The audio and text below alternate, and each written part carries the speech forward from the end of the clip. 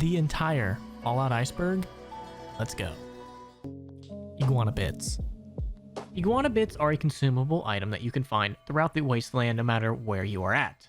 And at first you would probably just think that it's just pieces of iguana cut up and put on a stick, but oh boy, is it not.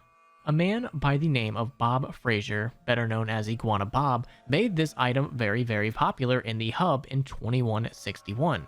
He owned a shop known as Bob's Iguana Bits where he sold iguana bits and iguana on a stick. But eventually, the Vault Dweller would come to discover that Bob's Iguana Bits was actually meat from human corpses that was being supplied to him by Doc Morbid from Junktown.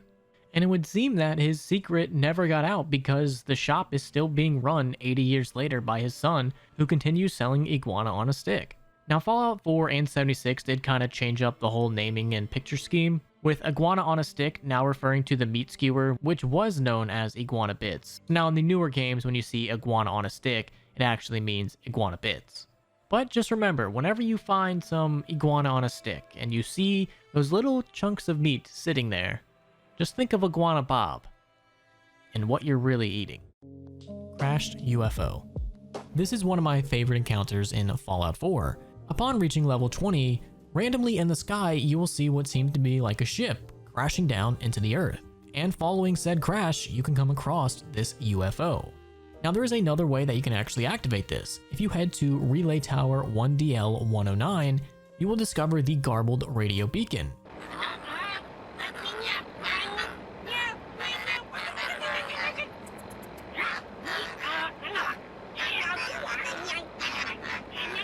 And following it will also lead you to the crashed UFO.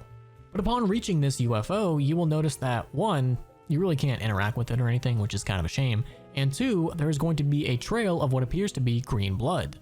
And following this trail will lead you to an unmarked cave, where inside the cave you will find an alien.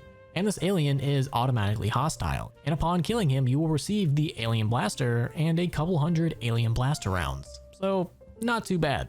And inside the cave next to a human skeleton, you can find the ham radio, which is the source of the garbled radio beacon. So just pretty neat to know. Fallout New Vegas UFO. There have been numerous aliens in the Fallout series, and Fallout New Vegas is definitely one of them. If you have the Wild Wasteland trait on and you head just north of the Horitzer farmstead, as you approach in the distance you will see what looks to be a floating spaceship. And as you get even closer, you will see what looks to be 3 people huddled around a campfire. But as you get even closer, they start attacking you. And that's when you realize that these aren't humans, these are aliens. And after you kill the alien captain, you can pick up the alien blaster, which happens to be one of the goats of the game. It's a very powerful weapon. But what's interesting is if you do not have the Wild Wasteland trait on, this is just a regular mercenary camp. And if you kill one of the mercenaries, you will get the unique weapon YCS/186. So while having the Wild Wasteland trait on, you basically trade out one unique weapon for another. Sniper Shack. The Sniper Shack, or the Abandoned Shack as it's known in game, is going to be just west on a cliff of Rockbreaker's Last Gas. And upon entering said shack, you will find some pretty peculiar things, like number 1, this teddy bear just getting absolutely hammered, or a couple of unique rad roaches that are actually named, called Jitters and Fluffy. But the main reason why you're probably coming here is for the unique sniper rifle, which is going to be in a locked, very hard locker. Or you can always just use dog meat to get it without having to unlock it. But do be careful, because upon exiting the Sniper Shack, this is a spawn point for the Talon Company or the Regulators, so you might be in for a fight. Action Disguises. This was a pretty interesting feature in Fallout New Vegas. Even though majority of people see it as a minimal aspect of it, it still was cool nonetheless. But essentially what this is playing dress up. You could take a certain faction's armor, like the NCR, and put it on, and now you are an illiterate NCR soldier. Or you could do the same thing with a Legion armor, put that on, and now you're a Legion femboy. And what's cool about these faction disguises is people will think that you are a part of said faction. So putting on NCR armor and walking into an NCR base, people will just think you're some NCR grunt. Except, high-ranking NPCs will be able to see through your disguise, so trying to throw on a faction disguise and walking in front of Caesar is not going to work. But these disguises can be very helpful if you're trying to get into certain areas. Especially if you have a negative reputation with one faction, if you throw on that disguise, your reputation gets sent to neutral. So if Courier 6 has a negative reputation with the NCR, if you throw on an NCR disguise, you are now neutral, and you can get into certain areas that normally would shoot at you on sight. But there's also the other side of that. If you are dressed like an NCR soldier and you happen to walk by some Legion, they're gonna attack you also on sight. And vice versa, if you're dressed like the Legion and walk around some NCR, they're gonna try to kill you. Now, even though there wasn't like a lot of actual uses for faction disguises, and majority of the time players hardly ever use it, it was still a cool concept that I really enjoyed. Crashed Highwayman. Around Novak, you can find the marked location Wrecked Highwayman. So this has led a pretty popular theory in the Fallout community that Nobark Noonan from Novak is actually the Chosen One.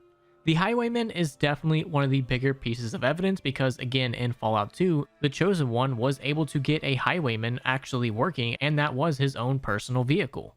And the fact that you can find it not too far away from Novak with a trunk full of fusion cells, and countless other evidence such as that gun located in Novak, and the lines that reference the cave rats that Nobark says, led a hefty majority of people to believe that the Chosen One and Nobark are the same person. Are they the same person? Probably not, but, you know, I can believe. Bob Anderson radio message. Activating the relay tower KX-B811, you can come across this transmission. If anyone can hear this, this is Bob Anderstein. My family and I have taken refuge in a drainage chamber not too far from a radio relay tower outside of DC. My boy is very sick and needs medical assistance. Please help if you can. We are listening for your response on 3950 kilohertz. Now, Anderstein and his family took refuge in this drainage chamber outside of Washington, D.C., and during the time of the transmission, his son was sick and dying, so he tried to call out to anyone for a doctor while him and his family hid out in the nearby sewer. However, unfortunately, no one would end up coming, and heading to that sewer, you can find the skeletons of Bob and his wife. But the question is, where was his sick son? Baja Ghost.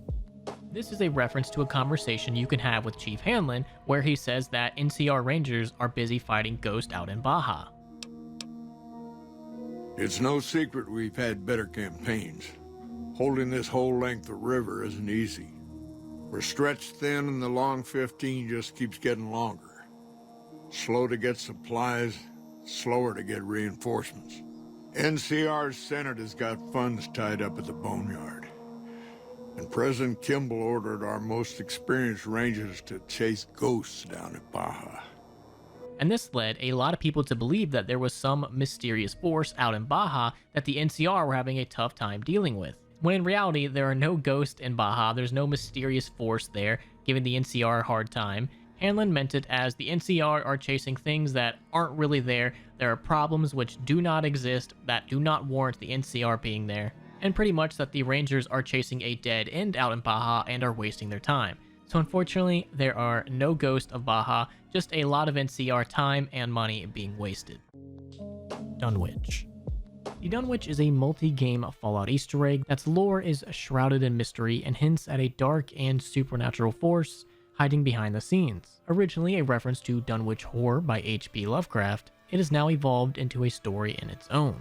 The main connection that you can find is between the Dunwich building in Fallout 3 and the quarry in Fallout 4. In Fallout 3, the Dunwich building is a decrepit, ruined office building located in the Capital Wasteland. Anyone who explores the building will find it infested with feral ghouls, and as you dive even deeper down, you will discover hallucinations and eerie whispers.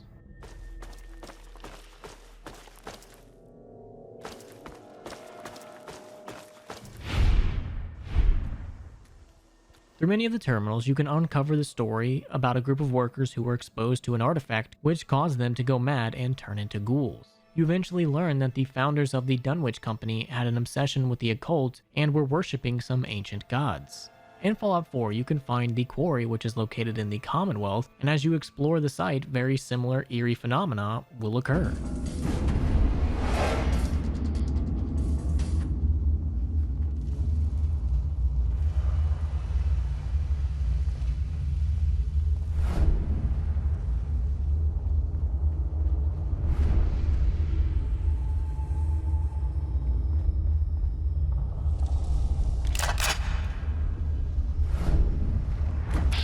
as you continue within the quarry, you will discover an ancient sacrificial site dedicated to the god Ugg-Quathoth. I think that's how you pronounce it. Again, I'm sorry, I'm dumb. Now, there is a lot more backstory about the Dunwich and the corporation and their overall obsession with the cult, but there's just too much to include in this little section of this iceberg, so definitely check out any of the numerous videos about this topic on YouTube. It's very interesting, and if you like all things occult, definitely make sure to check it out. The Divergence. There's a very common fan theory that the Fallout timeline and our timeline take place in the same universe, but due to one specific instance, the two universes separated and branched out from each other, so the Fallout universe could have eventually became our universe. Now, the most common belief is that the fact that in our universe we created transistors, and in the Fallout universe they did not. And a lot of people point out that this singular invention is the point that we diverged. Which is kind of true because in 1947 is when transistors were invented in our world, and transistors were not invented in Fallout until the 2050s. So that could be a very possible explanation. But when you actually look at it, this theory doesn't really make any sense. Because there are plenty of instances before that where our timeline doesn't match up with the Fallout timeline. Such as Lorenzo Cabot being born on March 28, 1835, Vim, a soft drink, being created in 1931, Vicky and Vance going on their crime spree in 1932, and there are just plenty more. So it doesn't seem like there was a specific diversion date, as much as it was tiny differences that continued to build up until the worlds were just completely different. But I still do like the divergence theory. I think it's interesting to think about how if just one thing would have changed, we would have been living in the events that were leading up to the nuclear war. Germantown Police HQ Terminals. Prior to the bombs falling, this was actually a police headquarters, but many years after the bombs have dropped, it is now under super mutant control in the year of 2277, and is used as a base of operations in which they can raid local towns. But upon entering the HQ, you can find tons of terminals, but the more interesting ones are the set of 911 calls just prior to the bombs dropping. In one of these calls, someone is calling that their house is on fire, in which they get transferred to the fire department. Another one has a man who is obviously off his meds stating that the wings on my shoes have shrunk and now the moths won't eat my kidneys. When I shake my state capital, it only yields 3 fairy napkins, but how? My banana slippers are like water boats because when the moon winks sometimes, it burns my hamster punches. And that's how you get to llama school, in which the call was terminated and officers were dispatched. And the last one definitely has to be the creepiest. It starts with a woman calling in. Please help. I think there's someone outside. I heard a noise and it looks like someone is out there. Remain calm. I'm sending a squad car over. May I please have your name and address for my confirmation? Then you hear the sound of glass breaking.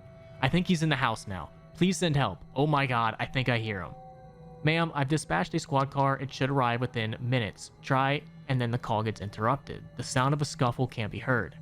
Sorry for the scare. My wife just, and then you hear muffled screams in the background. Forgot to take her pills this morning. Everything is okay. A long, silent pause can be heard.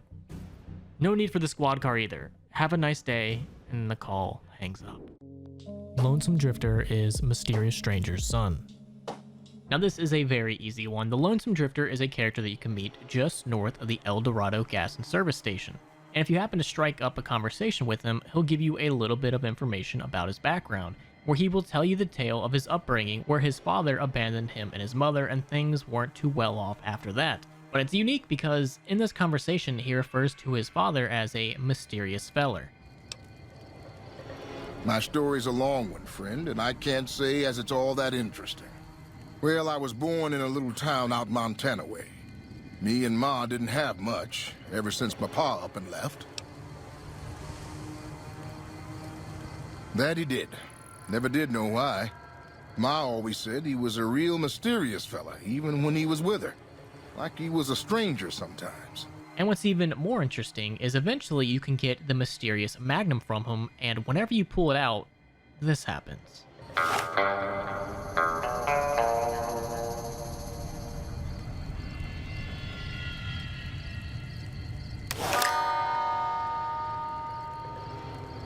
And that may sound very familiar because whenever the mysterious stranger pops up, this also happened.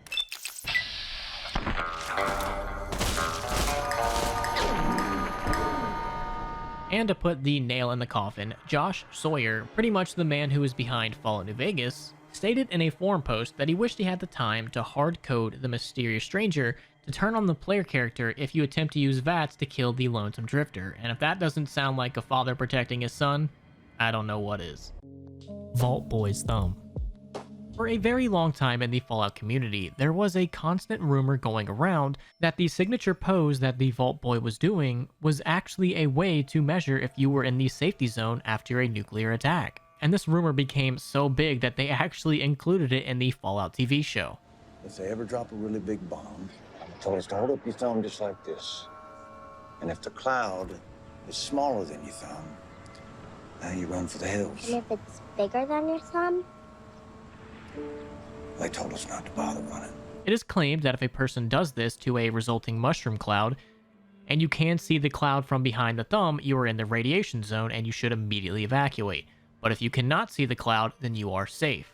And this rumor spread around the Fallout community like wildfire, and everyone seemed to believe it was true. But unfortunately, it is not true. This is not a way to tell if you are safe from a nuclear bomb, so if that ever happens to you, please don't rely on Fallout. But the series creator, Brian Fargo, actually had a response to this. When asked on Twitter, he simply responded with, "The Vault Boy simply has a positive attitude."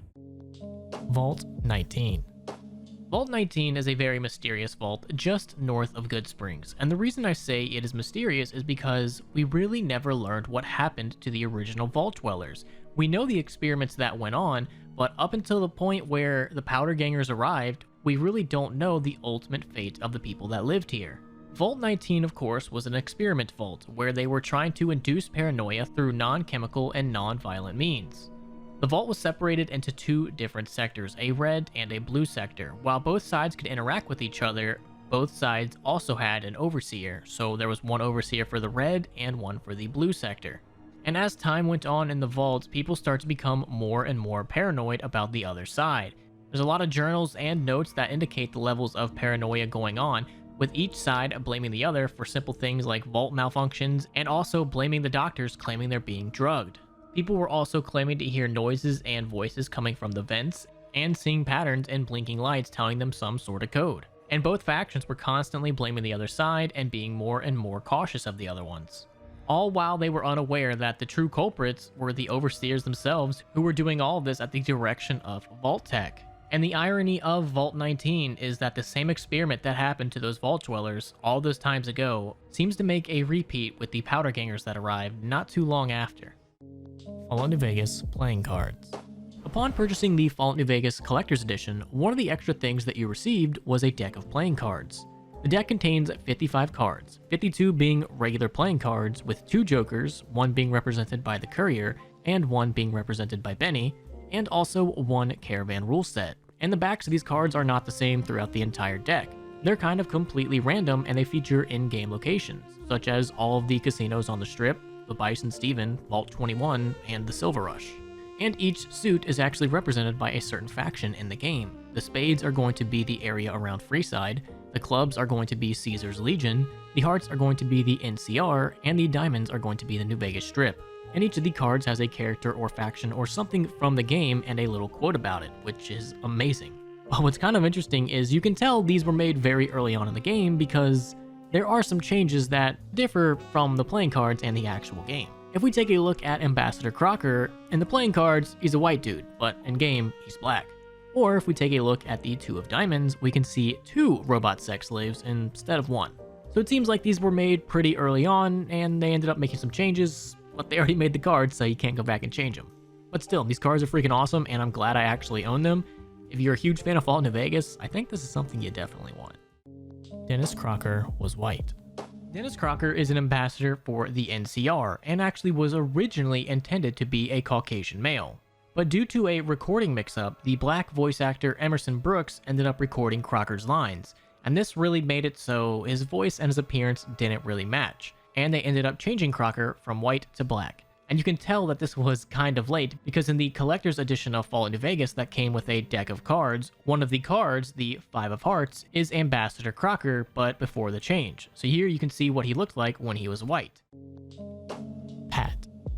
Pat was canonically the Vault Dweller's significant other. According to interviews with Interplay, Black Isles, and Bethesda staff, It is canonically confirmed that the Vault Dweller was male, and Pat would be short for Patricia, but they did intentionally make the name kind of androgynous, so that way it could either be short for a male or female's name. So Pat could be short for Patricia, and it could also be short for Patrick. But like I said, Pat is canonically the Vault Dweller's significant other, and they were introduced in the Fallout 2 manual, which was written by the Vault Dweller that had their story from the moment they left Vault 13 up until they founded Arroyo. After the Vault Dweller returned to Vault 13 and was subsequently rejected, he ended up leaving and went out into the waste again, where he met up with a few friends from his vault. And quoting the Fallout 2 manual itself, "Over time, our ragtag group turned into a tribe. I fell in love with one of them, and we raised a family like all of our tribe's people. We founded the village beyond the Great Cliff. It is a secure home thanks to our hard work. We would send scouts back towards the vault to help others who thought like ourselves, but that slowly came to an end. We no longer head in that direction. I often wonder what became of Vault 13 and other vaults, but I never had the time to go exploring again. I taught the others the skills they would need to survive and grow strong, hunting, farming, and other skills to feed us, engineering and science to build our homes, fighting to protect what was ours. My love and I led the village and the tribe. The tribe grew and grew strong with our help, but all things come to an end.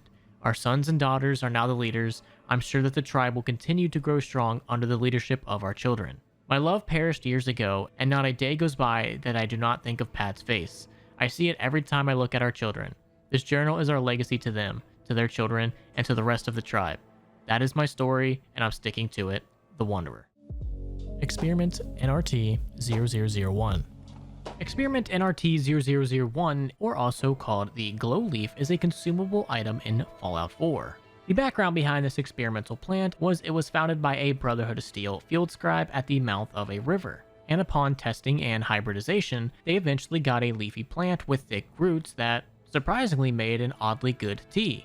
Eventually, the scribe deduced that the leaf must have some restorative properties due to how healthy he felt after drinking the tea. But other scribes quickly suggested that no one should be allowed to drink the tea after they found out how addictive it was. Now, the reason this experimental plant is on this list is because it does resemble the Nern root from the Elder Scrolls series. Both visually look very, very similar, and both of these plants are found to grow near rivers. And this is just another piece of evidence that people use that the Fallout and the Elder Scrolls series take place in the same universe. Now, despite Pete Hines denying that this is evidence that they take place in the same universe, this has not stopped a lot of people from continuing to believe that they do. Point Lookout bank robbery. Now, this could be talking about the whole Chinese spy part, but I think this is talking about the lesser-known bank robbery. On October 23rd of 2077, a pair of baddies entered the bank and shot everyone inside. They eventually made off with all the money that they could possibly hold, hiding in relative plain sight. Upon getting to the Homestead Motel in room 1G, they ended up getting into a disagreement of the money, and upon not being able to reach a conclusion, they each shot each other. And that's where their bodies would lay for hundreds of years. Now, it is kind of a sad story, but when you look at the bigger picture, the Great War wiping out civilization kind of made all of that pointless. The Ghoul Gene.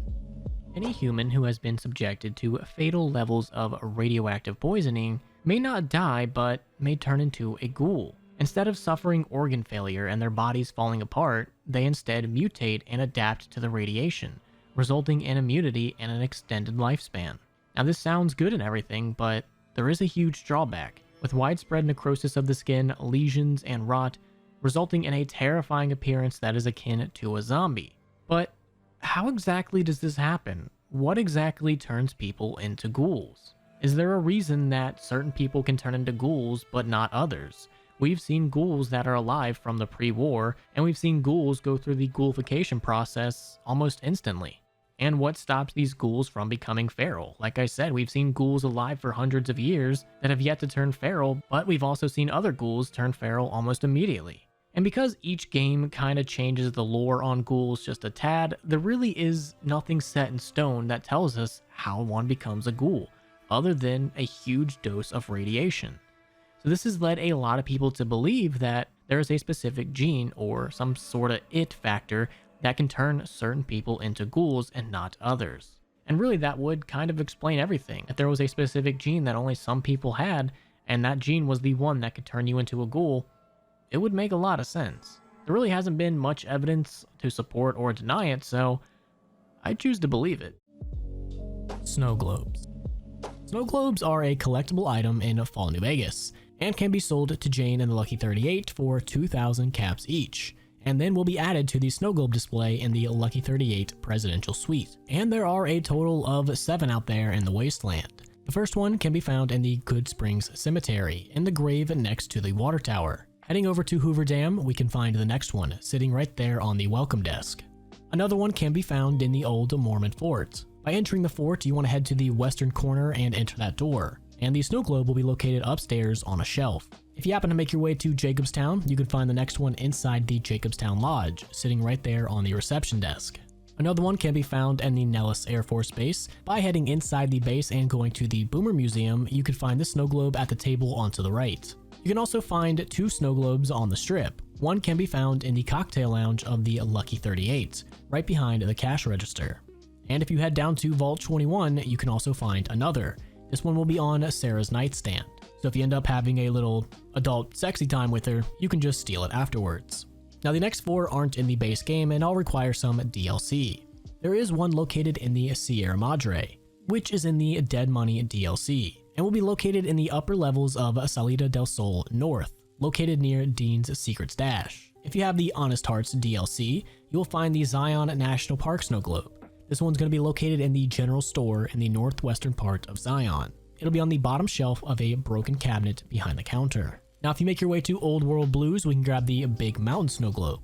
This one will be found in the X-17 Meteorological Station, and will be found right next to the model houses. The last and final snow globe that you can get is going to be in the Lonesome Road DLC. This one will be found at the Junction 7 rest stop, and will be located upstairs inside of a fallen bookshelf. Now the reason we have these snow globes is 1, because it's a pretty cool thing to collect, but 2, because Josh Sawyer says that it's a Citizen Kane reference. He describes Mr. House as a little bit Citizen Kane-y, and said that they represent a perfectly little controlled world. And if you don't believe me, here's him saying it. Who came up with the snow globes? I did, I think. I'm pretty sure it was me. I'm going to get an email from John Gonzalez saying, no, actually it was me. I think it was me, because Mr. House is very, he's very Citizen Kane-y. He has that vibe, and snow globes felt like a little perfectly controlled world. Seemed appealing to him. Vault-Tec phone number. A lot of people might be familiar with the Vault-Tec phone number, most recently from the Fallout TV show, where if you called it, you got this message.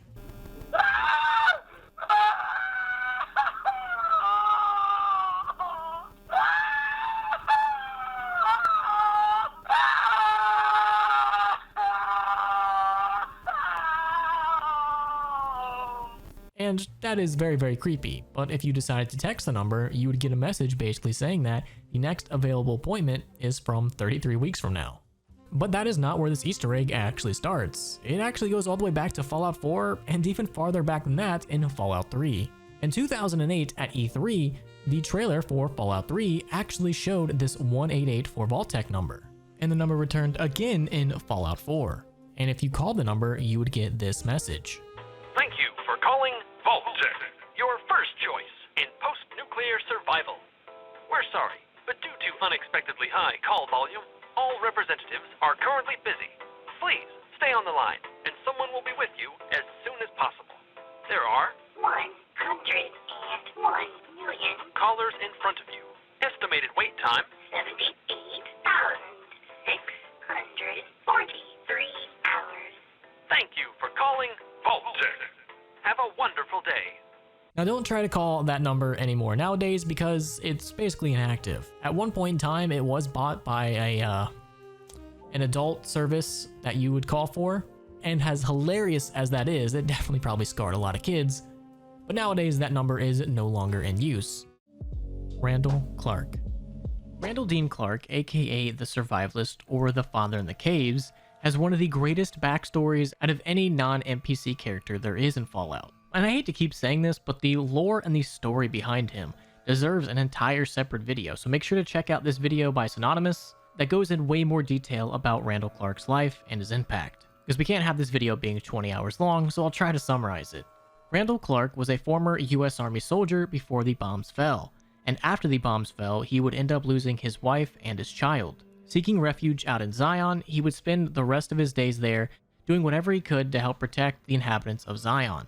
Oftentimes, he would have to resort to extreme violence to protect those he thought he needed to help. And all while doing this, he doesn't look for recognition, he just looks for atonement. The entire time, he was suffering from survivor's guilt, depression, PTSD, you name it.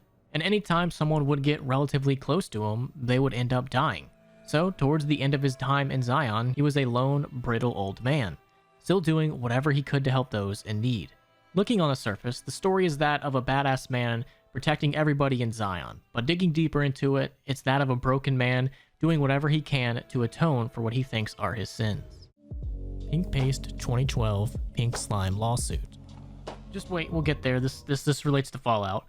But back in 2012, ABC News did a series about the quote-unquote pink slime, which is a meat byproduct used as a food additive in ground beef.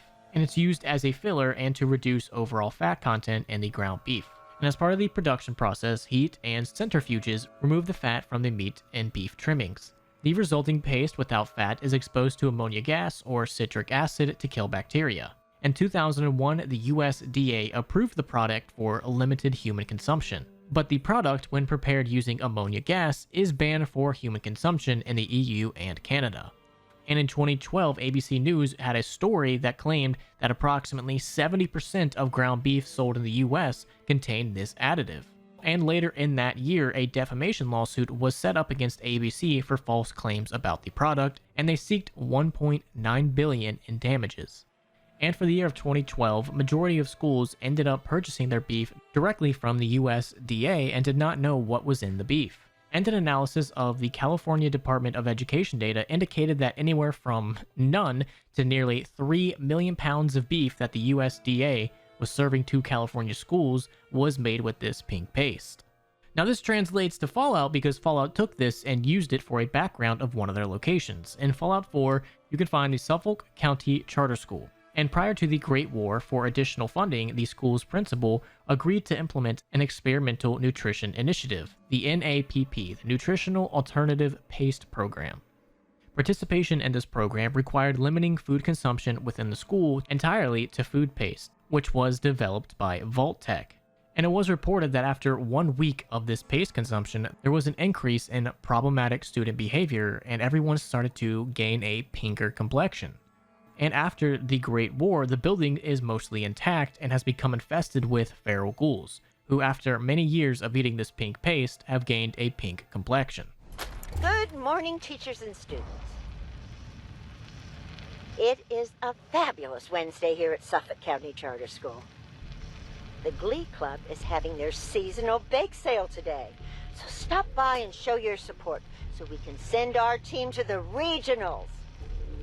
Remember, actual baked goods are forbidden on school grounds, so they will be selling colorful cups for your food paste. Oh, also, we will be having a school assembly during second period tomorrow on the dangers of strangers by Jangles, the moon monkey himself. Once again, we would like to thank our benefactors from the NAPP program for allowing us to have such a big star come and speak to you kids. We owe our benefactors strict adherence to the rules they have set forth. This is Principal Hudson, signing off. Have a great day.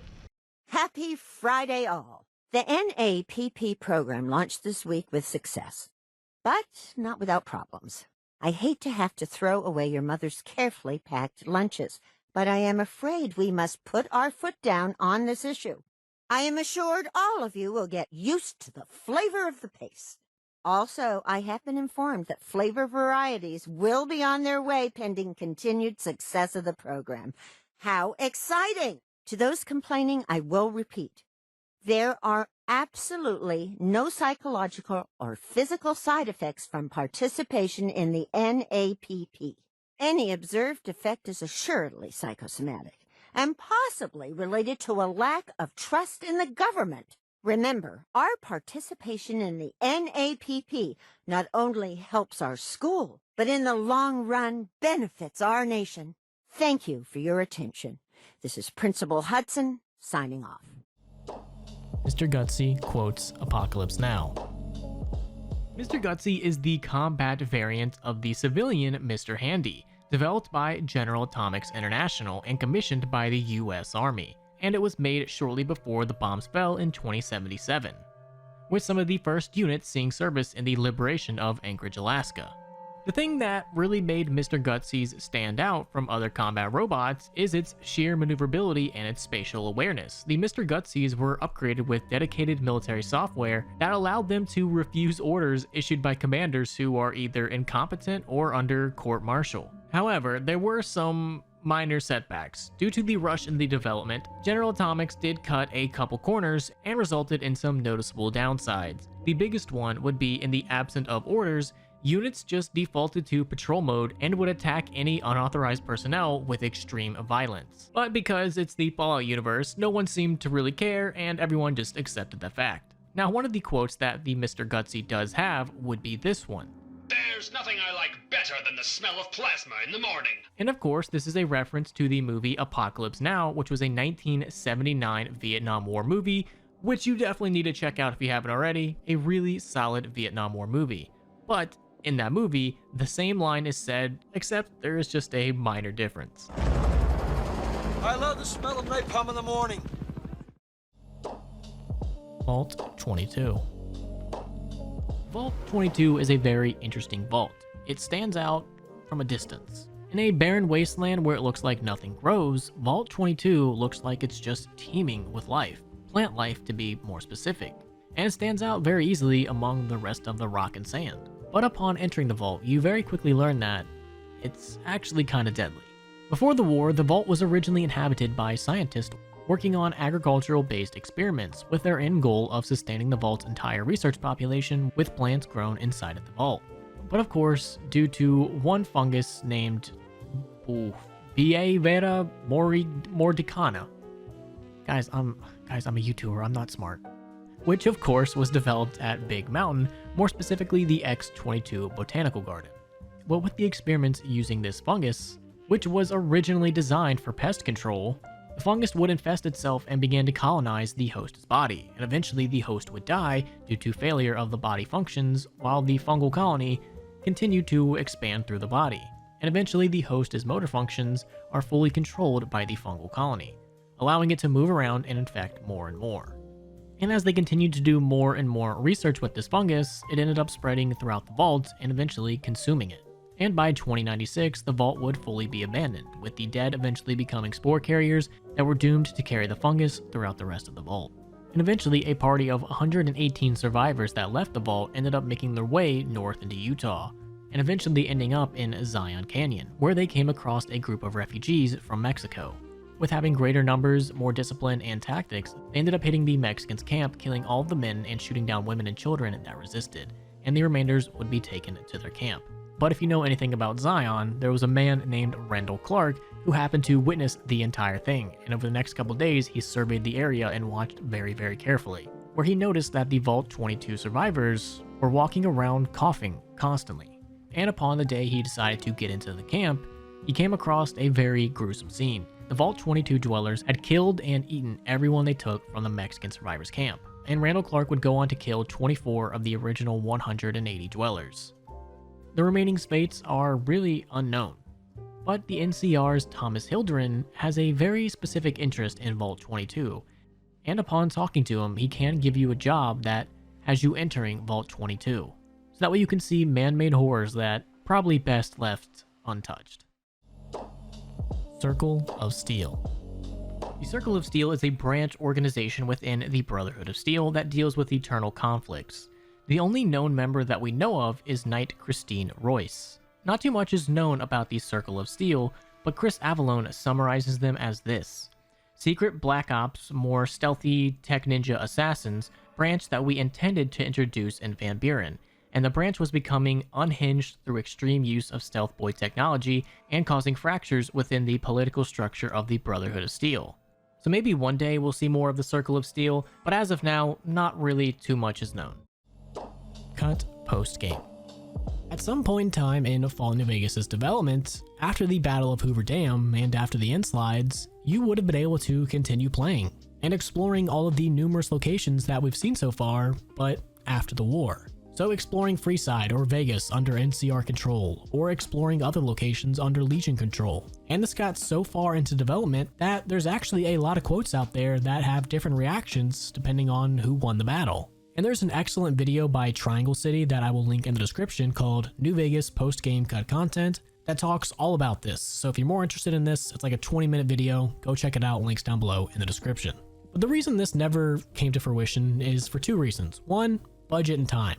This would have required them to basically remake the game multiple different times, depending on which ending you went with. So not only would they have had to change things for an NCR ending, but change things for a Legion ending, a Yes Man ending, and a Mr. House ending. And that's not even talking about the numerous other choices that you have in game. So them doing this would have taken a lot of time and resources from the DLCs and everything else in game. And the other reason is for artistic choice. They wanted to have a satisfying post-game story. They wanted the game ending to actually end. And they felt that they couldn't really deliver what they were wanting if they would have allowed you to continue playing. Hence why they gave us the post-game slides, which honestly, I really love. And adding that and the budget and time reasons, then you can kind of see why we really never got post-game content. The Codex. The Codex is a set of rules and tenets that the Brotherhood of Steel adheres to. Created by its founding member, Roger Maxson, the Codex contains text that formulates the Brotherhood of Steel's core tenets, doctrines, responsibilities, and its members, and other essential elements of the Brotherhood's ideology and organization. It also serves as a record of the Brotherhood history. One of the main duties of the Brotherhood scribes is to maintain and update it. Any of the Brotherhood of Steel members that should break their oath to the Codex will be judged by a council of elders that would eventually decide their fate. LOB Enterprises. Prior to the war, the LOB Enterprises was a pre-war weapons manufacturer that had some secret involvement with the People's Republic of China prior to the war. If you've ever used the V18 Chinese pistol, well, that was thanks to the LOB Enterprises. But as they continued to work with the People's Republic of China, rumors would start to arise, and they would soon be under federal scrutiny, due to importing Chinese products from the Happy Liberty Imports, which was a Chinese front. And due to what seemed to be the end for them, employees were required to carry low-grade military weapons at all time, and receive training in the event of a federal invasion and/or nuclear exchange. And the worst part about this would be that, in the event that the feds do come a knock-in, cafeteria privileges will be suspended in the event of hostile takeover. That's just a shame. And it also seemed like they had a little bit of a sexual harassment problem.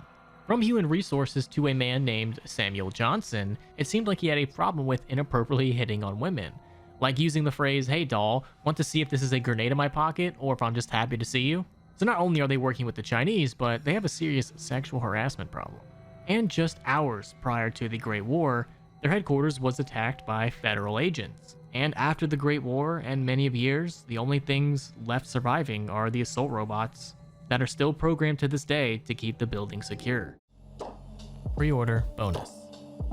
Now, if you are somewhat new to Fallout New Vegas, you might not even know about this, but there were 4 pre-order bonus packs that you could get that were retailer exclusive. And what I mean by that is, depending on where you pre-ordered it from, you got a different pack.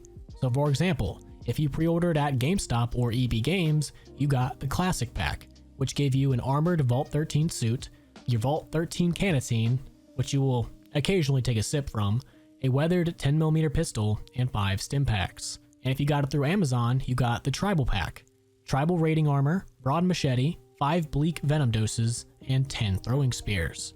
If you got it through Walmart or Steam, you got the Caravan Pack, lightweight leather armor, sturdy caravan shotgun, 4 repair kits, and binoculars. And last but not least, if you got it through Best Buy, you got the Mercenary Pack, lightweight metal armor, mercenary grenade rifle, 3 super stim packs, and 3 doctor bags. And honestly, I kind of liked this back in the day. I liked how, depending on where you went and where you got it from, you could get certain things. Instead of everybody just going to GameStop or getting it on Steam, there was an incentive to go to other places. And that's probably not something we'll see too much of in the future, if at all. Vault 15 Survivor Factions. Vault 15 was an experiment conducted by Vault-Tec. The purpose of this was to put as many people as possible with radically diverse ideologies all together in order to gain data on their interactions and potential failure over the next 50 years. And as the years went by, the vault conditions would very quickly deteriorate. Population control was not implemented, and the vault would soon become overcrowded, and correspond that with horrible living conditions. Conflict was soon to be imminent. And in the spring of 2097, the situation finally exploded. The vault was finally opened, and most of the dwellers marched out, stripping whatever they could from the vault. The Vault Garden of Eden creation kit would eventually be used to form one of the most prominent communities, Shady Sands, which as we know would go on to be the NCR. The rest of the Vault's inhabitants ended up banding into raider tribes such as the Khans, Jackals, and Vipers. But not everybody decided to leave the Vault. A small group of people decided to try to live it out in the Vault and would stay there until the Vault was eventually invaded and left to be abandoned. So Vault 15 can give credit for the NCR, but it can also give credit for the Khans, Jackals, and Vipers. Hegelian Dialectics. The first time you might ever hear this is if you happen to be talking to Caesar at the fort. No. I'll destroy it because it's inevitable that it be destroyed. It's Hegelian dialectics, not personal animosity. And you start getting into a philosophy talk with him, he's gonna throw out a bunch of big words. How do I put this basically enough? It's a philosophical theory, the kind you might encounter if you took time to read some books. The fundamental premise is to envision history as a sequence of dialectical conflicts. Each dialectic begins with a proposition, a thesis, which inherently contains or creates its opposite, an antithesis. Thesis and antithesis. The conflict is inevitable. But the resolution of the conflict yields something new, a synthesis, eliminating the flaws in each, leaving behind common elements and ideas. Now, a lot of people in the community give shit to Caesar because they claim that this is a false take on what he's trying to promote, and that he kind of just cherry-picked certain things out of philosophy to fit his own narrative. Now, that could be true for all I know. I don't know. This stuff is way past my pay grade. But let's take what he said in-game as truth. A thesis contains or creates its antithesis, and they are bound to clash and come together to make a synthesis. And Caesar seems to think that that is the Legion, when in reality, it would be that the NCR is the thesis, the Legion were created from that, so they are the antithesis, and an independent / Mr. House would be the synthesis. Because Mr. House and an independent Vegas would never happen if it were not for the NCR and the Legion. And this theme can be found through a majority of Fallout New Vegas, not just the overall story itself. All of the companions and the DLCs seem to go on this premise. Cryolator glitch. I believe this might be talking about the dog meat glitch in order to get the cryolator, especially because this is just so high on the list. But early on in the game in Vault 111, in the Overseer's office, you can see this cryolator behind an extremely hard locked safe. And naturally, of course, the forbidden fruit always tastes the best, so you're gonna want to have it. Well, if you have dog meat and you come down here, you can actually command him to fetch an item for you. And if you do it in the room with the cryolator, he'll just go and get it for you.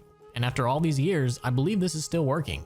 I've seen a bunch of people say that it doesn't work for them, but as of making this video, it still works. If you have a bunch of mods, there are a couple mods that do patch this, so maybe check that.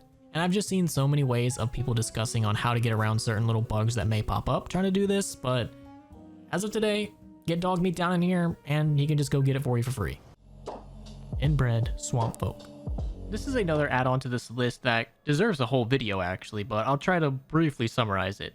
The swamp folk are an enemy that you can meet in Fallout 3's Point Lookout DLC, and due to years and years of irradiation and inbreeding, and a hint of occult magic, they have turned out exactly how they are.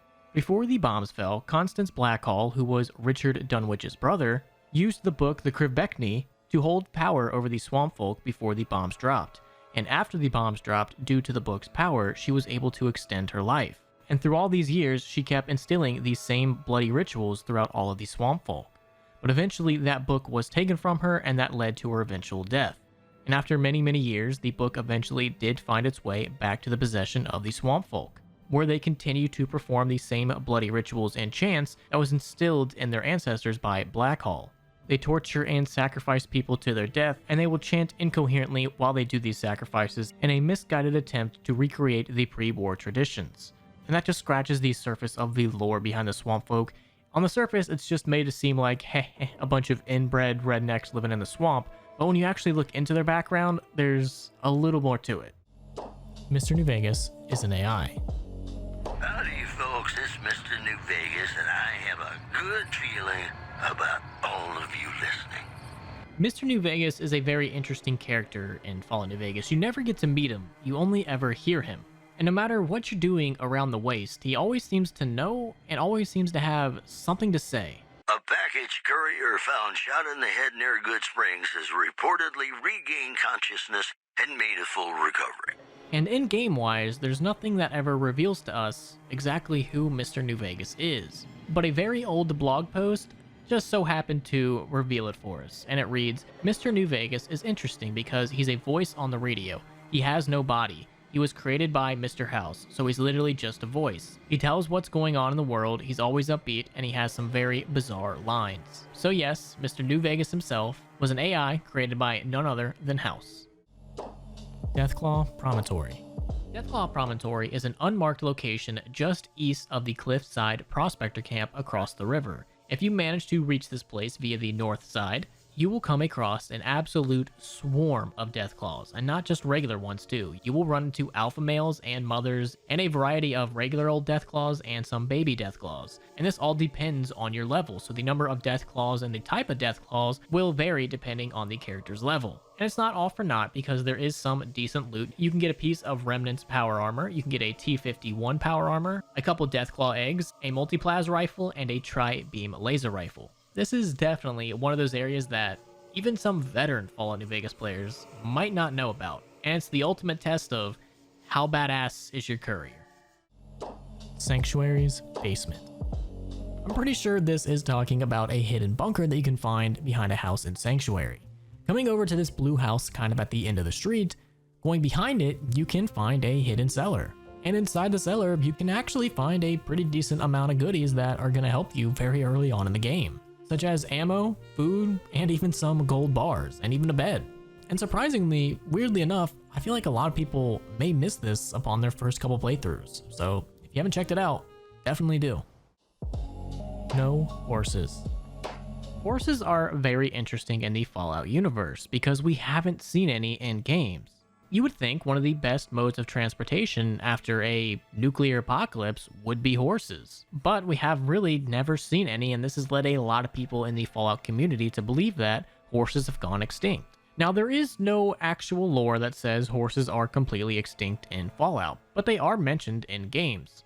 In Fallout 2, Ethelwright has dialogue that mentions the ready availability of jugs of fermented mare's milk, and a mare is a female horse. In the Fallout New Vegas comic All Roads, which was a prequel to the events of New Vegas, the NCR can be seen riding horses.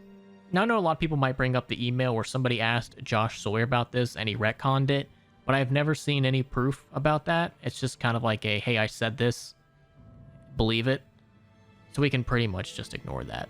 So I wouldn't say that horses are extinct. There probably just are very few of them, because I feel like if there were horses, you would probably see them a lot. I mean, the NCR does have trucks and everything, but it's not like they have that many of them, and without proper roads, horses would definitely come in handy.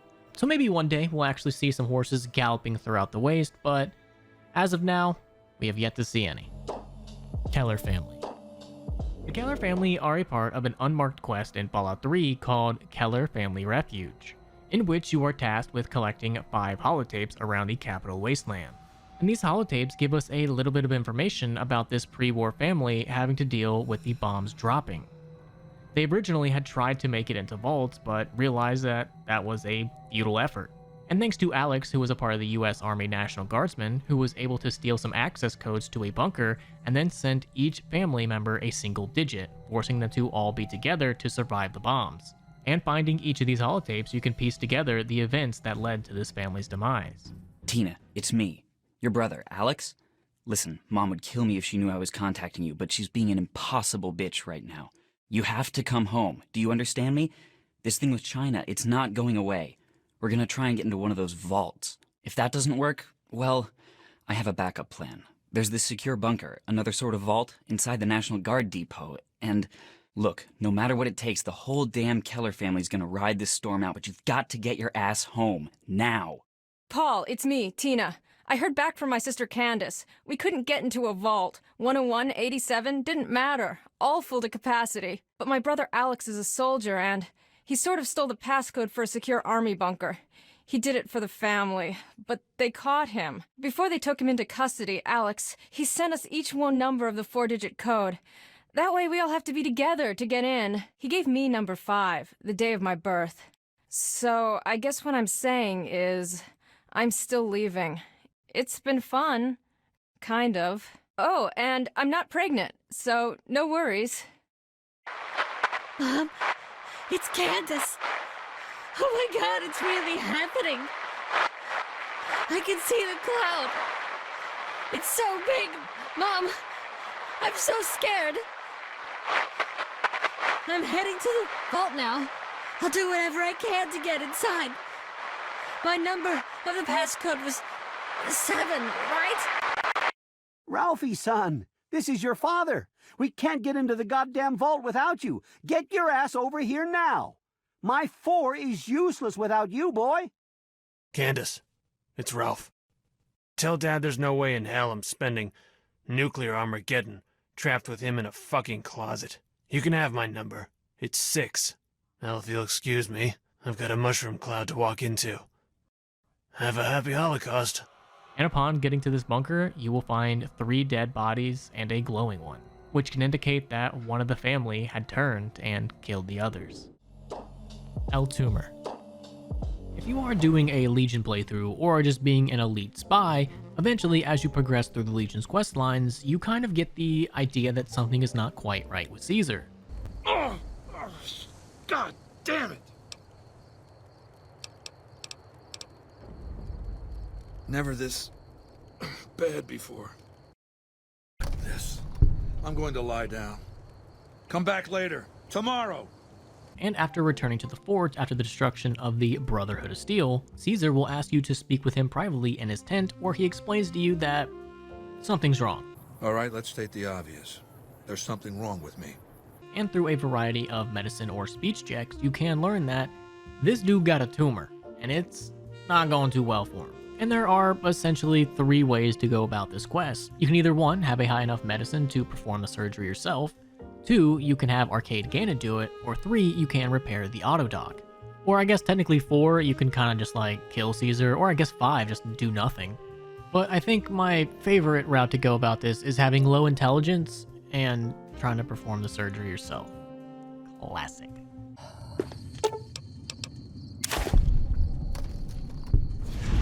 Caesar is dead at your hands. This crime cannot go unpunished.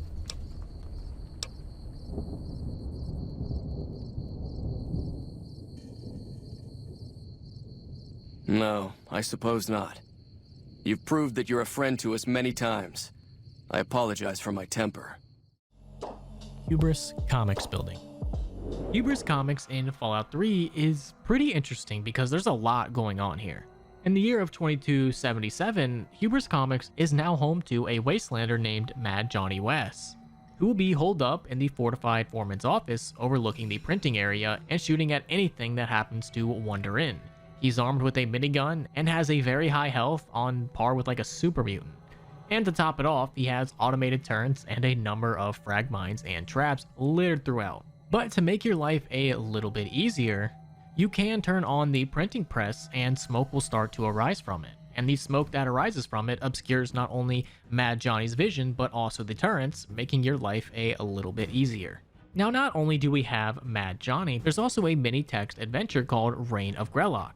Now, there is no reward for completing it, but it's still a nice little text-based adventure that you can play.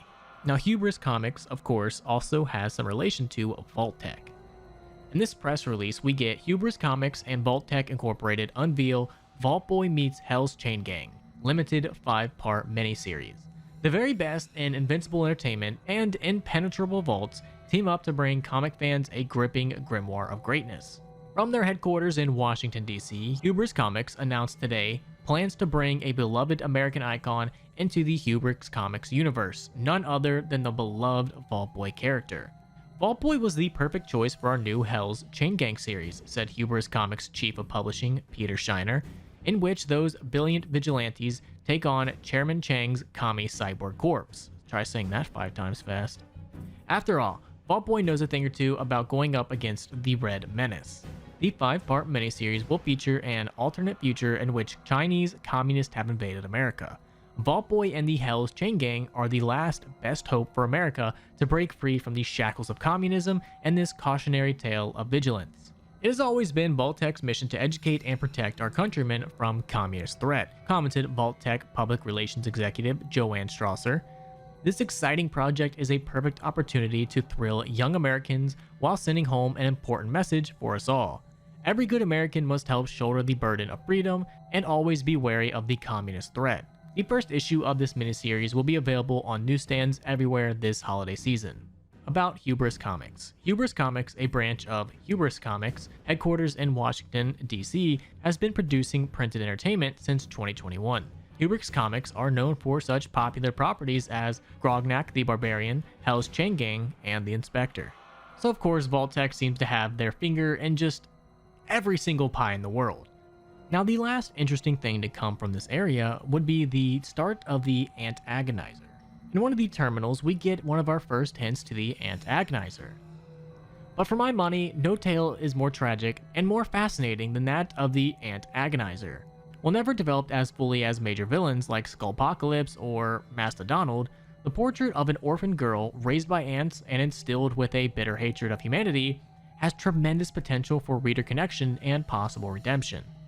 However, in Grognak and the Ants of Agony, Mr. Neptura threw away all of that potential by simply treating the Antagonizer as a two-dimensional villain with a futile and pointless grudge against mankind.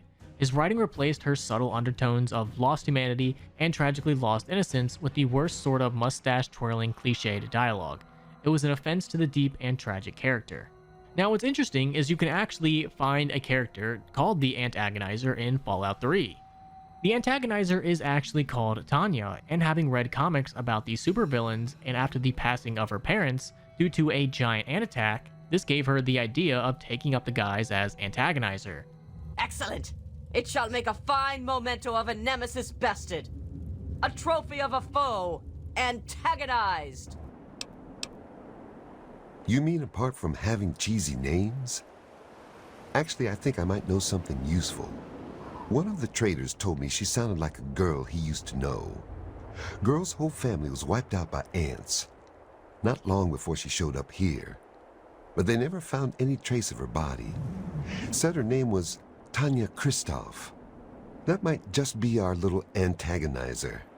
With the power to control giant ants, she continues to harass Canterbury Commons because she thinks the town is a blight on the wasteland.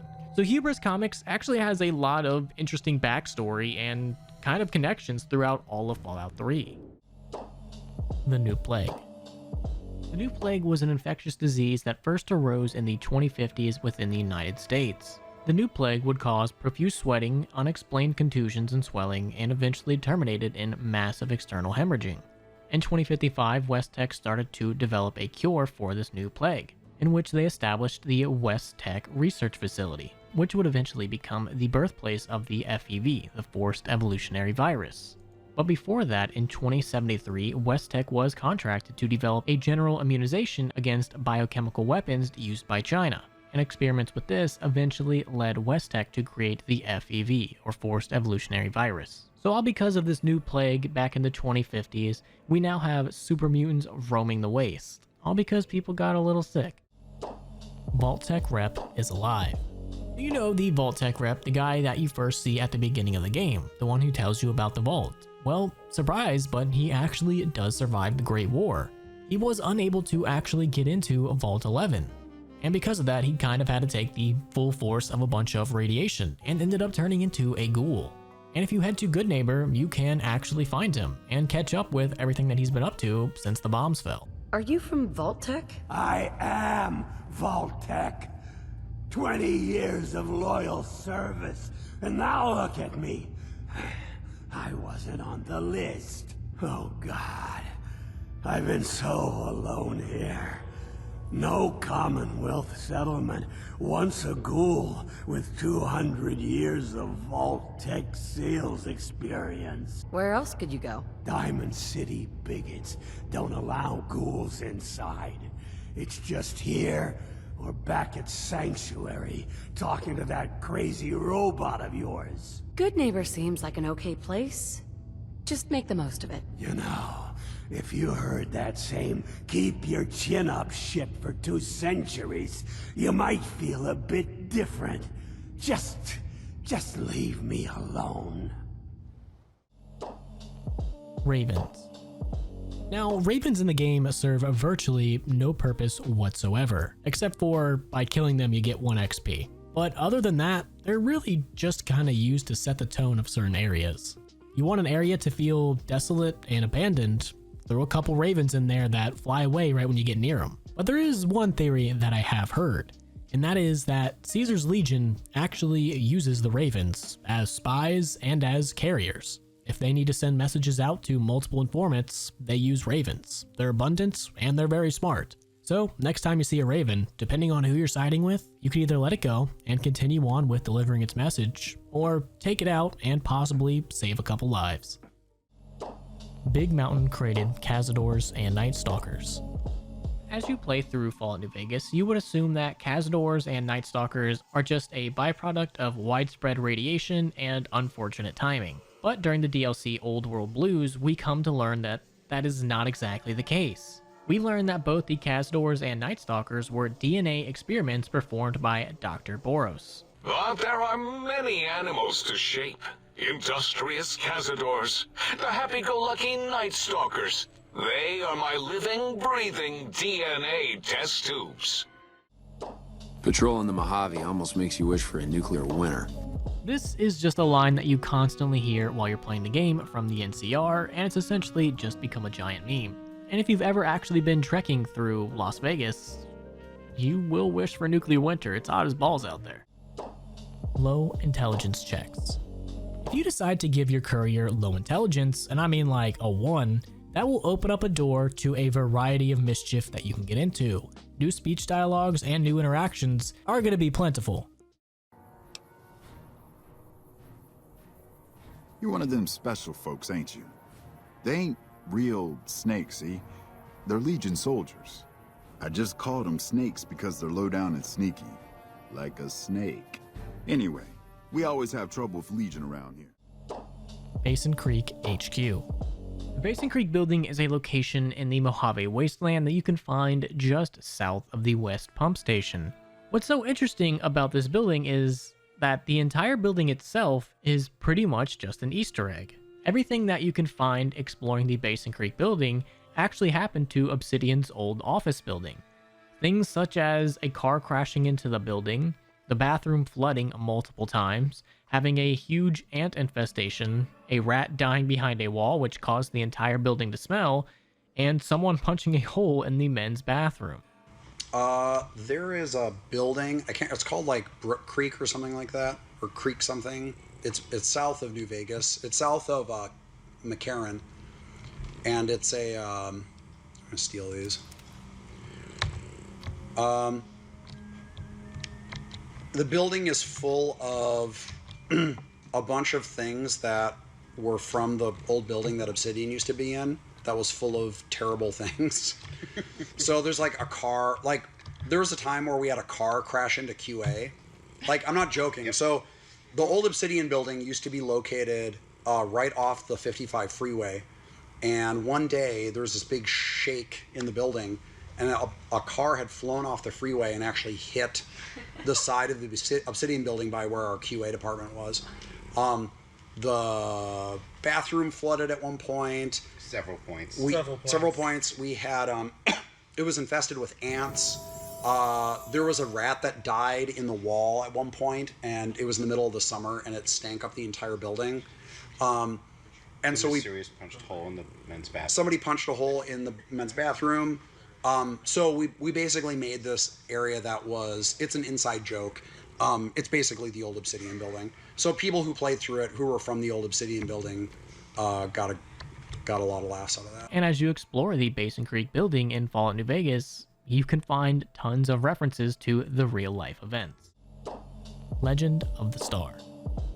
This is talking about the legendary 50 Sunset Sarsaparilla Star Bottle Caps quest that can be started by entering the Sunset Sarsaparilla headquarters. And talking to Festus, we can learn a little bit more about this Legend of the Star.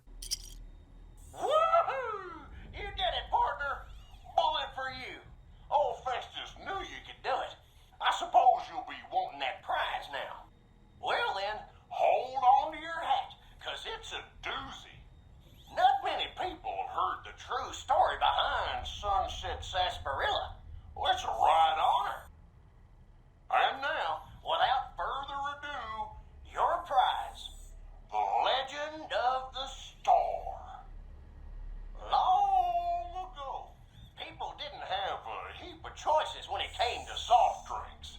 It was either water or Nuka-Cola. Now, the threat of legal action forces me to say that Nuka-Cola is a swell beverage, but sometimes people just wanted something different, you know?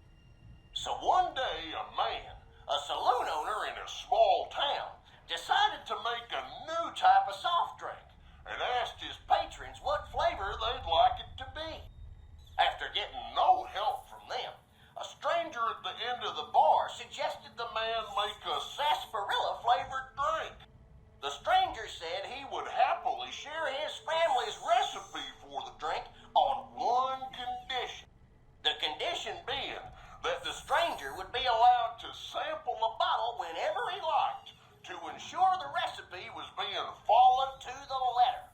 The man happily agreed, thinking the drink would make him rich, and the stranger promised to meet him by sundown the next day. The next morning, the sheriff stopped by and reported that the stranger's body was found on the side of the town road. He'd been killed by bandits. The man, cursing his luck, closed the saloon early that day, just as the sun began to set. But after he'd locked the doors, he turned around to find an unfamiliar bottle on the bar with a note beneath it. The note was sealed with blue wax in the shape of a star. Opening it, the man found it contained a recipe for a sarsaparilla-flavored drink. Sampling the bottle's contents and finding it singularly delicious, the man gave silent thanks to his mysterious benefactor, wherever he was. Being an honorable man, the saloon owner paid for the stranger's funeral, thinking it was the least he could do to repay him. The saloon owner went on to become rich selling the new drink, and to this day, some bottles of Sunset Sarsaparilla have a blue star under their caps. Some say the saloon owner ordered it done in honor of the stranger. Others say it's the stranger sampling the bottles like he promised. And that's the Legend of the Star. Hope you enjoyed it, and hope you continue enjoying Sunset Sarsaparilla. And this quest involves you collecting 50 Sunset Sarsaparilla Star bottle caps that can be found in various locations throughout the Mojave. And there's even a chance that you can get one of these caps just by drinking Sunset Sarsaparilla in-game. And upon collecting all 50 caps, you can return to Festus, and he will congratulate you, and will tell you about the origins of the star on the caps. And after listening to Festus's spiel, you can head further into the vault, where we can find even more goodies. Inside the prize vault, we can find 1,500 caps, around 319 Sunset Sarsaparilla deputy badges, which were technically considered the quote-unquote real prize of the star hunt. But what we're interested in is the weapon Pew Pew, which is going to be found on the body of Alan Marks, along with this holotape. I guess this is it. Not much air left now. Minutes, maybe. And this is what I have to show for it. I guess the joke's on me. Probably shouldn't have killed all those people. Probably should have stayed at home and taken care of my mom. She always used to say people who murder and steal die bad in the end. Said they So not only do we get rich with 1500 caps, but we also get a pretty interesting unique weapon. Now this whole quest was actually based on a real-life urban legend, the Tootsie Roll Pop Legend of the Star. And this urban legend claims that a wrapper with an Indian shooting a star on it can be redeemed for free candy. And this urban legend got so big that the creators of the Tootsie Pop actually came out with an official statement. And they said that since the creation of the Tootsie Pop in 1931, the meaning and origin of the shooting star on the wrapper has become a topic of discussion and has been in circulation for generations. It has been rumored that local convenience stores used to give a free Tootsie Pop to anyone who brought in a wrapper containing the image of a shooting star. Unfortunately, we do not know how this rumor started, and Tootsie Roll Industries has never actually honored this promotion. In fact, the shooting star appears in 1 in every 4 to 6 Tootsie Pop wrappers, just as frequent as the other images.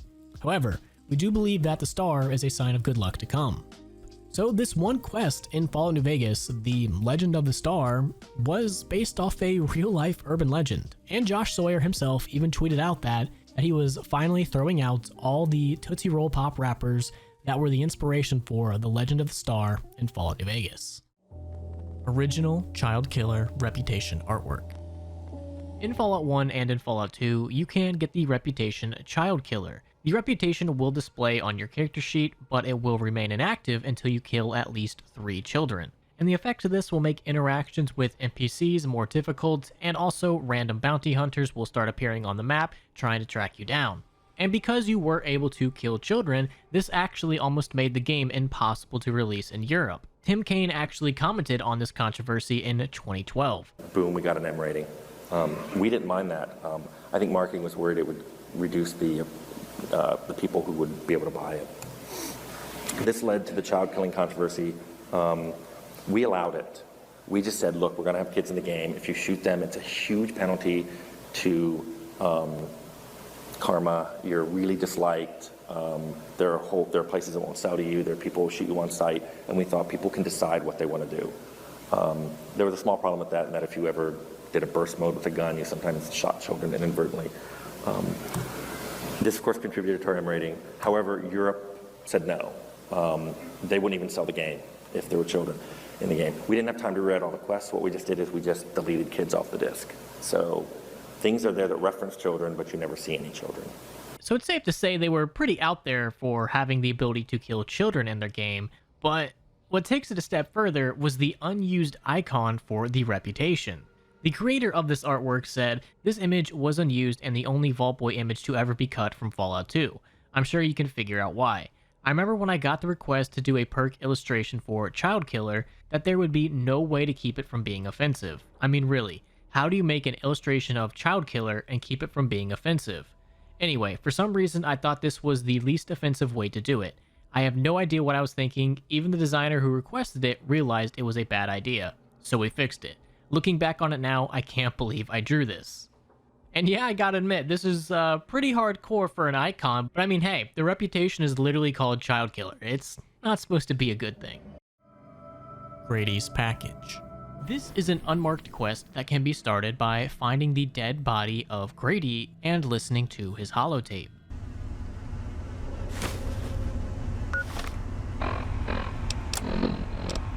If you're listening to this tape, then my brains are splattered all over a wall somewhere, and you've got a job to do. You need to retrieve the package and get it safely to Ronald Lauren and Girder Shade. Tell them Grady sent you. To get the package, you'll need the key. I've stashed it inside an old fire hose case in some maintenance closet in Marigold Metro Station. The key will unlock the safe that contains the package. Look for the room marked by a spinning light. You can't miss it. Good luck. And hopefully, they won't find you too. After that, you are sent on a quest to find this secret treasure. The first thing you're going to want to find is Grady's safe key, which is actually going to be located in a fire hose box, which is not too far away from Grady's skeleton. And after you have the key, you want to continue heading down these numerous passageways until you come across this locked door that you can get inside, and voila, there will be a safe. Opening said safe, you can find the naughty nightwear. And upon getting said naughty nightwear, a man named Lugnut will approach you. I'm only gonna ask you this one time. Give me the naughty nightwear. I warned you I was only going to ask once. Now I'm going to take it from you.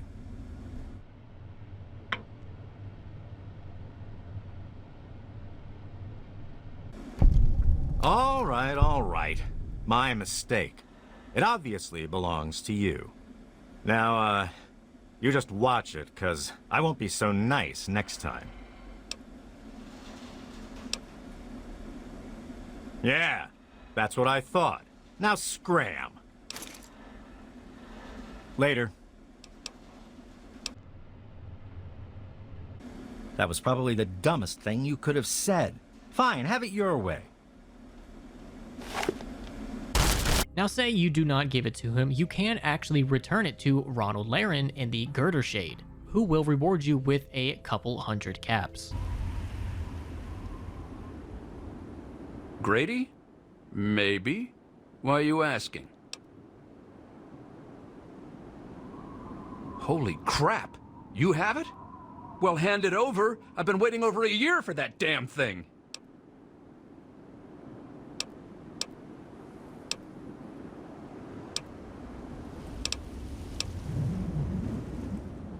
No way. That's more than I was going to pay Grady. Forget it. All I'm offering is 200 caps. That's it. Take it or leave it.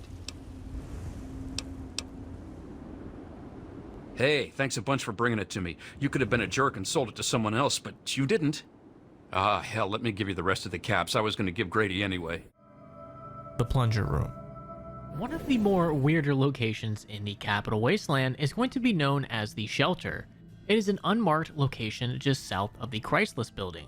And inside of it, you can find a couple different things. You can find the head of a statue, an American flag. You can find what looks to be a makeshift tower with a bunch of random objects. You will find a feral ghoul, a damaged garden gnome, and one mini nuke. But the reason it's called the Plunger Room is because there are 49 plungers in the room for no reason. Someone just had a real hard-on for plungers. Now, this room was originally going to be a location that you would come across during the main quest in Fallout 3, but they ended up deciding that this was just too silly of a place for everyone to come across and everyone to see, so they decided to make it a little bit more obscure, and thus you have the unmarked location, the Plunger Room. Plumber's Secret. Plumber's Secret is an unmarked location that you can come across in the Commonwealth. And from the inside and outside, it just looks like your standard hardware store. But once you get inside of it, you'll notice that things are a little out of whack. If you look on the ceiling, you'll notice that there's just a line of plungers leading up to these boards. And the boards you can't access whatsoever. You can't get up there and reach them, so what's the deal with this? Well, if you actually shoot the boards, it's going to cause all of this loot to just come falling down. And one of the more interesting pieces of loot is going to be the short syringer rifle, which is kind of exactly what it sounds like. It uses air pressure to shoot out syringes at the target. If you like going into an interesting place with tons of plungers and getting a pretty interesting weapon, make sure to look for the Plumber's Secret. Fallout Van Buren. Fallout Van Buren was the code name that Black Isle Studios assigned to their next Fallout game, which would have been Fallout 3. And it was in development up until December 8th of 2003 when it was cancelled. And we know the story from there on out. Bethesda ended up picking up the Fallout IP and then actually made the Fallout 3 that we know and love. But the reason Van Buren is so well known in the Fallout community is because a lot of things from Fallout Van Buren ended up getting put into Fallout New Vegas. Things such as the NCR Brotherhood War, Joshua Graham's Caesar's Legion, the Hoover Dam, Christine Royce, and numerous other characters, locations, plot devices were all originally going to take place in Van Buren, but were later taken and used for Fallout New Vegas. So if you are a fan of like lost media and things like that, definitely look into Van Buren because it's pretty interesting. Caesar's Legion cut content. Some of the most egregious cut content definitely has to come from Caesar's Legion.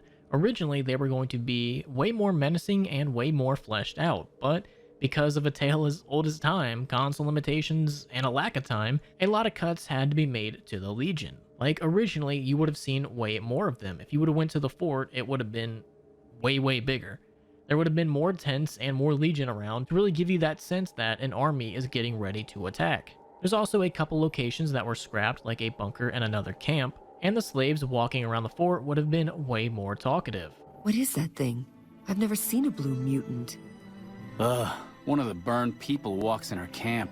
And that's not even mentioning Ulysses, how he was supposed to be originally a companion with the base game, but because he had so much dialogue that they couldn't fit it, they had to scrap that and push him on for a DLC. Which really sucks because that is one thing you are missing with the base game, is a follower that has sympathetic ties to the Legion. And that's not even scratching the surface of all the Legion cut content. There is plenty more. Definitely go out and watch the numerous videos that people have made about it. It's definitely worth a watch. Institute Bird Spies. Walking around the Commonwealth, if you've ever gotten the feeling that you're being watched, well, you're probably right. The Institute has the Watcher Initiative, which is a surveillance program that spans across the entire Commonwealth. They use synthetic animals such as crows or ravens as observation platforms. And even in the Institute, we can find a bunch of screens showing video feeds that are really only possible if they were being done by birds. So yes, in Fallout, birds aren't real, the government's a lie, the moon landing was fake. Capital Wasteland Raiders from Vault 106. Vault 106 was one of the many vaults constructed by Vault-Tec that was not exactly people-friendly. The vault was made to inhabit 107 people, with 95 test subjects and 12 researchers, with the vault intended to be sealed for 12 years and 3 months.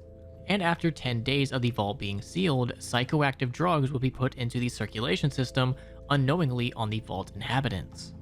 While many succumbed to a relaxed hallucinogenic states, others began to behave extremely aggressive.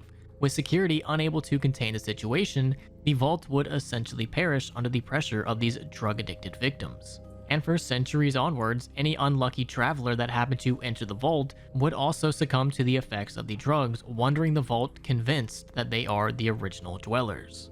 Now, there is a theory out there that states that some of the original inhabitants were actually the earliest raiders and would actually go on to make the raiders that we know of in the Capital Wasteland. Or there's also another theory that states that the raiders were just unlucky travelers that happened to enter the vault and succumb to the drugs. Now, there really isn't any concrete evidence for either, but it still makes for a fascinating theory that I definitely think we should look more into. Animal Friend. Animal Friend is a perk in Fallout New Vegas that is going to require a level 10 courier with a 6 charisma and a survival of 45, and there are 2 different ranks of it. Taking the first rank of this perk causes both regular animals and mutated ones to not attack the player, and upon taking the second one, causes them to assist you in combat. Well, unless it's against other animals. They won't do that. But what's interesting about the perk, and one of the reasons I just love Fallout New Vegas, is there are actually a couple different dialogue options for said perk. The stupid girl should know by now that even the rags on her back are a privilege. Anyway, my mongrels like their new toy. Tell you what, you square off with 4 of my best dogs. No armor and no weapons except a machete.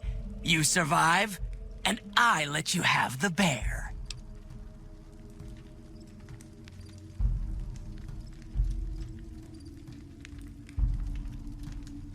I thought something was wrong. We usually have to pull them off any visitors to the fort. Well, that's no fun. Take the bear. I'll find them something else to chew on. Hey, I heard about you. What can I do for you, friend? Thanks. We haven't been paired together long, but he's a smart dog.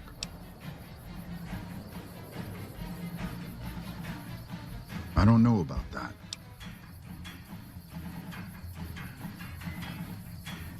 Okay. Take good care of him and bring him back when you're done. What? Why, yes, it is. I used to leave it outside his doghouse, chock full of chems, before the cybernetic modifications, of course. And no matter how chemmed the food, he would always eat it, and his tail would wag, even while you know, I'm having the most perplexing feeling squiggling through my biogel. I can't quite pin it down.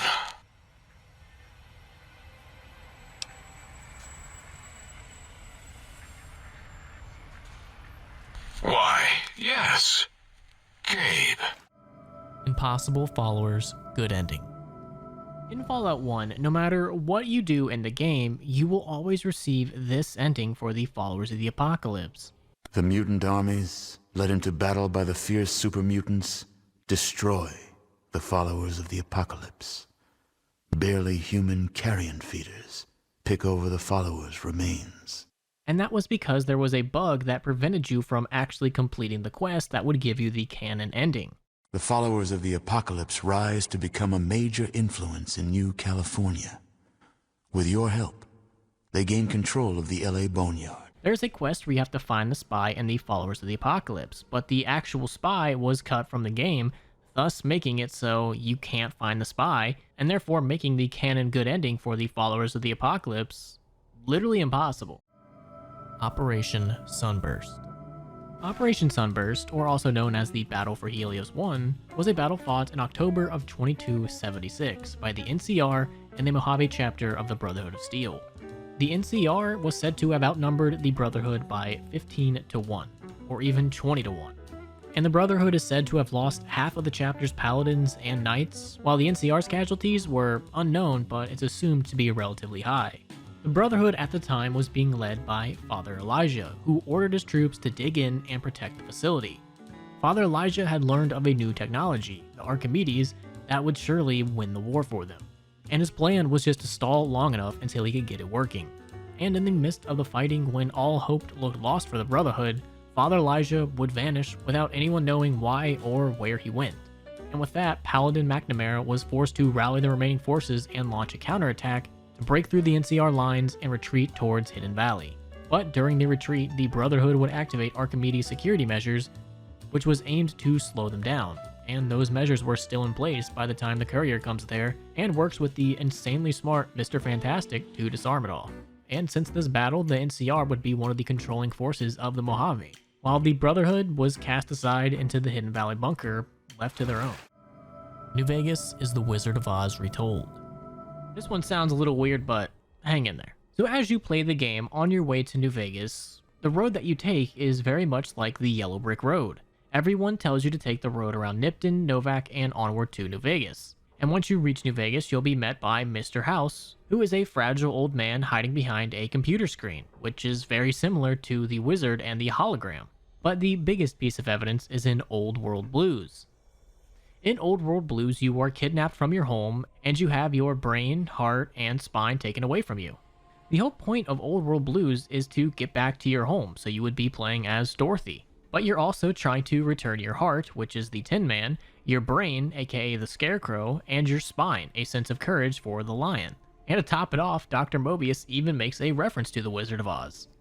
The X2 antenna can be used to focus your alpha wave frequency thought patterns. The sneaky suit? Why, it houses a cardiac regulator. And the sonic sound wave projecto emitter was never intended as a weapon. It was a medicinal vertebrae pulse desensitizer. In short, brains, a heart, and courage. Spine. I think there was a story once where a band of murderous thugs sought these things. They had them all the time in the story. Didn't stop them from murdering to get them. And it won't stop the think tank either. So is it exactly a one-to-one retelling of The Wizard of Oz? No, but it's pretty similar. Covenant Goat Test. Upon approaching the Covenant, you will be asked to take the SAFT test, the SAFE test, which is an entrance exam that you have to do if you wish to enter the Covenant, and its purpose is to quote-unquote keep undesirables out. But the true meaning behind it is just to make sure no dirty synths get in there. But what's interesting about this test is that it is basically a one-for-one of the GOAT test from Fallout 3. The questions are almost identical, the only difference being that any reference to a vault is instead changed to something else, and the answers are basically almost the same, if not just written a little bit different. So let's begin. There ain't no wrong answers. You are approached by a frenzied scientist who yells, "I'm going to put my quantum harmonizer in your photonic resonation chamber." What's your response?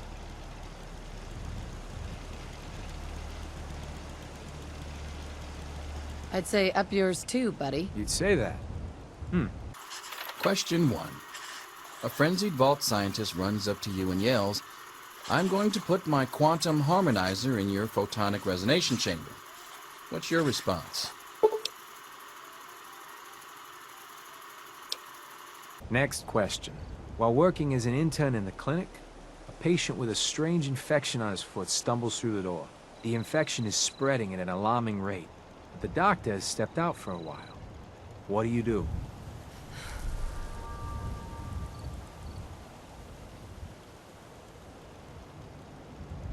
I scream for help. You'd rely on others then. Question 2. While working as an intern in the clinic, a patient with a strange infection in his foot stumbles through the door. The infection is spreading at an alarming rate, but the doctor has stepped out for a while. What do you do?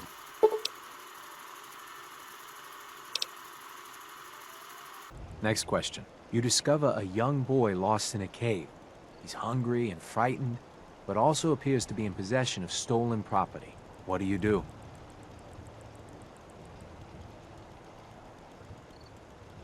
Question 3. You discover a young boy lost in the lower levels of the vault.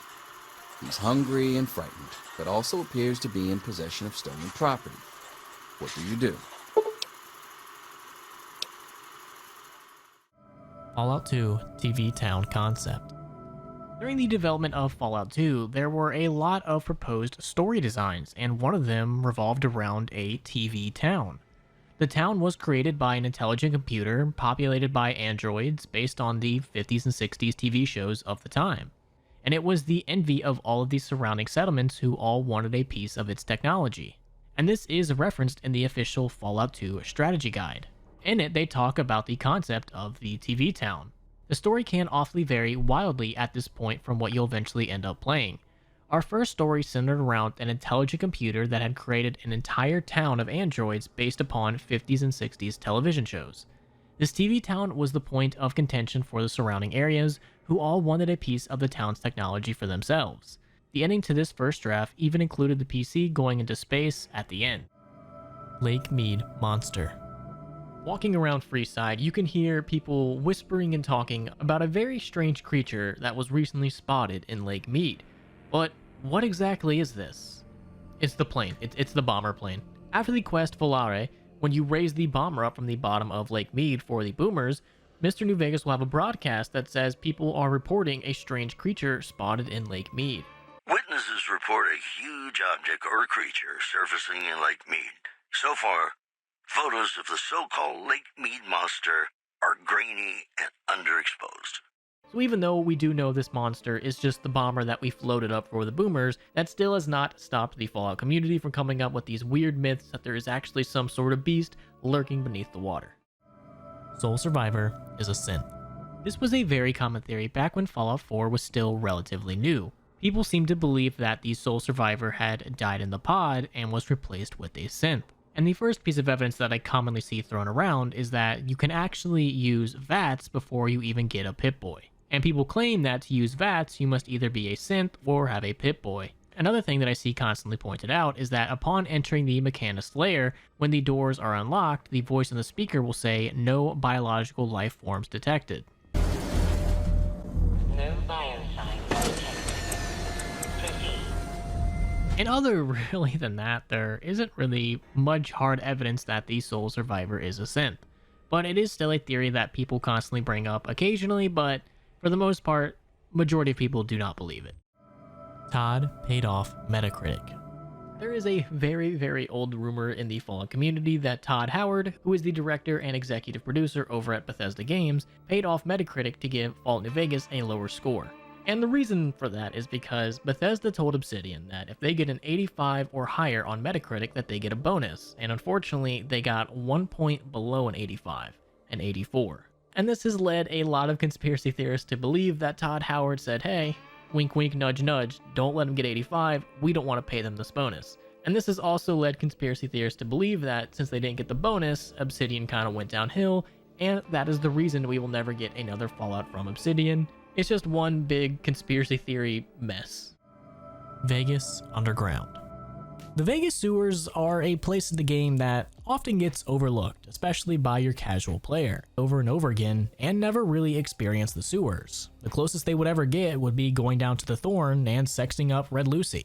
But outside the Thorn, there is an entire sewer network that you can explore. There's only a couple quests down here to actually do, and none of them are really big ones, so it's no wonder a lot of people never really find their way down here. In these central sewers, there's an unmarked quest called Cajoling a Cudgel, in which if you enter these central sewers, you can make your way down to this sealed door. And in order to open it, we're going to want to find the key, which can be found on the body of Sweet Jill or Blind Luke. And after getting the key, we can make our way through the door and find the body of a dead prospector, where on his body will be the unique lead pipe, the Humble Cudgel. Now that one is an unmarked quest, so it's never really going to point you down into the sewers. But the side quest, Someone to Watch Over Me, will. Heading into the North Vegas Square, which is another location that a lot of people probably have never even been to, and talking to Crandon, he will give us a quest. And during the quest, at one point, Crandon will ask you to go down to the sewers and get rid of a bunch of troublemakers. And this will lead you to a group of greasers, with their leader, Greasy Johnny. And you will have a couple different options to deal with them. You can pass a speech check, you can bribe him, or just simply kill him and his gang. And then after that, you can report back to Crandon and finish the quest. Now, even for that quest, it does take you to the sewers, but you really don't do too much down here. And there are even some cut sewer locations. There was a cut northwest sewers and a cut southwest sewers. It definitely seems like they want to flesh out the whole sewer system a lot more and put a lot more things to do in it, but unfortunately, it seems like they were just unable to. Glory isn't a synth. Yet again, going back to Fallout 4 and synths, there is a character called Glory who is most definitely a synth, but due to the fact that when she dies, she doesn't drop any synth components, this yet again sparked a bunch of theories that she wasn't a synth. Now whether it was due to an oversight or a bug that she never dropped the components, I'll never know, but due to this one little mistake, we have yet again spawned another theory and series of debates. Now this one doesn't really hold much water, and I think she is definitely a synth, but it's still an interesting piece of Fallout lore history. Hilltop Farm Ruins. This is yet another unmarked location in Fallout 3. Upon coming across this area, you can find a destroyed house that does have a terminal in it. And through this terminal and the various entries from Doc Johansson, Edgar, Jim, Rochelle, Tyrone, and Tyler, and with also mentions of 4 other residents, Miguel, Miles, Jackie, and Vu, you can piece together a little bit of a story. Shortly after the Great War, these wastelanders emerged from underground and started a small farming colony. They were able to set up an irrigation system for their crops and actually started to raise some livestock. But eventually, their scout Miguel ended up spotting some travelers in the valley below, and even though the residents tried to stay hidden, it does not seem like they met a very happy ending. Now, we do not know the exact fate of everybody that lived here, but one skeleton can be found next to the terminal, and occasionally a dead raider can also be found nearby. So if I had to take a guess, it would seem that Miguel was actually spotting a group of raiders, and the raiders ended up attacking this little colony and killing at least one person and either chasing off or enslaving the rest. The Far Beyond. As you are clearing out Repcon of its ghoul problem, you can eventually run into the Bright Followers, who is led by Jason Bright. And talking to him, you can learn of the Far Beyond. He claims that he's been having visions of it and that it's a highly radioactive place that's perfect and safe for ghouls. Hello, Wanderer. Please forgive us our humble surroundings. Our true home awaits us in the Far Beyond. Have you come to help us complete the great journey? I have glimpsed it only in visions, Wanderer, but what I have seen is truly miraculous. It is a place of light and healing. And I know in my soul that my flock will be safe there. And other than all that, we really don't learn too much about the Far Beyond. And depending on who you talk to in the Fallout community, you're probably going to get a different answer on where exactly or what exactly it is.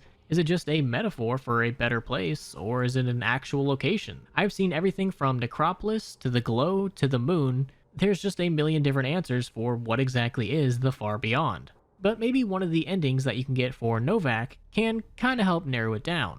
During the Legion's attack on Novak, Bright Followers returning from their long pilgrimage assisted in its evacuation.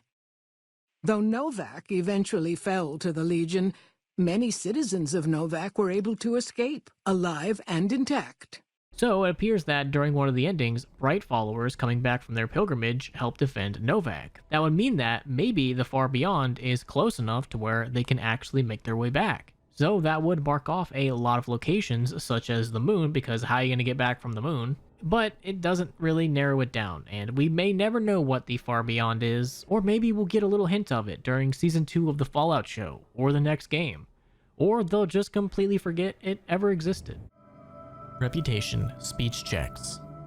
Sometimes your reputation with a certain faction can have consequences when it comes to conversation checks. For example, if you're idolized by the NCR, at some points that's going to come in handy when talking to certain people. So instead of them telling you to just fuck off, they would be way more willing to accept your help.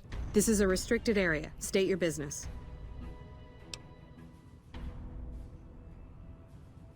Your being here is a start, soldier. We aren't exactly overflowing with troopers here. But if you really want to help us, talk to the idiot with sunglasses in the back of the plant building. Dead money, depressing ending.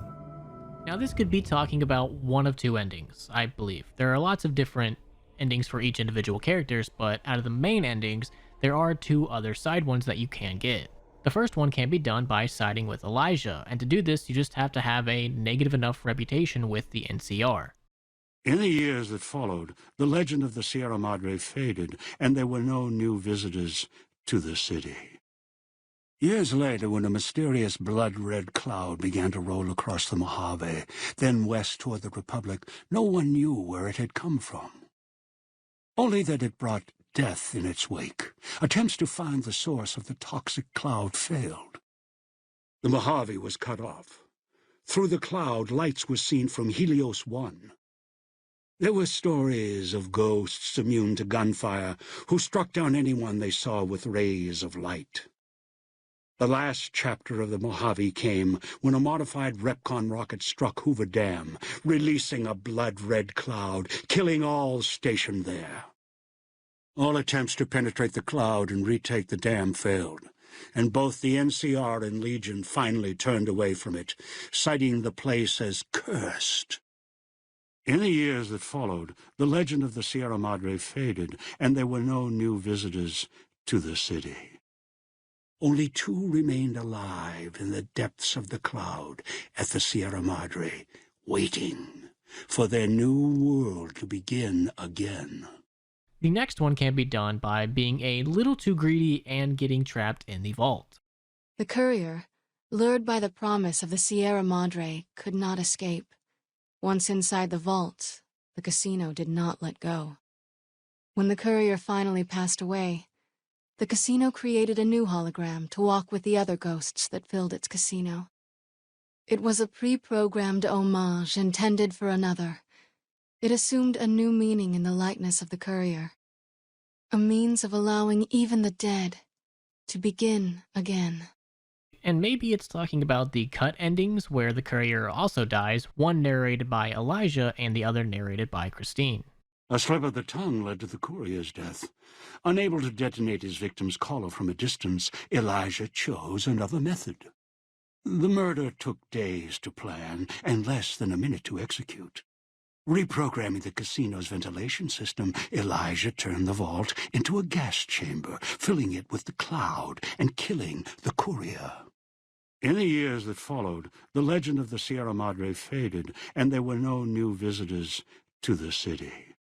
Years later, when a mysterious blood-red cloud began to roll across the Mojave, then west toward the Republic, no one knew where it had come from. Only that it brought death in its wake. Attempts to find the source of the toxic cloud failed. Eventually, the last vestiges of NCR faded from the Mojave and the west, wiping the slate clean. Christine's mission to kill the one who controlled their collars, even at the cost of her own life, trapped the courier inside the casino vault. The elevator door never opened, and no objectives appeared on the Pip-Boy screen to guide the courier to freedom. The Sierra Madre became the courier's grave. Not long after the courier's death, however, a new hologram appeared in the Sierra Madre lobby, standing, waiting to greet new guests to the casino. In some respects, The hologram of the courier paid respect to the one person ever to breach the Sierra Madre vault. A means of allowing even the dead to begin again. Feral Ghoul Neighbors. This is talking about a random encounter that you can come across where you fumble your way across a pack of feral ghouls that all have unique names. They are Mr. Donahue, Mrs. Donahue, Mr. Summer, Mrs. Summer, Mr. Parker, Mrs. Parker, and Miss Rosa. And these were actually all the names of these Soul Survivors' neighbors prior to the Great War. And looks like since they were unable to get into the vault, they also took a heavy dose of radiation, and this random encounter is a repeatable one, so even if you kill them, you can also come across it again. Which makes it seem like these ghouls are like immortal and are forever destined to just keep dying to you over and over and over again, and that's kind of scary to think about. Brahmin tipping. Now, believe it or not, Brahmin tipping is an actual thing in Fallout. Unlike its real-life counterpart, cow tipping, which is definitely not a real thing, Brahmin tipping is definitely a thing. In Fallout 1, a Brahmin can be tipped over by using a beer on them. In Fallout 2, you can tip a Brahmin over by using the push command on them. And in Fallout 3 and New Vegas, if you sneak up to a Brahmin while being unarmed or having your weapon holstered, you can quote-unquote tip over the Brahmin, which will make it go into a ragdoll state for a few seconds. And you can even do it in Fallout 76 during the Nuka World on Tour event. The spin the wheel has a chance of tasking you to find a Brahmin and tip it over, which is as simple as interacting with the Brahmin. So there's really no real applications to it, but hopefully you learned that this is an actual thing, because I definitely did. Ron the Narrator. Ron the Narrator is an actual character in Fallout. Well, kinda. He is an old man with white hair, an eye patch, and some Legion Centurion armor. And he is used to narrate sections of the game, so when you are viewing slides, just off screen, you have this old creepy dude in some Legion armor, essentially whispering in your ear the events that are happening. They did this so that way they could actually narrate certain sections of the game. Now you might see a bunch of other people spawn theories here and there, but really it's just a workaround way to get voiceover. Riding Liberty Prime.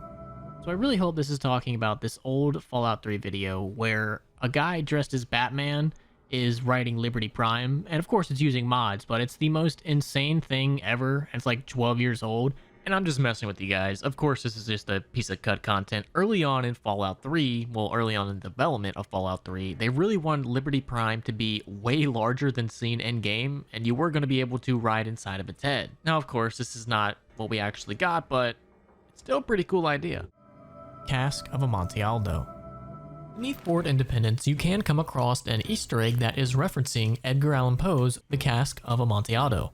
Down here you will find a skeleton behind what appears to be a half-built wall, along with bottles of Amontillado's wine. And if you take a closer look at the bottle, it says P. Edgar on it. And if you don't know what this short story is, then you obviously never went to an American high school.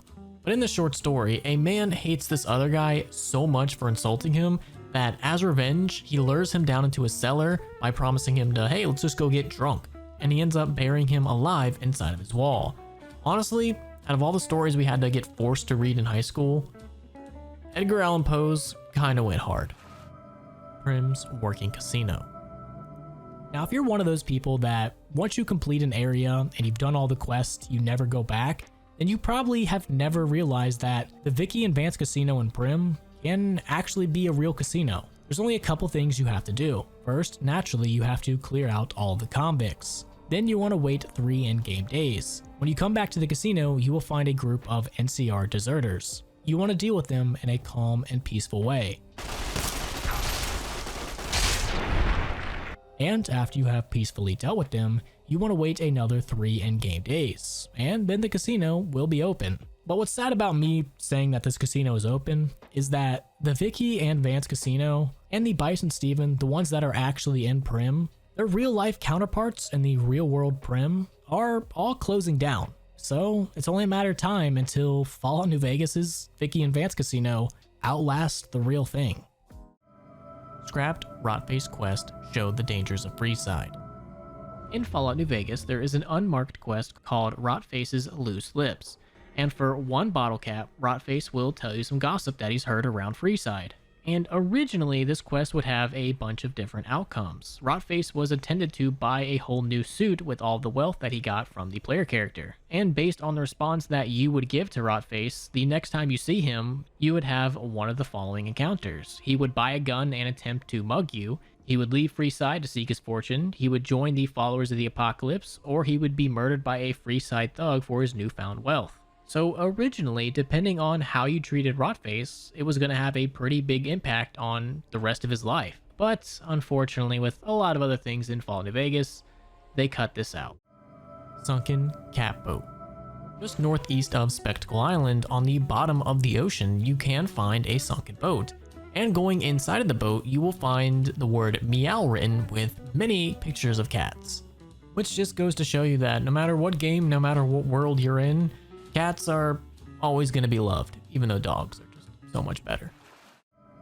Convincing Swank.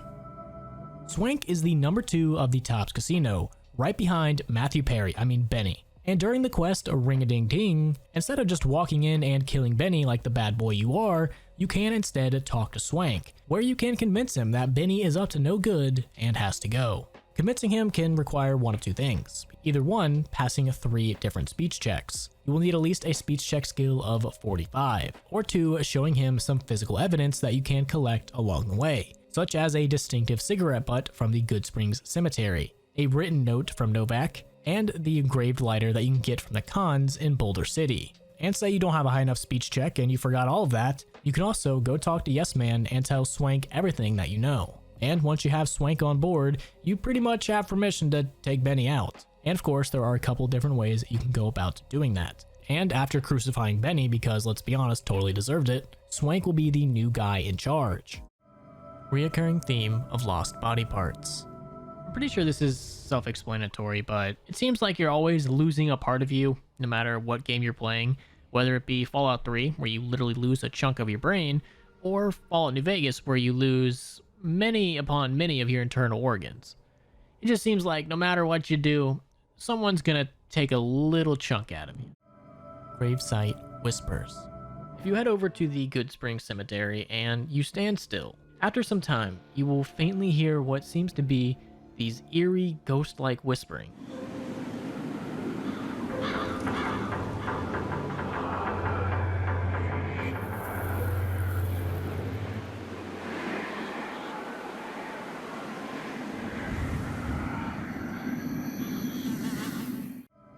Deacon's Hideout. Now, whether it be the Institute's birds or the railroad spying on you, it feels like when you're playing Fallout 4 that someone always has their eyes on you. And this is definitely true for Deacon. At multiple points throughout the game, you can catch him spying on you. What's up? What a day, huh? Everyone's welcome and good neighbor. Even me. Don't you have, like, important things to do? Welcome to the, Great Green Jewel. You'll totally love it here. Hey there. Nothing more to say. Sure love trading here. For trade stuff. Hey there. Nothing more to say. Nothing more to say. Nothing more to say. Nothing more to say. Nothing more to say. And you can all trace this back to the second you leave the vault. As soon as you leave the vault, it seems like Deacon probably has his eyes on you. Right outside of Vault 111, you can find a little hideout with the Railroad Ally symbol, and throughout a lot of the Commonwealth, you can find little hideouts very, very similar to this. So, whether these are actually Deacon's hideouts for when he's spying on you, or if you happen to have yet another secret admirer, who really knows, but no matter what you do in the Commonwealth, somebody's watching. H&H Tools Quest. Now, I believe this is a reference to the quest The Moon Comes Over the Tower, in which you have to bug the Lucky 38 or a Followers of the Apocalypse member, Emily. Now, in-game, all you have to do is kind of just walk into the casino, bug in, and then you can dip out. But originally, the quest was supposed to be a little bit longer. You would have had to have trekked across the Mojave and found several terminals with the Lucky 38 Executive Override option. And you would have had to do that on multiple terminals before you can successfully bug the Lucky 38s and then talk to Emily again, and she would have also had a little bit of extra dialogue. But it seems like this quest was kinda cut back a little bit. Drunk Voice Lines. I believe this is talking about the fact that if you get drunk in the game, and also in real life, I'm not gonna stop you, If your character gets drunk in the game, you will get some pretty unique dialogue when initiating conversations with some randies. Hey. Hey. Hello. You. Hi. Excuse me. Hey. Talking Deathclaws. Now, believe it or not, there are actually some friendly Deathclaws out in the Waste, and this can all be thanks to the Enclave and some experiments. The Enclave took a bunch of Deathclaws and exposed them to FEV, and this happened to boost their intelligence and give them the ability to talk. The Enclave had hoped that this would make Deathclaws intelligent enough to obey commands, but it kind of had the opposite effect. The Deathclaws actually grew a sense of morality and started to question their masters. And after the Deathclaws and the Enclave stormed Vault 13, the intelligent Deathclaws ended up leaving the Enclave and adopted the empty vault as their new home. And over time, several humans from around the Waste would come to live in the vault. And you can only imagine how safe that vault would be with an army of intelligent Deathclaws protecting it. And the Deathclaws and the humans ended up living here for quite some time and were even visited by the Chosen One. But eventually that time would come to an end when an Enclave team led by Frank Horrigan, who is one of the strongest people in the Fallout universe, assaulted Vault 13 and massacred everyone inside of it. And after the events of Fallout 2, there is only 2 known intelligent Deathclaws still left out there. Gorus, who had accompanied the Chosen One, and Zarn, a Deathclaw kept in Navarro under the custody of Dr. Schraber. These 2 are just some of the last known intelligent and talking Deathclaws that are out there. So just remember, next time you see a Deathclaw charging at you, there is a more than 0% chance that it could be intelligent. Callahan's Magnum. Callahan's Magnum was a weapon that was introduced with the Broken Steel add-on for Fallout 3. It is a unique scoped 44 Magnum that was previously owned by a Pentagon military policeman, Harold Callahan, and it is actually the most powerful small guns handgun in the game. To get said weapon, it can be found in the Citadel, and during the quest Who Dares Wins, while on board the Enclave mobile base crawler, you can choose to destroy the Citadel. And in the rubble, you can find a safe that you can lockpick and open up to retrieve this weapon. Now, this weapon is actually a reference to Harry Callahan from the movie Dirty Harry, who carries a Smith & Wesson Model 29 44 Magnum as his signature weapon throughout the film. Being this is a 44 Magnum, the most powerful handgun in the world, and would blow your head clean off, you've got to ask yourself one question. Do I feel lucky? Well, do you, punk? Nostromo Flux Sensor. During the quest Quartermasterly, you are asked by Scribe Halen to get a bunch of technology, and one of the pieces of tech that you are asked to get is a flux sensor. But if you take a closer look at the flux sensor, on the back of it says Flux Sensor CM88B 1809-24609. And just looking at this, you're obviously going to know that it's a reference to something. Fallout has a long and lengthy history of just referencing everything. And of course, this is no exception. This is a reference to the movie Alien, where the entire movie takes place on the USCSS Nostromo, where the CM88B refers to the ship's model and the 1809-24609 refers to the ship's registration number. And I've seen the movie Alien, but I would have never in a million years picked up on this reference. Like, bravo, Bethesda, bravo. Chinese stealth suits.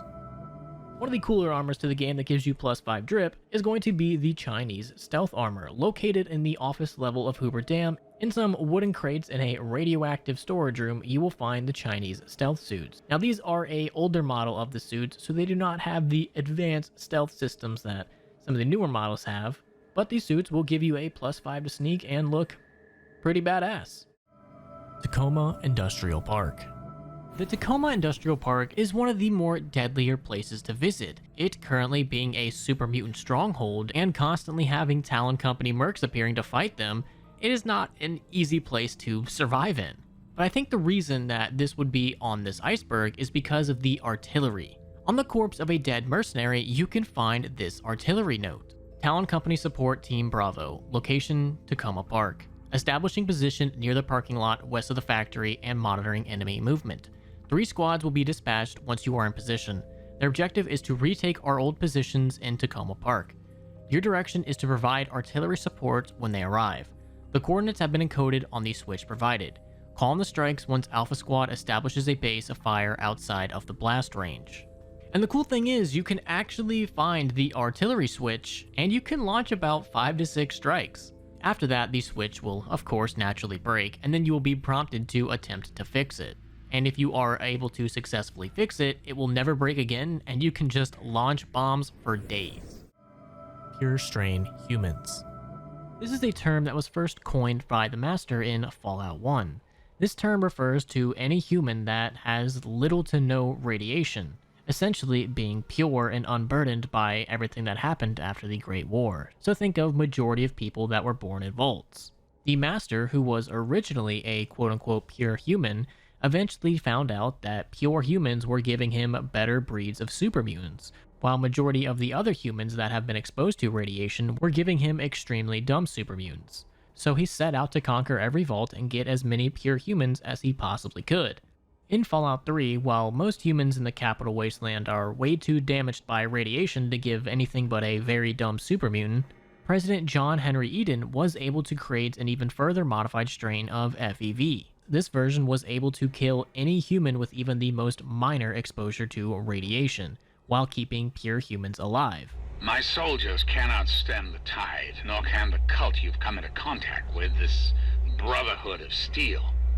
Mutations like the super mutants and ghouls must be purged from our society, our world, before we can proceed anew. Where others have failed, I believe your father's work can succeed. Anyone or anything that has been affected by mutation will be eliminated. You will likely be immune, thanks to your upbringing in the vault. Likewise, the good people of the Enclave will be unaffected as well. I understand that you may have become sympathetic to certain individuals in your travels. Individuals this will eliminate. Please recognize that the fate of our entire country rests on this plan. Sacrifices must be made for the greater good. And he even tries to get the Lone Wanderer on his plan, and should the Lone Wanderer accept, the Lone Wanderer, having not been born in a vault, would eventually end up dying. And even in Fallout 4, these pure humans is still an integral part of the story. The Institute needs undamaged DNA, and hence why they infiltrate Vault 111 and take Sean while leaving the rest of them as a backup. They needed that undamaged DNA to create their first synths. So even though pure humans aren't a huge part of the story and talked about a lot, it still is a very integral part. Isabella Proud's camp.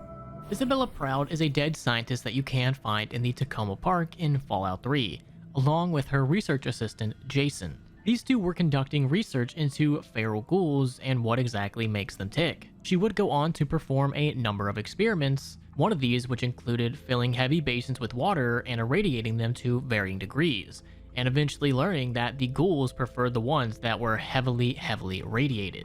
And only a couple of days later, she would come across a ghoul that she would name Melinda. And the ghoul would actually come right up to Isabella, and due to her radiation suit being covered in radiation, the ghoul really didn't seem to mind. And this would only further pique Isabella's curiosity.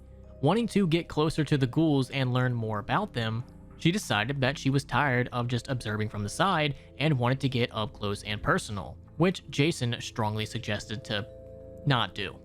One night, a pack of ghouls with what seemed to be an alpha male, which was a glowing one, led a pack to the water basin, and Isabella and Jason in their suits decided to get up close and personal to them, which they would very soon regret and ended up dying immediately after. NCR money. NCR money in Fallout New Vegas may seem kind of worthless, or, well, at least compared to bottle caps, but at one point in time, the NCR money was actually worth a lot. Originally, it relied on the NCR's gold reserves, and in the area where NCR money was present, bottle caps had become pretty much worthless. But during the NCR Brotherhood War, the Brotherhood would constantly raid the NCR's gold supplies, thus making it so that the NCR paper money wasn't really backed by anything. And with people rushing to try to get their money out from the remaining gold reserves, the NCR had to do something. So the government would go on to abandon the gold reserve. And ever since then, people just started to lose faith in it. And of course, what would take place other than the bottle cap, which was backed by water? And during the events of Fallout New Vegas, you can find an NCR $5, $20, and $100 note. But it doesn't seem like people are too keen in using NCR money around the Mojave. We make cement for the NCR using the limestone we dig out with dynamite and drag lines. Dirty work, but the pay's good. Wish we got paid in caps, though. Not a lot of merchants like taking NCR paper money. Nope. The NCR has been trying to switch over to using paper money, just like in the pre-war days. Trouble is that the exchange rates ain't exactly fair. For example, $100 in NCR money is valued at roughly half that in caps around here. Seems like a rotten deal for us, but work is work. And also, interestingly enough, there was a cut $500 note that was going to appear in the endgame for Fallout New Vegas. And according to Josh Sawyer, it was intended to have either Aaron Kimball or Chief Hanlon on it in the event of the NCR victory at the dam. And I guess it's pretty safe to say that after the Fallout TV show, NCR money is pretty worthless and the bottle cap still remains supreme. Sam Warwick and Laszlo Radford. Sam Warwick is a raider that you can come across in the Capital Wasteland, and he is also used in the quest Lawbringer, in which you can kill him and bring his finger to the regulators to collect a bounty. And according to the Fallout 3 official game guide, he is a friendly rival of Laszlo Redford, who is seen roaming the waste in search of more copies of his favorite comic, Grognak the Barbarian. He recently has stolen a railway rifle and has immense pleasure in headshotting ghouls from a distance. Now, Radford will only appear as a random encounter after you have collected at least one railway rifle schematic. He will always be hostile and attack on sight, and he's also BFF with Sam Warwick. In Shining Armor.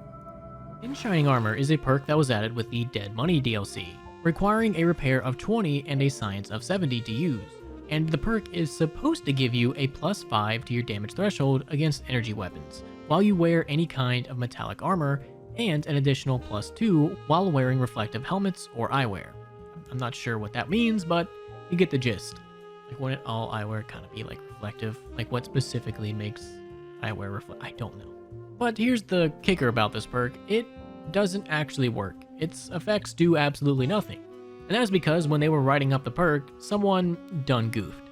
When the perk checks for the skill type of the enemy's weapon, it looks for energy instead of energy weapons.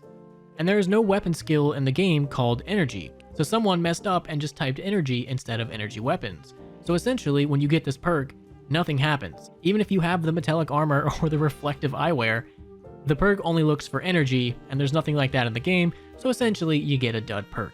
Not that this perk would be good, even if it worked. Jig's Loot.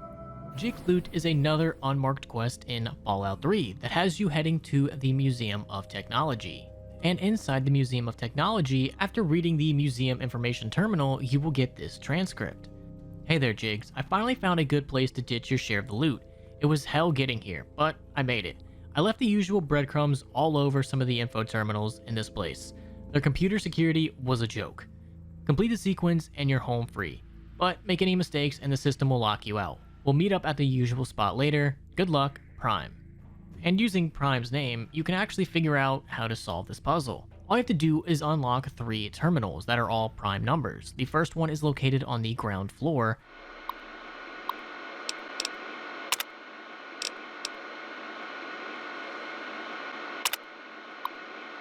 The second one is located in the museum's west wing.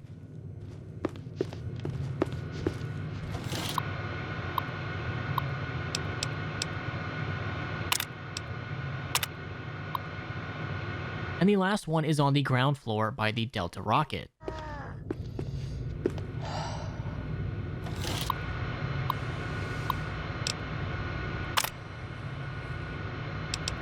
And after successfully unlocking all 3 terminals, you will get the password to the security office terminal, which will allow you to unlock the safe. And also, after unlocking the last terminal, you will get another note. Earned your share. Nice job, Jigs. I knew you'd remember the good old days. The loot is in the security office safe in the upper part of the west wing. Use the terminal up there to get in. Enjoy your share, pal. You earned it. Meet me in the old diner outside the Jury Street metro station. See you there. Good luck, Prime. And upon going to said location, you can actually find Prime's dead body. But on his dead body is going to be 500 caps, explosives, ammunition, and the unique weapon, the Xiao Long Assault Rifle. So if you want a unique weapon, then this little unmarked quest is definitely something you want to make sure you don't skip. Quests are songs. One thing that I just never put two and two together about was that I think almost every single side quest in Fallout New Vegas is named after a song. The quest Harder, Better, Faster, Stronger, which has you getting implants from Dr. Usanagi, is of course a reference to the song by Daft Punk. The quest Beyond the Beef is a play on words of Beyond the Reef, which was recorded by Bing Crosby and Elvis Presley. The unmarked quest Pistol Packing is a reference to the 1943 song by Al Dexter, Pistol Packin' Mama. The Lucky Old Sun is a reference to the 1949 song by Beasley Smith and Haven Gillespie. And I could go on and on and on. There are almost a million quests, well not literally, but there's a lot of quests that are just references to old songs. Todd Howard painting. This is talking about an item you can get in Fallout 4 that seems to depict the painting Napoleon crossing the Alps.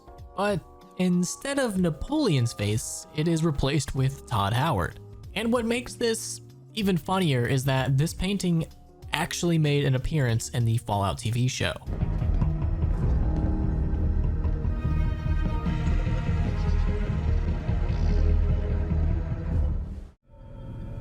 James can't die in Tranquility Lane. During Fallout 3, as you are on the search for your father, you will eventually be led to Vault 112, and upon entering it, you learn that it houses a giant virtual reality simulation. And you will learn that your father is trapped in said simulation, so you hop in a pod and enter it yourself. And after digging around in the simulation, you come to learn that it's all just one giant plaything for this mad sadistic Dr. Braun. For years, all for his enjoyment, he has been torturing the people in this simulation. And eventually, you can come to activate the failsafe program, which will initiate a Chinese invasion.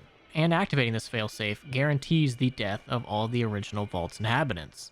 And even Braun himself says that if he wanted to let people go, 200 plus years sitting in a pod isn't really good for the skin. Are you mad? I've been here for almost 200 years. My body is in no condition to be used for anything. And yet here in Tranquility Lane, I am as strong and youthful as I care to be.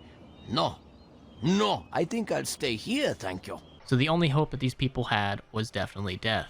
But why during the Chinese invasion don't you or your father die? That probably has to do with the Chinese soldiers' AI programming. They only target specific people, the original Vault inhabitants. You and your father were not a part of the list. You only entered the simulation relatively recently, so the AI doesn't take you into account.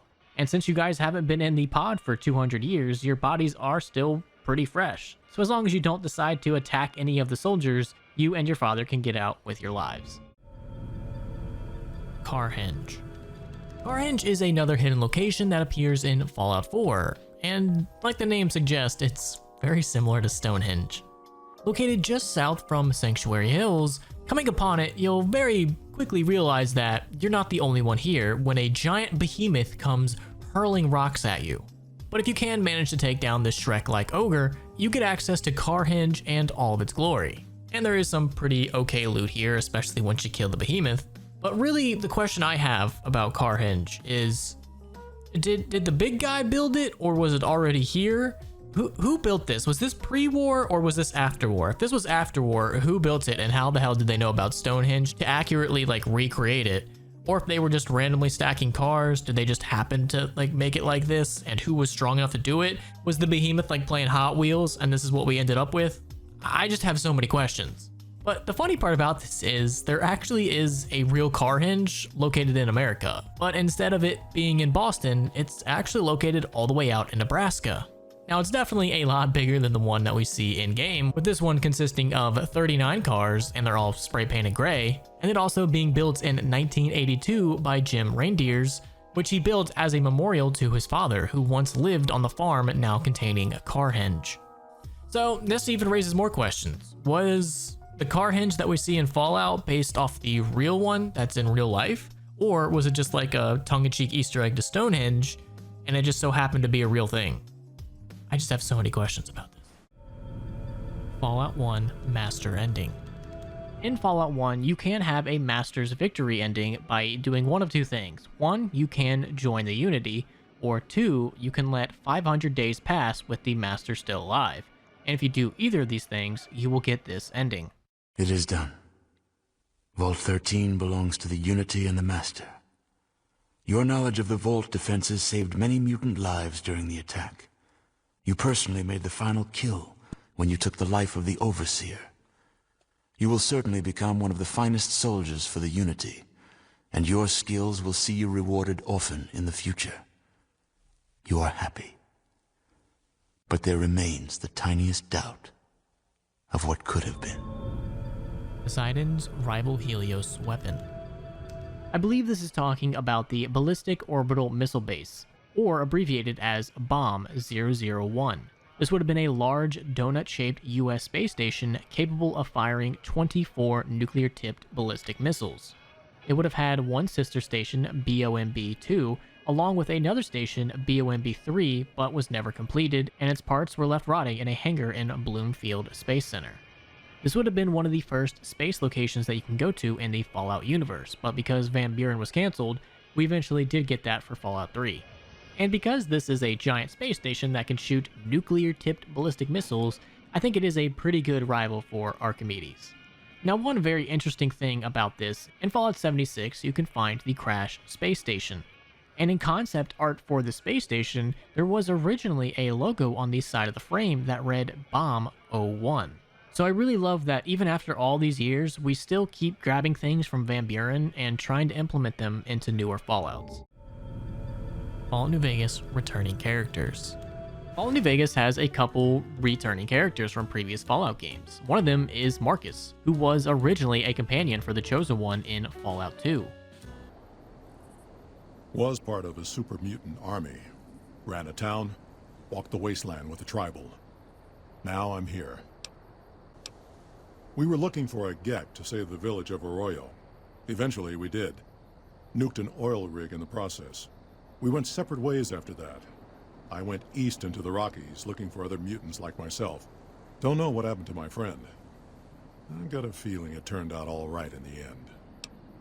We also have Doc Henry, who was a former Enclave scientist that was living in the NCR during Fallout 2. I assume this is about something important? You're interrupting my research. Yes, specializing in neuroscience, both human and canine. Of course, this lab is nothing compared to what I had when I was with the Enclave. Yes, but the leadership and I didn't see eye to eye, so I left. It was the right decision, since the Enclave's oil rig was destroyed not long after. And I guess you can kind of put Rose of Sharon Cassidy on here because her father, John Cassidy, was also in Fallout 2, and he was a potential companion to the Chosen One. Kaga. Kaga was originally going to appear in Fallout 2, but was eventually cut, and he was going to be your arch rival. You wanted to save Arroyo, but he wanted to burn it to the ground. Arroyo did not just have a single Chosen One. Kaga was the previous candidate cast out from the village for his evil deeds. And he believes you, the Chosen One, to be the source of all the bad things that happened to him. He was intended to be a progressive character and encountered by the player character throughout the game. He would appear in a total of 5 encounters, and he would retreat from the first 4 and fight to the death in the last and final one. And his sole mission, other than killing you, was to burn Arroyo to the ground. Norwegian Raiders. I believe this is talking about the location wreck of the FMS Northern Star, which just so happens to be populated by ghoulified Norwegian Raiders. Never thought I would ever say that sentence in my entire life. But exactly what it sounds like, you will find a bunch of ghouls that happen to be speaking Norwegian. And they only have a couple lines, but some of them are this. La oss være I fred. Which translates to leave us alone. And there's also this one. Gå vekk fra våre skip. Which translates to get off our ship. And they also have. Du vil angripe oss. Which means you'll regret attacking us. And they have this one. Der var vondt. Which means that hurt, and the last one is upon their death. Jeg kommer hjem. Which means I'm coming home. Now, believe it or not, this is all kind of based in reality. The FMS Northern Star is actually based on a real ship. It's based on the MS, not even gonna try to pronounce the Norwegian term, but the MS North Star, which was constructed in Hamburg, Germany in 1956, and was used on the, this word, which is a Norwegian public coastal route that transports passengers that travel locally, regionally, and it did its job all the way until 2012. And at that point, it was the oldest operational ship in the fleet. And it is the ship with the longest history of the Heart of Norwegian Word Service. And in 2012, it was protected as a national heritage in Norway.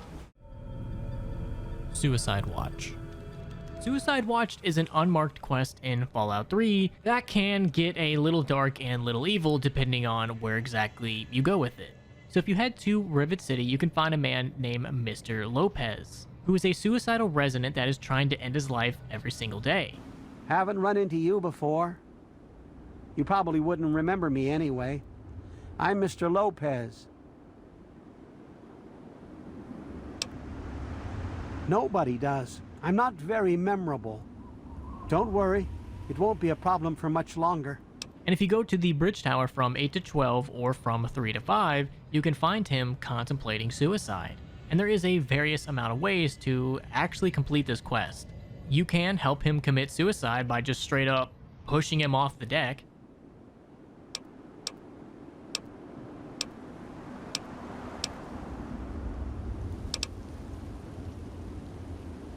Thank you. A quick shove should do it. You can use a speech check to convince him that Ted Strayer needs someone to give him guidance and that Lopez is the right one to do it. You may be right, but I have nothing to live for.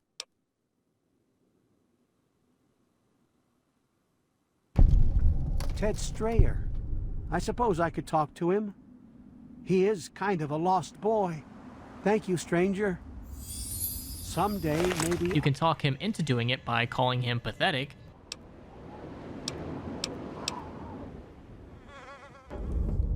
You're right.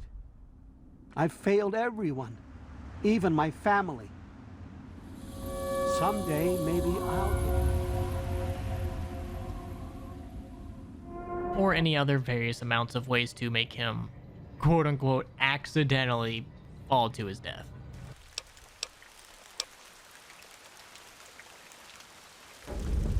Whatever.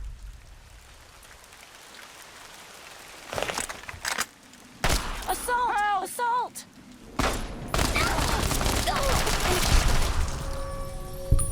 What have you done?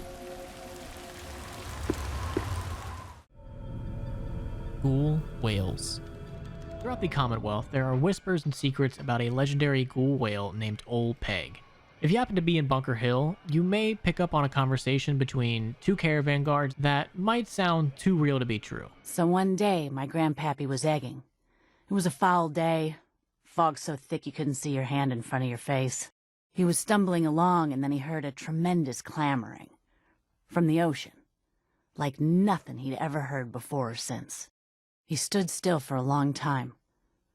The fog cleared for a brief moment, and that's when he saw the outline of the great behemoth. Massive. Bigger than anything you or I will ever see. Old Peg. A giant blue ghoul whale. Legion, don't ask, don't tell. There are plenty of rumors throughout the Mojave about the rampant homosexuality in the Legion. Talking to Veronica, who is also a lesbian, can jokingly give you this quote about legionaries. Silliest dressed band of raping, slaving marauders you'll see east of California. I'll say that. Where's that touch of old world class? Although, I hear the soldiers mount each other as much as they mount their women, so maybe they did keep a little something from the Empire. No such privilege for the women, though. Figures. So, to answer your question, they're a bunch of hypocritical jerkwads. It's a word. Or if you have the confirmed bachelor perk while talking to Cass, you can get this dialogue. Well, I'm not one for soft living or soft men, let me tell you. Otherwise, I wouldn't be talking to you right now, on both counts.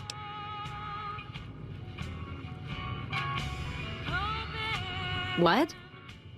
Oh, all right. Guess you've got a Legion outlook on things. No problems here. There's a lot more of that in the Mojave than you see. My point before is that you know the Mojave, and it's a hard place. And just looking back on history itself, like in ancient Rome, homosexuality wasn't negatively looked upon, as long as you weren't a receiver.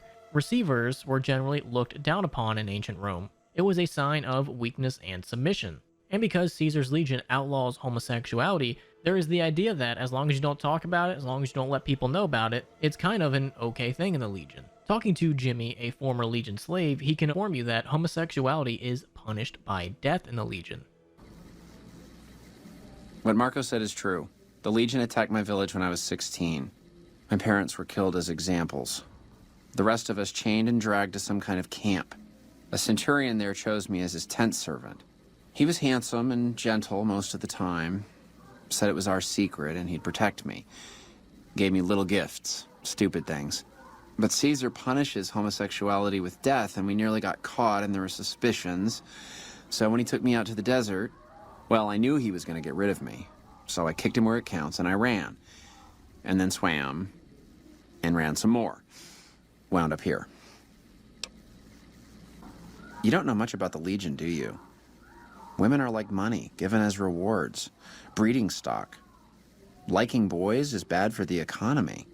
Honestly, as long as men meet obligations in the child count, friendships are a sight more equal than the level of most Legion husbands and wives. And if you just walk around a Legion camp, you really don't see any females. It's just a bunch of dudes being bros. And the only females you would see would be slaves. So what really goes on in the Legion tents at nights?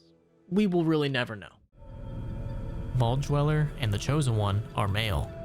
It has been proven canon that the Vault Dweller is in fact male. He eventually went on to marry Pat and fathered Arroyo's future village elder, who went on to create the Chosen One. Now, the Chosen One is a little bit more complicated, but we are led to believe that the Chosen One is also male. It is believed the Chosen One went on to do nightly activities with Leslie Ann Bishop or Angela Bishop, and with that they had a son, Mr. Bishop, whose daughter would also do inappropriate things at night with a certain musician from New Vegas.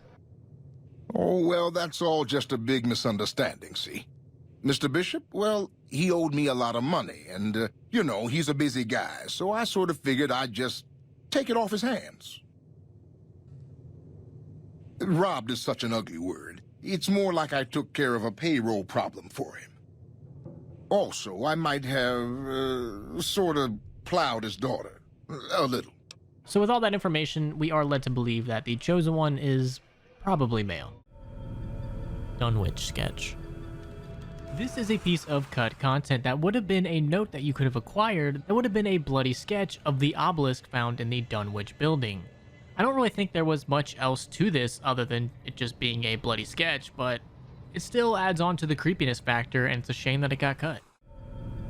New Vegas medical history. This could mean a numerous amount of things. Like, this doesn't really narrow it down, so I'm gonna pick a couple and just wing it.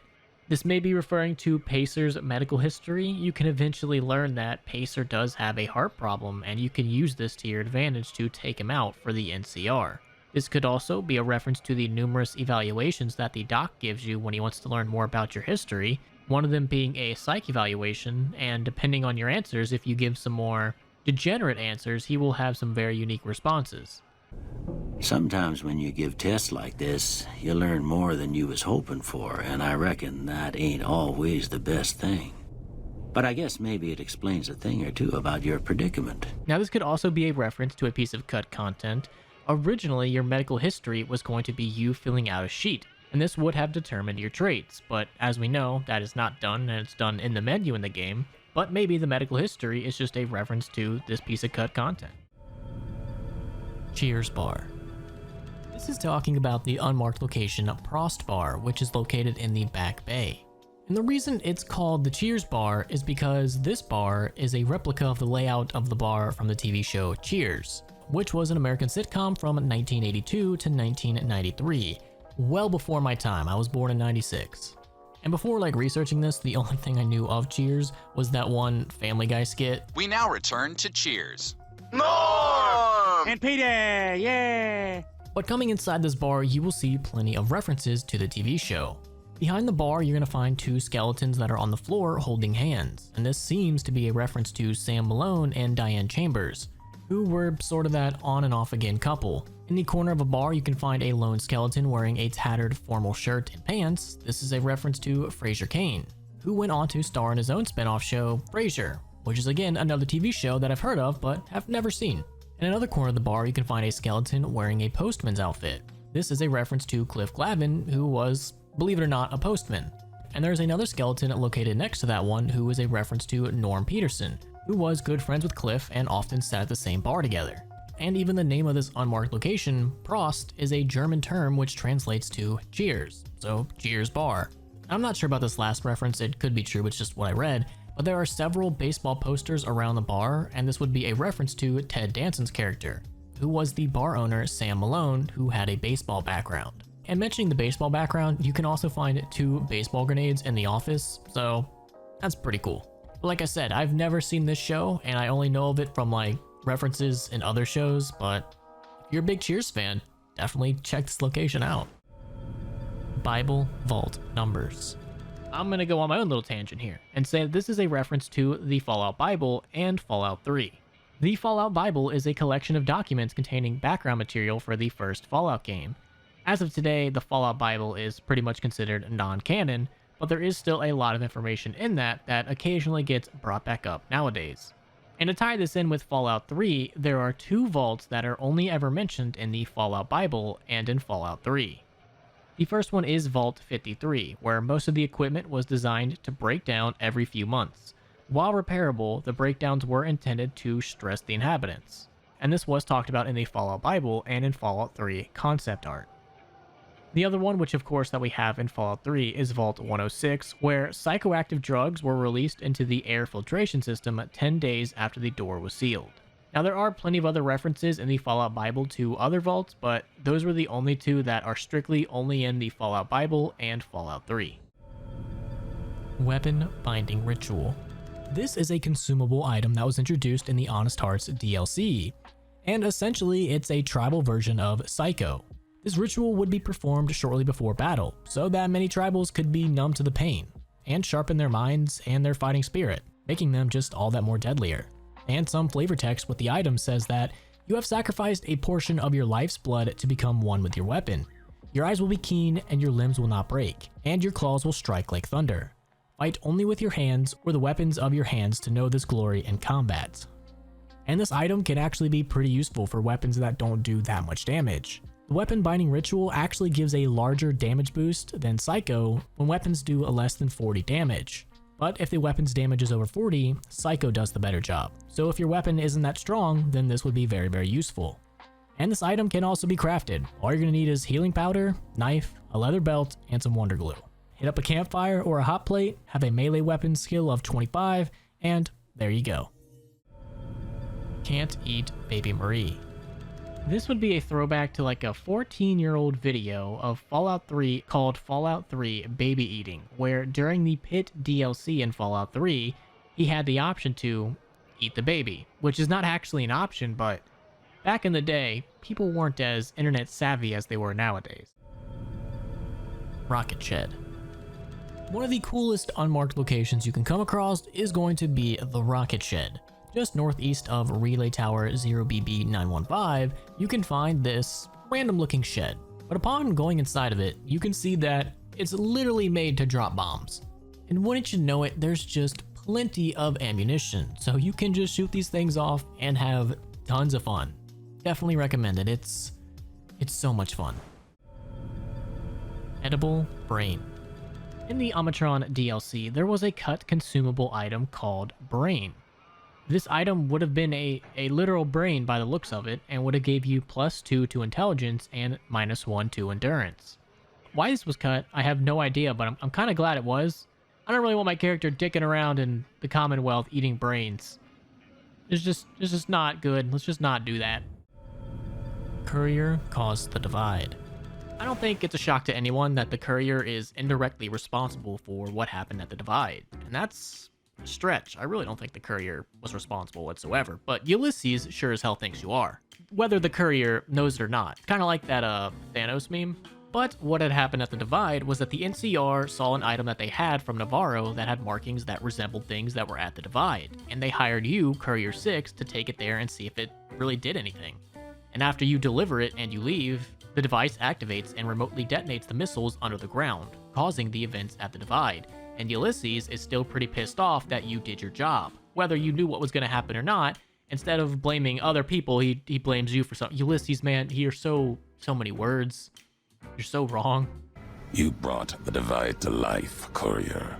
You walked the road, brought the bear, then the bull, brought me, following your tracks. And when I saw the divide you made, I saw a second chance, a new way of thinking. My world, no longer the East. And you brought the West in that package, destroyed it all, nearly killed me, flesh and spirit. You destroyed something larger than the bear, greater than the bull. And even when you could have turned away, you brought it again in that machine. You destroyed a nation taking its first breath. A place that could have been my home. Now, I'll destroy yours. Like, Ulysses, you're really just looking for a scapegoat on this one, man. Like, come on. Christine is Veronica's lost love. Traveling the waste with Veronica, you can slowly piece together her background, and you eventually learn that she was in love at one point in her life. But due to the fact that her and her love were both women, and the fact that the Brotherhood of Steel highly frowns upon that, they were eventually separated by Father Elijah. Ever been nosy? I was, once. We were pretty young, but I like to think it was love. She left the Brotherhood. Wanted to put some distance between herself and her parents. Since our membership isn't open to outsiders, some members think that obligates all of us to procreate. You can guess which camp her parents belong to. No. Couldn't bring myself to leave everyone else behind. Couldn't convince her to stay, either. I'd hoped love would be enough to influence her decision, but it wasn't. We were both too stubborn. I don't know where she is now, but I'm sure she's moved on. I still think about her, though. Once in a while. Christine would eventually be cut off with Veronica, and Veronica, being none the wiser, thought that she had merely just left the Brotherhood permanently. But Christine did not actually leave the Brotherhood and instead joined the Circle of Steel. And later on, when Elijah would desert his chapter during Operation Sunburst, she was ordered by the Circle to track him down and kill him. And that is how she found her way to the Sierra Madre. And talking with Christine at the Sierra Madre, you can slowly piece together parts of her background.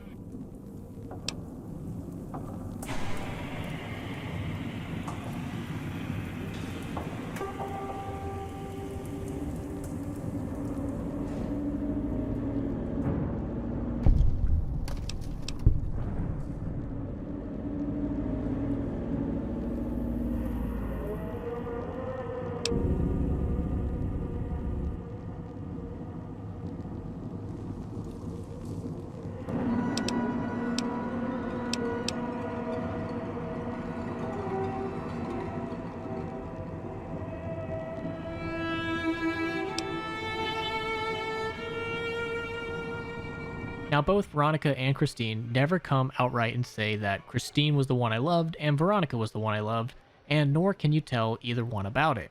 And the main reason for that was because they had already done all their VO work for Veronica, and trying to get Felicia Day back into the studio would just cost them way too much extra money that they didn't have. And this theory has been confirmed multiple times by Josh Sawyer. At one point, Josh was asked, "Hi Josh, my question is about Fallout New Vegas and the DLC Dead Money. I have to admit, after reading Christine and running as fast as I could to Veronica to explain my experience in the world, I was disheartened to only give her a holotape from her previous elder, and not get a reaction from her about who I assumed to be her previous lover. Was there ever going to be a dialogue option about them? I guess I'm asking for closure." I cannot speak for Chris Avallone, who wrote and directed Dead Money, but I believed we were very limited by time/scheduling. Veronica was written and recorded for the base New Vegas game, with only a few hooks for Dead Money. I think reactions to Dead Money content itself would have required a more comprehensive level of advanced planning, i.e. we would have needed to know exactly what Veronica was reacting to in Dead Money at the time that we recorded her for New Vegas. Either that or we would have needed to book Felicia Day for more studio time during the development of Dead Money. That can also be difficult and expensive, especially since voice actors and studio time are generally booked in multiple hour blocks. It's difficult to justify if the character was only saying 2 or 3 new lines. It also gets a little messy when trying to decide where to draw the line. I think a lot of people would love to see some resolution between Christine and Veronica. But what about Caesar responding to the events of Honest Hearts? I wrote Joshua Graham and directed Honest Hearts, so I can speak more definitively about that. The limited reactivity Caesar could have about Joshua Graham and Honest Hearts wouldn't really justify the expense of bringing John Doman back into the studio. And of course, the new dialogue, minor as it might be, would still need to be tested. Caesar had one of the most complex dialogues in New Vegas, so it's something we really tried to avoid messing with once the game shipped. I know that might seem a little silly, but because recording expenses can be high and recording sessions typically happen late in development, it's often safer to err on the side of caution. So what that transpires to is because of limitations, they couldn't have characters reference each other, and because that storyline arc for Veronica was written separately and much later down the line, they really couldn't have it interact too much. And it is a shame that Christine's fate is to be tied to the Sierra Madre, and you can never tell Veronica that her love is still out there and misses her dearly. Maybe one day in the next Fallout, we'll get a hint that Veronica made her way to the Sierra Madre, and at last got to reignite with her long-lost love. Water Filtration Cap Stash. This is yet another early game spot that you might just completely miss. Just east of Sanctuary Hills on the other side of the lake, you can find this water filtration system. And to access all the goodies, all you have to do is flip a switch that's located right next to the riverbank. And once you do that, all of these hidden goodies are going to be yours. You'll find a couple 44 rounds, 3 cap stashes, 2 Radaway, 1 Rad-X, purified water, pork and beans, and a 44 pistol. Now for like mid to late game players, this really isn't helpful at all, but for those just starting out, this can be very, very beneficial, and it's incredibly easy to miss. Point Lookout Dinosaur. There is a common Fallout myth that there are dinosaurs in Point Lookout, and this is kinda true. Near the coastal grotto on the east side of Point Lookout, just off the coast, you can find these skeletal remains of a dinosaur. And you have to remember, Fallout 3 came out a very, very long time ago, and the internet was not as popular as it was, so when people originally found this, they thought it was more than just an Easter egg. They thought there were actual dinosaurs in Fallout 3. Of course, we know that this myth is completely false, but it's still a pretty neat part of Fallout history. Vault 3. Vault 3 was actually one of the control vaults, where there was no crazy experiments going on. Things were supposed to be pretty normal. And for decades after the Great War, that's exactly what happened. All until a water leak ended up forcing the residents to open the vault for the very first time in order to find help. And for a little while, they were going pretty well. They were trading with local communities, and things were pretty peaceful. Until they eventually caught the attention of the Fiends. And the Fiends were able to take advantage of the original vault dwellers and successfully con their way into getting inside the vault, where they would kill the inhabitants and claim the vault for themselves. And to the events of Fallout New Vegas, Vault 3 stays as a Fiend headquarters, where they live in relative safety in fear that one day, mean son of a bitch is gonna find them. I guess it isn't a secret. Yeah, the residents of the vault are all dead. We killed them. Funny thing is, they just let us in. We didn't have to force the doors or anything. We needed someplace to put down roots. I was having trouble keeping my people out of Westside. I try to keep my people out of Westside. Apart from trying to stay on good terms with the cons who do business there, there's mean son of a bitch. That fucking mutant is more trouble to kill than to avoid. Having some place for my people to sleep reduces the chances of drifting into Westside.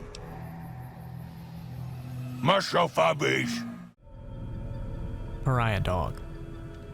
Found in the special encounter A Lone Surviving Dog, the Pariah Dog is a very special NPC. As soon as you encounter this dog, you are going to be making a luck check every 10 seconds. And if you happen to fail this luck test, the dog will immediately join your party and drop your luck to 1. And because it's so nice, it will give you the Jinxed trait. The Jinxed trait will have higher chance that failures are critical for everyone around you, and have higher chance that failures are critical for you. So pretty much everybody is going to be having some bad luck.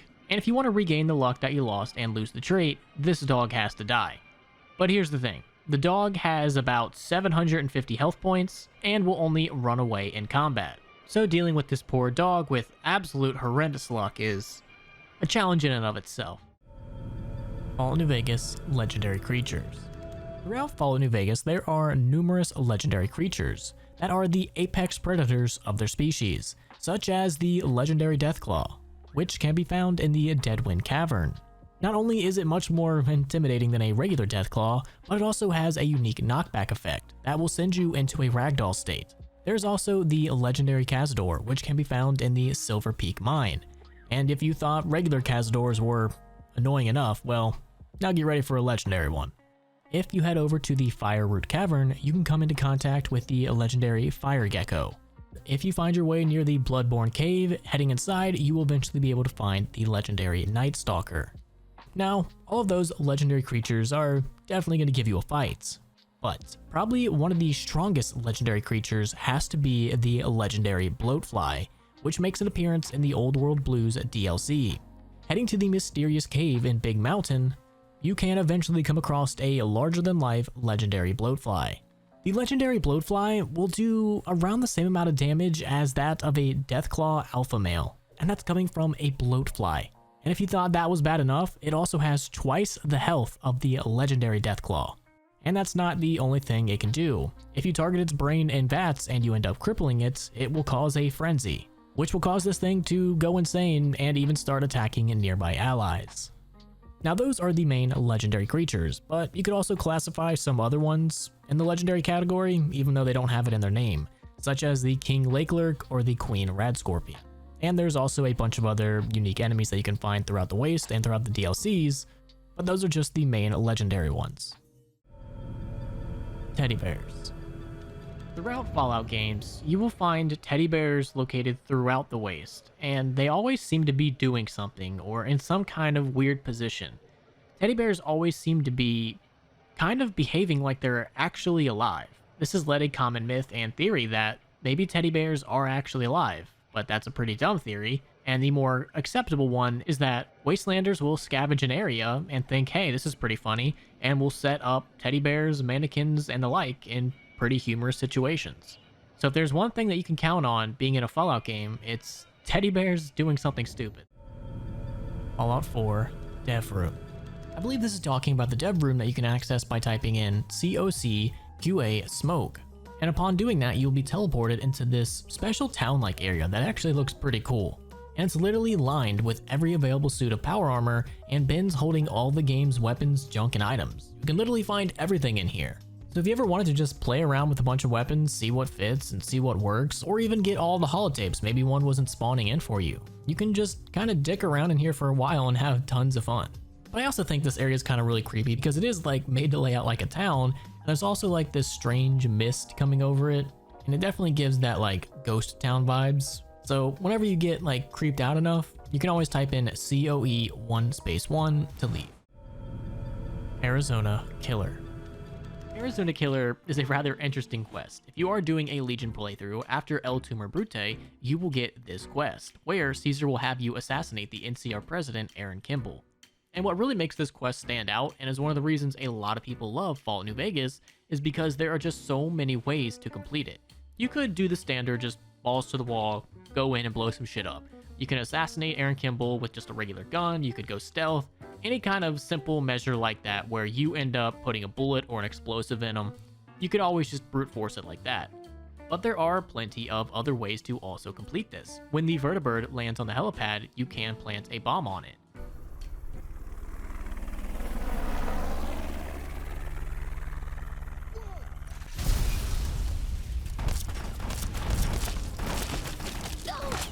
Or you can plant C4 in Jeremy Watson's helmet, and when that NCR trooper gets closer to Kimball, you can set it off. Private First Class Jeremy Watson, on behalf of the Senate and people of the New...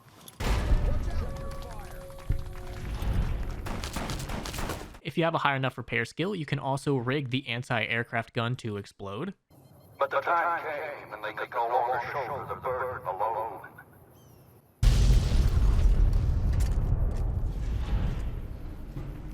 If you have a good science, you can sabotage Bear Force 1's flight computer.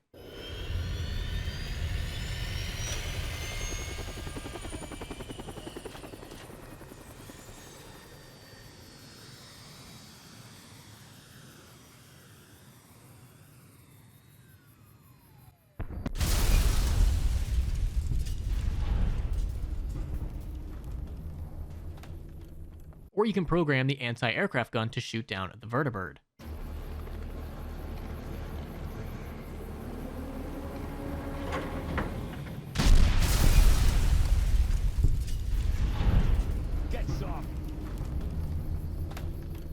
And with just the amount of ways to complete this quest for multiple different types of characters, it's just one of the reasons why this game is so beloved and awesome. Ghost of She. This is a Sorrow's Legend in the Honest Hearts DLC, where according to Waking Cloud, a child once wandered into a Yaoguai's cave before her naming ceremony and was eaten by the Yaoguai, and the Sorrows believe that the little girl and the Yaoguai became one, becoming the Ghost of She. Long ago, a girl lived among this tribe. She was a curious child, and a clever one, and her mother had a devil's time watching over her. One day, the child slipped away from camp and went to play in the caves nearby. The girl did not know that a Yaoguai slept in that cave. The girl died. The tribe wept, for the girl had died before her naming day, and her ghost would remain restless and wandering upon the earth. Many hunters tried to kill the beast, but it eluded them or drove them off. The shaman said that since it had consumed the girl, the two were one. So we call the beast Ghost of She, for the child had no name to be called. That is the story of the Ghost of She. It is a sad story. It is our story.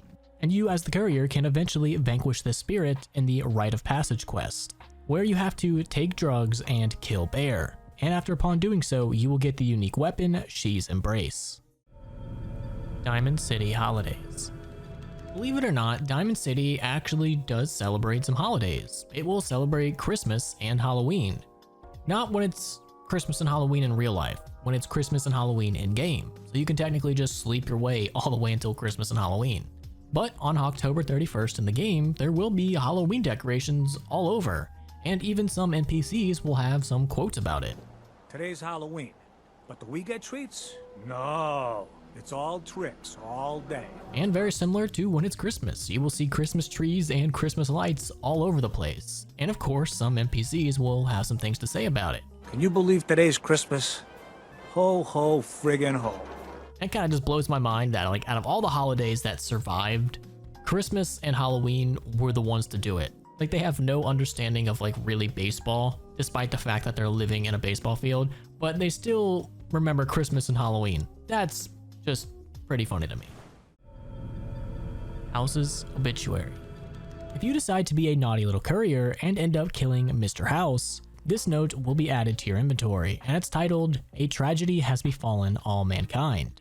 And it reads, Robert Edwin House, 2061, President, CEO, and sole proprietor of the New Vegas Strip, industrialist and technologist. Founder, president, and CEO of the multi-billion-dollar pre-war robotics and software corporation, Robco Industries, has died. Generally recognized by Mr. House to be mankind's only hope of long-term survival, Mr. House's passing may well sound a death knell for the entire human race. Lost forever is his bounty of knowledge concerning human longevity, depth and breadth of which could, as he was apt to say, fill several textbooks. He was not exaggerating. Though he did not achieve all his goals of functional immortality, let us not forget that he died at the age of 261. How many people do that? I mean, come on. Also, lost forever are House's singular personality, force of will, vision, and leadership ability. The probability of an equally capable figure emerging from the current human population to lead mankind to a future of equivalent quality is less than 0.000112%. By objective measures too complex to detail in this obituary. Personality and force of will. Born June 25th, 2020, House was orphaned at an early age when his parents died in a freak accident. Autogyro lightning. Though cheated of his inheritance, House attended the prestigious institute in Massachusetts and founded Robco Industries on his 22nd birthday.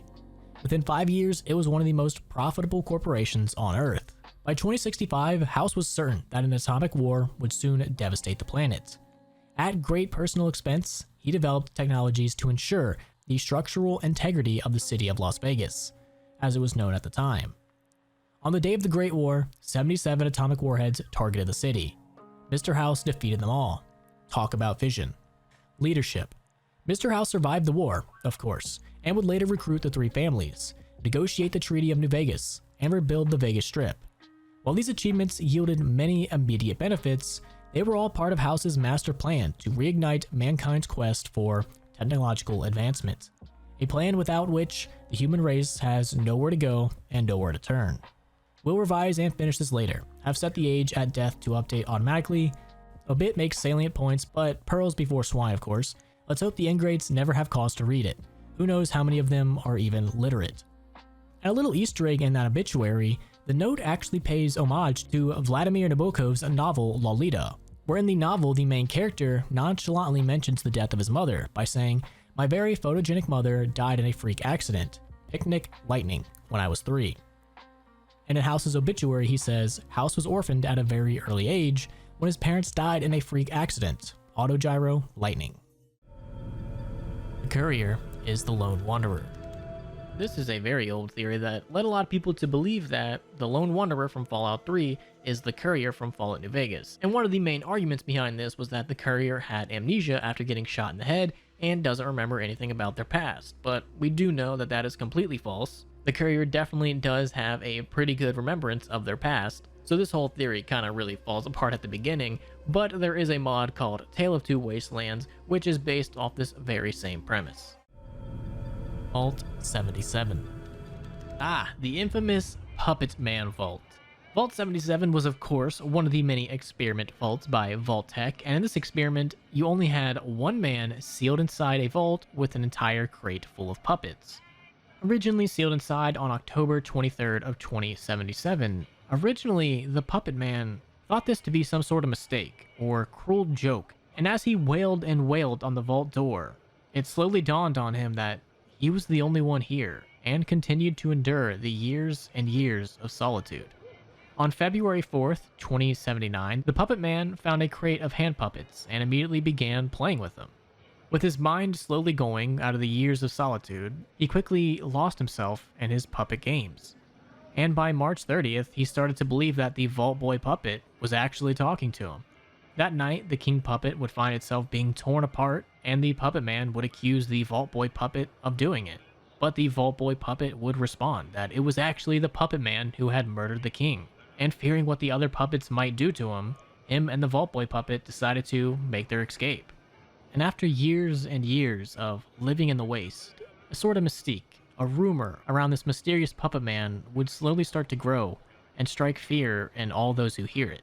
And by the time of 2277, even Paradise Falls, who is full of slavers, find themselves cowering in fear at the mere sight of a Vault 77 jumpsuit, and were even hesitant to actually burn it, lest they experience the wrath of the Puppet Man.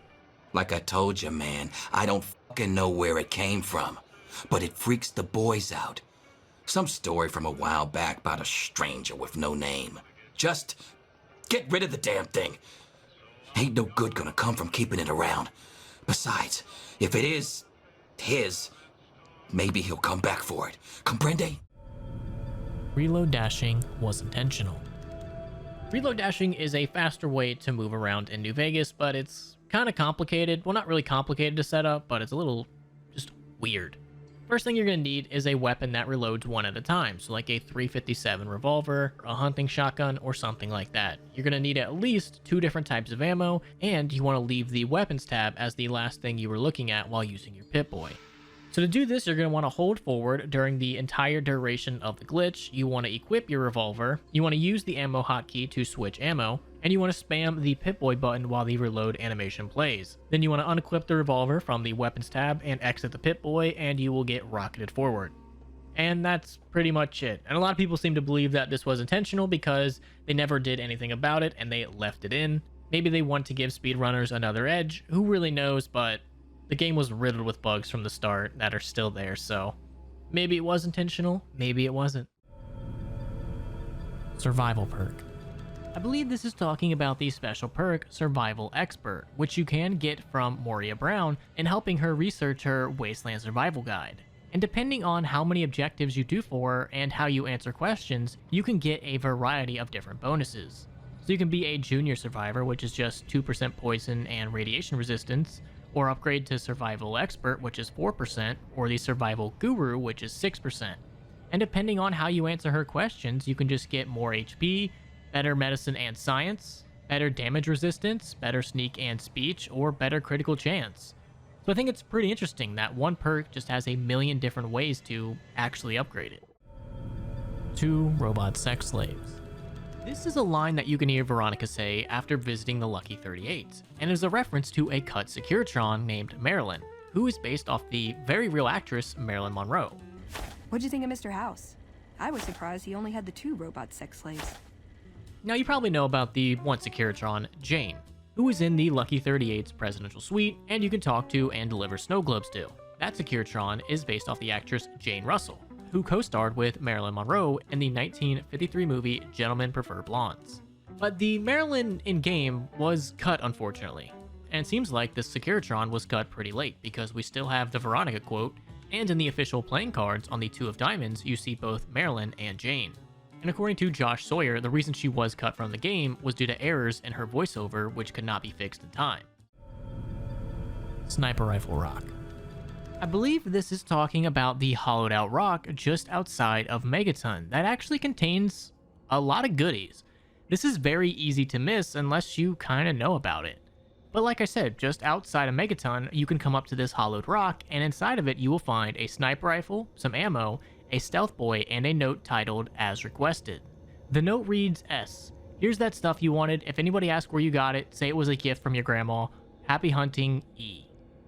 Now, if you are just starting off the game, this hollowed out rock is actually really helpful. You get a free sniper rifle and stealth boy right at the start. That's pretty damn good. Elijah's holotape. At the end of the Dead Money at DLC, after you have dealt with Father Elijah, you can pick up Elijah's holo message in the abandoned Brotherhood of Steel bunker. And the transcript reads, "This holo message is locked. A label on the front reads, for Veronica. A strange sensor on the back seems to be tied to a locking mechanism. And you can take this message to Veronica and it will trigger some unique dialogue." You did? Where? Oh my god, I mean, I thought... I don't even know what I thought might have happened to him. But you don't have a "this is good news" expression on your face.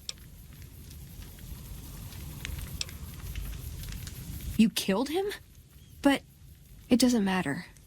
He died when we all retreated to Hidden Valley. I didn't expect to see him again. No one did.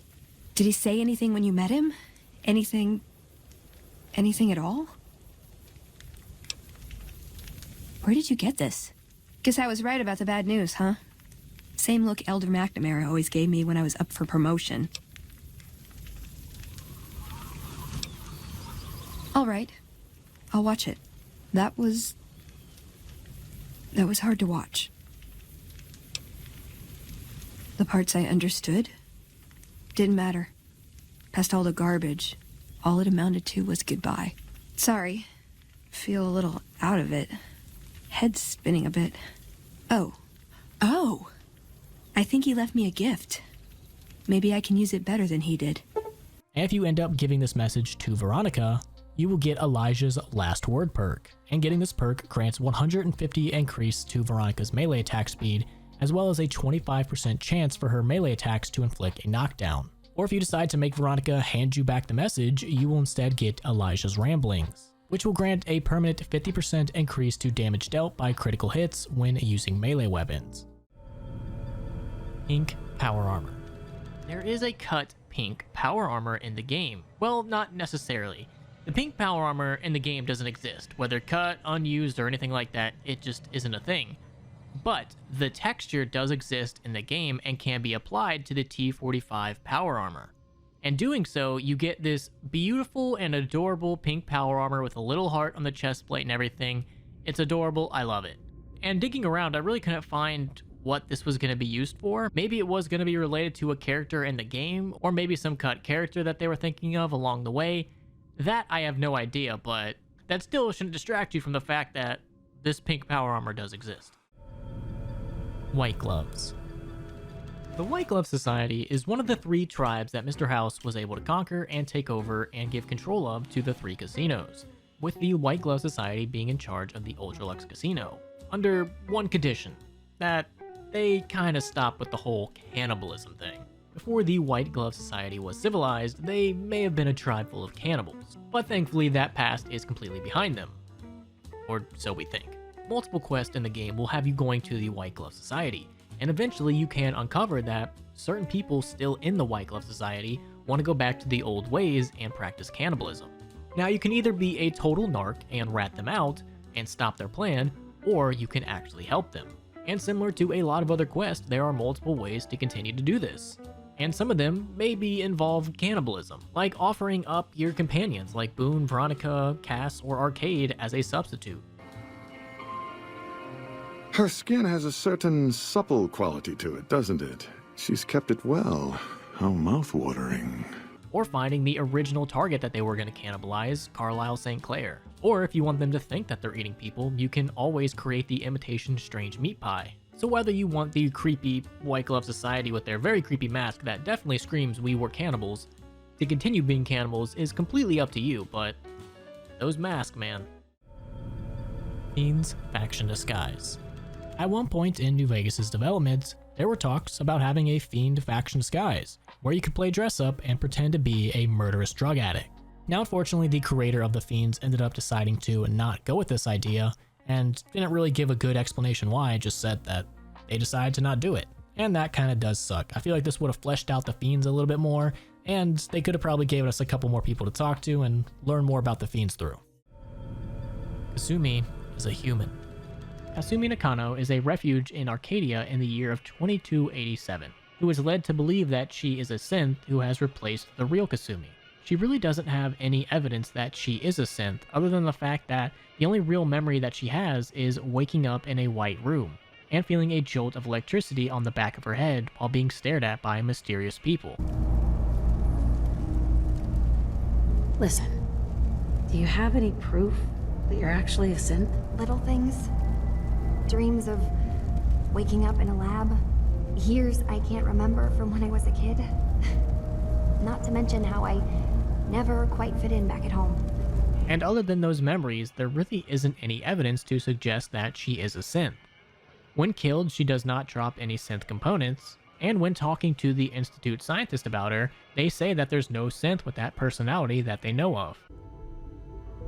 There's still the issue of this girl, Kasumi.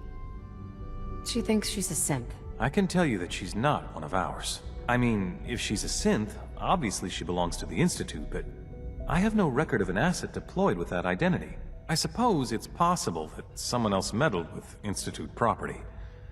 Certainly wouldn't be the first time. I'm sorry, I can't tell you more. If you can verify that she's one of ours, let me know, alright? So is she a synth? Probably not, but there's probably more to that backstory than meets the eye. High luck check. Luck not only gives you better critical chance and better odds at the casino, but there are also some special interactions that you can get if you have a high enough luck. If your luck is 7 or higher and you're at the RepCon headquarters, you can correctly guess the code phrase to prevent the mobile facial recognition scanner from kicking you out. And if you have a 9 luck, you can successfully operate and remove the brain tumor that's killing Caesar. Wasteland Scout Uniform.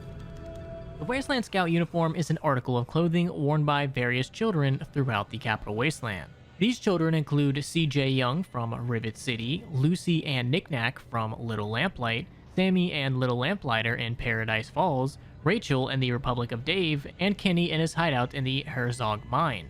Now here's the thing, if you are able to reverse pickpocket this uniform and put it on, it does this.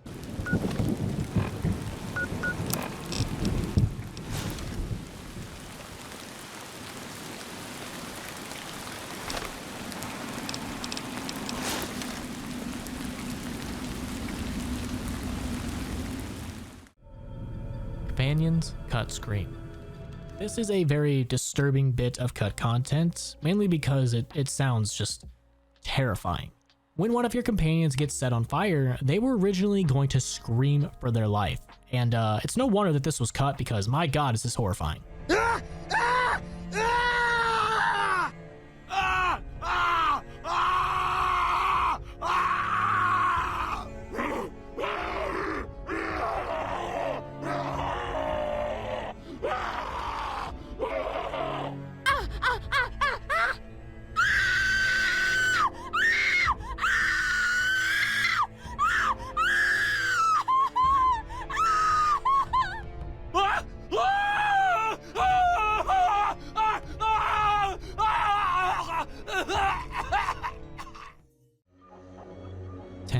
Tower Radio.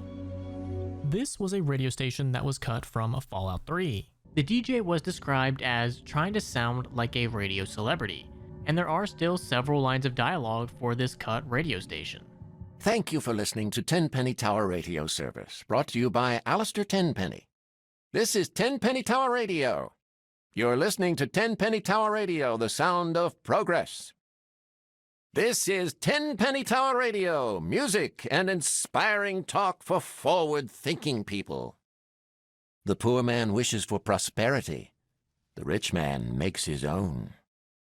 We must turn our thoughts away from that which is imperfect and impure. On that vast plain of dust we will raise new cities, and like the phoenix, spread the wings of new life and take flight. Never wonder for a moment if you're worthy of the benefits you possess. Rather wonder always if you have utilized them to their fullest. All men were created equal. Not all men remain so. The beggar must lay down his cup, for a man needs both hands to grasp the future. Let us release our fears of the past into our hopes for the future. The poor man wonders why he is poor. The rich man knows why he is rich. The real creator of Jet. The community is in a constant back and forth over whether Jet was invented pre-war or if it was invented post-war by a character called Myron from Fallout 2. The people that say pre-war point out to the fact that in Fallout 2, if your character has max intelligence, you can kinda call Myron out on his BS and tell him that he didn't invent Jet, but he merely stumbled across it. And people also point out that Miss Bishop was exiled from Vault City because of her addiction to Jet. And also the fact that Jet can be found in numerous pre-war buildings that have not been touched since the bombs fell, give the impression that Jet was a pre-war drug. But people on Myron's side point out to the fact that Chris Avlon, who was a game designer for Fallout 2, posted in the Fallout Bible 9 that Miss Bishop's claim of being hooked on Jet could be due to her memories being warped by drug abuse.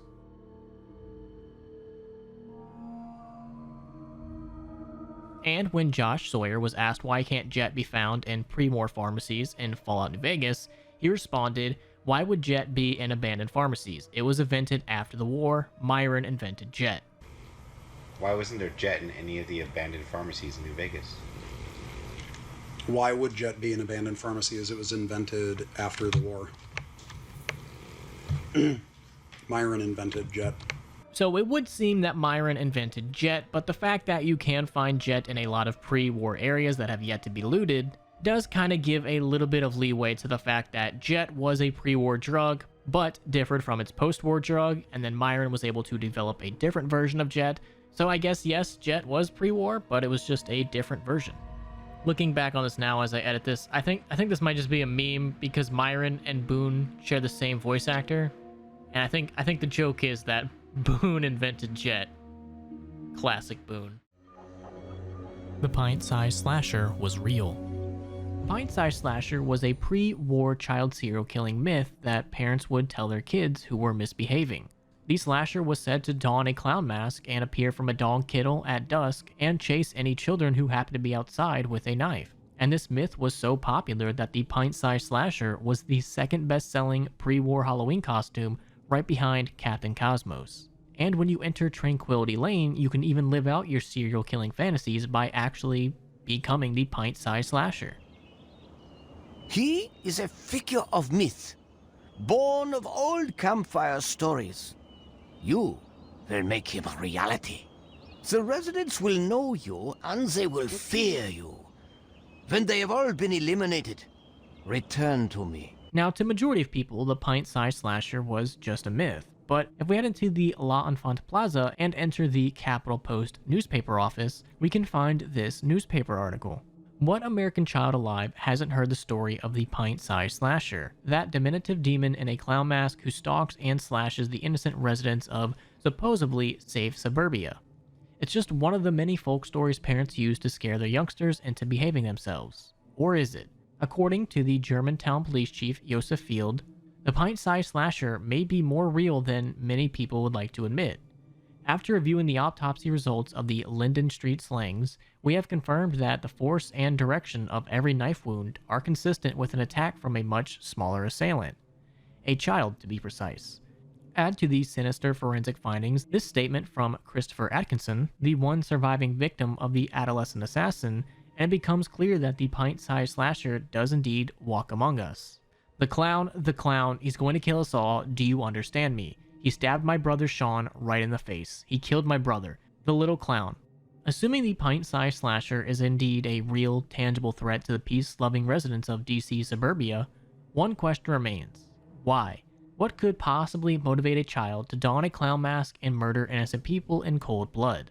We may never know, at least not until the miniature maniac is brought to justice. Until then, all we can do is lock our doors, kiss our children goodnight, and pray they live to see morning. Walter Streetbet Monroe. Mythbusters. This one is, I'm pretty sure, talking about 3 certain individuals that you can find in game.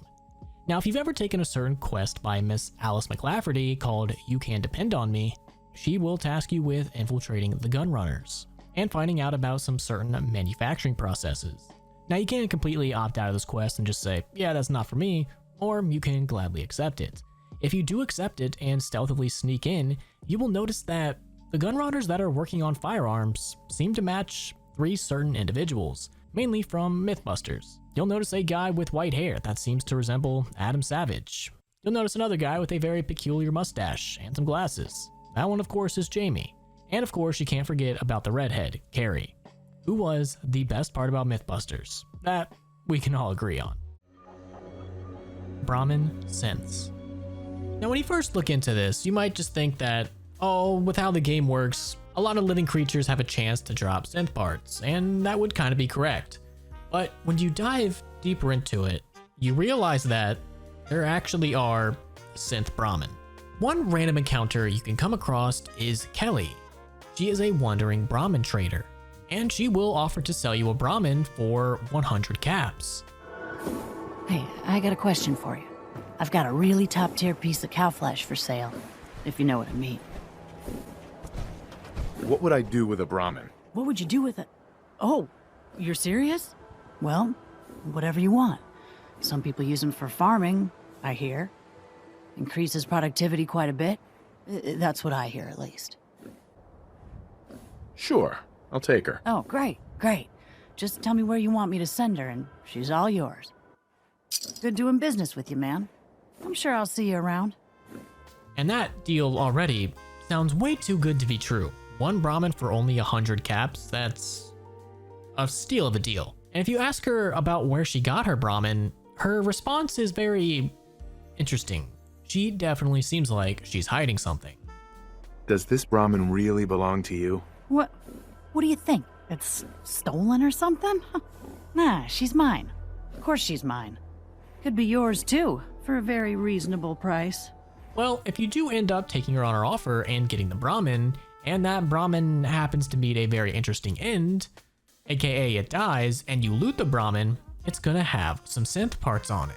Now that's really weird, but maybe it's just a bug. Let's go buy another one. And you end up buying another Brahmin, and it happens to die, it will also have more synth parts. So what is going on here? How come the Brahmin are so cheap? How come she keeps having like an endless supply of them, and why do they have synth parts on them? Well, we do know that the Institute pretty much can make a synth out of anything. I mean, they have spy birds, for God's sake. So it's not too far-fetched to say that they might have some synth Brahmin. And what a better way to spy on people. You send out a wandering trader that's selling Brahmin for cheap, an offer that's too good to pass up, and now you have infiltrated numerous settlements. And probably the nail in the coffin, later in the game, they can turn hostile and attack settlements, or if you're siding with the Institute, they will help attack that settlement. So yes, the Institute is everywhere, and synth Brahmin are definitely a thing. McClellan Family Home. This is an unmarked location in Fallout 3.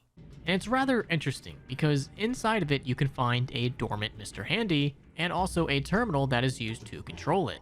And you can command this Mr. Handy to do a bunch of different things. You can deactivate the unit, which will recall the Mr. Handy to its base. You can tell it to walk Muffy, which is the family's dog, in which it will go outside and find the dog's dead body and try to convince it to stand up.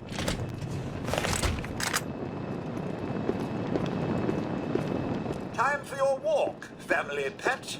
Oh, God. I hate that.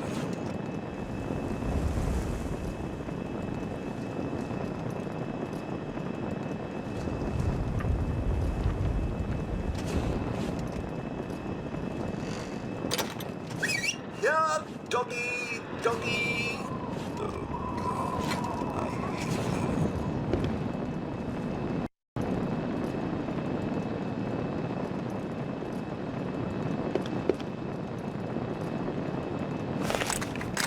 Here, kitty, kitty, kitty.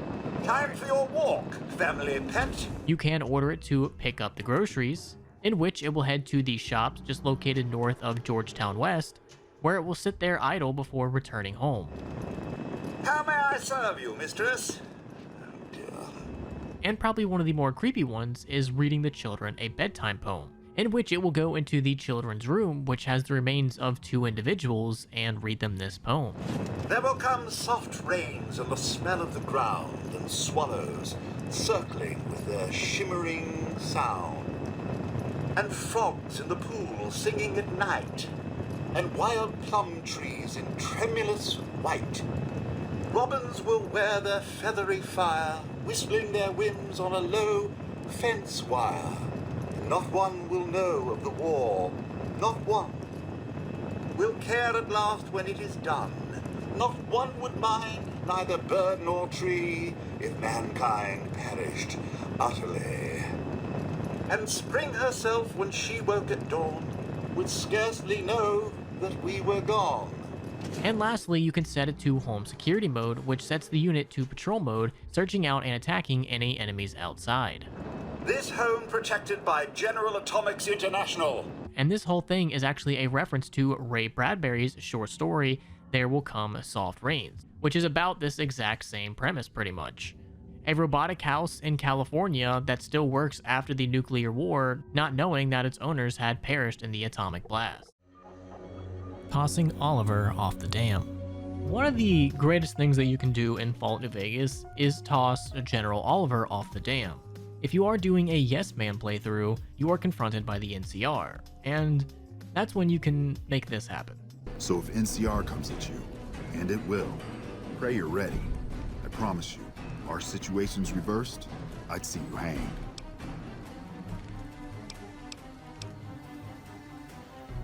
What the hell? No, get away from me, you goddamn TV on wheels.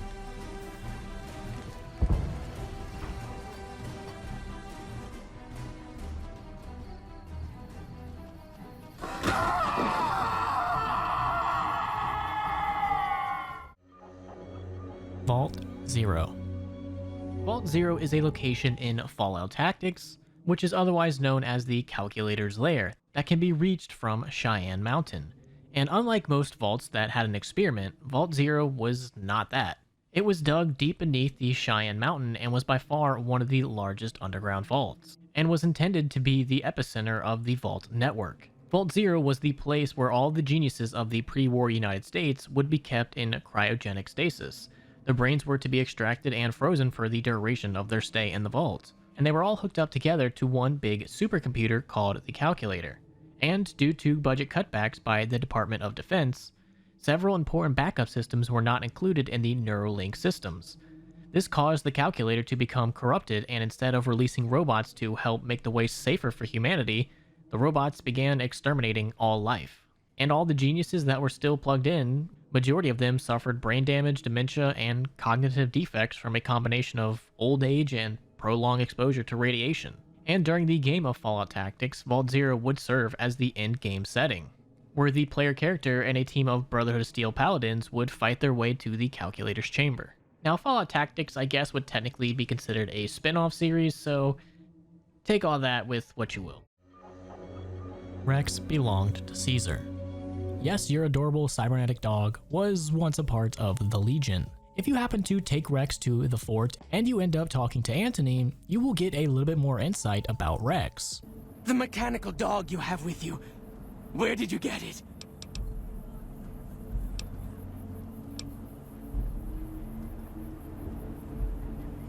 I ask because Caesar once had a similar pet, but it was lost during a battle. So it seems like at some point in time, Rex was a warhound for Caesar, and when the Legion went to sack Denver, Rex ended up getting lost. And if you actually look at Rex from the side, you can see the fading of a Legion bull that was painted on him. And even Rex's name is Latin for king. And during one of the ending slides, if you decided to transplant Rex's brain with Lupa's brain, you get this ending. With the transplant of Lupa's brain, Rex gained all of the donor's experiences traveling with the Legion. These melded well with his own memories of the Legion, and his new mind quickly adjusted to the myriad memories. So yes, your mechanical dog was once a part of the Legion. Colonel Autumn's Enclave. For a long time in Fallout 3, there's been a discussion on if Colonel Augustus Autumn was actually the bad guy. Colonel Autumn is the commanding officer of the Capital Wasteland Enclave in 2277. And a small minority of Fallout 3 fans have tried to paint Colonel Autumn as the good guy, or if not the good guy, at least an anti-hero. They claim that his motives were in good faith, and he was just simply trying to bring stability and peace to the wasteland. Even Colonel Autumn states that he doesn't want to poison the water with FEV, he simply wants to trade it for loyalty. Once this facility is operational, the masses will flock to the Enclave for fresh water, protection, and a plan for the future.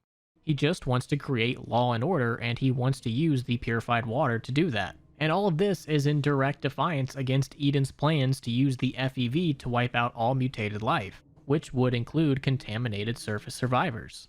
So is Colonel Autumn the bad guy? Yeah, probably, but I definitely don't think it's as black and white as a lot of people seem to make it out to be.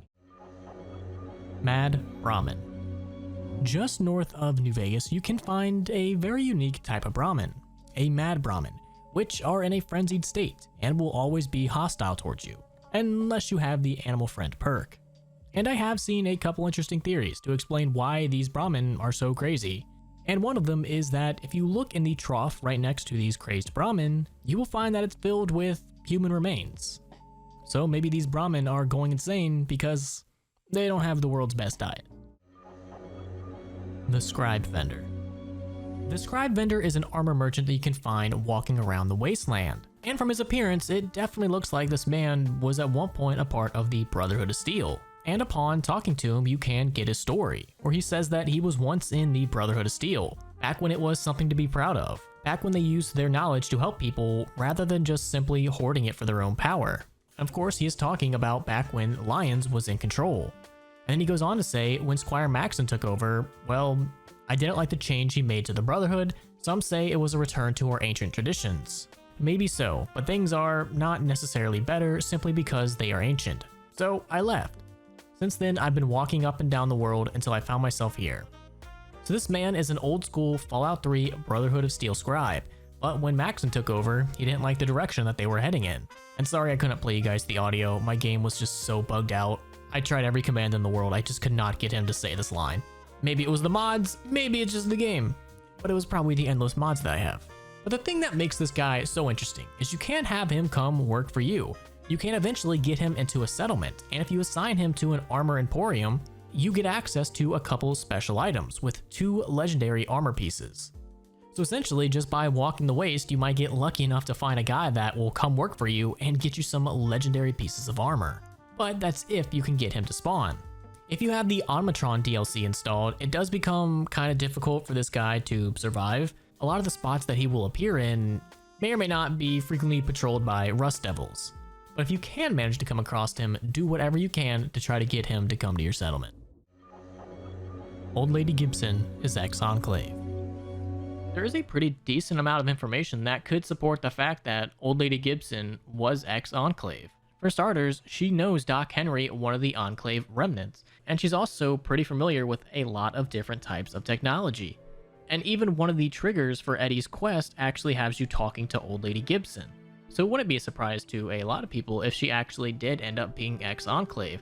But I think the thing that probably gets the most people is that they confuse her with Daisy Whitman, the actual Enclave remnant. I mean, they're both in the Novak area, they're both old ladies, and I've seen a lot of people confuse the two, so that is probably why a lot of people see Old Lady Gibson as being Enclave. They just confuse her with another old lady. Gaben. Gaben is a Frumentari in Caesar's Legion, and you've probably never met him. But he appears in Nipton if Vulpes Inculta dies before you ever reach Nipton. And he is essentially just a stand-in for everything that Vulpes would do, except for he has a little bit more dialogue and is a little bit more forthcoming with information about the Legion. Well, well, well. I've heard of you. The courier upon whom mighty Caesar has bestowed his mark. Don't worry, I won't have you lashed to a cross like the rest of these degenerates. It's useful that you happen by. I want you to witness the fate of Nipson, to memorize every detail.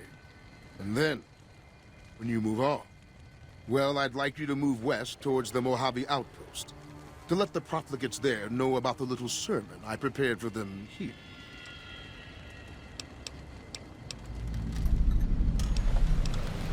The Legion is civilization reborn. Our culture is based on virtues such as martial excellence, loyalty, and justice. But you'll learn all there is to know in due time. Legatus Linnaeus, monster of the East, will soon arrive to command Caesar's troops in battle. The dam will fall, and the rest of the profligate West will soon follow. Legatus Linnaeus, monster of the East. Quite a man, if man he be. Caesar prides himself on selecting the right tool to overcome each new obstacle. In Linnaeus, he found his hammer. He's never been defeated in battle. 14 tribes have laid down arms at his boots. Another 5 rendered extinct. His latest campaign in the wilds of the Utah has concluded, and he is en route. When he arrives, your doom arrives with it. Lost Fort Abandoned Design Docs. The Fort Abandoned Design Docs were from Fallout Van Buren, which, as we know, was eventually cancelled. And these docs were written by Chris Avallone and outline the content which would have appeared in Fort Abandoned. And these documents were anonymously given to a Fallout historian, I hope I pronounced his name right, Anna Charit? Anna? I'm just going to call her Anna. With the request that she publish it to the Nukipedia on November 9th, 2023. On April 3rd of the following year, she took all the documents down, citing it was a request by those who had originally given her permission. But once something has been on the internet, it is always on the internet. And using the Wayback Machine, we can still find some images of these leaked documents. Fort Abandoned, originally known as Fort Aradesh, was a destroyed military base that belonged to the NCR. The fort was destroyed by Caesar's Legion forces, reducing the Republic's control over the frontier. And the name Fort Abandoned was applied to it after the NCR withdrew its forces. And the original plan was to have the player character, if they choose so, to slowly upgrade the fort into a center of prosperity. And in New Vegas' Lonesome Road, we can actually get a reference to this fort.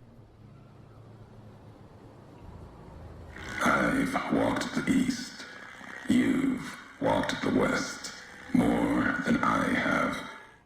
Circle Junction, Reno, Vault City. Word of you at Fort Aradesh.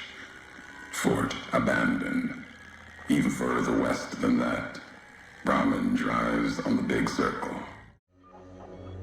Lucky Rabbit's Foot.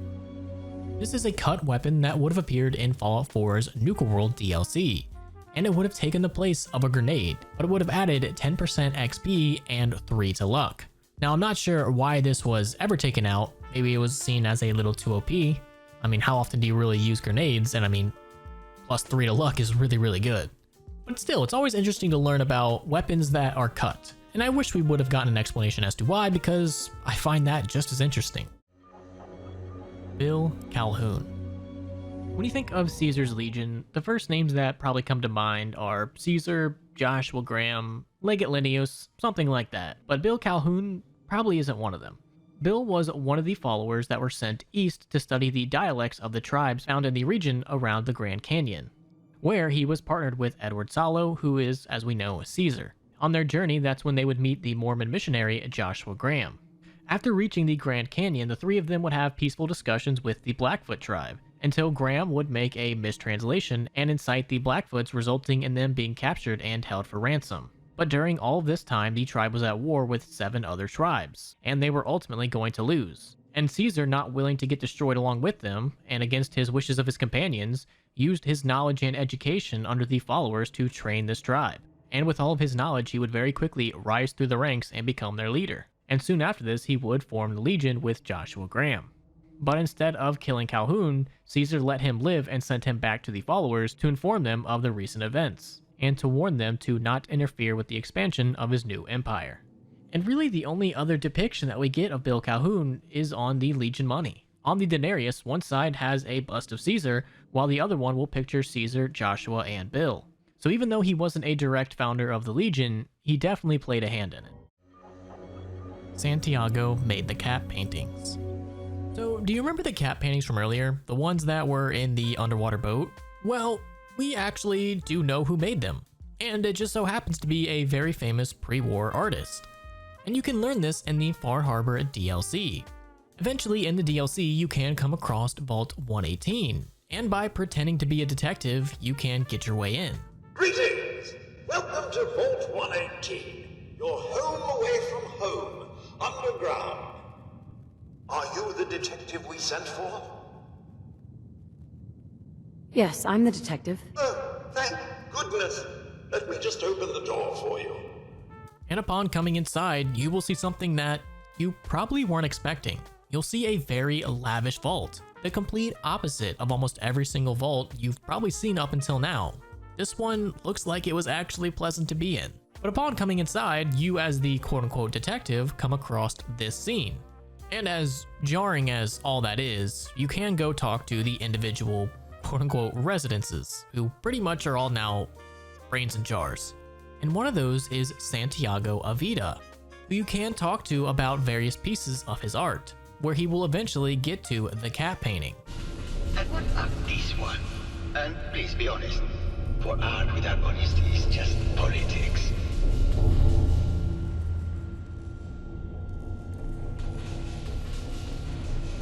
This is bullshit. Bullshit. Bullshit. You're talking out your ass and wasting my time. I can see this discourse is wasted on you. Truth be told, this is my best-selling piece.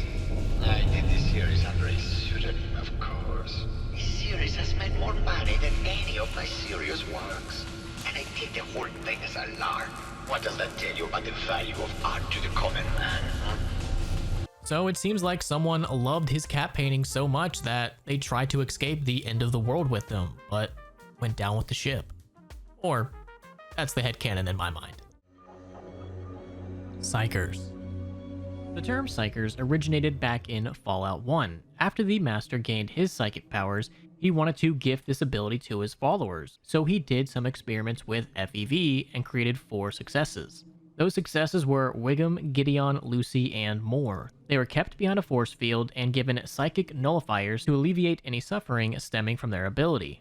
And the term Psyker may have started in Fallout 1, but it definitely did not stop there. In Fallout 2, we have Melchior, who can summon FEV Beast, and Hakunin, who is a Dreamwalker. In Fallout 3, we have Bloomseer Poplar, who can see into the future, and Professor Calvert, who is able to project his thoughts into the minds of others. In Fallout New Vegas, we got the Clairvoyant Forecaster, and in Fallout 4, we got Mama Murphy. So there are plenty of people in the Fallout universe who technically have psychic powers. I'm glad they didn't put too much emphasis on this, but just enough to make it interesting. Max Bar. Max Bar is another random encounter that you can come across, and it's rather interesting. It seems like this guy just randomly sets up his bar wherever he sees fit. And upon approaching him, you can see him talking to himself, but he very quickly explains why he does this. I wonder if I could get some more customers if I hired some busty waitress. Nah, people don't go for that these days. Hey. Ah, a new customer. Welcome to Max Bar. We are currently open for business. Please excuse the mess. Why start a bar out here? Ever since I was little, I wanted to own a bar. A place where people could come and relax and tell me their troubles. Problem is, real estate is real hard to come by in most of the major settlements. So I figured, why not start out here, huh? And he acts like any other merchant, except for he will only buy and barter 8 items. So like guns and stuff, that's off the table. So maybe next time you're out walking the Commonwealth, you may come across Max Bar. Ulysses owns Wolfhorn Ranch. Wolfhorn Ranch is a place that you will come across in your quest to track down Benny. Not only does it have the unique weapon, the chopper, but it also once belonged to Ulysses. In the official Fallout New Vegas game guide, it says this about the ranch. What was once a profitable Bighorn ranch has recently been abandoned, and its owner, a man named Ulysses, is nowhere to be found. And that's not the only reference to Ulysses owning this place that we have.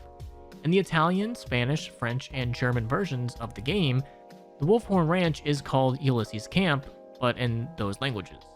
And lastly, according to Chris Avalon, the grave that is located on the hill next to the ranch is actually a reference to Ulysses being cut from the game. And this would have been the area where he would have stayed, and you would have been able to acquire him as a companion, who had sympathetic ties towards the Legion. But instead, they ended up cutting him and saving him for Lonesome Road. Far Harbor Sunken Power Armor. In the Far Harbor DLC, you can find a full set of power armor located just under the water. Now, unfortunately, this is just one of the many numerous vault locations that have been cut. This originally was going to be an unmarked location that was going to be in the DLC, and it would have probably been a pre-war military crash of some sort. But due to who knows why, they never got to finish it, and now we just have a piece of power armor sitting under the water that you can't access. Kings aren't impersonating Elvis. The Kings are a faction that you can run into in Freeside that have taken over the Kings School of Impersonation. They walk and talk like your stereotypical 1950s greaser. But who is the person that they are mimicking? That would be, of course, Elvis Presley, the King of Rock. But they don't really know Elvis or know anything about him. Near as I can tell, it was some sort of religious institution. Oh, I know it says school out front, but everything in here seems to be related to the worship of some guy from back in the day. People used to come here to learn about him, to dress like him, move like him, to be him. If that's not worship, I don't know what is. Not a whole lot to tell. There were only a few books left in here when we found it, and those were rotted away. There were some posters left that were pretty well preserved, which is how we know all this stuff was based on the same guy. The thing of it is, we don't even know what his name was. All the posters just referred to him as the King.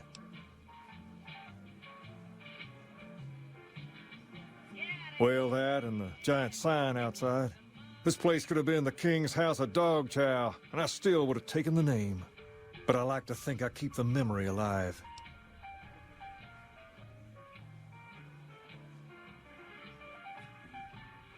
As far as we can tell, the guy that built this place was considered the coolest of the cool, and taught other people how to be more like him.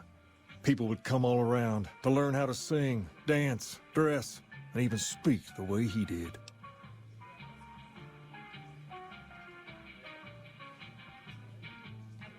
Something like that, yeah. There were some working tapes here when we first got here, so we know what he sounded like. Sadly, they stopped working a few years back, so I sold them to a junk merchant who was passing through. Otherwise, I'd play some for you. All the outfits you see my guys wearing around were originally found in here too, along with more hair gel than you can shake a stick at. The Elvis Presley in real life was one of the greatest musicians of all time, but that's how we know him. They don't know anything about Elvis, and they see Elvis as some sort of godlike figure. They saw him as some sort of special being that just towered over everybody else. They don't know that he's just some rock star from history. They thought of him as a literal king. So they aren't impersonating the Elvis that we know, they're impersonating their ideal version of the king. Beta House. In the early builds of Fallout New Vegas, Mr. House had a much different appearance, and my god is this the thing of nightmares. I'm so glad they went with the one they did, because this one is terrifying. I would not work for this man. Like the house that we have, I'll simp for Daddy House all day. This Mr. House screams, I have a litany of children's bodies under the floorboards. I don't trust this guy. Glad they did not stay with this. Wanamingo Origins. The Wanamingo is one of the many mutant creatures in Fallout. There is an East Coast and a West Coast version. The West Coast version we can see in Fallout 2 and are mainly found in North California, while the East Coast version are going to be slightly different and found throughout Appalachia.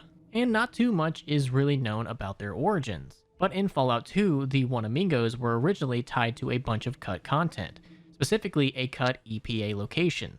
Or, well, that's what its earlier version was called. It was eventually renamed to the Environmental Protection Agency. And originally, there was a heavily toxic lake that was explicitly mentioned as being a catalyst for many mutations, including things like the floaters and centaurs. So maybe early on in Fallout 2's development, this would have been the origins for the Wanamingos.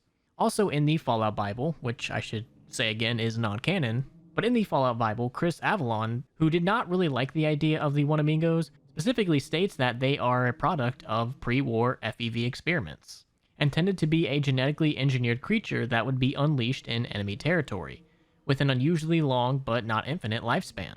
And they even put a genetic dead man switch in them to keep them from excessively breeding. And it seems like for Fallout 3, they were at least toying around with the idea of having them in, because in some of the concept art for Fallout 3, we can see some mock drawings for the Wanamingos. So what is the origins of these creatures? We don't really know 100%, but there are still many theories out there. Moriarty Karma. This is a reference to Colin Moriarty, who is a resident of Megatown and owner of the saloon. And just by talking around town, you kind of get the impression that this guy is not that good of a guy. I'm sort of stuck here. Colin says that I can't leave until I pay off my debt to him. Of course, he charges me room and board, too. Hi there. I'm Nova. New to Megaton, huh? Who, Gob? Well, if you can get past how he looks, he's a sweetheart. Colin's awfully hard on him, though. Well, the miserable bastard is hard on all of us, but Gob gets it the worst. I guess just because he's different, you know? And what makes this even more confusing is by killing him, you actually get negative karma. So either that was an oversight by the developers, or they know something that we don't know. Pam caused the Great War. One of the many questions in the Fallout universe is who exactly caused the Great War? There are so many theories floating around, but there's really no 100% definite answer on who exactly caused it. And I kind of like that. I like having the mystery. I don't really ever want to know who caused it because I feel like, in my opinion, it would kind of break the whole meaning of Fallout. But one of the many theories floating around is that Pam, the predictive analytic machine that is currently being used by the Railroad, actually caused the Great War. Pam was originally commissioned in 2067 under the PAM initiative. This was a joint project between the Defense Intelligence Agency and the military to develop an advanced AI, capable of predicting the future. And with access to a massive database, Pam was able to make some predictions. But she did have a problem with the human factor, and in a bid to remove the human element from her calculations, the theory goes that Pam might have actually fed the US false information about the impending nuclear strikes, which would in turn force the US to retaliate. Just how inaccurate are you? The smaller the group, and the greater the time frame, the less accurate I become. But all predictions are affected by the human element. Now, did Pam start the Great War? I highly doubt it, but it's still just another theory to add to the pile. Faction safe houses. All New Vegas has a very interesting reputation system, and once you get a high enough reputation with each faction, they will give you the keys to an elite safe house that you can use for pretty much whatever you want. The Legion one is going to be located southeast of Nipton, and it will contain a couple beds and a water fountain with some pretty notable loot. It'll have some Legion Centurion armor and a Centurion helmet, with Legion Vexillarius armor and a Vexillarius helmet, and also a sniper rifle and a chainsaw. There's also some Lucky Shades, some Legion Praetorian armor, and a Displacer glove. And you can also find 2 Stealth Boys, 2 Cat Eyes, and 2 random skill magazines. And the Legion Safe House will be restocked every 3.5 in-game days by Veteran Atticus. Now, the NCR Safe House is going to be just northwest of Black Mountain. And inside that one, you will have a couple rooms. You're going to have a reloading bench, a water fountain, a bedroom, and a couple footlockers. But the more interesting aspect is going to be the NCR Ranger Combat Armor, the NCR Salvaged Power Armor, the NCR Ranger Patrol Armor, and a neat little Ranger hat and helmet. There's also the Followers of the Apocalypse Safe House, which will be just northwest of Vault 22. And inside this one, you can find a DC Journal of Internal Medicine book, an advanced radiation suit and a tri-beam laser rifle, and an all-purpose science suit and a multiblast rifle. And kind of last but not least is going to be the Brotherhood of Steel Safe House, which is going to be west-southwest of Raoul's shack. And inside of it, you will have Paladin Sato, who is in charge of the bunker and can repair any of your items up to 100%. And inside of it, some of the best goodies you're going to find is some recon armor, some T-51 power armor, some T-45 power armor, a Tesla cannon, minigun, Gatling laser, and a missile launcher. Now, of course, you also have like some of the other places like the Lucky 38, the Dino D-Light Motel Room, and things like that, but the main faction safe houses are going to be the Legion, NCR, Followers, and the Brotherhood of Steel. And they always get resupplied by people, and they have a pretty decent amount of goodies. So if you get a high enough reputation, these are definitely places you're going to want to check out. Multiple Lanai. This is actually one of my favorite Fallout New Vegas theories, and this theory states that there's not just one Legate Linnaeus, there's multiple. The term Legate Linnaeus is not to define a person, but mainly to define an idea, a symbol. And there is actually multiple pieces of evidence to support this. In the Legion camp, multiple of the high-ranking legionaries can give very conflicting details about the Legate's backstory. Linnaeus is the greatest of my battlefield commanders. Some might call him a great man, but I'm not sure he qualifies. Once, he was the greatest warrior of the Hydebarks, a tribe of the Arizona. Maniacal in battle. Sometimes he'd ambush Legion patrols by himself. When after several months we found and surrounded the Hydebarks camp, their chieftain raised a banner of surrender. The warrior, who was not yet Linnaeus, went insane with rage. He struck down his chieftain and attacked his own tribe. He killed 15 before they brought him down. He didn't die, obviously. I had him tended to. He was maimed, most of his face torn off. It was days before he regained consciousness. When he did, I went to his bedside and showed him the helmet I'd had forged to cover his face. I said he could have it if he'd fight for me. He accepted, on condition that he be allowed to kill the surviving males of his tribe. I said, make it the adult males, and you have a deal. He's the best warrior in the Legion. A full legionary by the time he was 12, he's never lost a battle. Had the Legate been in command during the Battle of Hoover Dam, the Legion would have won. I have no doubt about that. It took years for Caesar to conquer Linnaeus' tribe, and Caesar showed mercy to the survivors, allowing them to join the Legion. Had the positions been reversed, Caesar would be dead. Linnaeus is called the Monster of the East because he never, ever shows mercy. Linnaeus, butcher, monster, terror of the East. Not even his slaves have seen his face. Struck them blind so they can't. Wears a mask. Don't even know if it's the same man. He put Colorado to the sword. Broke the hangdogs by throwing their hounds upon the flames, so they might burn forever in the afterlife. And a lot of this backstory has to account with no one really seeing his face. Why does he have the mask, and why would he strike his personal slaves blind so they can't see him? Maybe so that way no one can actually see his face to know that it's not the same person. And one of the biggest pieces of evidence is the fact that Joshua Graham claims to not know him. I think only Caesar can lead the Legion. I've never met anyone who could take his place. I couldn't. I never had a mind for logistics. I don't know Linnaeus, but from what I've heard, he has no interest in leading anyone, unless it's in battle. Despite the fact that all of these legends that were rising about the Legate would have definitely happened during the time that Graham was the Legate. And the thing that really nails it in the head for me is that we already have a couple references to the Princess Bride in Fallout New Vegas, with the rodents of unusual size, and the challenge, I am not left-handed, which is of course a reference to Inigo Montoya's line when he has a sword fight with the Man in Black. And if you haven't seen this movie, dude, check it out, it's actually really good. But in that movie, there is a character known as the Dread Pirate Roberts, and throughout the movie you hear all of these tales about the pirate, and you eventually come to learn that it is not one person, but it's actually multiple people. And as time goes on, the captain would hand down the title to someone else. Well, Roberts had grown so rich, he wanted to retire. Told me his secret. I am not the Dread Pirate Roberts, he said. I inherited the ship from the previous Dread Pirate Roberts.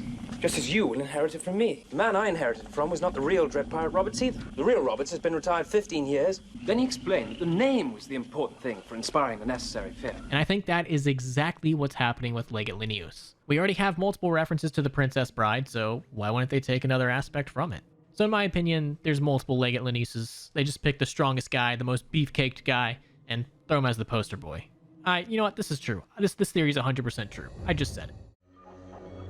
Trashcan Carla is a spy. Trashcan Carla is a wandering caravan merchant that just patrols the Commonwealth. She operates out of Bunker Hill and has a variety of stuff, weapons, armor, and just some random junk. And you can normally find her running a circuit between Sanctuary Hills and the Drumlin Diner. And you can even encounter her in Bunker Hill and all the places in between. And after first talking to her, if you actually give her a sarcastic response the first time you meet, you'll be given a permanent 10% discount. So it always helps to be a smartass. But talking to her and buying things from her and even asking her for directions, you never get any hints that she's actually an Institute spy. Well, if you head to the Institute and you go into one of these terminals and look up a list of informants, Trashcan Carla is one of the Institute's informants. And it seems like looking through this list that a lot of caravanners are actually secretly working for the Institute, which would make a lot of sense. They would want people that are constantly on the move and not just stuck in one spot. They want to get as much information as possible, and who better than a wandering caravaner? Nuka Cocktail. This was a cut weapon from Fallout 3 that seemed to be this game's universe of a Molotov cocktail. It would have used the bottle of a Nuka-Cola Quantum and a rope, along with a tin can, turpentine, and a Braxo cleaner. And when thrown, would have created an explosion. But unfortunately, they ended up cutting it. Fallout 4 Neutral Ending.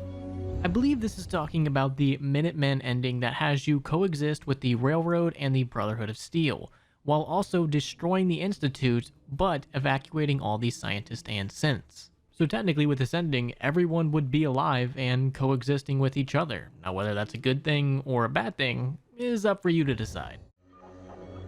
A man chooses, a slave obeys. This is a reference to one of the challenges that's going to have you kill Mr. House with a 9-iron or with Neffy's golf driver.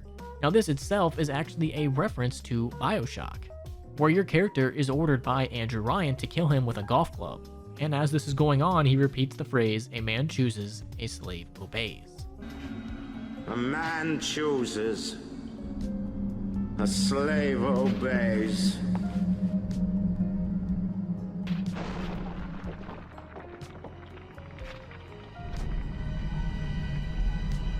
Kill! Vault Dweller's Memoirs. We talked a little bit about this with the Pat entry, but the Vault Dweller's memoirs were introduced in the Fallout 2 manual and are written by the Vault Dweller themselves, and it recounts their history from the moment they left Vault 13 up until they founded Arroyo. It has everything from their time in the vault, to their life outside, to their confrontation with the Master, to the death of his beloved dog Dogmeat, to his return to Vault 13, and to his founding of the tribe. If you're a huge fan of Fallout history, I definitely recommend you look into the Vault Dweller's memoirs because it really does lay out the history a little bit better. Reeb Marina twins are the same person. This is a very interesting theory that states that the twins you learn about at the Reeb Marina are not exactly twins, but the same person with some sort of personality disorder. But first, let's learn about the background of what happened here at Reeb Marina. Accessing this location, you are greeted by a Mr. Handy that says this. Hello, Eugene! Your brother Malcolm has prepared a surprise for you. Follow me.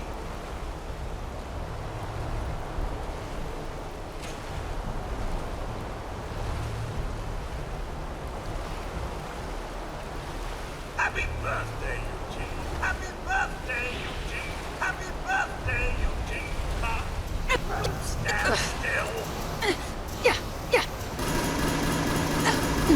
So obviously, someone has a vendetta against this Eugene guy. They programmed robots to lull him into a false sense of safety and then immediately turn on him and try to kill him. Well, exploring around the area, we can find some notes and terminal entries that kind of give us a little bit of background on what exactly happened. One of the first things we can find is a break room note to Malcolm from Eugene, would you mind not slurping your coffee? I can literally hear you on the other side of the hangar. If you didn't know any better, I think you were doing it on purpose. And right next to it, we can find another note to Eugene from Malcolm. Everything on this counter is mine. Touch anything, and you're a dead man. So it seems like there is some sort of hostility between these two. Well, going to the bathroom, we can find another pair of notes. From Eugene to Malcolm, Malcolm, empty the latrine when it's full. And of course, right next to it, we have another note. Dear Eugene, eat shit. Sincerely, Malcolm. So it's not looking like these two were exactly buddy-buddy. Well, if we continue to explore, we can find a bunch of terminal entries. This one seems to be Eugene's. And the date is not too long after the bombs dropped. First day in the marina, 10 days since the bombs fell, and the world has gone mad. Malcolm and I might just be able to pull this off. The boats are still in good condition. If we can get one of them up and running, we can escape the chaos of this war. I'm glad Malcolm is here. Family have to stick together, even if he is an annoying slob that slurps his coffee. 20 days later, he has another entry. 20th day at the Reeb. If that blasted fool thinks he can tell me what's what, he's got another thing coming. He needs me, and that means what I say goes. We are escaping south. That jackass is never going to fix the other boat without my expertise and parts. And for what? To head north, of all places? If he wasn't my own flesh and blood, I'd clobber his coffee-slurping contrarian face with a wrench. I think he's doing it on purpose.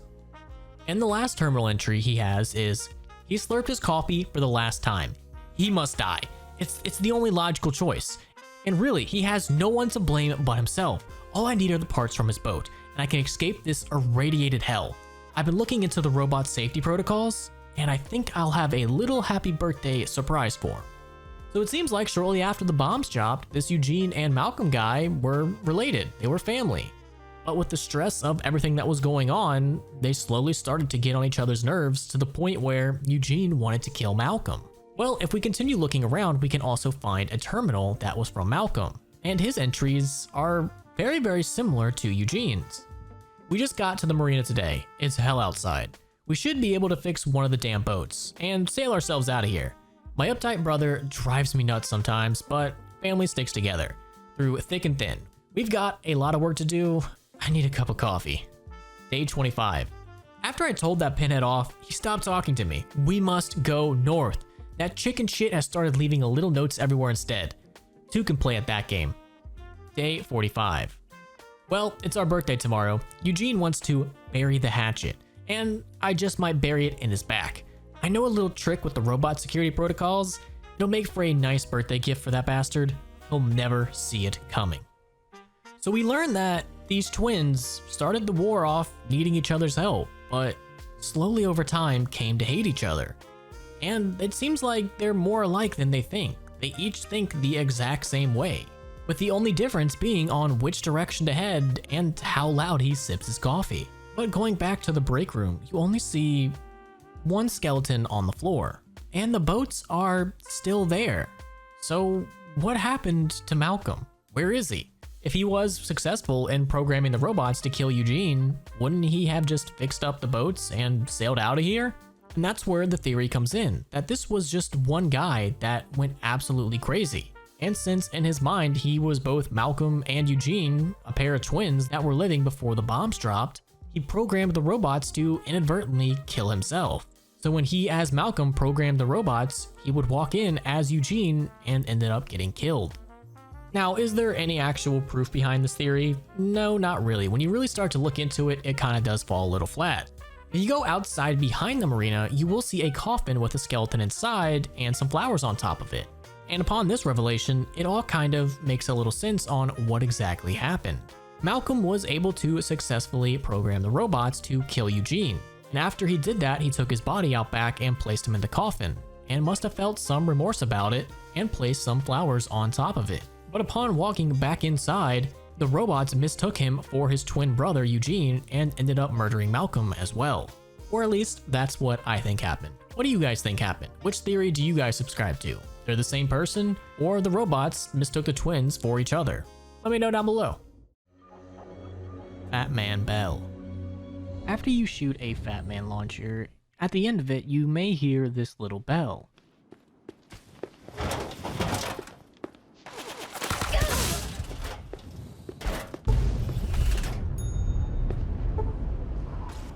Well, that little bell is actually just a regular lunch bell from the Bethesda Softworks cafeteria, and this is all according to a Game Informer article from forever ago. And because the fact that they used a lunch bell after you just nuke an entire area is absolutely hilarious, I choose to believe it. All in New Vegas cut slave voice lines. In New Vegas, slaves really don't have much to say. If you try to talk to them, they'll just say excuse me. But originally they were going to have a lot more things to say. They would have commented on companions, you, depending on what your reputation with the Legion was, and various other things going on around the Mojave. What a strange floating robot. Is it useful for anything? How disgusting. You can see that strange mechanical mongrel's brain. What is that thing? I've never seen a blue mutant. Ugh, one of the burned people walks in our camp. You're a woman, and yet you wander free. Huh. The Big One. The Big One is a wild wasteland encounter that you can come across. It's kind of going to be out in the middle of nowhere, out near the Devil's Throat and Ranger Station Bravo. And upon approaching it, you will see a giant nuke, very similar to the one that you would see in Fallout 3 in Megaton, with a display reading 9999 and getting 1 to 3 rads per second. And you also have some pretty formidable enemies with some super mutant masters right around the corner. But if you do have a high enough science, you can salvage some components from it, and you will get 150 energy cells, 50 microfusion cells, and 2 sensor modules. With this wild wasteland encounter, there really isn't too much to it, but it's still a pretty interesting one. Law Dog. This is yet another cut weapon from Fallout 3, and it was a unique 32 pistol, and it would have had a slightly increased damage and a slightly higher value. You would have been able to fire it about 555 times from full conditioning until it broke. And this might have been cut pretty early on in development because it seems pretty identical to the regular 32 pistol, and maybe they want to save up space and just focus on other weapons instead, so they ended up axing it. Bitter Springs Massacre. The Bitter Springs Massacre is definitely a blemish on the NCR's reputation. Prior to the events of New Vegas, the Great Khans were one of the most feared raider tribes in the Mojave, but due to Mr. House kind of beefing up his own tribes, Great Khans ended up getting pushed out and sent to Bitter Springs.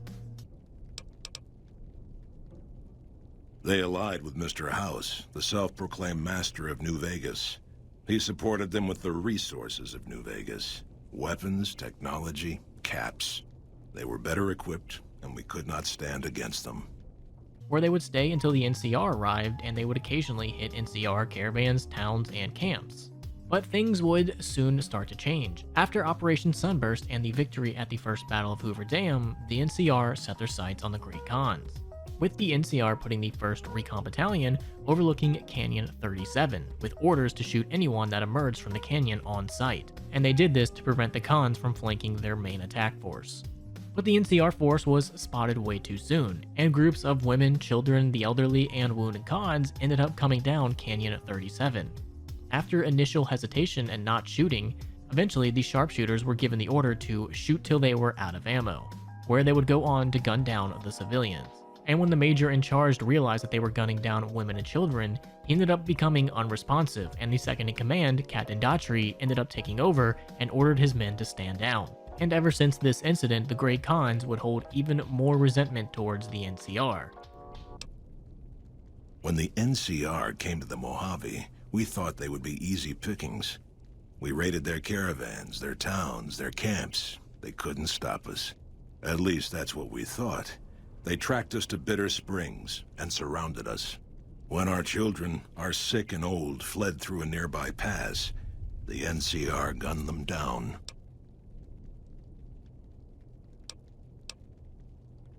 It's because of that we have sworn to take revenge on the NCR. With our new allies in Caesar's Legion, we will crush them. And even people that were involved in the massacre, such as Craig Boone, would go on to forever suffer with what they did. Canyon 37. That's what the NCR calls the pass down there. It was the Khan's only escape, so we set up here to guard it while the main force attacked from the front. Standing orders were to shoot on sight. Main force got spotted too soon. We heard shooting. Then Khan started coming through Canyon 37 in bunches. It was all wrong, though. Women, kids, elderly. Wounded started coming through too. We radioed to confirm our orders, but command didn't get what we were seeing. They told us to shoot till we were out of ammo, so that's what we did. For the cons, any of them can be dangerous. There's a lot you can't see through a scope. Still, I often wonder the same thing. Anyway, I don't know why we're here. Thought maybe it'd help me see things better. I'd like to stay here for the night. Think some things over. Marco. Marco is only ever mentioned in Fallout 3 on a holotape called Dead End. Just north of the MDPL-21 power station, you could find a Wastelander with this on him, and it reads, "It's been a week, and I still haven't picked up Marco's trail.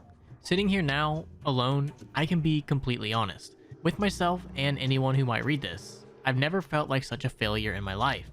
To let a man enter your home, then watch helplessly as he murders your family in cold blood, is more than any person should have to bear. Now I can't even find the son of a bitch to give him what he has coming. He kills my children in front of my eyes, and he gets to just walk away? No punishment? No justice? How is that fair? I'd kill myself, but I'm sure I'd just screw that up too. I just wish I knew what to do.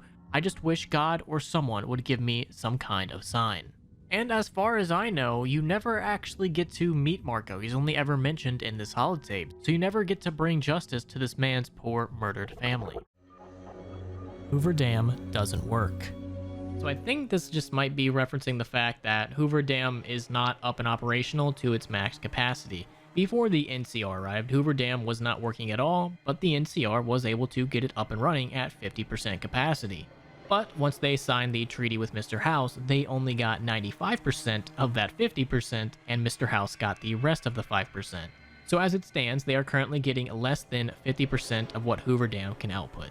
And if we do math, that's closer to 0, so technically, the Hoover Dam is not really working. Gabriel was a failed synth mind wipe. Gabriel is a synth that, with a little help from the railroad, was able to have their mind wipe and start a new life. And that sounds good and all until you realize that ended up leading him to become a raider, and not just any raider, he ended up becoming the leader of a raider group. And the reason it would be a failed synth mind wipe is because, according to some Institute terminals, the mind wiping technique is very dangerous, and it can harm the synth software and mix up their ideas of right and wrong. So technically, every time the railroad mind wipes a synth, they end up with the possibility of getting the exact opposite of what they want. If you get a synth that is already generally a pretty good person, there's a chance that the railroad, while mind wiping them, could turn them totally evil. It really puts a spotlight on this whole railroad being the good guys kind of thing. Garrett twins incest. The only thing that I could really find about this, other than the fact that the internet is weird and anything to do with incest naturally gets spread around for some weird reason, was this almost 10-year-old Steam community post that asked the question, "Do you think Mick and Ralph are a couple?" This person thought that it was a little sus that two dudes own a store together in Freeside and wanted to know if people thought that they were a couple. Now naturally, all the replies kind of clowned on him, but one person used OP's logic and said that the Garrett twins from the Atomic Regular must be incestuous because they also live together and work together. I mean, if we're going by OP's logic, then two siblings that live together have to be banging, right? Now this post kind of blew up a little bit with a lot of people just going back and forth making jokes, but like I said before, once the internet gets a hand on something and incest, the weirdos start to come out and take it to another level. Roach King Throne. The Roach King's Throne is yet another unmarked location in the Capital Wasteland, located just northeast of the minefield. It is inhabited by the Roach King and a couple cockroaches. And the Roach King, as described by the Fallout 3 official game guide, goes as such. Key. First, build throne. Then take rocket. Key. Some of my shiny friends help me. What time is it? Scuttle and bustle time. Key. The sun is hot, but the throne is cool. Key akaku. Oh, me insides don't feel right. Sleepy time. Key. So it's pretty safe to say that the Roach King is absolutely insane. And the Roach King is also rather interesting because he doesn't have like a set default face and can really just kind of be anybody, and apparently he may even spawn sometimes with a female body, but the one commonality is he always has the same facial hair. Boone Sniper Nest. I believe this is talking about the sniper's nest that is located just outside of Cottonwood Cove. It has not been confirmed canon that this is actually Boone's sniper's nest, but a lot of people in the Fallout community tend to believe it is. The reason for that is because you can find a unique sniper rifle, the Gobi Campaign Scout Rifle, in a locked chest. And once Boone opens up to you about his history and the whole situation with his wife, it starts to make a little sense. All right. I tracked her down. Southeast, near the river. They were selling her. Saw it through my scope. Whole place swarming with Legion, hundreds of them, bidding for things no man has a right to. I just had my rifle with me. Just me against all of them. So I took the shot. Now, was this actually Boone's sniper's nest? Probably not. In Camp McCarran, you can find a note talking about this location. Major, this is to inform you that a small sniper's nest has been successfully set up near Cottonwood Cove as requested. The nest should have some bedding and a small amount of supplies, but no weaponry. The sniper should be forewarned that the position is close to the enemy camp, and upon completing his or her objective, should get the fuck out of there as soon as flamingly possible. The coordinates are 12-22. Good luck and good hunting. Signed, D. Leon David, Field Preparations Division. Gruul Encounter. This is yet again talking about another random encounter in Fallout 4. You can come across Gruul, who is a raider chef, who is traveling the Mojave looking for ingredients that he can use for his recipes. But unfortunately, the second he sees you, he will be very, very hostile and immediately try to kill you. But upon killing him, he will drop some very interesting things. Number 1, his shopping list, where he has a few pounds of Yao Guai meat, half dozen Deathclaw eggs, Mirelurk meat, soft shell only, beer, lots, and a Cuppa Glowing One blood. What they don't know won't hurt them. And he actually has a lot of this on him at that time.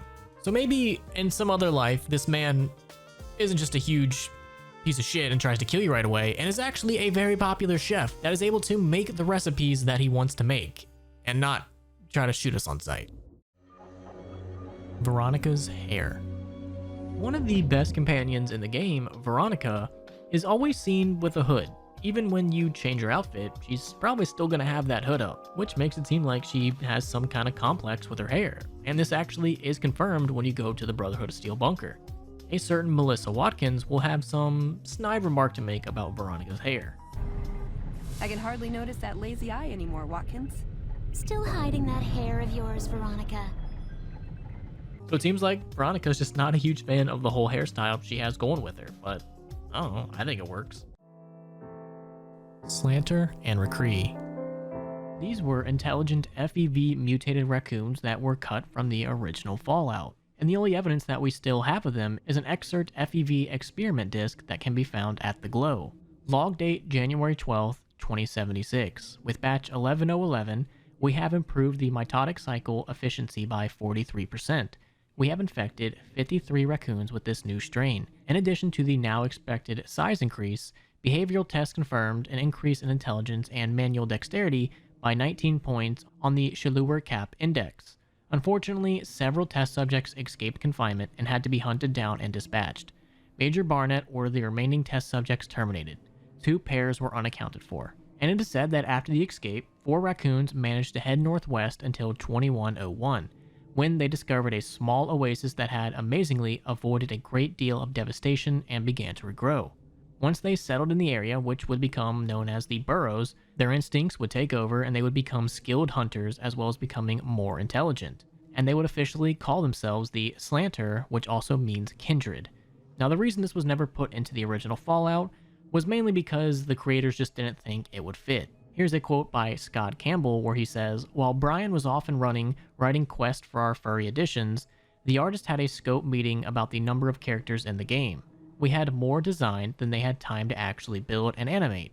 So a compromise was needed, since the mutant animals were rare, required several sets of armor, and totally different animations, they were chopped.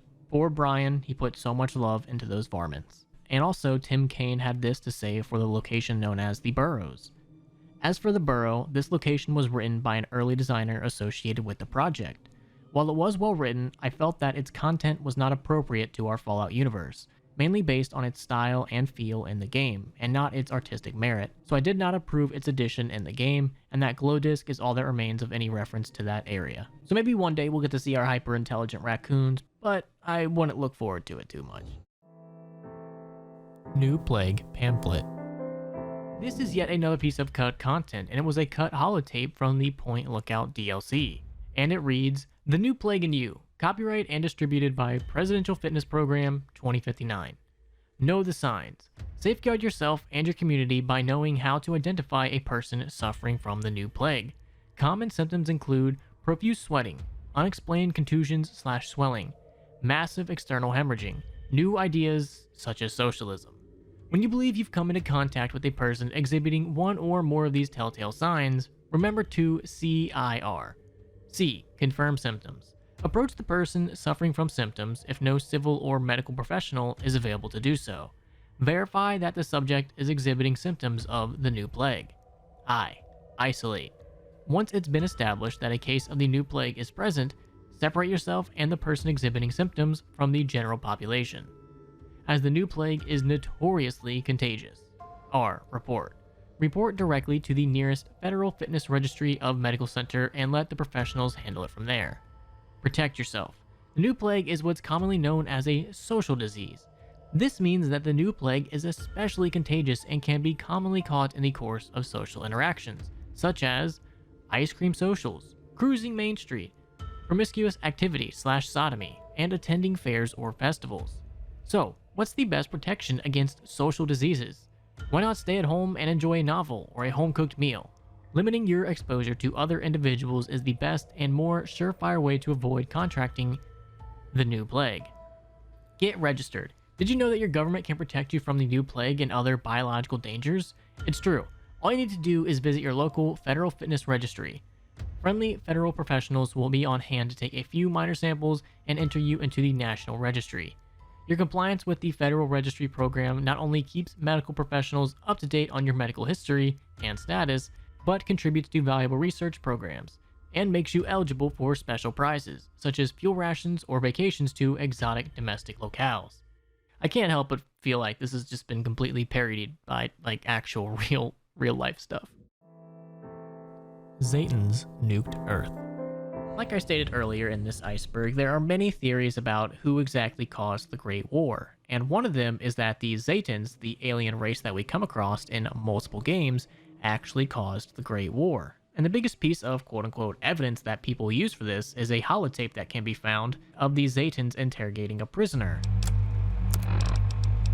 Our defenses consist of three battalions of light infantry, 34 pieces of field artillery, 108 armored vehicles, and 42 aerial vehicles. We have 38 ICBMs, always on alert. They're ready to fire when the word is passed down from the White House. Yeah. The codes to activate the launch sequences are... No. I can't let you... Get out of my mind!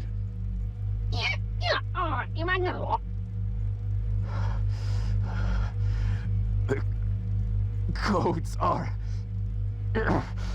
I can't betray... my head! I can't... I won't...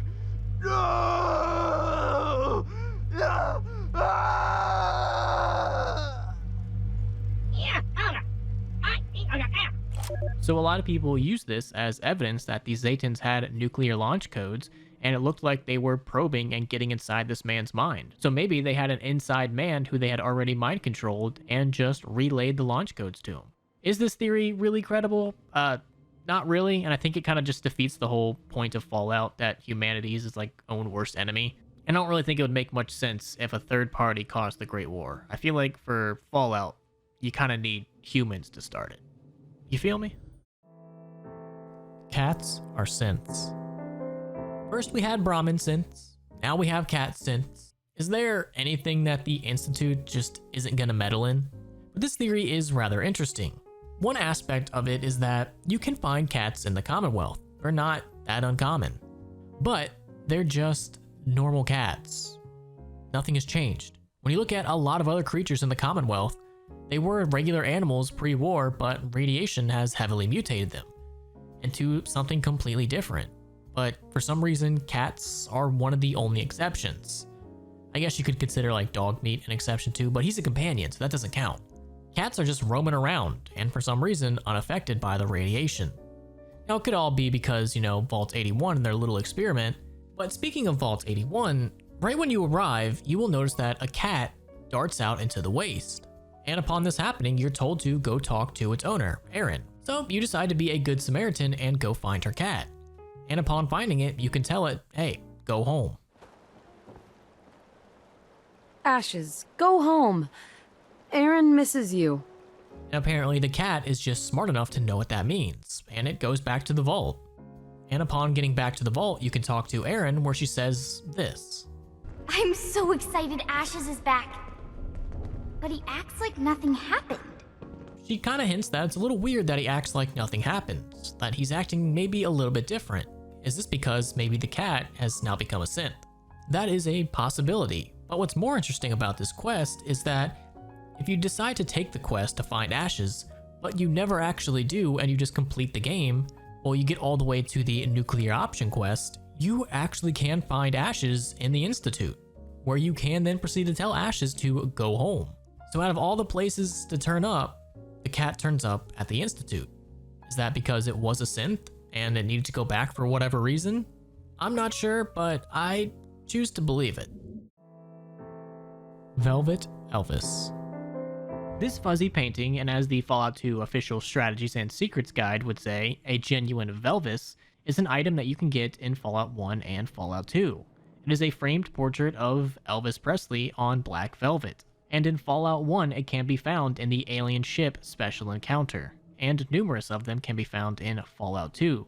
But the interesting thing is in Fallout 76, Brother Scarberry mentions investigating a light which fell from the sky and finding only a fuzzy painting of a man in a blue shirt. I saw a light fall from the sky. I hoped for him, but instead found metal, smoke, and debris. Nothing else except for a fuzzy painting of a man in a blue shirt. The last cool thing about the Velvis that I could find is in the Fallout 25th anniversary, where a bunch of developers were answering questions. One of the questions was this. Speaking of content that wasn't cut, an interesting question comes up from time to time. That is, when implementing special encounters, aliens, the police call box, dinosaur footprint, did you ever consider them as anything beyond a cool little Easter egg, a more direct part of the story? Tim Kane responds, no, I don't think so. Special encounters were tied to luck and meant to be fun and a potential source for cool items. No story elements, since they might never be encountered for some players. Leonard Boyarsky commented, mostly we made those because we thought they were funny. And Tim Kane adds on, although it would have been funny to convince the master to give up his plans using a Velvet Elvis painting as a bribe. So maybe one day we'll get to vibe master with a velvet painting of Elvis. Mined mole rats. When I first read this, I assumed it was like mining mole rats or something to do with them being underground. But no, take it really literally. This is mole rats that have fragmentation mines strapped to their sides. Coming across the unmarked location Kendall Parking, you can come across multiple mole rats, or ratties as you'll see here in a second, that someone was crazy enough to strap fragmentation mines to. And exploring this place a little bit more, you can find someone called the Drifter, who will not initially shoot at you unless she sees her ratties attacking you. And if you have the Animal Friend perk, you can actually initiate some conversation, where she'll say this. You friend, also the rat. This for you then. But honestly, I think anybody that's strapping fragmentation mines to mole rats is probably insane and maybe shouldn't be allowed to live. Or maybe they should, because that's actually pretty awesome. You know what? I'm changing my mind. She's alright. Ghoul Delusions. This is talking about Chris Haversam, who you can find at the RepCon test site helping Jason Bright. And he seems to be a little bit delusional, in that he thinks he's a ghoul. He grew up in Vault 34, and he believed that the radiation he absorbed from his many visits to the Vault reactor would eventually turn him into a ghoul. And this fear in his mind only seemed to manifest itself when he naturally started going bald, and that made him think that he was going through ghoulification. I was human once, you know. Grew up in Vault 34, northeast of here. Nice upbringing if you like assault rifles and target practice. But oh, you prefer machines that don't shoot people? Not so nice then. Who should maintain the Vault's reactor? Hauser? Mitchell? No. Make it Haversam. He likes machines. Haversam won't mind getting irradiated. Haversam won't mind mutating. He's already ugly as it is. Haversam won't mind when his hair starts falling out after a few years. There's no connection, Haversam. You're neurotic. So with this human that's going bald, believing that he is a ghoul, he eventually found his way into the Bright Brotherhood, where he would help the ghouls on their great journey. And depending on the actions from the courier, many different things can play out. Eventually, towards the end of the quest, you can convince Chris that he is indeed human, with a speech check or the Black Widow perk, and that the rest of the Bright Brotherhood unfortunately cannot take him with them. And then you will be faced with an option. You can either convince Chris to help sabotage the rockets, or you can tell Chris to leave it alone. And depending on your actions, you'll get these two endings. Though Novak was a low-priority target for the Legion, many of Novak's citizens died in its defense. In the weeks that followed, several Bright followers returned to Novak to help restore its defenses, allowing it to remain independent of NCR. While the destruction of the Repcon rockets appeared to be a boon to the salvagers of Novak, the benefit would never be realized. Radioactive fuel from the wrecked ships seeped out and contaminated the area. Salvagers were forced to move on, and the town was abandoned. Now, Chris is actually a reference to two things. First, a character from The Honeymooners named Mr. Faversham. And Chris is also very similar to Saint Christopher, the patron saint of travel. Both were spared from grisly fates by the same religious group that they help. And they were both also immortalized by the same religious groups. And they were both revered as religious figures at the end of their stories, by helping their followers reach a paradise. So next time you play Fallout New Vegas and you're interacting with Chris, you are interacting with Saint Christopher from The Honeymooners. Brooke accepts the charge card. You can come across a junk item called the charge card, which before war is exactly what it sounds like. You put money on it. Very similar to like a credit card or a debit card. But post-war, not very useful. You can run into Parker Quinn's scam where they promise you that this is the better alternative than carrying hundreds of bottle caps. Sounds good. I'll take one. Awesome. I'll take your money and you get the charge card. Great doing business with you. Tell your friends, Parker Quinn, same corner every day. Retard. But not really many merchants will accept a charge card. That is, unless you talk to Brooks, who upon taking one quick look at it, will give you 100 caps for it. Hey, this is a long shot, but do you accept this charge card? Huh? Oh yeah, that thing. Sure do. It'll be easier if I just cash you out. Looks like, what, 100 caps? Here you go. Which is interesting, because before this, no other merchant was really wanting to touch it. Can I pay with this charge card? No. Do you take this charge card? Caps only, I'm afraid. Do you take this charge card? Trying to pull a fast one on me? No. Caps only. Can I pay with my charge card? You're kidding, right? Caps only, friend. Can I use this charge card here? Is this something synths used to pay for things? We don't take filthy synth money here. Do you take this charge card? What now? Oh no way! Parker Quinn got another one. I can't believe it. That old shark. Listen, ain't no one from here to the Quincy Bay gonna accept that useless hunk of plastic. You're better off tossing it. I bought this charge card. Do you take it? While I appreciate the novelty of crushing someone under the burden of financial debt, we only accept caps here. If you were to trade for this, I suppose I could give you half a bullet, or perhaps an incredibly sharp toothpick? Do you accept this charge card? A charge card? Whoa, I haven't seen one of these since before the war. Sorry, honey, but this thing hasn't been good for about 200 odd years. If you're trading, I might be able to give you a couple of caps for it, but, it's barely worth the plastic it's printed on. And the reason Brooks accepts it right away is possibly because he's a synth. He escaped from the Institute and remains at Far Harbor and helps greet new synths who also escaped the Commonwealth. So maybe with Brooks being a synth, he can actually see some kind of value being in the charge card. Or maybe this was just a way to hint at that he was a synth early on. Cut Old World Blues ending. Unfortunately, yes, there is a cut Old World Blues ending that's actually really cool. So you know how we have the alternate ending in the Dead Money DLC? Well, it seems like there was planned to be one in Old World Blues, where you could actually join the think tank. And we have two things for it, the ending slide, and Chris Avalon actually gave us the entire text for the outro. In the decades following the Battle of Hoover Dam, the Big Empty remained a desolate stretch of wasteland where few travelers dared venture. In time, however, a strange blue field began to grow, slowly spreading across the Big Empty. Lightning blue fields of force danced on the horizon like electrical storms. People whispered of floating spheres, flickering like a rainbow of torches in the desert like old world wisps. Then communities began to vanish. Good Springs was crushed beneath bizarre hexcrete blocks that stacked to the sky. The inhabitants of Prim winked out, flesh fried into X-ray silhouettes, their arms raised in surrender. A satellite fell on Jacobstown, beaming a kaleidoscope of bright blue equations into the deranged Nightkin minds, driving some berserk, paralyzing others. Black Mountain Radio began broadcasting a strange staccato static as hordes of giant man-eating battle Brahmin began to swarm from its peak. Camp Searchlight became a garden of giant carnivorous plants. And the Colorado River shrugged one day, drowning several communities as its contours adjusted themselves.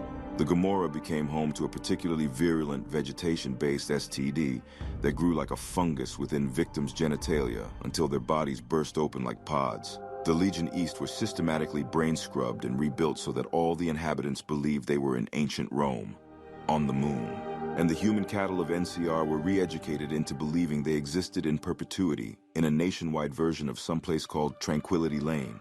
In the end, no one was sure who had cracked the dome of the Big Empty, although it was clear someone had been playing with forces they did not understand. Throughout all this, the think tank was industrious, confident these experiments were all for the best, the results of the data they obtained incredible.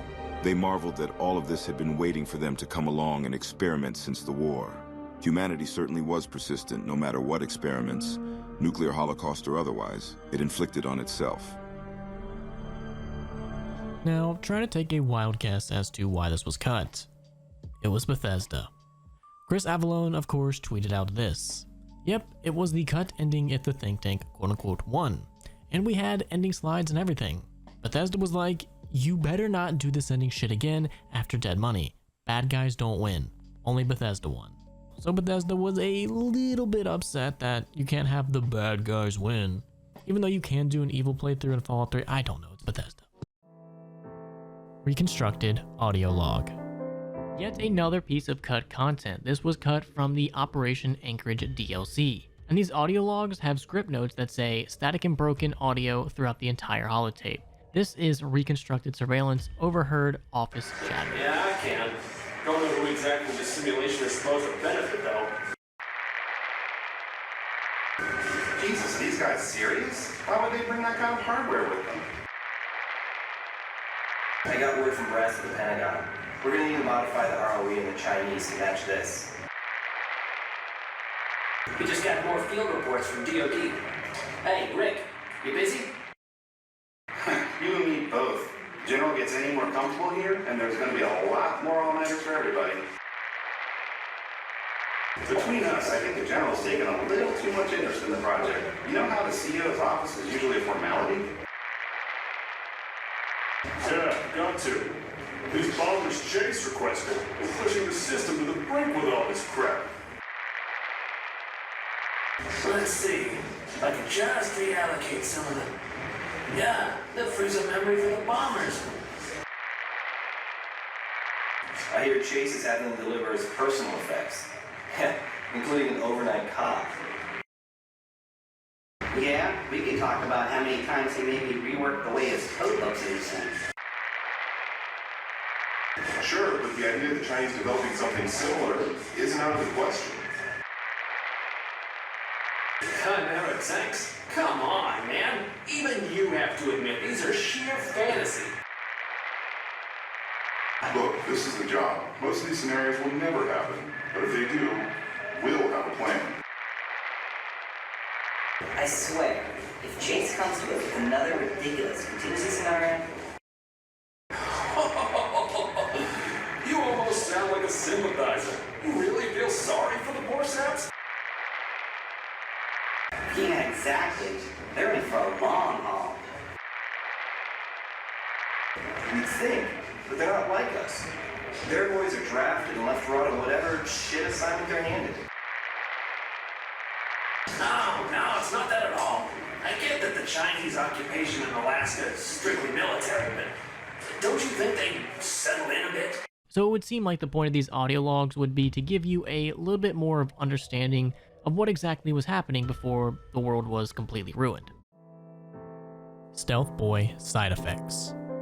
It is not well known, but Stealth Boys do have a downside. They are not completely harmless. According to Doc Henry, people who abuse Stealth Boys can develop severe mental conditions, such as paranoia, delusions, hallucinations, and even schizophrenia. The Nightkin have varying degrees of mental instability due to their addiction to Stealth Boy use. I've been trying to come up with a cure. I'm currently investigating the local Night Stalker population, since they seem to have developed a natural stealth field. I've also gotten my hands on a working Stealth Boy Mark II prototype, but that experiment is riskier. I'd rather not pursue that research just yet. The stealth field has been modulated to use less power and thus last longer, but for some reason it has pronounced negative effects on the user. However, these pronounced effects will allow me to pinpoint exactly what parts of the brain they're affecting. Unfortunately, I'll need to run the test on a live subject. And that's not all. If we remember back to the Circle of Steel, Chris Avallone summarizes them as this: secret black ops, more stealthy tech ninja assassins, branch that we intended to introduce in Van Buren. And that branch was becoming unhinged through extreme use of Stealth Boy technology and causing fractures within the political structure of the Brotherhood of Steel. So Stealth Boys on the outside may seem completely awesome. They make you invisible and harder to detect, but at the cost of your mental stability. Benny was a companion. Benny wasn't actually meant to be a companion, but I think what this is referring to is Chris Avallone's want for Benny to be a companion. In an interview, he says this: in speaking on what we would have liked to tackle given the chance, Avallone also focuses on the companions. He says, if there had been time and the inclination, having Sunny Smiles, Yes Man, Benny, Volpes, Victor, and others as potential companions would have also been great. So would have Muggy. We wanted to, but adding a full companion through the DLCs that would work in the core games would have taken more time than allowed.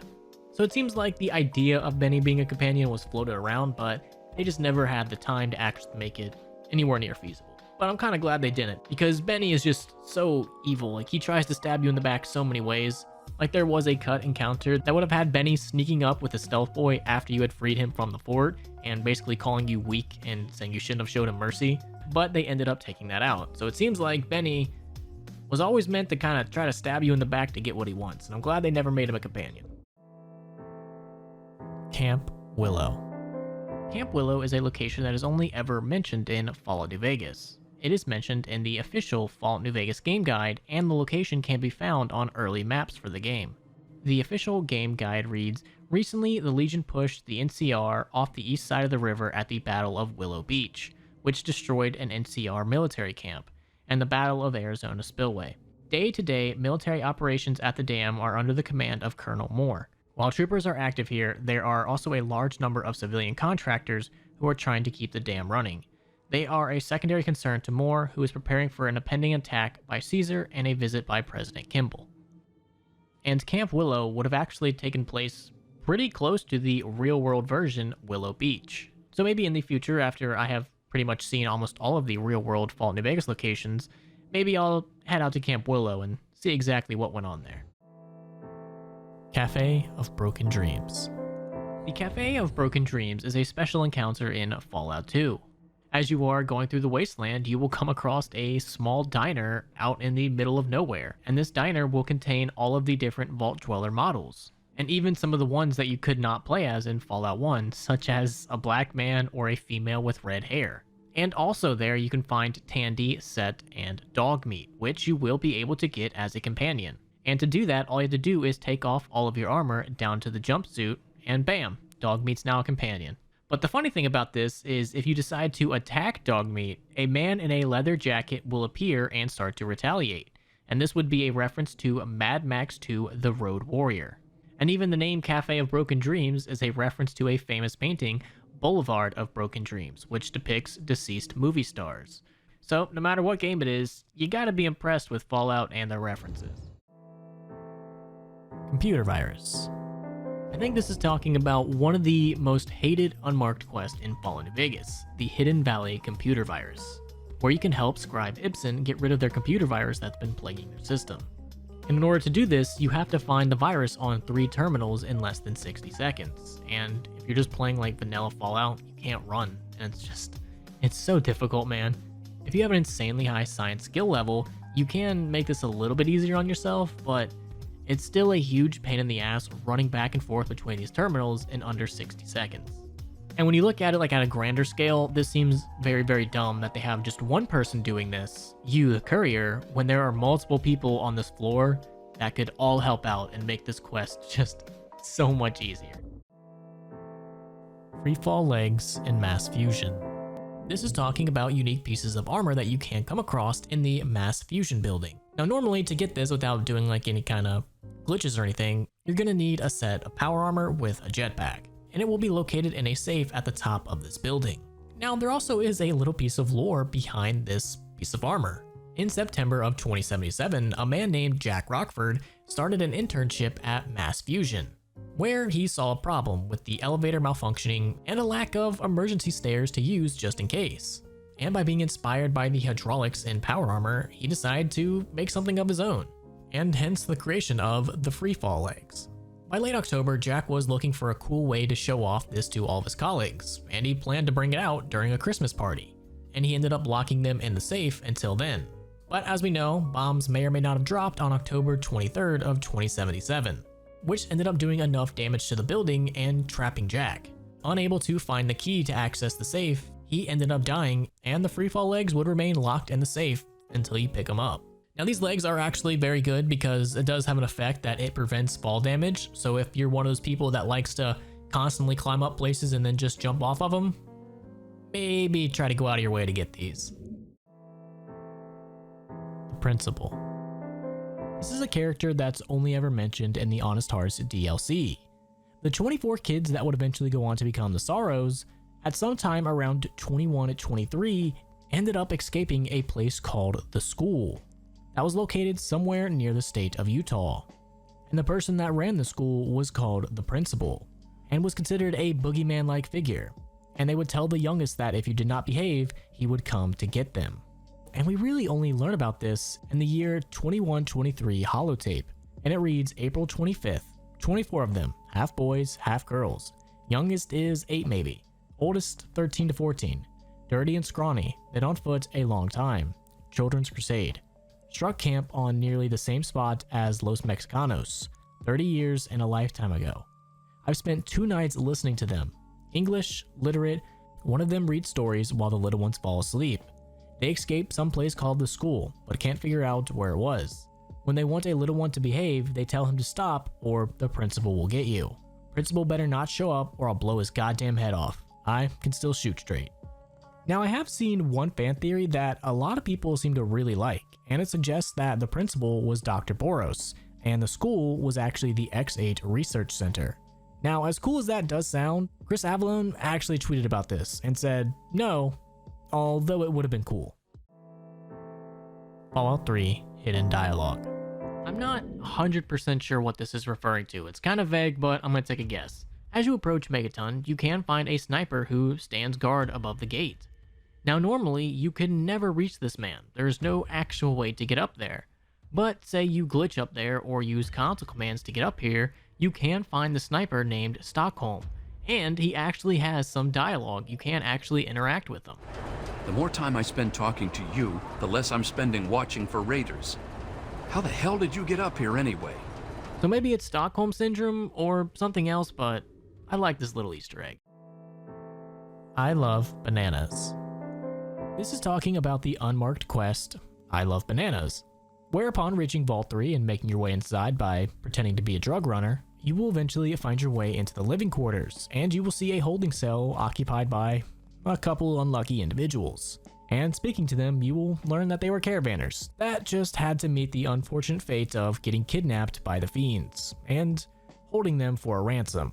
However, they say that there is no one left alive who's willing to pay said ransom, and it's only a matter of time till the fiends learn that. So they basically beg for your help. And there are a couple different ways you can go about doing this, but essentially it all leads to you freeing them. Now you might be wondering, okay, that's a pretty neat little unmarked quest, but what does the name have to do with anything? Well, two things. All the quests, of course, are named after old songs, and this is no exception. This is named after a song called I Like Bananas because they have no bones. I like bananas because they have no bones. So that's the song that this is referencing, but how does that connect to the quest? Well, you learn that one of these caravanners actually acquired the password to the Overseer's computer, and you can get this password from them by either threatening them or freeing them. And wouldn't you know it, the password is I love bananas. Cat and Gus. This is yet again talking about another random encounter where you can come across a little girl and a sentry bot. The little girl's name is Cat and her sentry bot goes by Gus, and she's actually a merchant. You can trade with her. She doesn't really sell anything too important, but a little girl wandering the waste with a sentry bot definitely is gonna raise some eyebrows. But say you decide to kill Gus, trading will no longer be available to you. And because morality, you cannot attack children in Fallout games or recent Fallout games, so Cat is basically immortal. Gary interrogation log. This is a piece of cut content that was cut from the Operation Anchorage DLC. It gives us a little bit more information about everyone's favorite murderous clone, Gary. Gary? Listen, son. I know Marilla was rough on you. I'm sorry. I really am. Gary? Gary? Right. You can drop the act now. I'm not here to hurt you. Gary? Look, just remove the pit boy, and we can part ways. Gary! Gary! You know what? Fuck this. Hand me that saw. And turn off the recorder.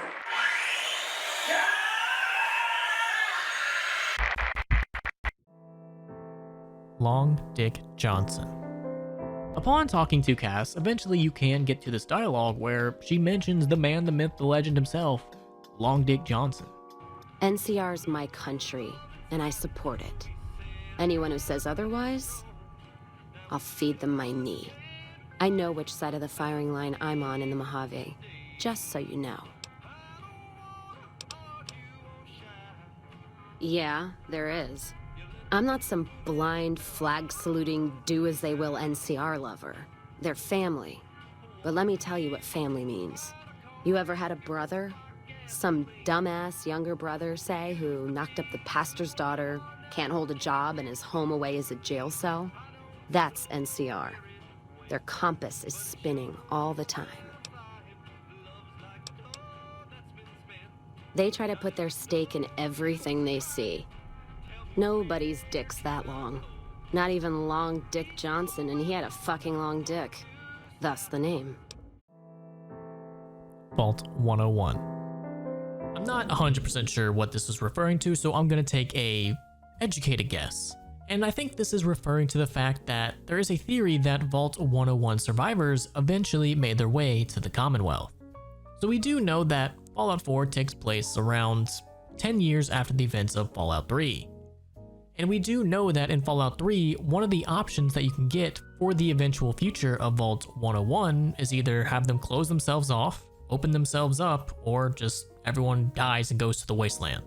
So with this theory, it seems like that they decided to open themselves up. And with 10 years passing by, maybe their traders eventually made their way to the Commonwealth. And the reason for this is because of the Covenant. Remember a couple entries ago when we talked about the save test and the goat test? Well, that's a pretty good indicator that there's some kind of link there. I mean, the first time we really ever heard of that test was in Vault 101. What's more interesting is when you actually dive deeper into the Covenant and uncover their backstory and what exactly is going on here with their quote-unquote synth torture, and you find their super duper secret hidden area. Inside this area, we can find two interesting things. Number one, these posters that are littered around. That is basically the GOAT test with numerous references to Vault 101. And also a lot of the guards are wearing Vault-Tec armor. And even this doctor right here is wearing a Vault-Tec lab coat. So we have just tons of references going back and forth between some kind of vault, probably Vault 101, and the Covenant. But what's more interesting is there was cut Vault 101 jumpsuits that were going to be in the game, but were taken out. So maybe you would have been able to buy some jumpsuits at the Covenant, which would maybe give further proof that traders made their way from Vault 101 all the way out to the Covenant. Or maybe just somewhere else in the Commonwealth, and all these items just eventually made their way to the Covenant. And the last piece of proof is Swanson himself, the guy that gives you the safe test. Does he or does he not look like a tunnel snake? Now, I can't take any credit for this theory whatsoever. I did my own research and I came across an amazing video by Epic Nate that detailed this out in a much longer format. So if you want to know more about Vault 101 and its connection to Fallout 4, check out that video. Link is down there below in the description. Barton Thorne Note. Barton Thorne is a prospector that you can meet outside of Goodsprings, and he's involved in the unmarked quest Barton the Fink, where he will run up to you and ask for your help in saving his girl, who is trapped by geckos just up on the ridge. And getting up to the ridge, you'll only find a wild wasteland encounter and a dead prospector. And while heading back down, Thorne will run up to you and say, sorry, but he just needed someone to clear everything out first. And then you teach Barton Thorne a lesson to never lie, because lying is wrong. But there actually is a piece of cut content. There was a note that would have been assigned to Barton. That is called Note to Self, and it reads, remember to not roll off the cliff and kill yourself while you're sleeping. You'll show her, you'll show everyone. What does too stupid to live even mean anyway? So maybe he wasn't completely lying, maybe he did at one point have a girlfriend, but he definitely did learn what it means to be too stupid to live.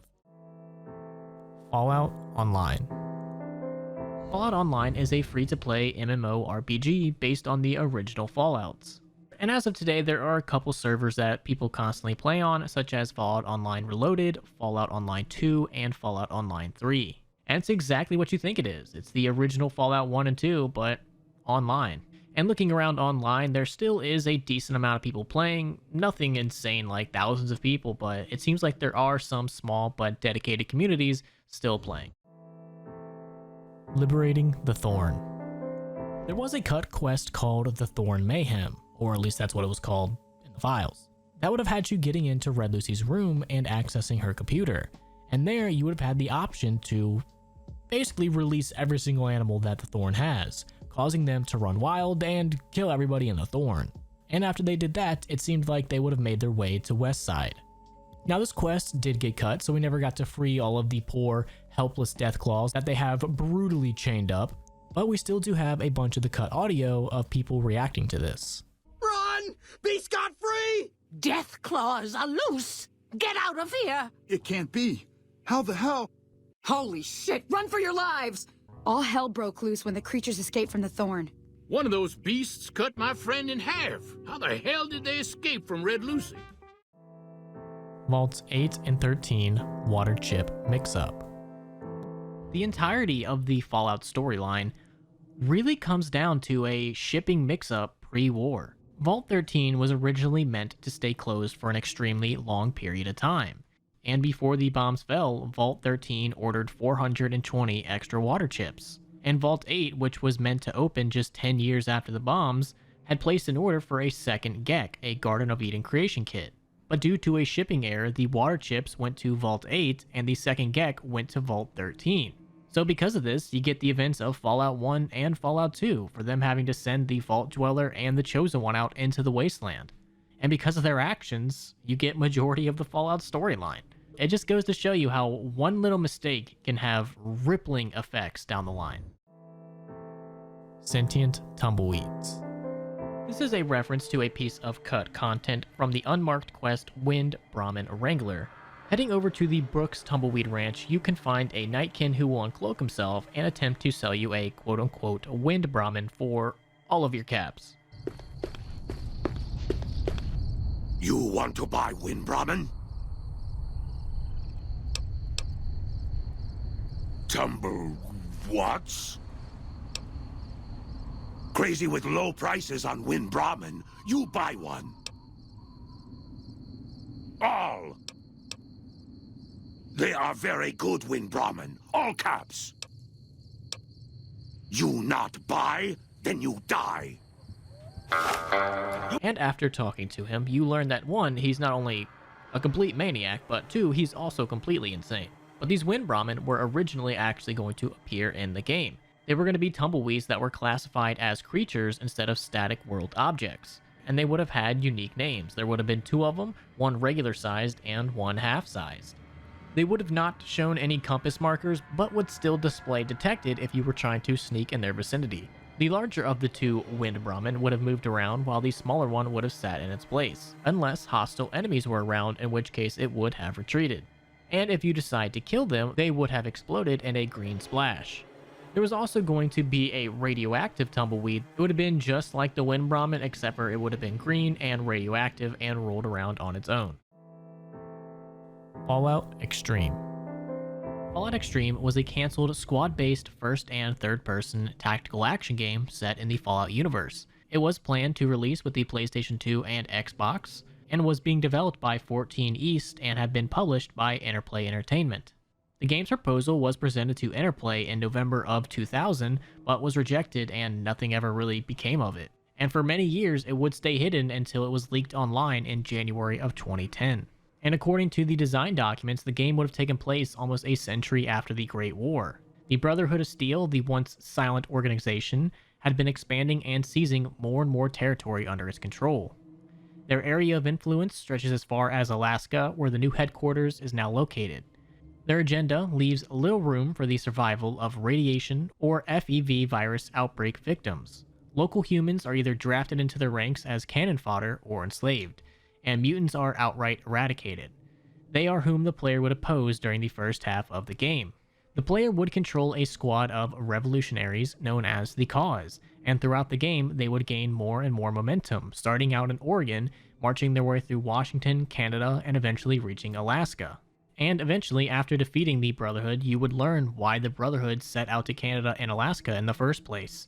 The Cause must now venture out across the Bering Strait through Russia, Mongolia, and finally into China in order to disarm the Doomsday missiles that would obliterate what is left of the United States. And the endgame would take place in the Forbidden City where the Chinese Emperor resides. So they definitely had some big ideas with this, and honestly the storyline, I'm glad they really kind of never did anything with it, but it still sounds pretty cool. Comrade Chang is watching you. This would be a reference to Irving Chang, who is an inhabitant of Tenpenny Tower, and claims to be a direct descendant of Chairman Chang, who was the leader of the People's Republic of China before the war.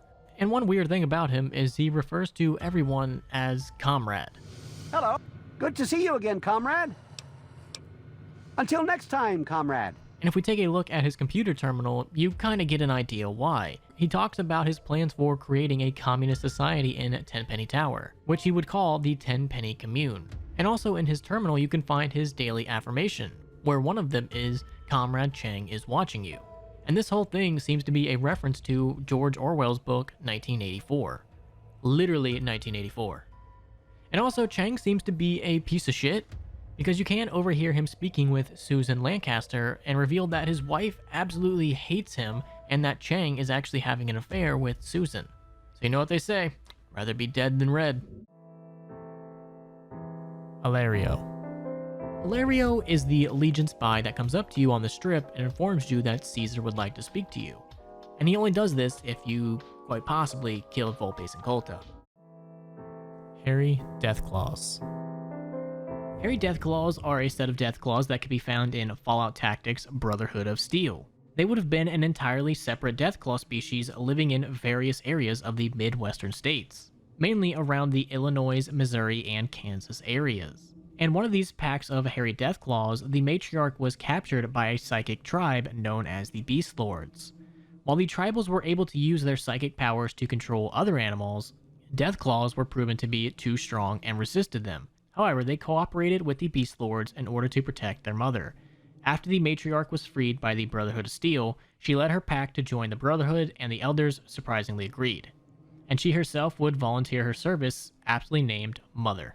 And unlike other Deathclaws, these ones are not reptiles and are considered mammals. They are covered in a thick layer of fur, providing them excellent protection against the elements, and are very easily distinguishable by the crest of 5 horns protruding from their skull and a single nasal horn. And probably the creepiest part is that at least some of them are able to mimic human speech. So imagine a giant hairy Deathclaw running at you and screaming "die." It's probably worse than a regular Deathclaw. Courier 666. This is actually a reference to Gary 666, the Incandescent Death. In the official Fallout New Vegas game guide, there is a list of archetypes of quote-unquote characters that you could play as, and one of them is literally called Gary 666. Gary! An impeccable energy weapons heavy trooper melting mines into piles of ash and goo. With a strength of 7, a perception of 5, endurance of 8, a charisma of 3, intelligence of 6, agility of 6, and a luck of 5, he would spec into energy weapons, medicine, repair, and science and guns. With 2 traits, fast shot and built to destroy, and a plethora of perk options and weapon options and implants, and recommended followers such as Raoul, Arcade, and Veronica, these archetypes are pretty interesting, and Gary 666 might just be the most interesting and also creepy. Megaton Abandoned House. I believe this is talking about the Megaton Abandoned House dummy cell, because if it was just talking about like the house that you can get in Megaton, I feel like everybody knows that. But this abandoned house is actually a test cell for Fallout 3, a place where they would just go and, exactly what it sounds like, test things out. Now it is a very watered down and stripped down version of the Megaton home, but it's way creepier. It really feels like something straight out of a horror game. Like this should be in some sort of SCP horror game. It's just so creepy to walk around it. And the game is littered with tons of test cells like this, but this one is just oddly creepy. NCR CF riot was staged. I believe this is just one of those crackpot theories that try to explain something that would probably never happen. Like, why would the NCR give convicts dynamite in the first place? That just seems like a bad idea. And some people came up with the idea that the NCR purposefully wanted the prisoners to escape so they could kind of be like, that's not my problem, we don't have to worry about that now.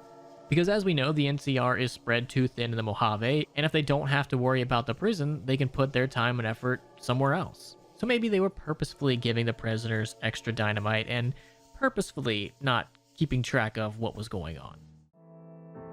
Pinecrest Cavern Giants. With the Far Harbor DLC, we got introduced to the location Pinecrest Cavern. And as you head into the cavern, you may notice on the center pillar a giant skeleton, and what seems to be an even smaller skeleton in both of its hands. And of course, you know the Fallout community, this is gonna spawn theory after theory.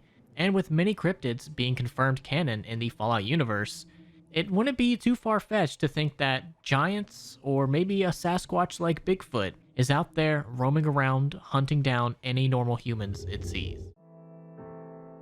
Grandma. Grandma is talking about one of the companions that you can't come across, and that is Lily. Born shortly just after the Great War, she lived a relatively simple life, getting married, having kids, and having 2 grandchildren, all within the safety of Vault 17, until the Master raided the vault in 2153. She was eventually dragged to the Mariposa military base and dipped in the FEV, and would emerge as a Nightkin. And through Lily's quest, you can learn that she is suffering from schizophrenia, and keeps hearing a voice called Leo. Leo is a very bad man, Pumpkin. Yes, you are, Leo. Don't try to deny it. He tells me to do things, terrible things, and sometimes the medicine isn't enough to keep him quiet. Well, of course there is, dearie. How else could I hear him tell me who to chop? And has been given antipsychotic drugs, but The drugs also make her lose her memories, and those precious memories of her grandchildren, Jimmy and Becky.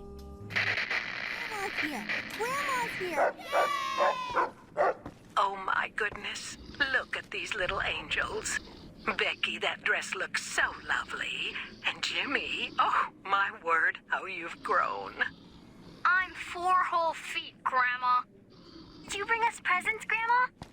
Well now, I don't know. Have you been good to your mommy and daddy? Yes. Well then, let Grandma see what you've got.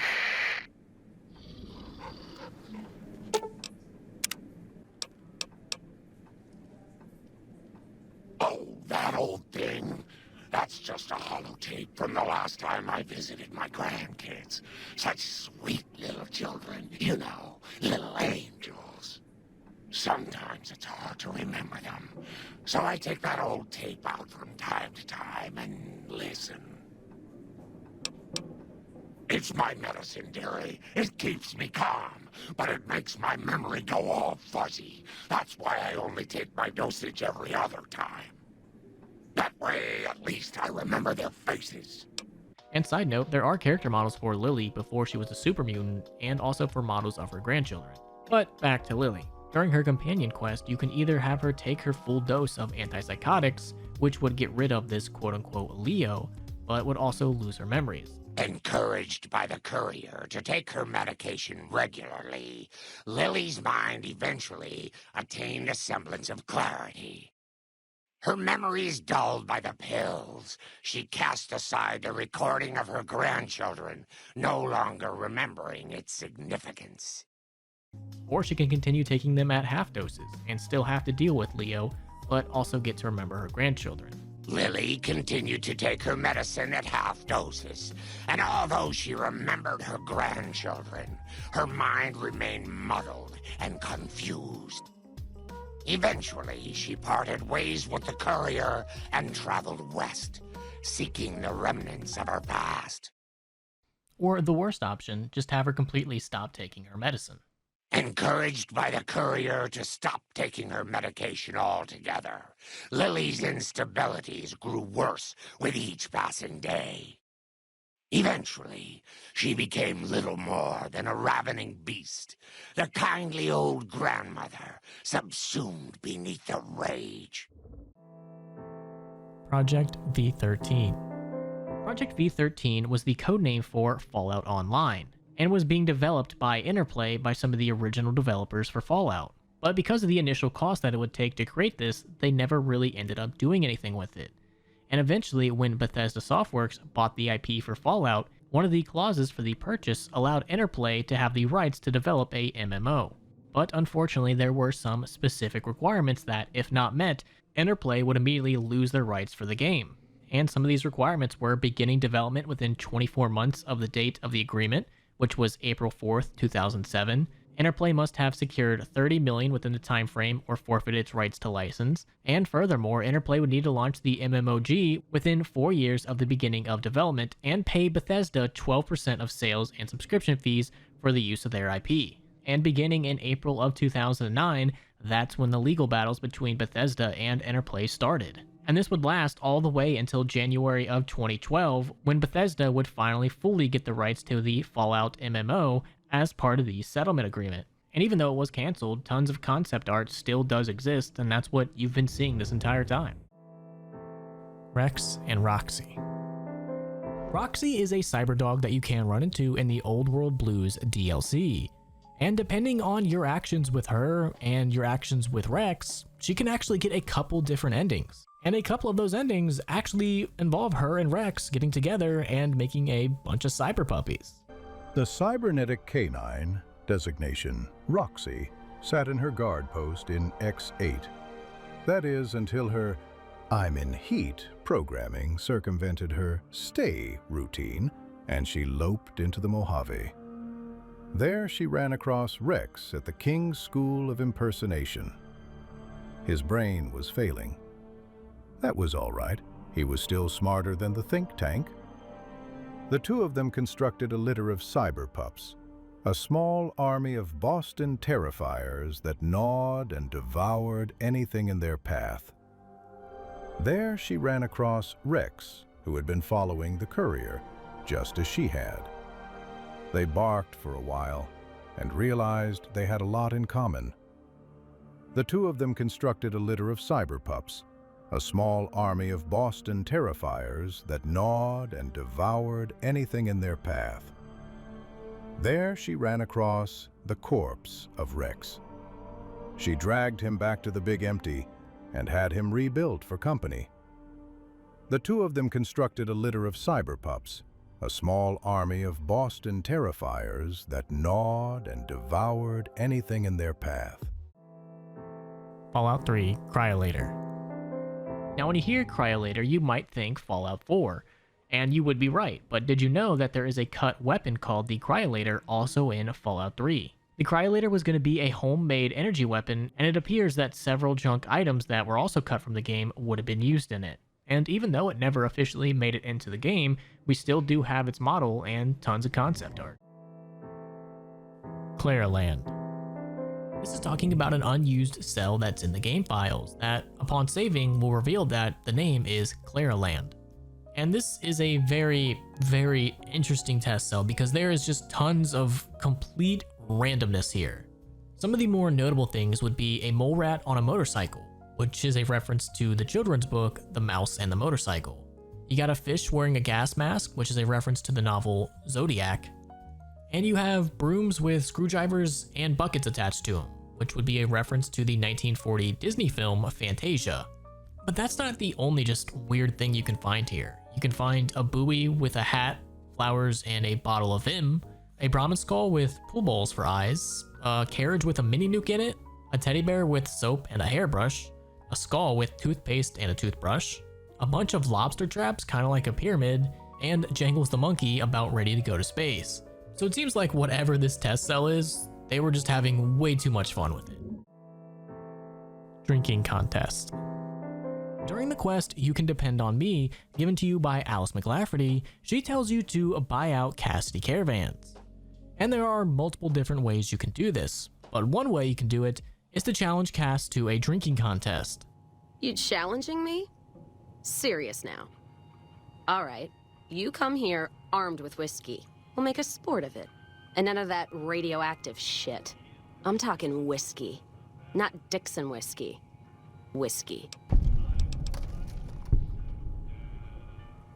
I'll be waiting then. And training. In order to do this, you're going to need a 75 barter skill and a minimum of at least 6 endurance. Challenging Cass will give you the holotape Cass's Whiskey Challenge, which says Cass wants you to supply a dozen bottles of whiskey for her whiskey challenge, after which she'll try to drink you under the table. All right then. I already got a head start, but I'll go first anyway.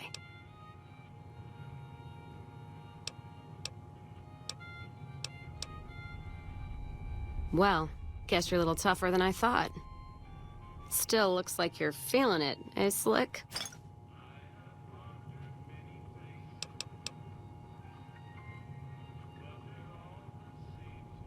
Aw, now ain't that sweet. You know, you put up a good fight. I'm impressed. Thing is, I really just wanted an excuse to drink. Should last me for a while. Might just be the whiskey talking, but I think I might feel a whole lot better leaving the caravan business behind me. Makes me a little teary-eyed, but now I've got a bottle to put him in. Hand over that paper. I'll put my name to it.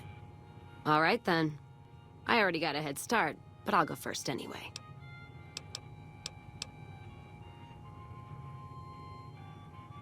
Oh my fucking god. Get away from me, all 4 of you. Don't need your... Oh god, I think I'm gonna be sick. And you look fine.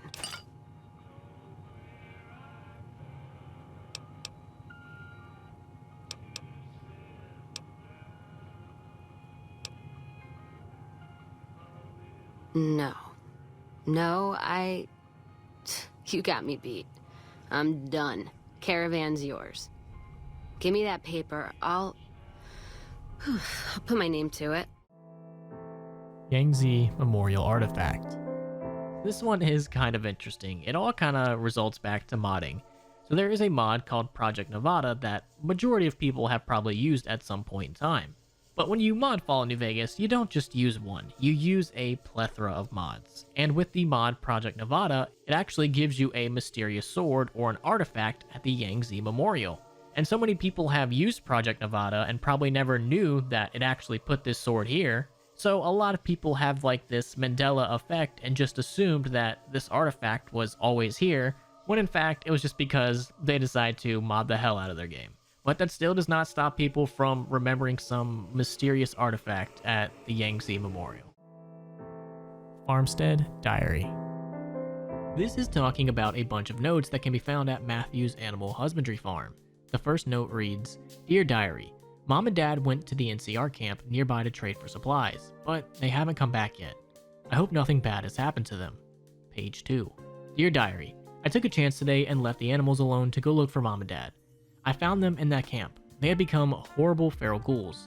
I didn't know what to do. They came at me so fast. Oh God, what have I done?" Page 3. "Dear Diary, I hate being all alone. I want my mom and dad back, but I can't have them back because I killed them. I didn't want to kill them, but I had to kill them. Otherwise, they would have eaten me. I hope the animals don't eat me. Can animals become ghouls?" And the last and final page. "Dear Diary, the animals, they are evil. They tried to eat me in my sleep. They want the farm for themselves. Now that Mom and Dad are gone, they want the farm for themselves. They are plotting against me, plotting to eat me. They are becoming ghouls like my parents, and they want to eat me like my parents did. Too many of them to kill them all. I know what I'll do. I'll burn the house down around me. Then the animals can't eat me because there will be nothing left for them to eat." And we really never get an idea of how old this person is. The skeleton that we can find seems to indicate that they were probably an adult. But even if they were a teenager, it's still sad to think about that someone lost their parents and then goes on to completely lose their sanity and think that everything around them is trying to eat them. USS Ebon Atoll.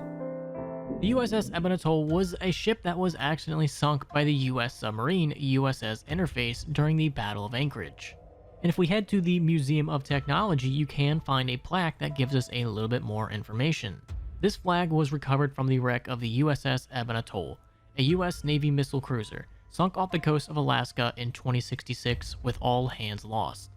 The cutting-edge vessel's loss was due to a nuclear torpedo strike from the US Navy submarine, the USS Interference, during the Anchorage campaign.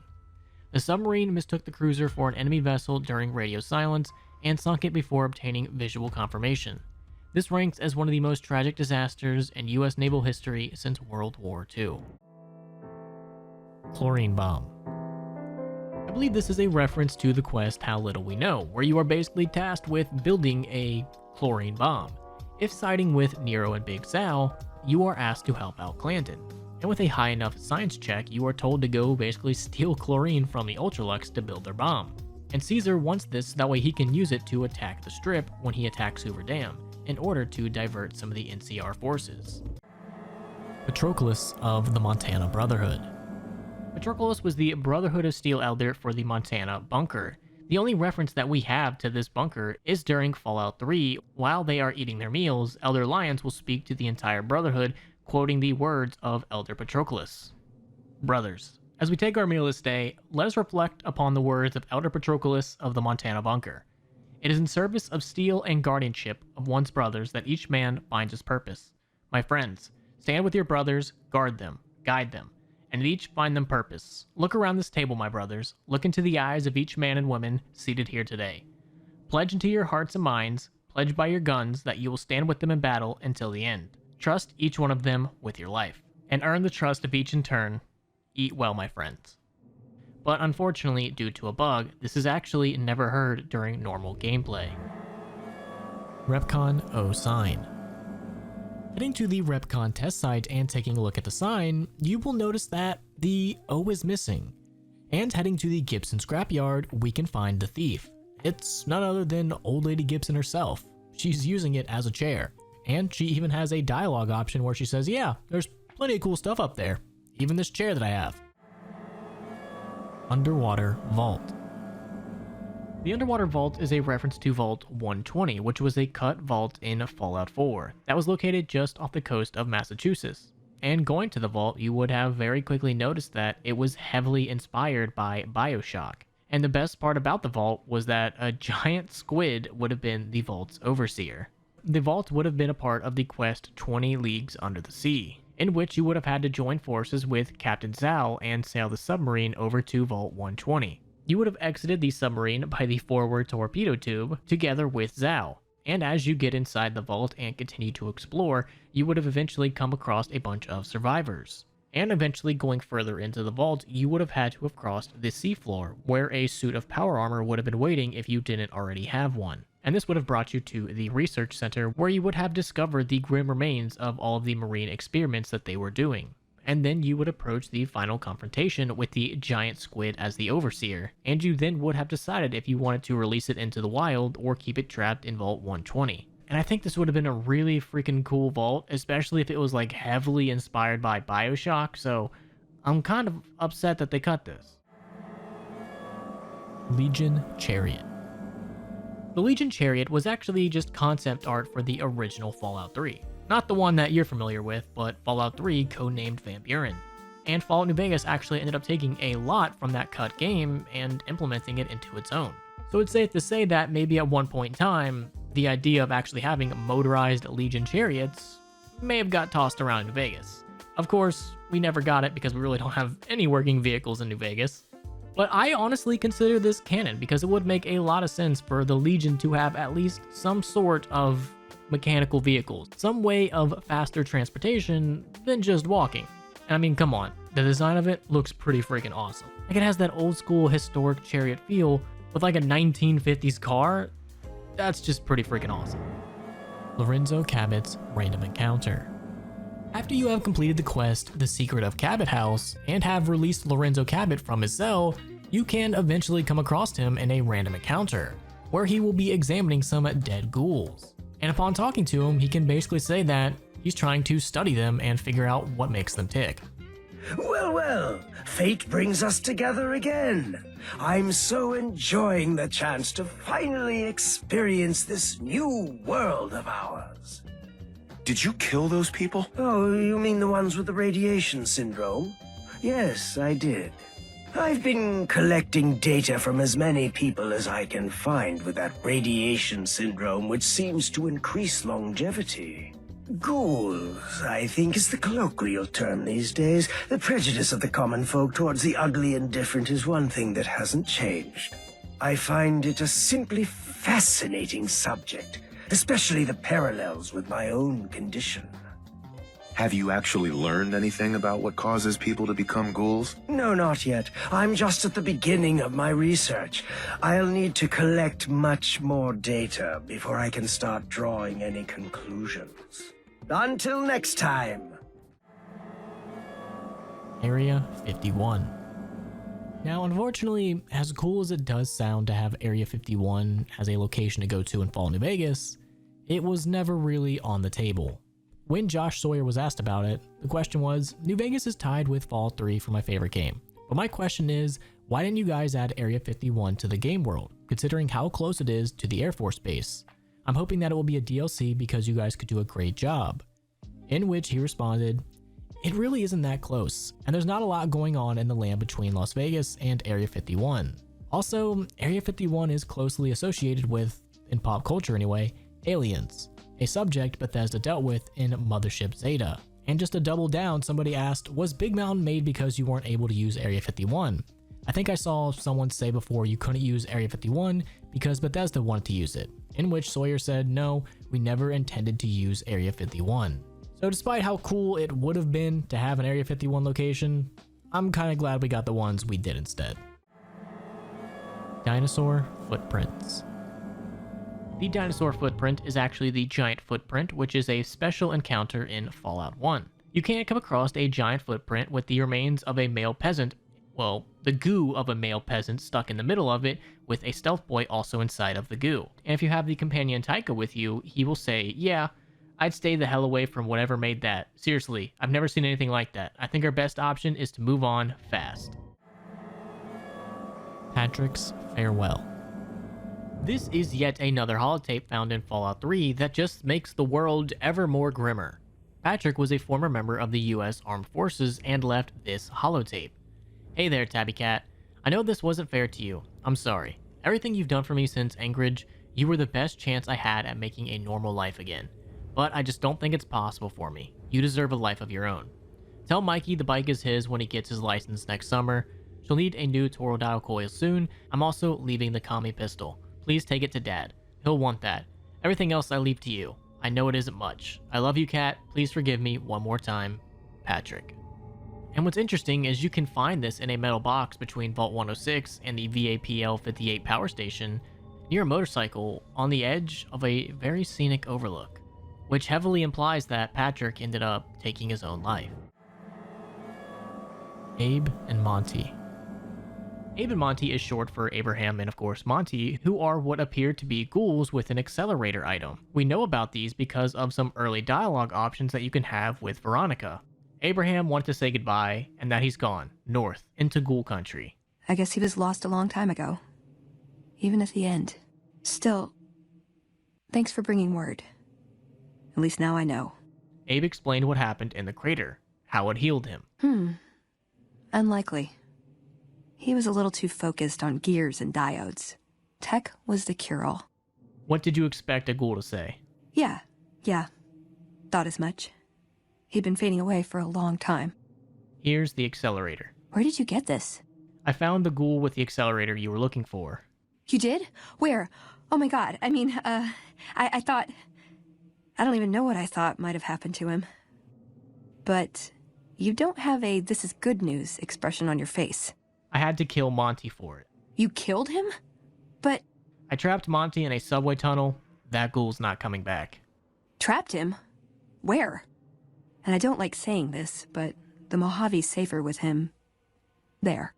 Now, if those lines sound very familiar, that is because they should be. These are the lines that you would hear after the events of Dead Money when talking to Veronica. There was never actually a ghoul called Abe and Monty. These were just placeholder lines as to not spoil the plot and the outcome of Dead Money. Voice acting cost a lot of money to rent out the voice actor and to rent out the studio, so they tend to record all the lines in one go. So to not allude to any of the DLCs or not spoil anything, they purposefully used different placeholders so people wouldn't figure it out. But it would be cool one day if they did have a reference in some game to Abraham and Monty. Father isn't Sean. This is like a really old theory, and I'm talking like 7, 8 years old, that people used to kind of subscribe to back in the day, that states that the father that you meet when you first go to the Institute is not actually your kid. And over the years, people would come up with all these crazy conspiracy theories and quote-unquote proof as to why this was so. As of today, I'm pretty sure it's common knowledge that Father is actually your kid. Or is he? One of the more popular theories that I saw about this had to deal with 4 distinct things. Number 1, Kellogg. When you talk to Kellogg, Kellogg always refers to Sean as kid. Pal, I'm just a puppet like you. My stage is a little bigger, that's all. Sean's a good kid. Bit older than you expected, am I right? But he's doing great. Only, he's not here. He's with the people pulling the strings. And we know that Kellogg eventually came to hate the Institute, but he did have a soft spot for Sean. So would he still hate the Institute as much if Father and Sean were the same person? And after you beat the game during the ending scene, the kid will give you this holotape. If you are hearing this, then whatever conflicts you and I have endured are over. I have no reason to believe that you'll honor the request I'm about to make. But I feel compelled to try anyway. This synth, this boy, he deserves more. He has been reprogrammed to believe he is your son. It is my hope that you will take him with you. I would only ask that you give him a chance. A chance to be part of whatever future awaits the Commonwealth. And it seems like Father made this tape before you actually ever meet him. Because if you kill Father right when you meet him, you can still get the tape. And if you side with the Institute, the quote-unquote kid will say, "Don't you think it's weird? I've never seen the surface." Meaning this is a totally different kid from the one in Diamond City. Next has to revolve around the Institute, and the fact that they don't want you there. Father never wanted to see you in the Institute, or else they would have made it a lot easier for you to get there. His original goal was for Kellogg to kill you, But things didn't go that way, so he kind of had to improvise. And lastly, Father is a liar. He runs the Institute, the very same organization that hides underground, kills, and replaces people with synth replicates. The same secrecy and lying that you can see all across the Commonwealth. So why would you believe anything this man says? Now, if you look at all that at face value, you would maybe think that Father isn't Sean, but I'm pretty sure it's been confirmed that Father is definitely Sean. Now, like I said, this theory is like 7-8 years old and was very popular more around the time that the game first came out, and since then has kind of just been forgotten about. Subliminal messages in the radio. So I believe this could be one of two things. One, it could be a reference to the mysterious broadcast, which was added on with the Old World Blues DLC, which invited the courier to Big Mountain. The broadcast would invite listeners to the midnight science fiction feature while playing a downbeat jazz theme that may or may not have made your head hurt. So in a way, this radio station was subliminally telling you to go to Big Mountain. The other thing that this could be referencing is the cut Wild Wasteland radio station, which would have been a radio station for the Wild Wasteland trait. Jason Fader, who is a technical producer for Fallout New Vegas, gave us a little bit of insight over on Twitter many years ago. And because of a strange conflict with localization and having all the devs call into the radio station, they figured that it would ruin the Easter egg, and unfortunately they did not put it in the game. But this radio station would have been very similar to Coast to Coast AM, which, if you do not know, was hosted and created by Art Bell from 1988 to 2003 and frequented in topics such as the paranormal or conspiracy theories. This was a huge radio station back in the day, and if you are a fan of the Y-Files YouTube channel, you should be very familiar with Coast to Coast. So I would assume that in this Wild Wasteland radio station there would have probably been some subliminal messaging going back and forth at some point, but unfortunately, it was never put into the game. Mysterious stranger is an eldritch entity. This one took a little bit of digging, but I actually found it. This would explain how the mysterious stranger has been able to be pretty much all over the world for a pretty long time. How he's able to father a kid and have that kid go to New Vegas, while also making his way all the way to the Commonwealth and to DC. He's pretty much just a god. And if you don't believe me, this is from the official Fallout 3 game guide. The mysterious stranger, faction Wastelander, location random. You have a guardian angel, but with a deadly hand cannon instead of wings. Meet the mysterious stranger. An odd and eldritch entity said to appear and aid you in combat before you draw your dying breath. Of course, it helps to have the mysterious stranger perk first. So whether you want to believe that he is some eldritch god or just a helpful passerby, that's up to you, but I'm just saying, eldritch entity, man, makes a lot of sense. Pennsylvania Ave explosives. You can find a paper note that gives you a hint that you can make a really big boom here soon. It is carried by Thomas, who was a former Talon Company merc. The explosives have been placed along Pennsylvania Ave as instructed. The electrical switch is located on the first level of the scaffolding on PA Avenue. Simply flip the switch, take cover, and get ready for one hell of a show. I'm going to stick around a little longer to see if I can pick off a couple more mutants. Merc Thomas, Talon Company. And of course, what kind of Fallout game would this be if you could not activate those explosions?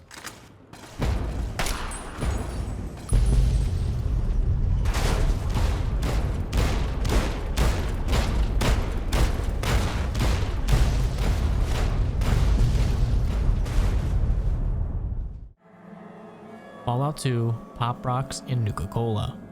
Pop Rocks were originally going to appear in Fallout 2. They would have appeared in the Environmental Protection Agency building, but that was also cut as well. And the interesting thing about the Pop Rocks is if you consumed Pop Rocks and Nuka-Cola at the same time, that would have caused your character to explode. That myth stems as far back as I can remember, and was something that parents would tell their kids that if they ate Pop Rocks and drank a soda at the same time, their stomach would explode. And the urban legend goes that the fictional character Little Mikey, played by John Gilchrist, who was the little kid that promoted Quaker Oats' breakfast cereal Life. And for a pretty long time, he was the subject of the urban legend that he died after consuming Pop Rocks and Coke, which supposedly caused a fatal stomach rupture. And you'd be surprised to know that John is very much still alive, but the legend became so widespread that his mother actually received a phone call from another woman to offer her condolences. Like I said, man, Fallout and their references, they know no end. Chupacabra. If you happen to be in Novak and talk to everyone's favorite Novark Noonan, he will tell you about this strange encounter he had with a chupacabra. There's been things of a disturbing nature going on at the McBride Corral. Seems every night one of their herd meets a most unnatural death, and always there's holes all over the body. Work of the chupacabra, the livestock vampire, says Nobark, but they don't pay no mind. Too many holes, they say, and there's bullets in them. Well, says Nobark, we got a chupacabra with an automatic weapon. And that's when they get real quiet, because now they see the predicament we're in. I come face to face with the chupacabra himself one night, whilst I was investigating whether this gecko was hiding his treasure from me. He was the meanest, ugliest chupacabra you could imagine. Had 2 heads and fangs down to the ground. Best I could tell anyways, since when he come up to me he was invisible. Had himself a blunderbuss, what would rotate and shoot bullets real fast out of a backpack. Never seen nothing like it. Walked right past me having an argument with somebody. But I only saw one chupacabra, so I guess the other fella had to be invisible too, only more invisible than the other one. What he's actually referring to is an unmarked quest called The Screams of a Brahmin, where if you talk to Dusty McBride, the ranch owner, he says that something has been killing his Brahmin. And if you decide to go a little bit detective mode, you can stake it out for the night, and eventually come to the realization that a nightkin has been rolling up with a machine gun and opening fire on the Brahmin. How no one heard that and was able to figure this out earlier is beyond me.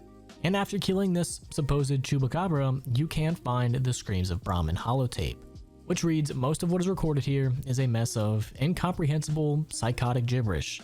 It seems to express a general frustration towards a set of Brahmin who are allegedly keeping the author awake at night by screaming inside his head whenever he closes his eyes. The Ophi clan.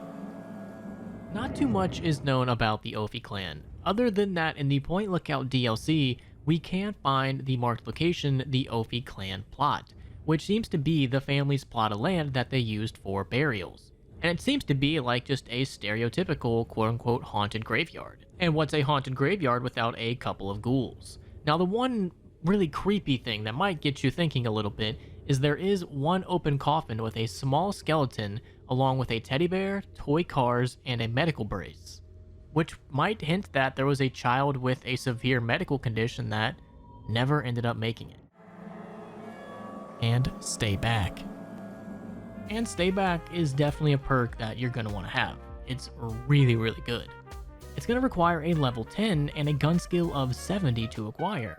And upon taking this perk, you will get a 10% chance to inflict a knockback effect on enemies, but only when you're using shotguns. And at first, if you're thinking of like a single shotgun or like a sawed-off shotgun, it doesn't sound too OP because you're constantly reloading. But imagine having this perk with the riot shotgun. You have a 10% chance to not only knock back the enemies, but also kind of stun them a little bit as they get up. And with the riot shotgun, you pretty much don't give your enemies a chance to do anything. They're gonna live the rest of their life on the floor until you eventually take them out. So, and stay back, definitely an OP perk. One of the goats, you gotta get it. Fallout 76 is in a simulation. This is a pretty interesting theory that has spread around, and the theory goes that Fallout 76 isn't actually canon, so to say, and that everything that happens in Fallout 76 is just inside of a simulation. This would explain majority of things that happen in 76 that would kind of break the established lore. I mean, how else would you explain people constantly nuking each other in one section of Appalachia? And thank you to a video called Fallout 76 is a Simulation by Tonic, and in this video he goes over 3 pieces of evidence. Number 1, on one of the computers there is this note. Secretary Eckhart, please, you need to listen to me. None of the other members will take me seriously, but I believe this is of utmost importance. We are slaves, Mr. Secretary. I've been running some tests, and I believe I've stumbled upon what I believe to be conclusive evidence that we are trapped, playing someone else's game. Virtual Strategic Solutions game, that is. Everything around you, Mr. Secretary, is a simulation, a projection onto your mind. VSS has trapped us in here, and it is up to us to break free. The key to our escape, I believe, lies in a small town that we perceive to be in China. It's the link to VSS's external network.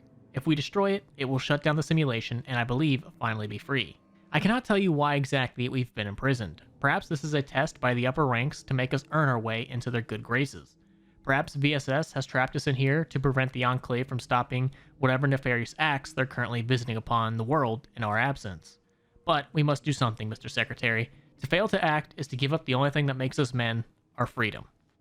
Also, some wall writing that says nothing is real can be found in multiple locations. And the last thing he goes over is that the date never changes, despite the date obviously supposed to be changing with these seasonal events. And the fact that the date is the day that the bombs dropped, well, not the year, but the actual day and month. So he speculates that this is all hinting towards Fallout 76 being a simulation.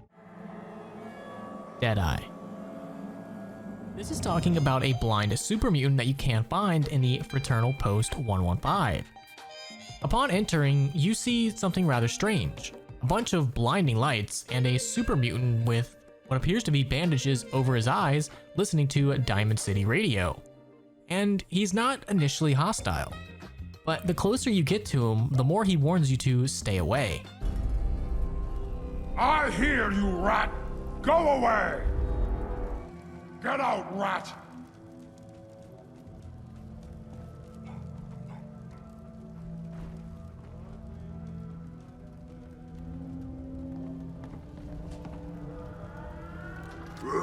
Who's there? But if you do get too close, he will set off an alarm and a bunch of super mutants will come out of the next room and basically jump your ass. And to be honest, that's what you get. You kind of broke into this guy's house. He tells you very politely to leave and you just end up trying to pick a fight with him. In my opinion, totally justified. Dislike points. This is exactly what it sounds like. A bunch of points that you can get that will eventually make your companion dislike you and eventually say they've had enough of your shit and leave. You activated Archimedes? What the hell are you thinking?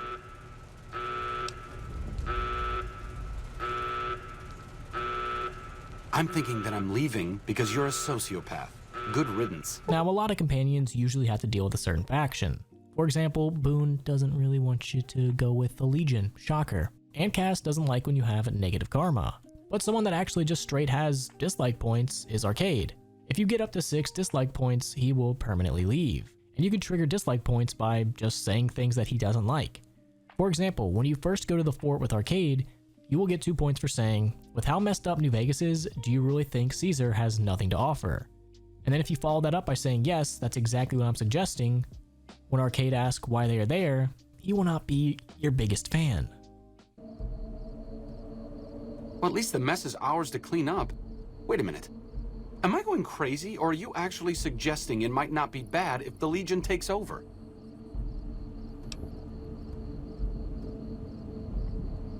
Okay.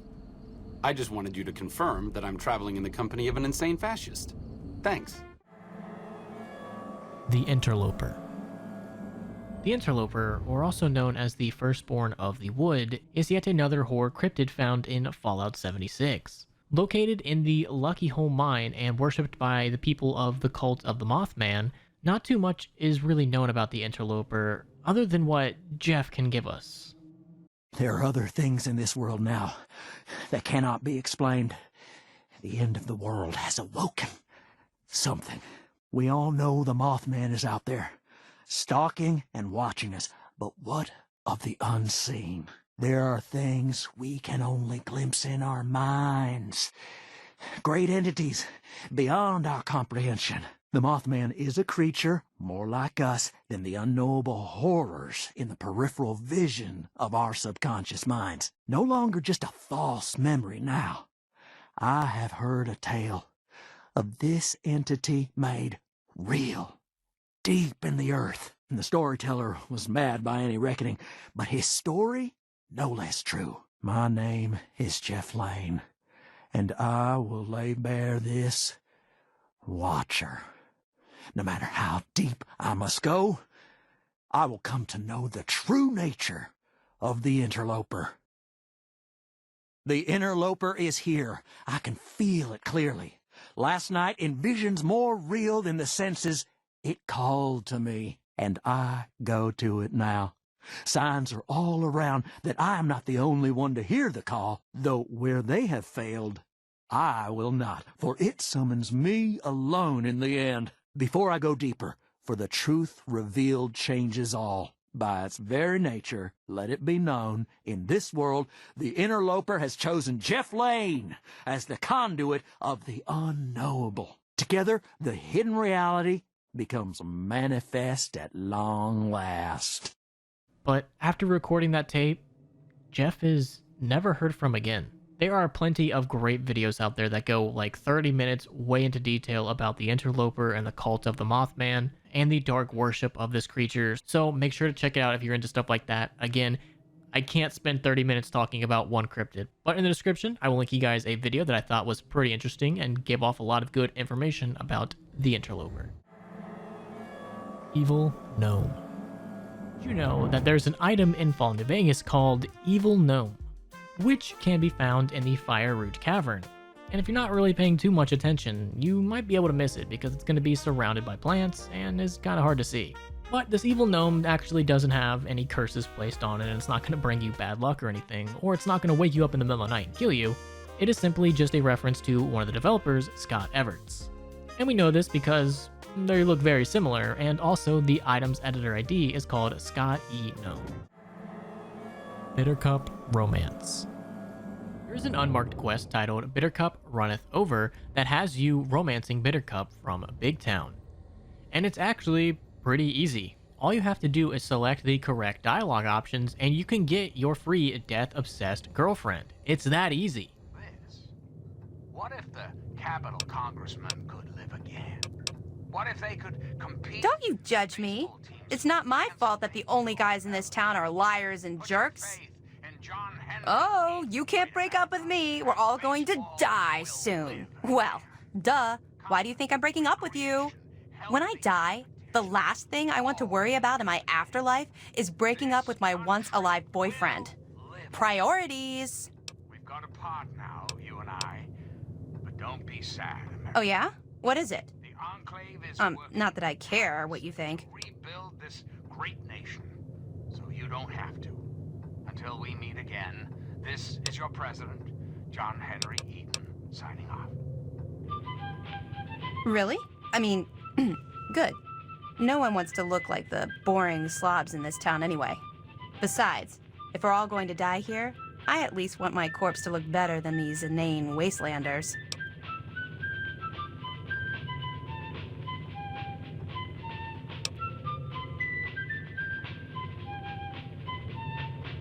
You're not, seeing anyone right now, are you?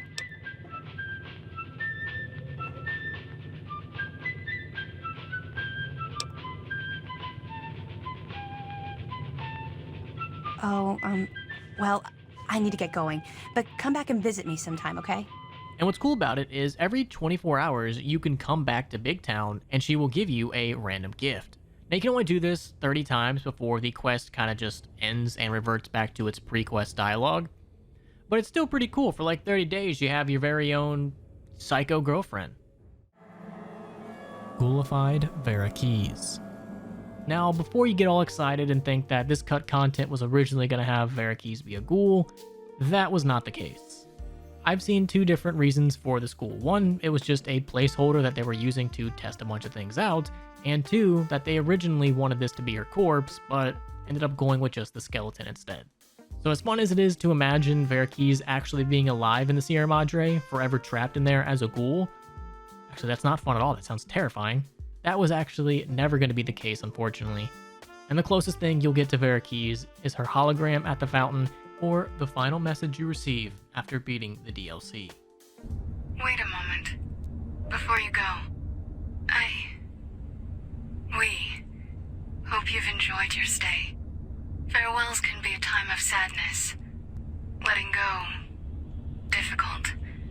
As a guest of the Sierra Madre, you know that truth more than anyone. Frederick Sinclair believed one's life could be made anew every day. That fortunes were more than the wealth in your hands. Love. Life. Family.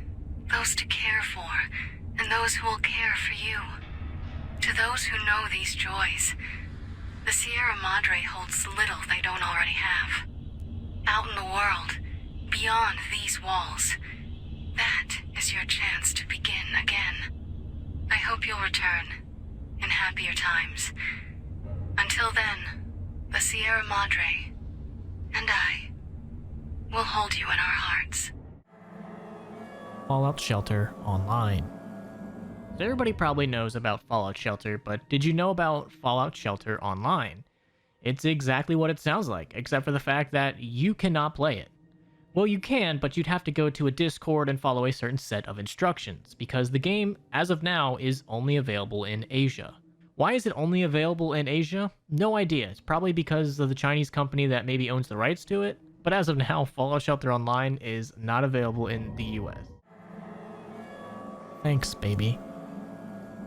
This is talking about a note that Benny will leave a female courier if she happens to bang him and not kill him afterwards. Talk about extreme Stockholm Syndrome.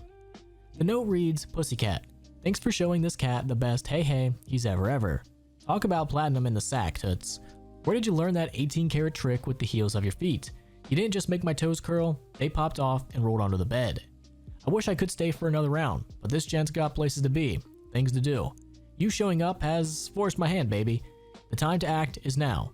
I won't be around for a while, but if everything works out right, you and me are a date. Got it? Wouldn't miss it for all the caps in Vegas. Now don't get clingy and try to follow me. Ciao, Benny. Sorrowful Suitor. This is another unmarked quest in Fallout 3 that is very similar to a previous entry we have talked about.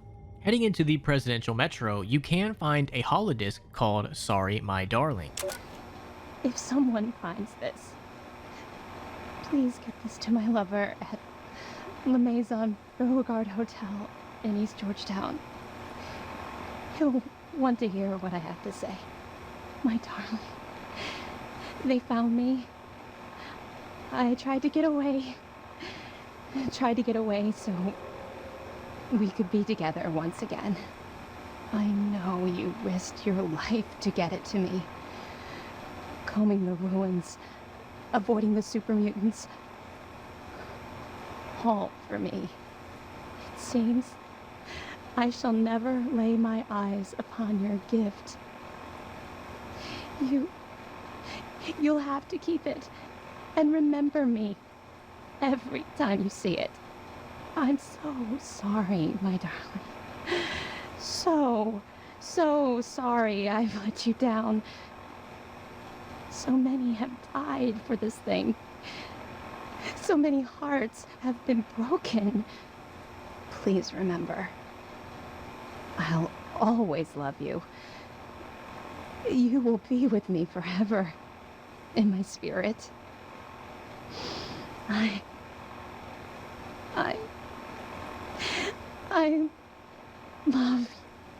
love you. And in it, this woman is apologizing to her darling for not being able to meet up, even though he had got her a special gift. And if we actually head to the meetup location, one is confronted by a hostile character called Lagbolt, who happens to carry a key to the suitcase which has the special gift in it. And dealing with Lagbolt, you can get the key and open up the suitcase, and you'll find the all-nighter nightwear. What is up with these special gifts all being naughty nightwear or something of the sorts? Now, if you remember the previous entry, we ran into a man named Lugnut, Lagbolt, Lugnut, and in that one we had to find the naughty nightwear. And those two are actually brothers because on his body you can find this note.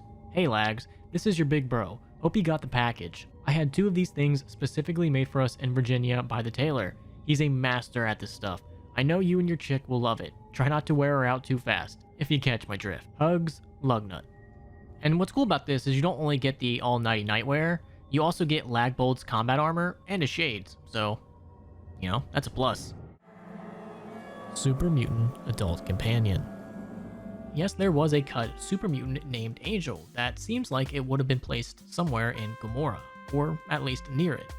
And other than that, we really don't know too much information about it. There are plenty of mods out there that actually add this in, but from everything that I could see, we really don't have any concrete evidence as to what Angel's purpose would have been. Whether it was going to be a super mutant prostitute, or just some hired muscle, that we may never know unless, you know, someone actually goes and asks a developer. Exodus. Exodus was a 2008 post-apocalyptic role-playing game developed and published by Glutton Creeper Games. The game was originally going to be set in the Fallout universe, but due to legal complications with the original creator of Fallout and also Fallout's current copyright holder, Bethesda, the license for the property was revoked. They did end up with a final release product, but it excludes all of the references to Fallout, even though it still does retain its post-apocalyptic theme and a lot of its common elements with the Fallout setting. So if you've ever wanted to play a role-playing game about Fallout, check it out. Grenade Guy. This is talking about an individual that is running around the Commonwealth, basically trolling raiders. If you happen to be sneaking around a bunch of raiders, you can eavesdrop into a bunch of their stories, and one of their stories is about the Grenade Guy, who is like this mysterious figure up there with like the Puppet Man in the Fallout universe. And the fact that people are constantly telling a story definitely means he left an impression. You see the last one we tried to pull in? With all the grenades? I was out doing my rounds. What about him? Well, Becca pulled him into the front of the store, and everything seemed fine, right? He must have got spooked or something, because he suddenly starts throwing grenades everywhere. What? What'd you guys do? That's the thing. It turns out they weren't grenades at all. They were just rocks. He was making the sounds with his mouth. Pins being pulled, the whole 9 yards. That's fucking nuts. Did you guys take him out? No, we just stood there. We couldn't believe what we were seeing. After he threw about a half a dozen rocks near the back of the store, he started making machine gun noises and backing toward the door. Once he got outside, it sounded like he pretended to get on a motorcycle, which of course didn't start right away. Then he took off toward the freeway at what sounded like full throttle, shifting gears and everything. That's insane. How does someone like that survive out here at all? I don't know. There's some lunatics out there, though. So I'm keeping an eye on those mutant freaks over at Trinity, and this guy comes out of nowhere sprinting down the road. I know he must have seen him standing there from way down the street, but he didn't slow down or even duck into one of the alleys. What the hell? What'd they do to him? The hounds must have ripped him to shreds. By the way, this guy ain't got nothing on him. Like 10 caps and a desk fan? Who carries around a desk fan? Ah, damn it. Anyway, they didn't do nothing to the guy. I think they were as confused as I was. Get this. The guy was making sounds. What do you mean? Was he screaming or something? Not really. It was almost like he was making motorcycle sounds, like he was pretending he was riding one or something. He was even making gear shifting noises and everything. So what? Did they just let him drive right by? Yeah, but he didn't just drive by. He reached in his bag, but didn't seem to take anything out. Until he pulled his hand toward his mouth like he was biting something. Then it looked like he threw it into the Trinity lobby. What the fuck? What was it? What did he throw? Nothing. I think he was acting like he threw a grenade at him or something. A second or two later, as he drove his bike down the road, he made a loud boom sound, as if the grenade he had just thrown had exploded. Are you serious? What a fucking whack job. Whoa! I think this guy's still moving. So it seems like somewhere out there in the waste, there's a guy that has like god-tier voice acting abilities and is just running around trolling raiders and just getting away with it. I respect that. Mick and Ralph's is a front for the slave trade. There are a couple things to back this up. Number one, early on in the game before it was patched out, you could find strange meat in Mick and Ralph's fridge. And if you do not know what strange meat is, it's basically code word for human meat. But like I said, this was eventually patched out. But that still doesn't exonerate Mick and Ralph for at one point having a fridge full of very strange meat. Also, something else a lot of people have pointed out is in Mick and Ralph's secret no-no area where all the cool guns are, you can find an infiltrator. And the infiltrator was commonly used by the Pit's raiders. And if you do not know what the Pit is, it is a Fallout 3 DLC that takes place in the ruins of Pittsburgh, which is being dominated by raiders and invest heavily in slavery. So somehow, Mick and Ralph got their hands on a weapon from the Pits. Either someone traveled there and came back, or someone brought that weapon to them. And with the amount of crime that just goes on in Freeside, who would notice a missing kid or two? Fallout 2 Tool Art. In Fallout 1 and 2, there are many posters of Mater James Keenan from the band Tool that can be found in multiple buildings. The poster is a part of the album art from the band's first album, Undertow, which was released in 1993. Now this band and everything was before my time, so I know nothing more about this art and or the band Tool, so I guess that's where we can move on. Han Solo in Nuka World. This is talking about the Star Wars Easter egg that you can find in the Nuka World DLC. Heading to the Disciples' hideout and going all the way to the top, right next to this campfire, you can find Han Solo. Except for, he's just like in the movie, encased in a square of carbonite. But unlike the movie, he is not human-sized, and it's a lot smaller. And you really don't even have to be a fan of Star Wars to kind of get this reference. Like, that's just how big that scene was in Star Wars. Like, everybody kind of knows it. And there really isn't much more to this little Easter egg other than the fact that someone working on the game was a huge Star Wars fan. Boone in Fallout Tactics. This is a reference to Boone's voice actor, Jason Marsden, who has voice acted for a couple Fallout characters in the past. In Fallout 2, you have Myron. In Fallout Tactics, you have Horace and Hassan. And in Fallout New Vegas, you of course have Craig Boone. So, is Boone in Fallout Tactics? Of course not, but it sounds like it. Well, looky here. I don't recall giving out invites to Brotherhood of Steel Dogs.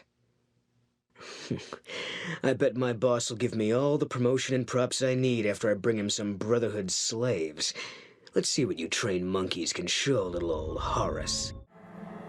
Fallout 2 causes Fallout 1. This is a reference to a special encounter in Fallout 2 that is called the Guardian of Forever. The Guardian is a giant ancient-looking time portal which allows the Chosen One to travel back in time before the start of the original Fallout, and maybe break the water chip that's in Vault 13. You know, the water chip that was the sole reason for the Vault Dweller leaving Vault 13. And after you have broken the water chip, a little notice will read, the vault has maybe 100 to 150 days left of water. This comforts you for some reason. So because of this special encounter, many theories of time travel have been spouted out, but if this special encounter is to be taken as canon, I guess in a weird way, yeah, Fallout 2 did cause Fallout 1. And if you were wondering what this is a reference to, because everything in Fallout is a reference, this is a reference to Star Trek, the episode The City on the Edge of Forever, in which a portal named the Guardian of Forever teleports Kirk and Spock to New York in the 1920s. John's Key. John happens to be another dead dude in the Capital Wasteland. I know, right? Just keep adding to the pile. But he is actually a part of a random encounter, where he will be attacked by 3 dogs and killed. And sometimes you don't even get to see that, and as soon as you encounter him, he's already dead. But he does hold John's key and the Wastelander note. The note reads, Billy, I'm sorry I stole it. You deserve to have it back. Remember the old scrapyard, north of the Bethesda ruins? Look in the burned out bust in the northwest corner, near the old red boxcar. Tell Irene I still love her. I'm sorry for everything. I hope somebody finds this before the buzzards tear it to pieces. Your loving brother, John. And heading to the location with the key, you can find an ammunition box with 3 skill books located in it. So it's not too bad of a find. It's actually pretty helpful. Raoul interacting with Private Edwards. Private Edwards is an NCR soldier that was unlucky enough to be at Camp Searchlight when Legion infiltrators opened up canisters of radioactive waste that were stored in the Searchlight fire station, and essentially turned everything in a 3-mile radius into a radioactive hellhole. And Private Kyle Edwards was one of the unfortunate souls that got ghoulified. And with him contemplating his entire life now that everything has completely changed, you can't try to cheer him up. But if you happen to have Raoul as a companion, Raoul will also step up and try to help a boy out. Cheer up, kid. It's not that bad. Sure, your skin rots off, and you start to stink like a public toilet after Cinco de Mayo. But, What? How is that not bad? In fact, how could it get worse? Well, assuming you survive the radiation sickness, the lynch mobs, and the possibility of going feral, one day, you'll get old and decrepit, like me. Oh, God. What? Was there something I said? Unused Lakofe. I know I completely probably butchered that. I tried to listen to how it was pronounced like 50 times, and that's the best I could do. But this is a skill magazine in Fallout 4, and upon reading it, we'll actually unlock some new hairstyles. Now, so far in the game, there's only issue 1 and 2 that will unlock the Megaton hair and the Hornet's Nest and the Anchorage hair. But there are actually 3 other unused skill magazines. You have issue 3, the Jackie O'Mai, you have issue 4, and you have issue 5, which is the Anchorage hair.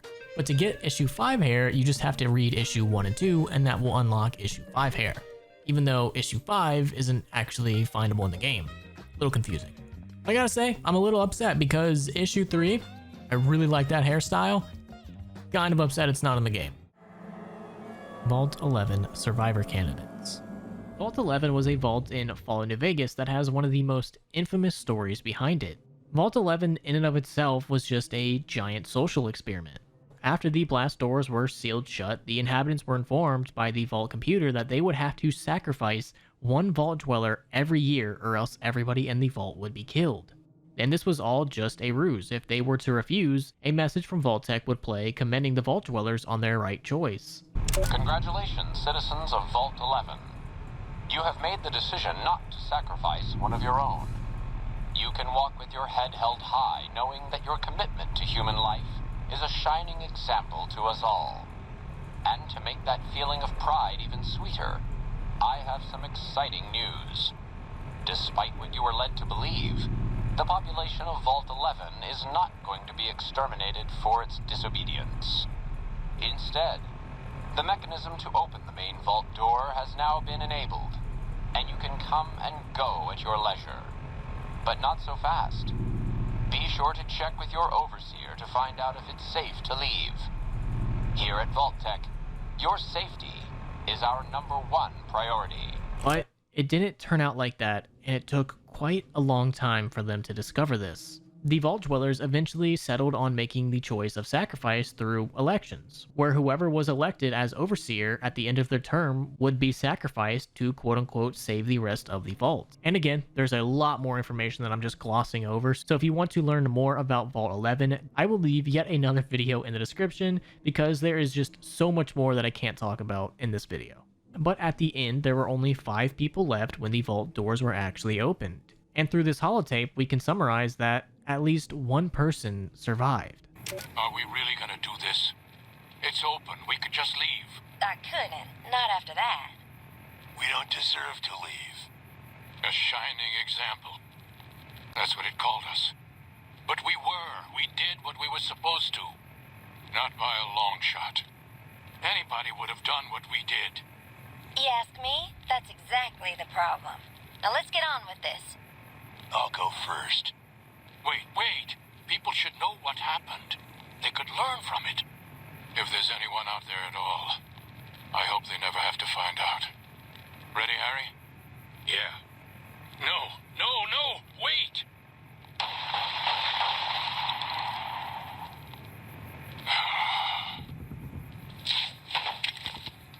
And of course, when you have a mystery like this, that's not going to stop the Fallout community from coming up with some wild theories on who exactly the survivor was. There were many lore discussions actually being argued that it could be Nobark, it could be a super mutant, it could be a ghoul, but the answer in of itself is kind of depressing. There actually was going to be a Vault 11 survivor that was cut from the game. Not too much is known other than his voice actor would have been Peter Renaday, and this is what he would have looked like. So I guess the answer to who survived Vault 11 is this jabroni. Left Behind note. The Left Behind holotape can be found on a dead wastelander just east of the Dunwich building. And it reads, "The others left me. They fucking left me."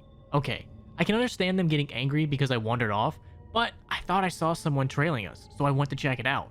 Turns out, I was wrong. But I was only gone for like 10 minutes. They didn't have to leave me behind. I have no idea where they went, but I guess I better get off my ass and try to catch up. And it seems like he didn't make it that far because you do find it on his dead body. And I just love little holotapes like this because it adds more story and character to the wasteland. Nobark Noonan is the Chosen One. Nobark Noonan from Novak was actually the Chosen One from Fallout 2. And the evidence that people give is actually a little compelling. The ages of the two actually do add up. The Chosen One is around 20 years old during Fallout 2, and New Vegas takes place 40 years later. So that would make the Chosen One around 60 years old, and Nobark is fairly old. He could easily be that age. One of the bigger pieces of evidence is that the Chosen One's car can actually be found outside of Novak.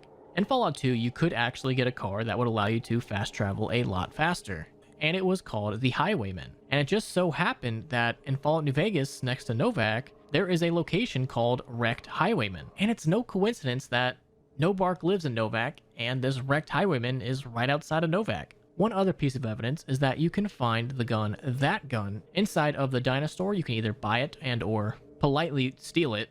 And even Josh Sawyer himself says that the name is derived from the fact that many players refer to the 223 pistol in Fallout 1 and 2 as that gun. Next, Nobark actually says some things that appear a little scuffed when you just look at it at face value, but when you actually dig into it, it might make a little sense. At one point, he talks about cave rats, which is pretty interesting because in Fallout 2, you can actually run into some cave rats. Ghouls, I tell you. Religious ghouls in rockets looking for a land to call their own. Don't you laugh at me. I know a spell that'll make you show your true form. Cave rat taught it to me. So is Nobark the chosen one? I'd like to think so. Fallout New Vegas coasters. The Fallout New Vegas coasters were actually a pre-order bonus for Fallout New Vegas at Kmart of all places. With a $5 pre-order payment, you would have received 4 of these coasters. And the fact that I'm just now learning about these right now is very upsetting to me because I would love to have these. Looking on eBay, they run about $50 if you want all of them. Which, to me, if you're a huge fan of Fallout New Vegas, not a bad deal whatsoever. Home Run. This is talking about an achievement that you can get in Diamond City, where if you run all of the bases, you get a home run. Starting at home plate, if you run to first, second, third, and go back to home, you get the achievement, which makes a lot of sense. They live in a baseball field. Of course, there's going to be an achievement based on that. Lake lurks are snapping turtles. I think this one is actually a piece of Fallout New Vegas like community lore, because a lot of people seem to think that lake lurks are just mutated snapping turtles. And apparently the reason for this is because at one point in time, the wiki, the Fallout New Vegas wiki, claimed that they were, but didn't have any source, and everyone just read it on the wiki and started to believe it. And as some people have pointed out, this makes absolutely no sense, because snapping turtles don't even live in that area, so they probably didn't evolve from that. But one thing that we do know for sure is that lake lurks look an awful lot like the Gill Man from the 1954 horror movie Creature from the Black Lagoon. Eddie is logging you. This one I think should be higher up on the list because it seems pretty obvious. Eddie is just always recording everything and anything you do. During his upgrade quest, he will play tons of recordings that he has made throughout his years. And during the Lonesome Road DLC, you can straight up ask him, do you record everything that's said around you? And he just responds with sly beeping. High water trousers. High water trousers is the call sign of an orbital nuclear weapon. But after the war, it was discovered by a ghoul scientist at the SATCOM array Northwest 05A, while she was attempting to gain control of the pre-war military satellite. And from the control terminal, you can input the activation code and you can launch a couple more nukes, because why not? It's already all gone to shit, might as well add a couple more.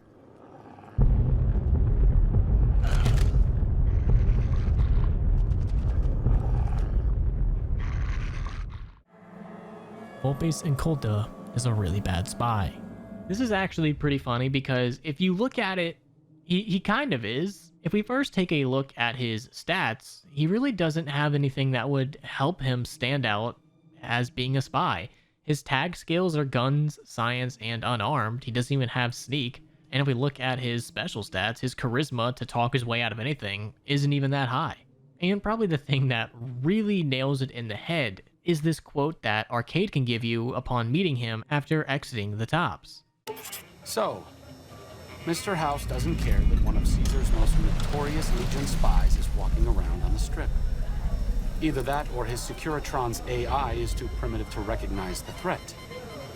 Neither answer is particularly comforting. So it seems like everybody in the world knows about the supposed best spy that the Legion has, which is not a good thing. I feel like if you're a spy, you don't want to be known. You don't want everybody to know that you're some incredible Legion spy. It would be better if no one knew of you.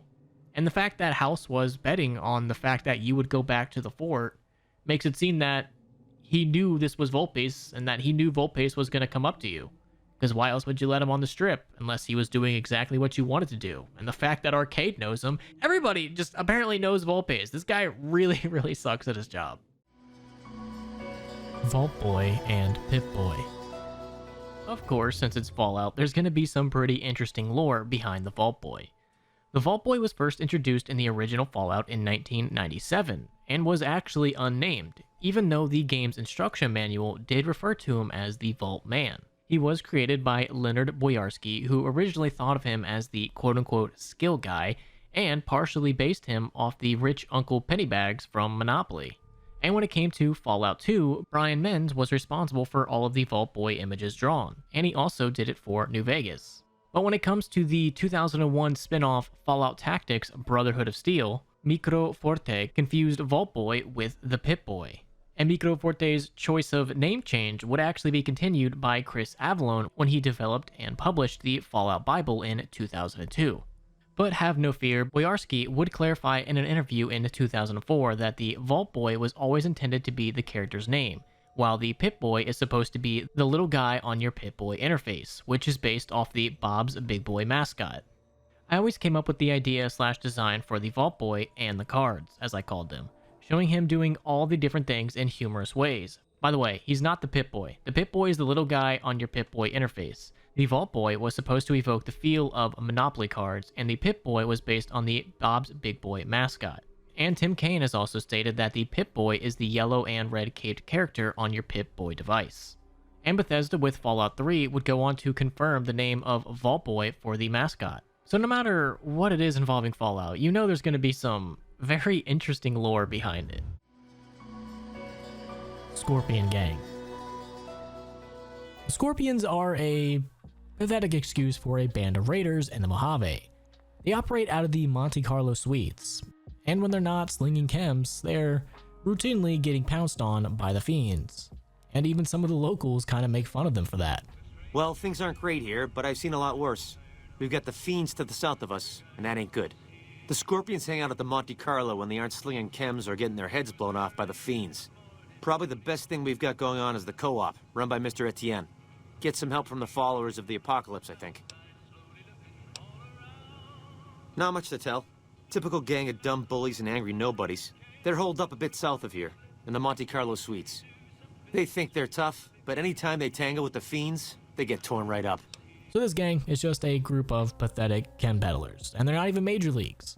They're led by two people, Vete and Roller, and this gang will attack the courier on sight. But apparently they are also kind of cowardly, because if you manage to kill enough of them, the rest will try to run and hide inside of the building. Now there was supposed to be a little bit more interactions with this gang.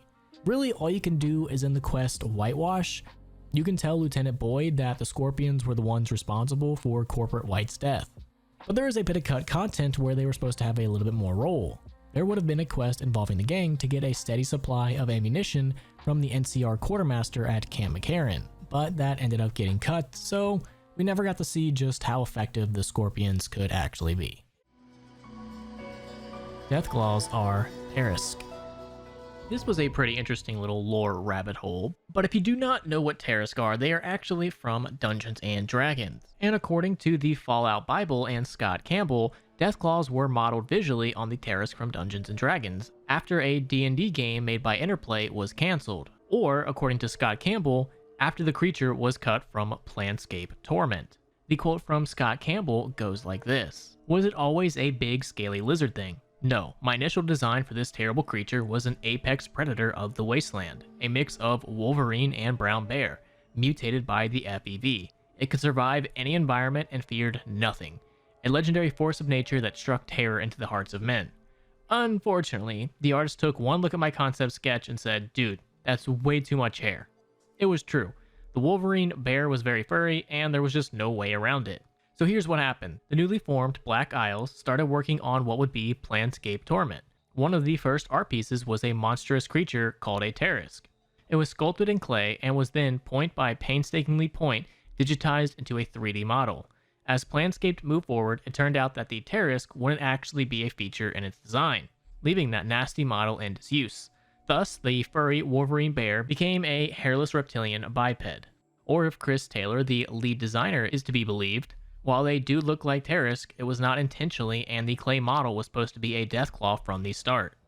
Now, whether you want to believe Scott Campbell, the Fallout Bible, or Chris Taylor is up to you, but I definitely don't think it's too far-fetched to say it was at least inspired by it. The Divide was an inside job. This is obviously just a 9/11 meme. The NCR planted those nukes underground and purposefully set them off so that way they could do something. It's all that goddamn President Kimball's fault. Talking Deathclaw genocide planned by Chris Avallone.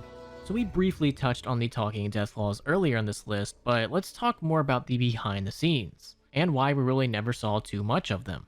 In the spirit of the Fallout Bible, Chris Avallone published the Fallout Apocrypha, in which he would just answer questions from the community. And one of the questions was, geez, why do you hate Talking Deathclaws? And he responded, I don't hate Talking Deathclaws. I hate what they represent. Now, before you misinterpret that as me actually hating Talking Deathclaws, I don't. In the context of Fallout and what it means for player actions, I absolutely do. And he was not the only one that really kind of despised Talking Deathclaws. For the 25th anniversary of Fallout, a bunch of the original developers did a roundtable where they answered questions. And one of the questions was, talking about limits. What's something either of you don't ever want to see in Fallout, or something you could remove from Fallout like it never existed? And for the answer, Tim Kaine said this, I am not a fan of Talking Deathclaws. They were meant to be the biggest, baddest, scariest thing ever, not librarians. In which Leonard Boyarsky responded, hear, hear. But when asking the creator of the Talking Deathclaws, John Dealey, he says this, one day I was walking down the hallway and I saw Fergus in one of the programmer's office, and I saw the screen over the programmer's shoulder, and it was Vault 13. I went in there and I said, what's going on? They said, oh well, we've decided to eliminate this area from the game, but we don't want to just not include it. So the Enclave is going to kill them all off. And that was that. They didn't come to me and let me know. They didn't ask me about it. They just behind my back did it. And he says the reason Chris Avallone didn't want them in there was for quote-unquote being too silly. And Dealey's response was, I mean, you've got super mutants and ghouls. Why not have something that can stand up to the super mutants? So the whole lore and the behind-the-scenes drama of the Talking Deathclaws is rather interesting. Lady Jane as Lincoln's head. The most random traitor in the game seems to have made their way all the way to Fallout 3 and stole the head from the statue of Lincoln. And the person I'm talking about is Lady Jane, who can be found in Freeside. She is involved in the quest Debt Collector, where you were asked by the Garrett twins to track down some people and collect their debt, and Lady Jane is one of them. And through a couple dialogue options, she will tell you about her caravan, where you can find it in the Brock Flower Cave. Now, of course, this also fills in with the Wild Wasteland trait, the ROUSs, or the rodents of unusual size, but I'm more interested in Lincoln's head. Once you end up finding her caravan, you will find that Lincoln's head is surprisingly strapped to the back of it, which really makes you question Lady Jane's past and what she's been up to. Now, whether this was an oversight, Easter egg, or a silly little goof and gag, that we don't know. But one thing is for certain, this Lady Jane chick is awfully suspicious. Off the Grid. Off the Grid is a cut quest in Fallout 4 that we really only have the icon for, which shows the Vault Boy in the stadium as the lights kind of shut off around him. And I actually found a post on Reddit that details what exactly this quest may have been. And it reads, just before you blow up the Institute with your preferred faction, you would have gotten this quest. It seems to have been about the power to Diamond City being cut off by the Institute as a bargaining chip, or something. There's also this massive TV screen that was meant to be a part of Diamond City, and I think instead of the Institute's declaration of existence just being over the radio, I think originally the Institute was going to cut off power up the giant TV screen with Father giving the Institute speech over it. Remember how post-endgame your main faction appears in Diamond City? I think that was also meant to be a part of this quest. A more diegetic way for your faction to end up controlling a Diamond City. And honestly, if that's how this was going to happen, that seems like a pretty cool way. Instead of just hearing it over the radio, you get to watch it on a big jumbotron. I like that. I subscribe to this idea. Siege of Firebase Zulu. The Siege of Firebase Zulu was an unreleased mod by some guy 2000, who is the creator of some of the best Fallout New Vegas mods. Firebase Zulu would have had the courier being recruited as a contractor to work at the remote Firebase Zulu. You would have had to take care of numerous conflicts as the base gets ramrodded by the Legion, and some of the conflicts you would have had to have dealt with would have included fragging of officers, chem abuse, tensions between humans and ghouls, tension between enlisted and officers, murder, sexual misconduct, and every other vice imaginable. Now, the mod was never released, but there was an April Fool's version of the mod made by the Hermit84. The Number Station. This is an old-school Fallout 3 creepypasta that consists of a strange radio station that supposedly predicts some events in the future, and not just like the video game future, like actual real life. The creepypasta goes as so. Fallout 3 contains several in-game radio stations. The most diverse and important station is Galaxy News Radio. Many players of the evil persuasion know that you can kill Three Dog and he will be replaced by a technician, Margaret. She is not a charismatic personality and has very little to say, seeming to not enjoy her new announcement duties. She also never appears in person and therefore cannot be killed. Once Three Dog is dead, you're stuck with Margaret. What most players do not know is that under certain circumstances, GNR will become a number station. A number station is a station that broadcasts an unusual coded message. Many of these exist in real life, and some hypothesize that they are a nuclear retaliation control network. Simply check Wikipedia for more information about these odd broadcasts as they are related to the real world. Back to Fallout 3. No one is sure which actions are needed to hear the number station in Fallout 3. It appears that you must kill Three Dog, because no one has reported hearing the number station with him still alive. It also appears that you have to skip over the quest Galaxy News Radio, where you help boost the signal so that the station can broadcast further than just the immediate DC area. This is easy enough to do with either a speech check or simply using the Fallout Wiki to look up where to go next and advance the main plot. Finally, you definitely have to choose Destroy Raven Rock. This is the actual trigger to turn GNR into a number station, and it will remain such for the rest of the game. However, the vast majority of players who perform these three actions still continue hearing the standard GNR broadcast, so there must be several more requirements the community has yet to isolate. If you're lucky enough to hit upon the right set of circumstances, just after destroying Raven Rock, you will get a message, radio signal lost, and a few seconds later, radio signal found. You cannot, however, actually listen to GNR just yet because you didn't boost the signal and are out of range of the broadcast at the exit of Raven Rock. Luckily, Raven Rock is situated in the mountains and is right near one of the few places outside of DC that you can get high enough to catch the signal. So far, the confirmed locations to hear the GNR number signal are within the immediate DC area, obviously. This is true for the regular GNR throughout the game. At the top of the Ferris wheel at the backwater Redneck Island, I can't remember its name just now. On the top of some SATCOM arrays you can climb in the northwestern map area. On the top of Tenpenny Tower, though this may be within the normal broadcast range anyway, feel free to playtest and get back to me on this. On the highest point of Broken Bridge around Erifu, again, maybe within broadcast range anyway. On some of the highest points of mountaintops in the area near Raven Rock, this is obviously your easiest chance to first listen to the number station. When you tune in, you will hear an old familiar voice, Three Dog, despite the fact that you killed him earlier. However, you will quickly notice that this does not seem to be in character. So I guess it's not technically Three Dog, but just the voice actor Eric Dunlams. He reads a series of numbers in a monotone, depressed sounding voice. He always recites a list of single digits between 9 and 12 characters long. For example, 937-917-2034. He never uses a multi-digit number like 11 or 40. These numbers are followed by wildly varying lengths of Morse code. This is then followed by a song, I Don't Want to Set the World on Fire. All other music tracks seem to be inactive on the number station. The Morse code was the easiest part of the mystery to crack, as the code is widely available and many people actually know it by heart. We quickly had a list of a great number of messages in English. Some sounded completely mundane and even comical, such as wash the car today, maybe Chinese for dinner, or have you watched my YouTube video yet? I uploaded myself kicking bums in the nuts. You may be saying, but wait, YouTube didn't exist in the Fallout universe. And you're right, as far as we could tell, all of the messages sounded like they were based in our reality somewhere near present day. Some of the messages, however, are quite sinister, such as the Queen has died today. The world mourns, as on days like these, we are all Brits. Or, I can't believe they've actually done it. Not long left. The noise. I can't take the noise anymore. I have a pistol in the attic. Just recently, a player on the wiki forums noticed a message that brought to light the meaning of the messages. He was reading a thread that collected all known messages, transponded from Morse code English. He saw a line 120-55-282-010. What you talking about? You'll be missed. He realized this referred to the recent death of Gary Coleman, and then quickly realized the numbers were the time and date of death. He immediately scanned through the messages to try and find more examples of this apparently future telling by a game that's more than a year old.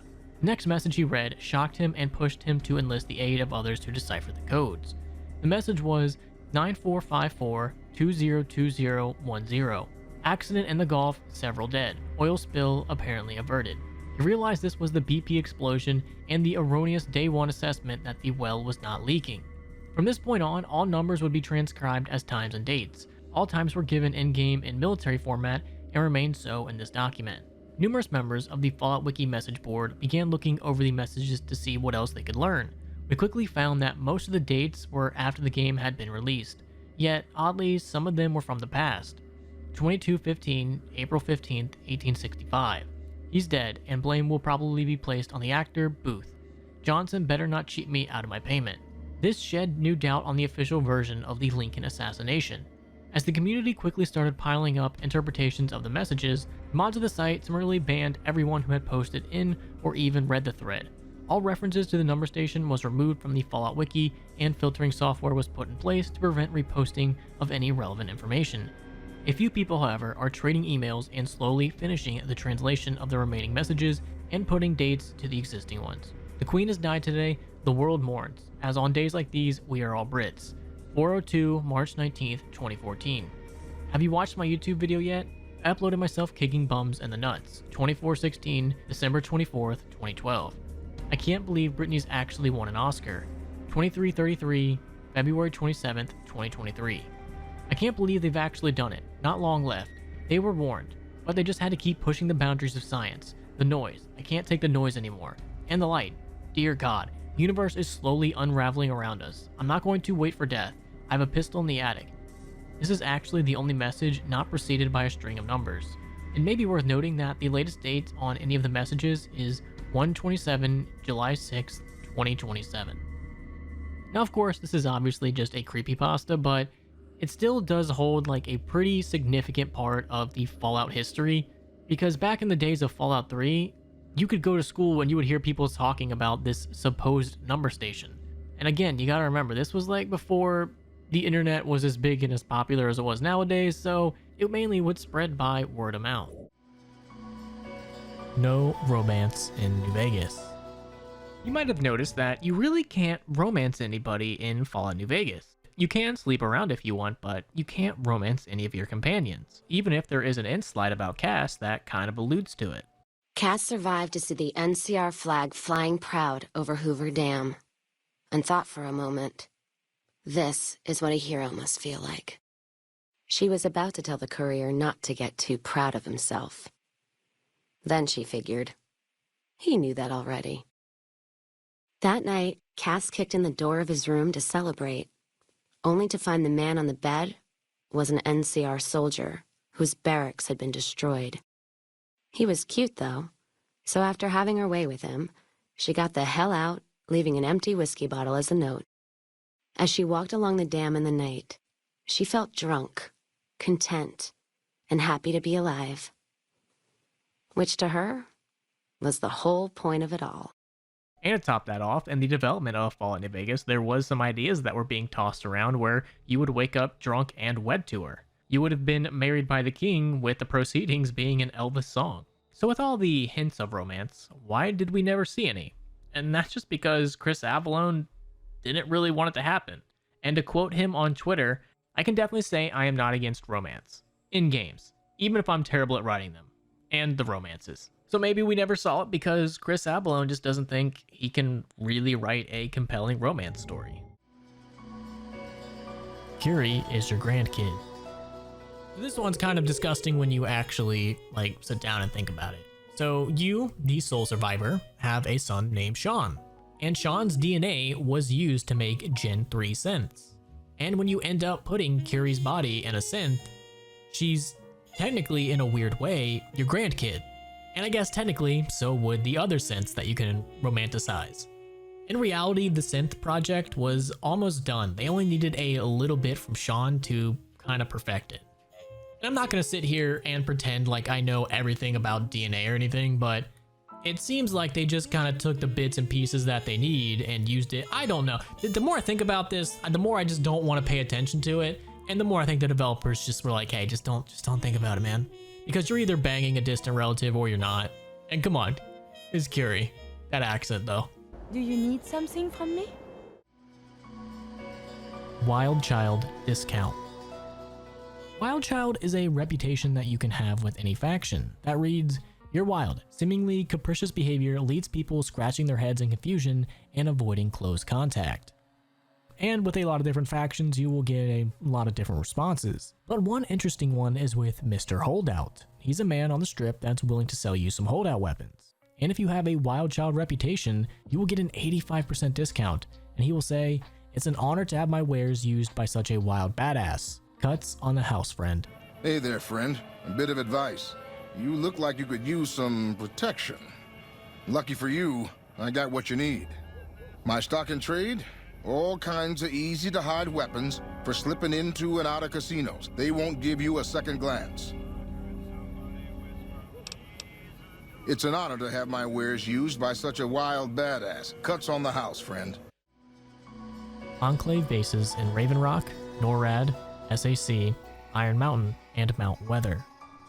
This is just a pretty interesting bit of lore that shows you that the Enclave might have a lot more bases than we know of. In Fallout 2, PoseidoNet, which was a pre-war transcontinental network operated by Poseidon Energy, and it stretched all the way from the Pacific to the Atlantic. Post-war, it was used by the Enclave to communicate between its facilities scattered all across the American waste.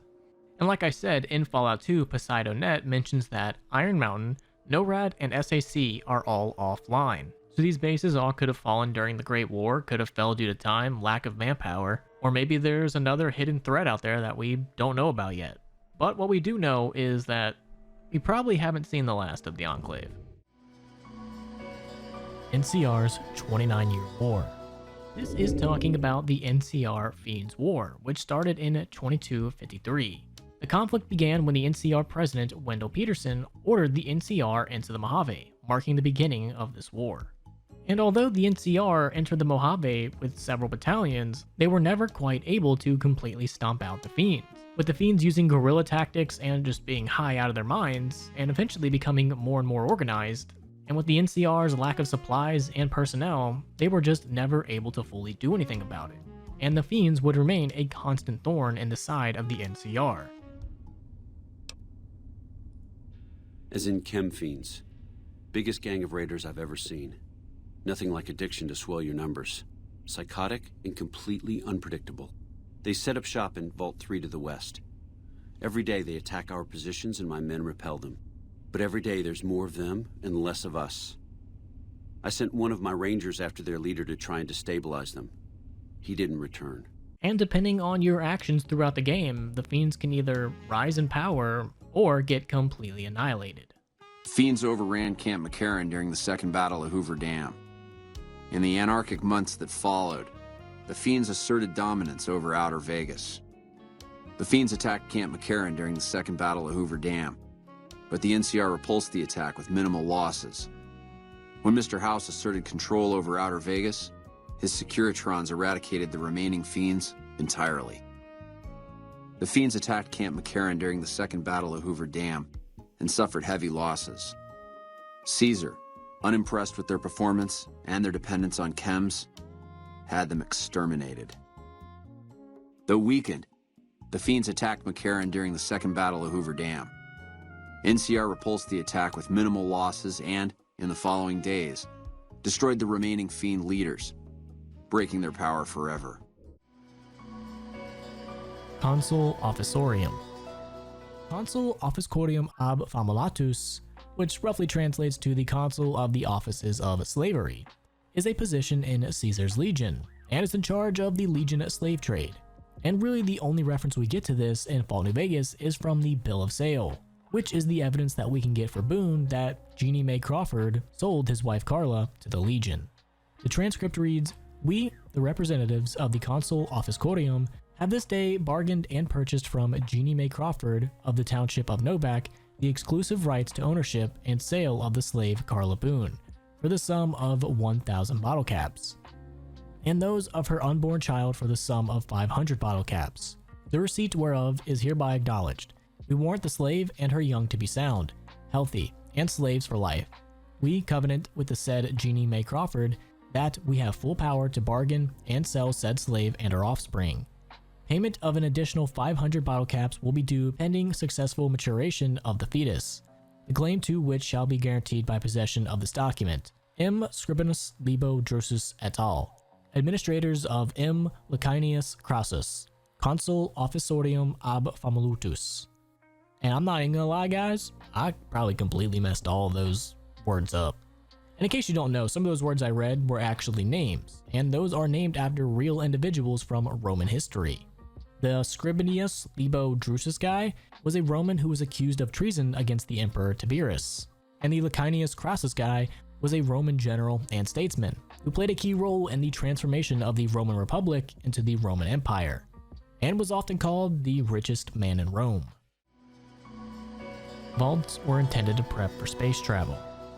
So the original plan for the Enclave was that they were prepping for space travel. They knew that nuclear war was gonna happen, it was only a matter of time. And to make sure that they all survived, they used Vault-Tec to create these vaults and run these experiments so that way they could get more information on the long-term effects of space travel. And it kind of does make a little sense when you look at a lot of these vaults and their experiments. Vault 11 was designed to see if people are willing to sacrifice one person for the collective good. Vault 12 was designed to test the effects of radiation on people.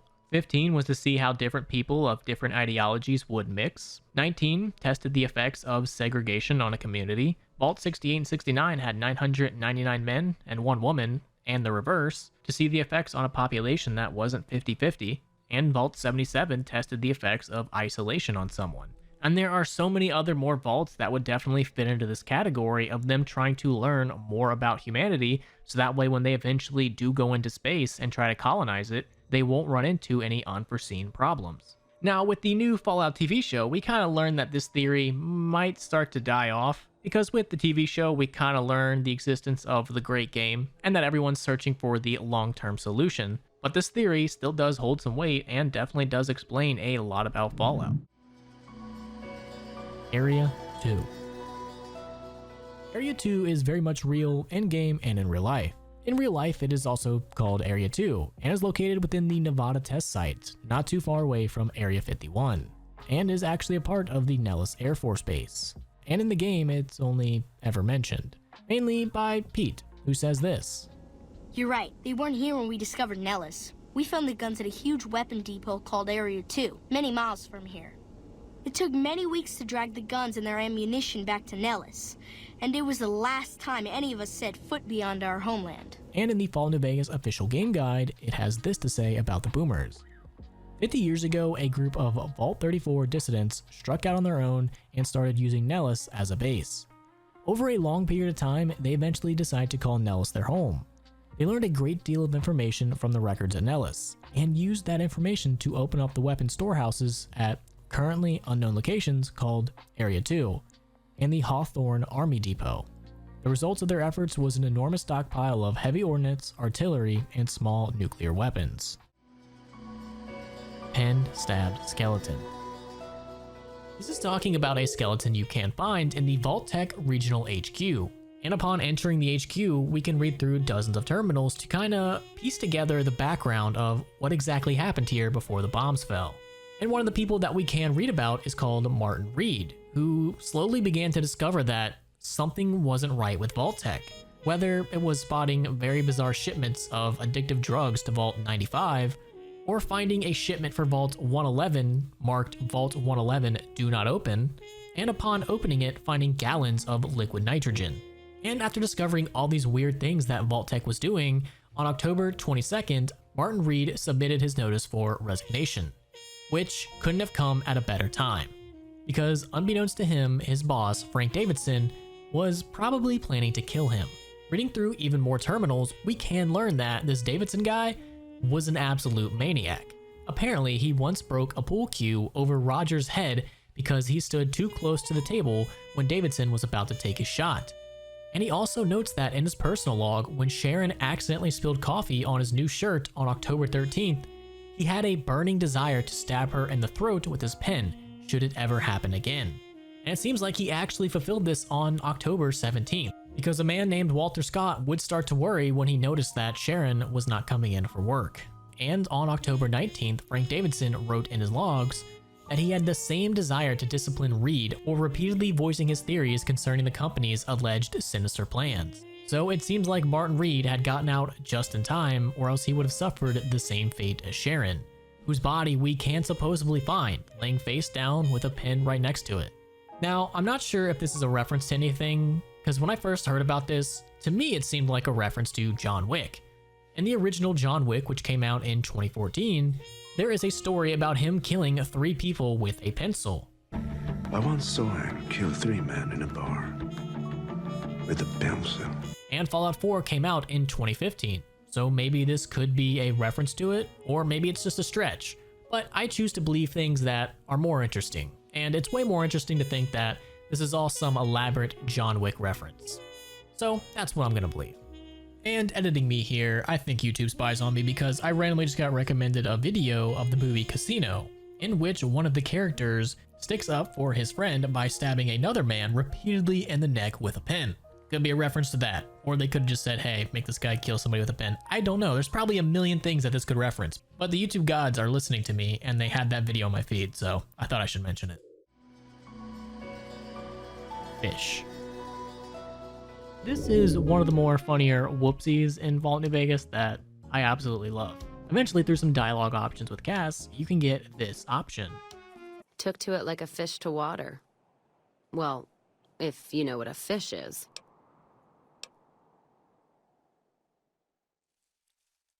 It's this slimy, scaled thing, like a lake lurk, except no legs. Well, most times. They're like birds, except they stay underwater.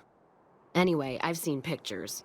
One guy even had one above his bar in Reading, except it was made of pre-war plastic. He used to say it could sing, but I figured he was on a jet rush. And this implies that the courier has either never seen a fish, doesn't know what a fish is, and has absolutely no idea what she is talking about. But what's funny is you can find plenty of fish throughout the Mojave, especially in Lake Mead. Like fish aren't some mystical creature that we've never seen, there are plenty around the Mojave. So either the courier has just never bothered to go near any body of water, or has just been lucky enough to just never come across a fish in his entire life, or that bullet did a little bit more damage than we thought. Nuka-Cola addicts. In multiple Fallout games, you can become addicted to Nuka-Cola. In Fallout Tactics, it was called Nuka-Cola Addiction. In the original Fallout, it was just called Nuka-Cola Craving, and in Fallout 2, it was called Nuka-Cola Reliance. And not really much happens other than the fact that you crave another Nuka-Cola. Tom McMullen.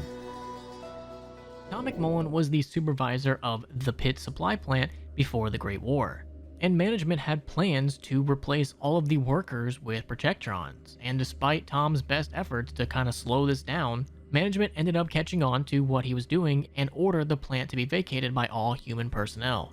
Unfortunately, all the workers working there believed Tom was actually a part and helping management replace all of the humans. And to try to save their own jobs and vent their frustration, they tried to take it out on Tom. But Tom had suspected this and he tried to escape. He ended up managing to flee to a small room and lock himself in, hoping to wait out the workers. But they did not leave. He tried in vain to beg them to leave before the new Protectron workforce arrived, but no one would take him seriously, and when the robots arrived at the plant, they ended up killing all of the workers. And with Tom not wanting to leave until the robots were gone, this ended up being his final resting place. And the interesting part about this is after you are done reading it, a lone Protectron will spawn just outside the door, but it's not hostile. Snuff tapes. This is exactly what it sounds like. It's a bunch of snuff tapes that we can find as a holotape in the Gomorrah. This can be found in Clandon's suite in a hidden safe behind his dresser. Clandon is a guy that's pretty good with making bombs and making snuff tapes. He was hired by the Emeritus to help with their plan to take over the New Vegas Strip.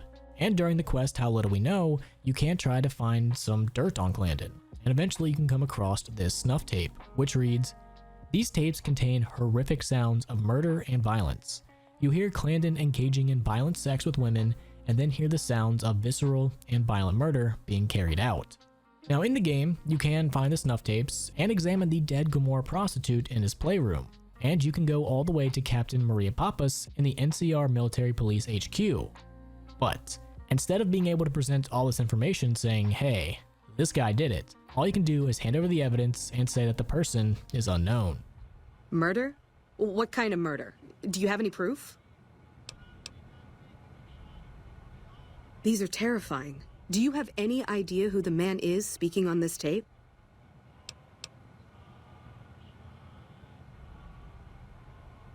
Well, come back here when you can. I'd like to take care of this as soon as possible. But there is a piece of cut content. Instead of being like, well, I don't know, Raggy, you would have been able to turn Clandon in. And after doing this, when you walk through the Gomorrah lobby, it would trigger a scripted event, where 4 NCR MPs enter Gomorrah, head to Clandon's room, and arrest him. In which, after that, he would spend the rest of the game locked up in the NCR Military Police HQ. Clandon? Okay. I'll send some troops over there to bring him in. Clandon, under the authority of the New California Republic, I place you under arrest for murder. What? Are you fucking kidding me? You can't do this. The Omertas aren't gonna stand by and let you arrest me. The Omertas have no say in this matter. This is a legal matter now. You'll have to come with us. All right, I'll come quietly, but this is fucked. Fallout 4, Ghoul Meat.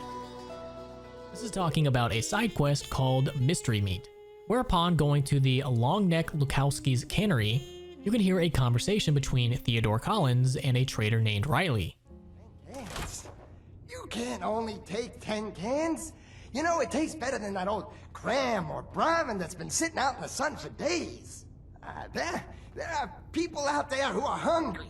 You just gotta sell up the product a bit more. I'm sorry, but 10 cans is all I can commit to right now. It was selling like crazy for a while there, but there's been talk about people getting sick.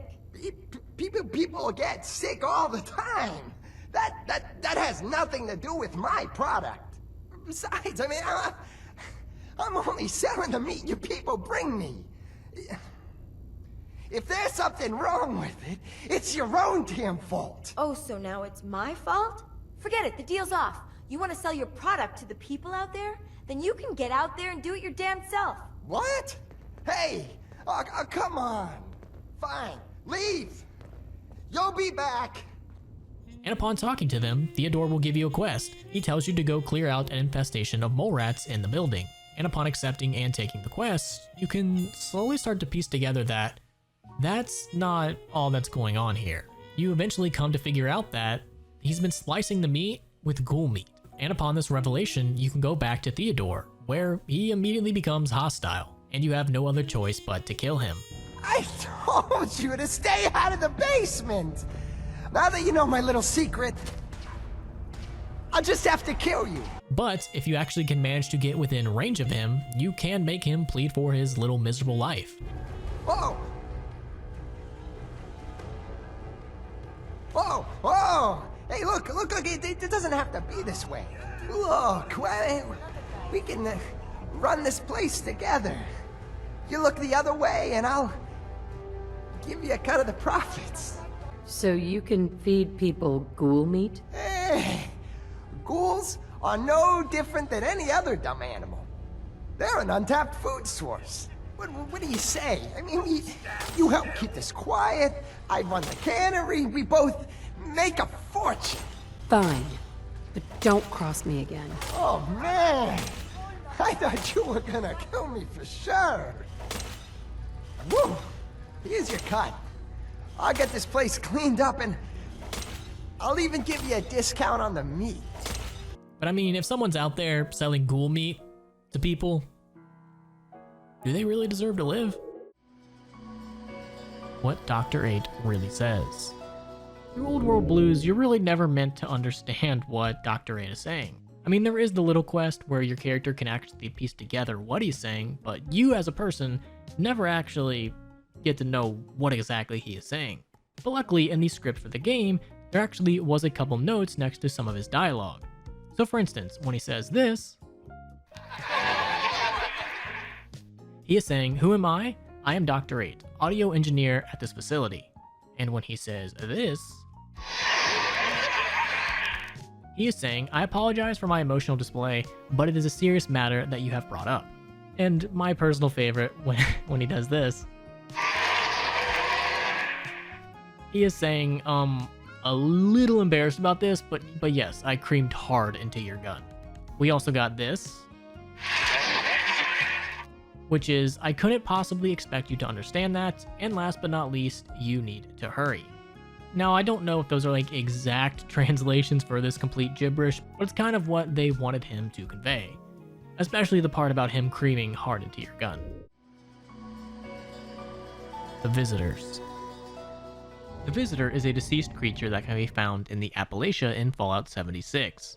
It closely resembles the interloper that we have previously talked about, and in the same cave you can find a holotape called President's Eyes Only.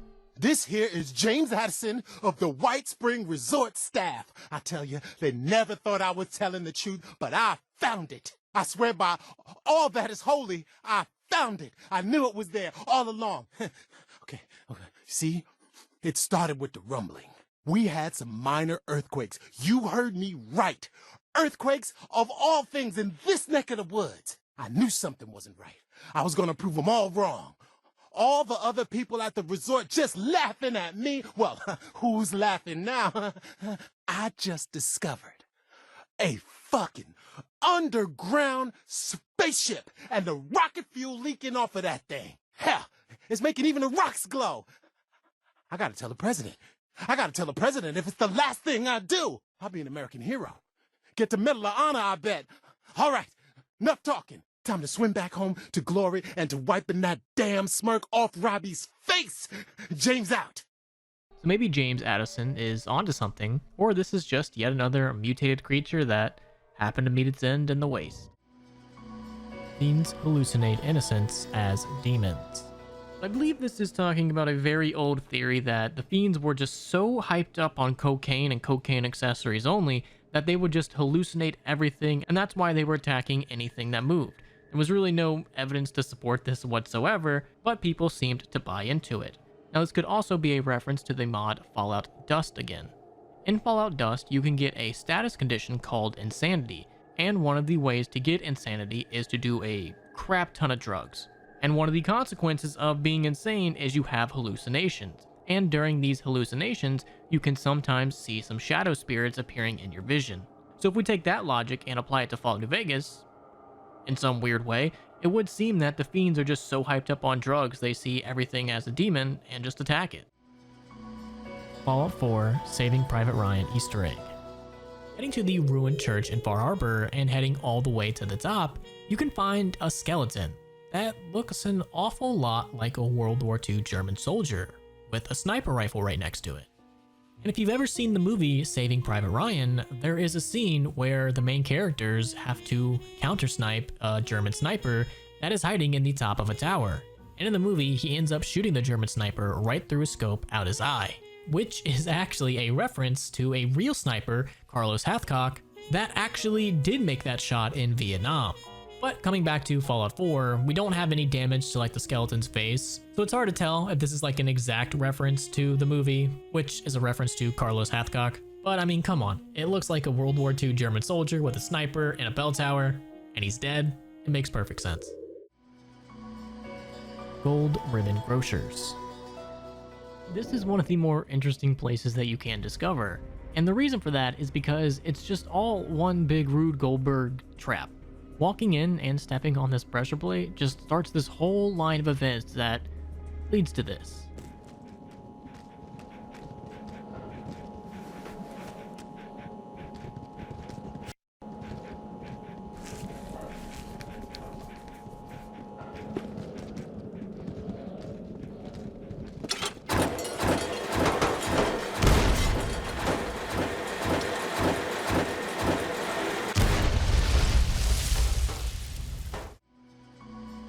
Declaration of Vital Essence.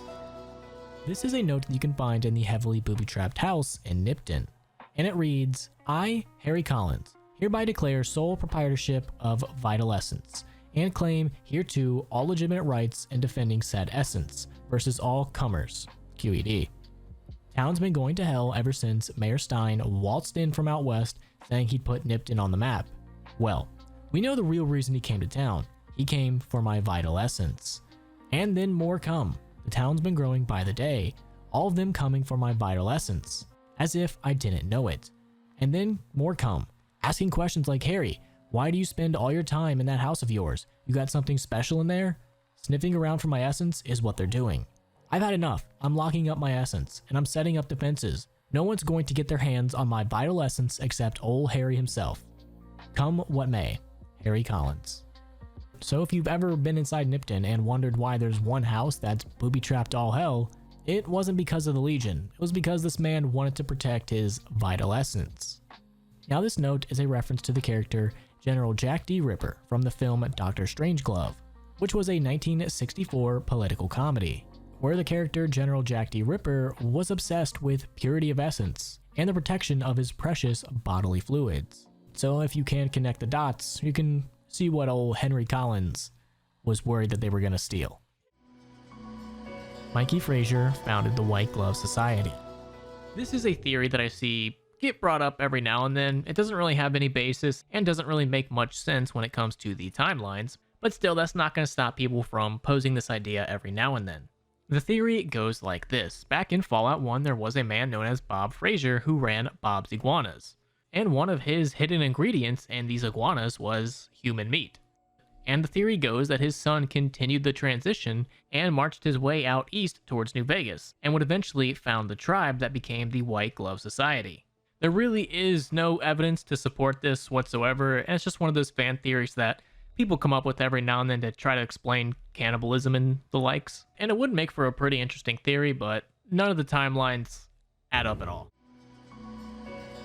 Big Iron was written for New Vegas.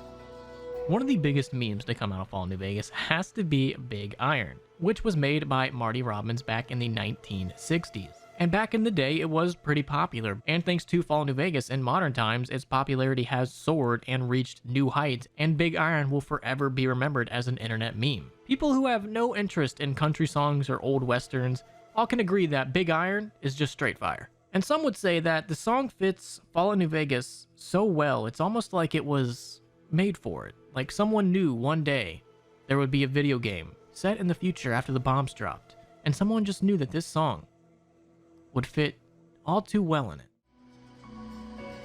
Courier 6 is a deadbeat dad. If you have the Lady Killer perk on your courier and you talk to the Lonesome Drifter, eventually you will get this dialogue option. Well, I was born in a little town out Montana way. Me and Ma didn't have much ever since my pa up and left.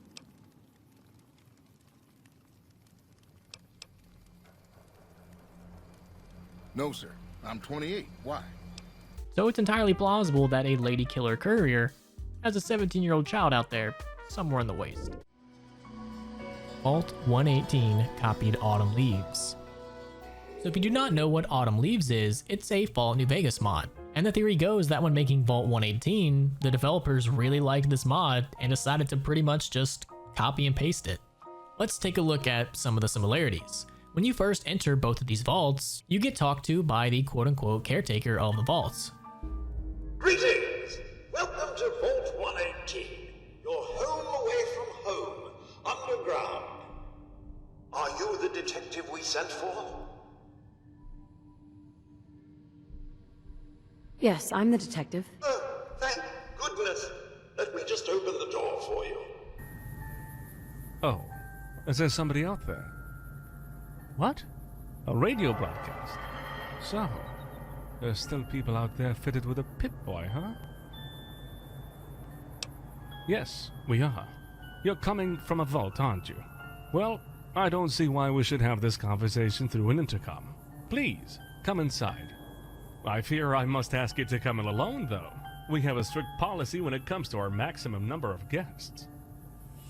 But upon entering both vaults, both main quests have to revolve around a murder, and you checking the crime scene and speaking to the other robots in the vault. The person that died was the main guy behind the vault, who worked alongside Vault-Tec to build it. Well, it's about time the police sent someone out to investigate. We have many important residents and they're very worried. What happened? Who died? It's Mr. Parker, the primary owner and financier for the hotel. This is just a disaster. Back when titles were still relevant, he was a professor at the Massachusetts Institute of Technology and chief science officer of ROPCO. His domain of expertise, as you surely guessed, artificial intelligence. All that we know is that one day we found him in this position, under a pile of books. He hasn't moved ever since. As for now, we theorize that he tripped and tried to catch something to stop his fall. The bookshelf came down with him. There's also this important tidbit about voice modulators. I'd like to hear more about your research. Oh, wonderful. No one else here really wants to talk about it. Functionally, this model is more or less the same as the previous versions I worked on, but without the neural inhibitor and the reconditioning. The voice modulator seems to have some minor issues interfacing with the neural matrix, which can add some moodiness. But that's easily solved with regular tune-ups. Well, Roland forbids me to tell that story, but I'm not supposed to follow his orders anyway. It's a rather amusing story, to be honest. As you know, our master defined Roland to be offensive and irritating in great variety of ways. And there was one method which he was very proficient with.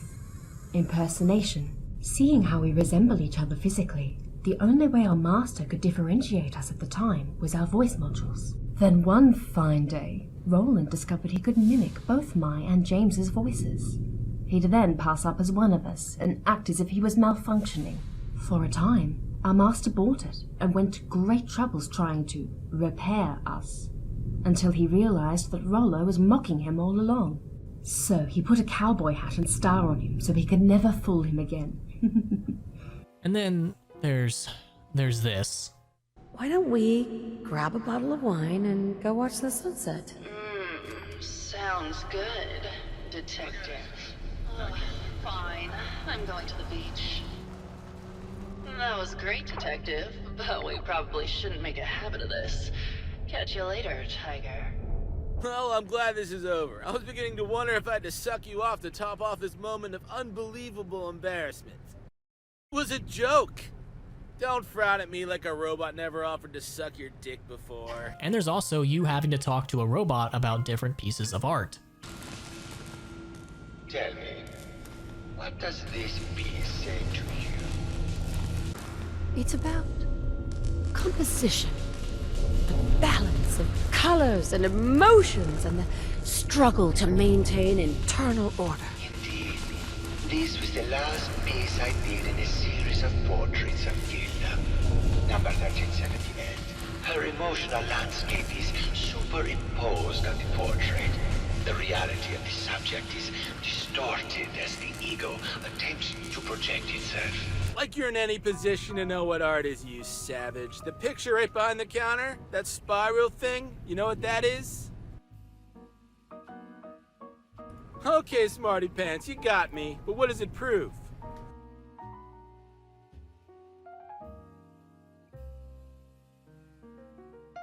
Hey, I can think fourth dimensionally, so you just enjoy your landscapes, Dingleberry.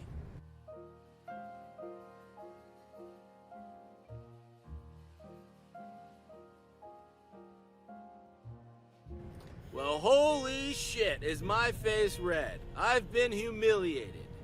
So it definitely seems like Bethesda played the mod and was like, all right, this is ours, yoink. But what upset a lot of people is that they didn't give the original mod creator really anything. The mod creator had this to say. I honestly thought Bethesda staff played Autumn Leaves, had a blast with it, I hope, took some things out of it, and made it their own thing for Far Harbor. And I seriously think it's perfectly okay. After all, Autumn Leaves inspirations are countless.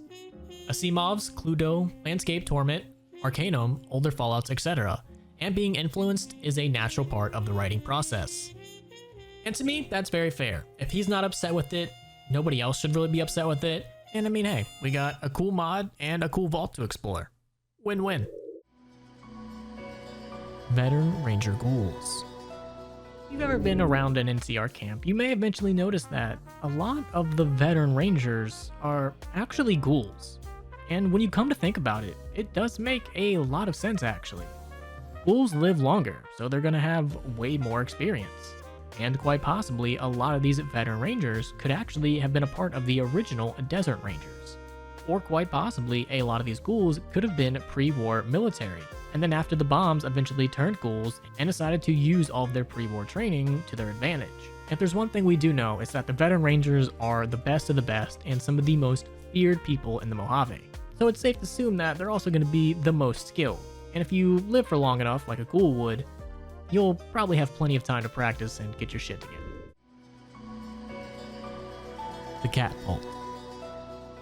I believe this is a reference to Vault 43, which is only ever mentioned in the webcomic One Man in a Crate of Puppets. We really don't know too much about Vault 43, other than the social experiment that went on there. The experiment was pretty dumb. The population consisted of only 20 men, 10 women, and a panther for some reason. I can only imagine how well that turned out. Fallout 3 Giant Teddy Bear. There are a couple giant teddy bears that you can find across the wasteland. One of them can be found in the Red Racer Factory, and can be found hanging on a tricycle. Another one can also be found at a SATCOM array, the NN03D. Now do be careful when trying to collect these giant teddy bears, because if you already have a teddy bear in your inventory, when you pick up the big one, it will automatically be lumped together with the smaller one and revert to that size. So if you do want to pick up one of these large teddy bears for your home, make sure you don't have any in your inventory so it will stay as a large teddy bear. Fallout Tactics Klingons. In Fallout Tactics, there is a melee weapon that you can get called the Dak Targ, and its in-game description is weapon constructed for a bunch of obsessed TV fans in the 20th century. It works like a real weapon, which is very sad.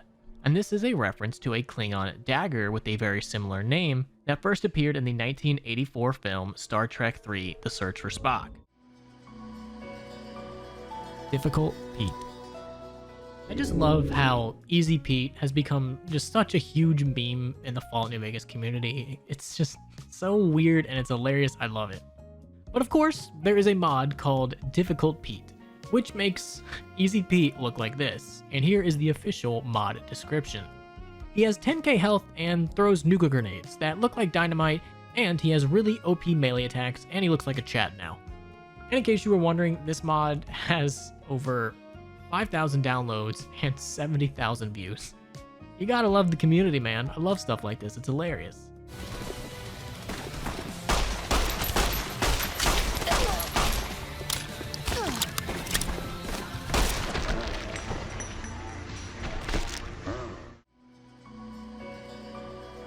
Bloodmen. Bloodmen were the original name for ghouls during the development of the first Fallout back in 1997. And some inspiration for the early ghouls can be from Forbidden Planet, I Am Legend, and real-life accounts of radiation poisoning victims. And I'm really glad they went with the term ghouls instead of bloodmen. Bloodmen just sounds too weird. Doesn't really roll off the tongue like ghouls does. Mutant Circus Bear. This is talking about the unique ghoulified Yaoguai named Ruska, who is living in the far northwest point in Point Lookout. Ruska the Wonder Bear was a former star attraction of Point Lookout. She was known for her ball dancing abilities, but after the Great War, Ruska was ghoulified and turned into a Yaoguai, and would continue living in the northwestern corner of Point Lookout. And for years, she would continue amusing herself with the big red ball dating back to her circus days, and preying on anyone that happened to get too close. Betsy the Playable Brahmin. Betsy would have been a multiplayer character that could have been recruited in Fallout Tactics for 564 game points. And although we never got to see her in Fallout Tactics, she almost made an appearance in Fallout New Vegas. She would have appeared as a standard water Brahmin with the cut character Kevin Hargrove, and she probably would have been somewhere located around Freeside's North Gate. And she would have been some sort of companion, with a couple partially complete dialogue options like, Betsy, I need to go on by myself, are you going to be okay, girl? And, come on girl, let's get going. So maybe one day, Betsy the Brahmin will finally make her appearance. Fallout New Vegas takes place in the courier's comatose brain. So with every piece of fiction out there, there's going to be a theory that it's all a dream, it's all in your head. No matter what it is, there's going to be a dream theory. And no, not the Minecraft YouTuber. And Fallout New Vegas is no exception. I mean, this one kind of is a little bit more understandable because you do get shot in the face and you somehow survive that. And then you go on to arguably be the single most powerful object in the entirety of the Mojave. It's almost as if you cannot fail. No matter what endgame you pick, the courier really can't lose in Fallout New Vegas. It's almost as if it's in control and won't let itself lose. Of course, we do know that this theory is not true whatsoever, and honestly, really despise theories like this, but it would explain a lot. Fallout Tactics Shosha. This would have been considered a big gun class in Fallout Tactics, and the official description would have read, renowned as the worst machine gun ever issued to any army at any time in history. And the name for the gun, even in the editor, would have been Useless Heavy. And this is a reference to the real-world French-made Showshot light machine gun. During World War I, it was pretty known to be unreliable and constantly jamming. And it's just a tale as old as time. Poor design choices and rough conditions. I mean, not too many guns can really hold up with the muddy conditions of World War I trenches. Dinky the Dino is alive. If you happen to be in Novak and you go inside Dinky the Dinosaur, and say Cliff is on his mandatory 2-hour lunch break, if you open this back door and you just sit and listen, sometimes the dinosaurs will start to make noise, even though there's really no one around to activate them.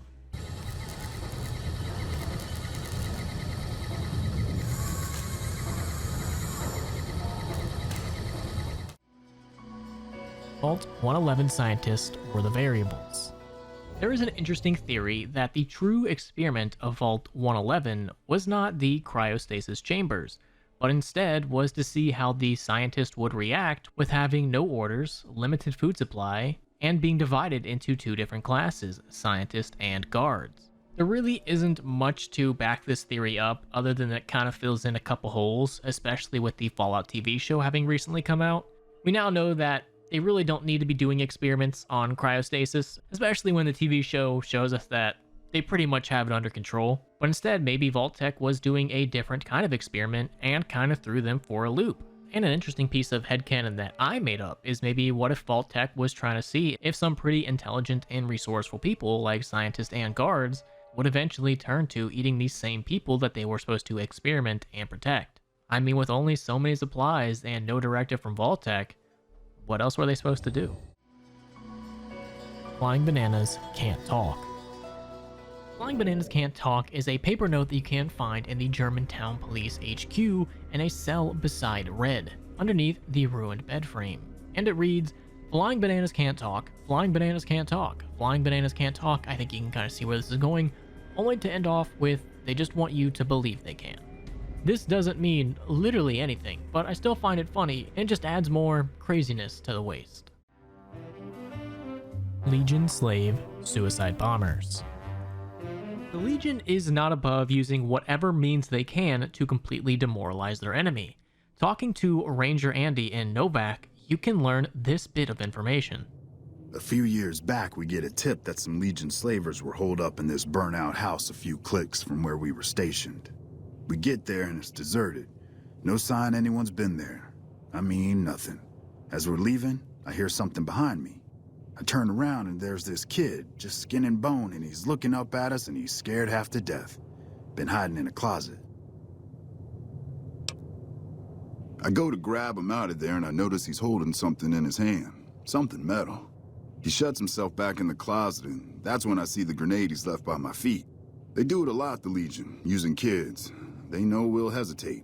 Anyway, that was the first time. Second time, I fell down those stairs in front of the motel, just in case I got to thinking I'd put it all behind me. Which would make sense to use kids in Fallout New Vegas, because if you try to kill a kid, they just get right back up. They can't physically die in New Vegas, so that's actually like high IQ play right there. Sentient Mannequins. If there is one thing that we know about Fallout 4, it's that these mannequins can be pretty terrifying. They don't ever do anything, but just some of the positions that you can find them in makes it seem like they are alive and are moving around on their own free will whenever you're not looking. You can find them in various positions, having murdered people in bathtubs, sleeping in the bed with skeletons, or even pretending to play house. But the creepiest one has to be in the Far Harbor DLC. In this sunken boat, you can come across a very disturbing scene. With how the mannequins are all laid out, it appears that the mannequins rose up and took over the ship and killed everyone that was on it. It definitely seems like they are alive. And it doesn't help that you can find this note. I can't wait to drop these damn mannequins off. The crew is starting to claim that they are hearing weird noises from the cargo. Maybe they are just playing pranks on me? Whatever, we are almost there. So it definitely seems like there might be killer mannequins just walking around the waste. Freeside slave collar. In Freeside, you can find a slave collar on the body of a corpse, but there's more to this than meets the eye. It's actually a part of Veronica's quest, I Could Make You Care, where you can learn a little bit of backstory about who this man was and why he was here. This guy was Elijah's slave, who was sent to purchase the Euclid Seafinder, and after asking about some place that could block radio signals, was pointed to this concrete building, and it would be safe to assume that it didn't go too well for him. Wow, I wish I had more of them. All this interest to be my biggest seller. I sold it to a man not too long ago. Real twitchy, nervous sort of guy. Kind of seemed like he was wigging out about something. Had a funny collar on. I wanted to ask him about it, but I figured maybe I'd regret asking. People are weird around here.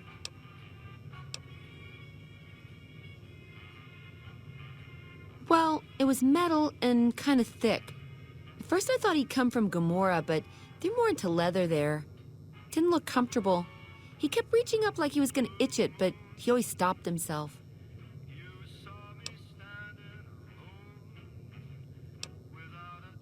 No, but I know where he was going.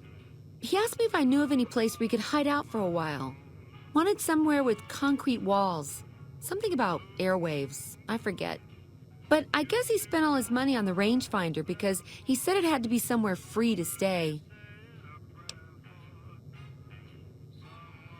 I said I didn't know about anything like that around here, but if he wanted to live for free, a lot of people do that in Freeside. I know there's a concrete building there across from Mick and Ralph's. No ceiling, but I think it still counts.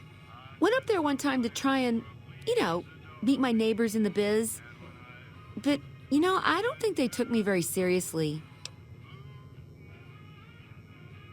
Oh, he was pretty average, I'd say. Average height, average age, dark hair, beard of some kind. I don't like the sound of this. Hope that collar isn't what I think it is. What did you do, Elijah? Gilda hates Vera. This is yet again another Fallout New Vegas reference, and it's talking about Vera Keys from the Fallout New Vegas Dead Bunny DLC, who you never actually get to meet, but you can find their hologram and unfortunately their dead body. And out of all the characters we never get to meet, but we get to learn about, in my opinion, in the entirety of the Fallout universe, Vera is one of the most interesting ones. And in Fallout 4, if we head back to Vault 118, we can again talk to Gilda, who was a former Hollywood actress. And upon talking to her, she doesn't really have nice things to say about Vera Keys. Did you know that I was supposed to star in Love Set Sail? The only reason that bitch Vera got the part is because her uncle was the producer. Did you need something else? She seems to really dislike Vera because she took her role in Love Set Sail, which we have seen numerous posters for. And I'm not gonna sit here and take this Vera Keys slander from some robot in a jar that let me bang them. I will simp for Vera, and I will not have this blasphemy by this brain in a jar. Never mind. I'll be around. Ugh, fine. I'm going to the beach. Veronica's dress. On talking to Veronica, you can learn that one of the things she wants most in the world is a dress. I want a dress. Yeah, a good one. Something elegant and classy, but still stylish. Something that's eye-catching and sexy, but also says, don't fuck with me.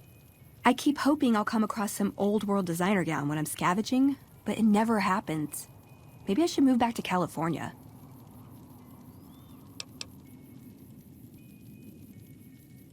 Hey, you try getting a date wearing scribe robes. Might as well be wearing sweatpants. I just like them, you know? They make you feel like a woman.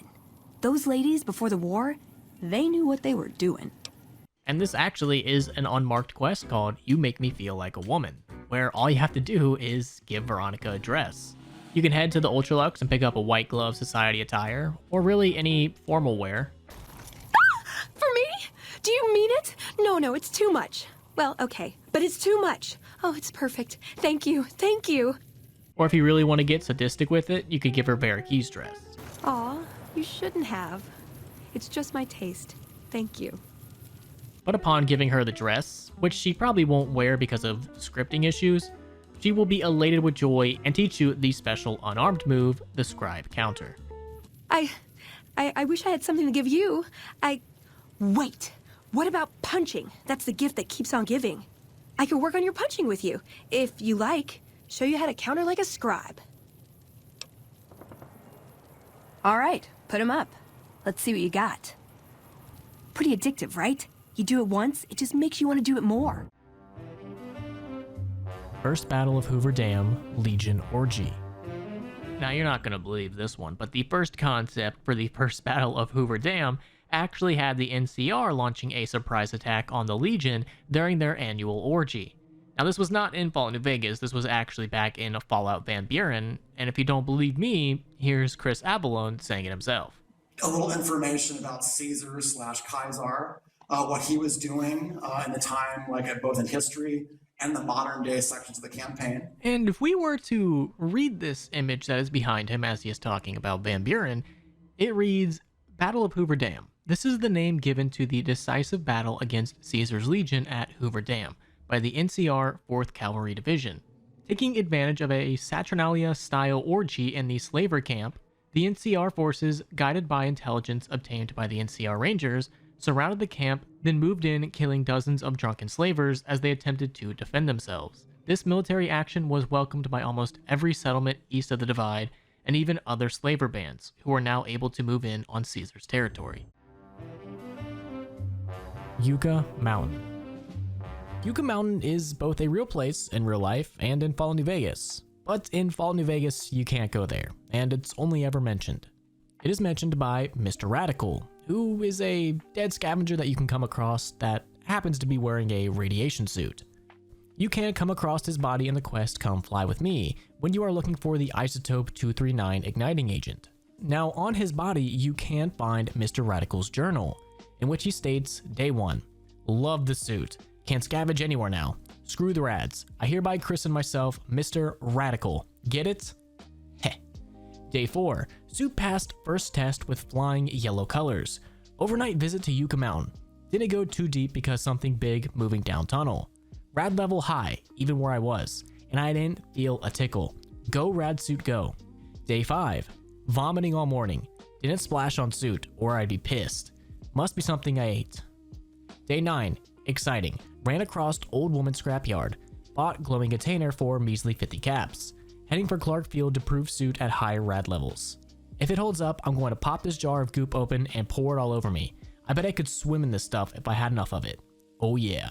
And it seems like Icarus flew too close to the sun because this man is no longer among the living. So it seems like in Fallout New Vegas, Yucca Mountain is a radioactive hellhole, which does have some tie-ins to real life. In real life, Yucca Mountain was proposed to be a nuclear waste repository, and was designated that by the Nuclear Waste Policy Act in 1987. And it was proposed to have a deep geological repository storage facility within Yucca Mountain for spent nuclear fuel and other high-level radioactive waste. And for years since then, Yucca Mountain would get proposed for nuclear waste, and then it would get canceled. Then it would get proposed again, and then it would get canceled. And then it would happen again, and then of course it would get canceled. And the most recent info we have on this is in May 2021. When it was said that Yucca Mountain would not be part of Biden's administration plans for nuclear waste disposal. So it looks like in the Fallout universe, this plan actually did go through, and Yucca Mountain became nothing but radiation. and hence Mr. Radical went there to test his suit that obviously didn't work. Fantastic joins the Legion. One of the best characters in the game has to be Fantastic. Not only is he one of the smartest men I've ever come across. It was easy, man. They were going door to door asking if anyone knew any scientists. I said look no further. They asked me if I knew anything about power plants. I said as much as anyone I had ever met. They asked me how well I understood theoretical physics. I said I had a theoretical degree in physics. They said welcome aboard. But he also has to be one of the most charismatic, because upon doing a Legion playthrough, if you take out all of the NCR at Helios 1, you would expect not to see anyone that was working there. Well, of course, if anybody was going to survive and join the Legion, it would be Fantastic. Hey man, when in Rome.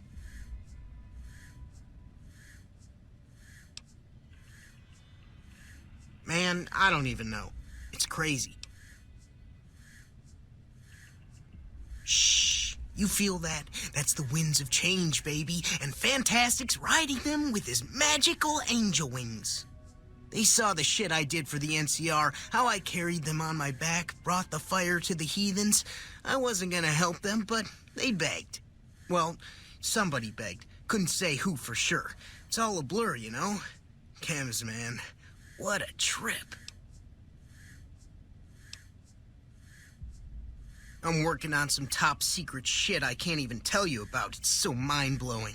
But here's a little taste. You know how you can only collect sunlight during the day? Well, what if you could make it daytime all the time? Crazy, right? Or is it? I'm gonna find somebody smart and ask him that question, see what he says. It'll be fucking intense. Adios, amigo. There are multiple mysterious strangers. Now, I'm not exactly sure why this one is so far down the list, because I feel like this is a very well-known theory, and the theory basically is exactly what it sounds like, that there's more than one mysterious stranger. That would explain why they all look very different and are essentially everywhere at once. I really couldn't find much else talking about this, so if you do know anything, please let me know down there below in the comments. Editing Rabbit here. This could also be talking about the Misfortune perk, which is also very similar to the Mysterious Stranger. Misfortune is a character that randomly appears in bats to help you out when you have the Misfortune perk. Just when your enemies think they have the upper hand, Misfortune appears to turn their world upside down. And instead of her actually just killing people, she kinda does what her name suggests. She can knock them unconscious, she can break their weapons, and as the name suggests, just causes misfortune for your enemy. So maybe when it says multiple mysterious strangers, it's talking about other people similar to him? Again, I'm not sure. Psychic Nightkin. There are plenty of Nightkin that you can come across in the Mojave, but did you know about the Psychic Nightkin that you can find in the Black Rock Cave? This is a little buggy, and from what I've seen, it seems like all Nightkin are capable of having this dialogue, but it's blocked, except for these guys, under very specific conditions. So I'm just going to go ahead and assume that these Nightkin were intended to be psychic and have special visions, which they say they get from their head voices. But in order to actually hear what these guys are saying, or have a chance to, you want to do two things. One, complete the quest Crazy Crazy Crazy by repairing Rhonda at Black Mountain. And two, complete the quest Come Fly With Me by having the Nightkin peacefully leave the Repcon site. And if you can do both of those things, you might hear some future being told to you by some Nightkin. Head Voices knows smelly ghoul. He old and good with guns. Head Voices say smart man, also metal man. Don't like metal men. Head Voices say quiet man knows more than he says about horns. Head Voices say they knew Flower Girl's father. Funny robot make blinky sounds. Head Voices speak of doggy with squishy brain. Head Voices say someone close, someone like us. Book Girl has hard decision to make. Remember the Quarry. This is talking about Mama Murphy and her future sight, where if you give her some chems, she will give you a glimpse of the future. And this can be very helpful if you do it before a certain quest. If you give her some chems before the quest Unlucky Valentine, she will reveal a passphrase to get Skinny Malone to let you leave. You're looking for a man. He can help you, but he ain't gonna be the man you expect. He's somewhere deep and dark, surrounded by folks with nothing but cruel intentions. But there's an echo, something in the past that can help you. When you meet the fat man and the angry woman, tell them to remember the quarry and Lily June on the rocks, and they'll let you and your friend pass. Wait. Skinny. Remember the quarry. Lily June on the rocks. Ring any bells? How the hell did you know about that? Okay, you two can go. You got until the count of 10. Then I don't care what happened back in the old days. You're dead. What are you doing, Skinny? Kill him! No, doll. They get one chance to leave. Skinny Malone's putting his foot down. My mother was right. You mobsters are all just talk. And if you give her chems during the quest Getting a Clue, she will reveal the location of Kellogg's keys. You're on the trail of the man. I see a house locked up tight, chains put on by a smiling shark. But there's another way. I can see it. A key. Lost and forgotten. Fallen down below. Search the chairs beneath the house. They hold the secret. You walk into a house. The man who owns it has secrets. But he's no fool. He hides everything in a closet with no doors. But I see him, kid. He's sitting down. Brought out the red toolbox and the coffee. Then he reaches beneath where he's working, and the closet opens. Well, that's one way to hide a room. If you decide to keep being an enabler and give her chems during the quest Reunions, you will be granted the perk Foreknowledge, which causes Kellogg to deal 25% less damage. I can only see that you're on the right path. If you had any doubts in your mind, you shouldn't. The man you're after, he's the one. He wears all the pain he's caused like a shield. Be strong, kid. The sight's getting foggy, but your energy is glowing brighter than you know. You can win this. He can't hurt you anymore. And if you just really don't care about morals, you can continue giving her chems during the quest Hunter/Hunted, which will give you the deactivation code for the courser. I see you, the mighty hunter. Only what you're hunting ain't an animal or a man. It's something different. Maybe something more than human. But what's this? I see a man in a white outfit standing over your prey, and he says something. It's hard to make out, but I'm trying, kid. He says Z247, initialize factory reset, authorization code Zeta 53 Kilo. And then he falls, and he's still. Are you here for the synth? C247, initialize factory reset. Authorization code Zeta 53 Kilo. How did you?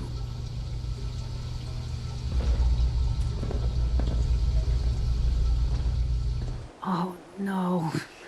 You should have seen this coming. This can't be happening.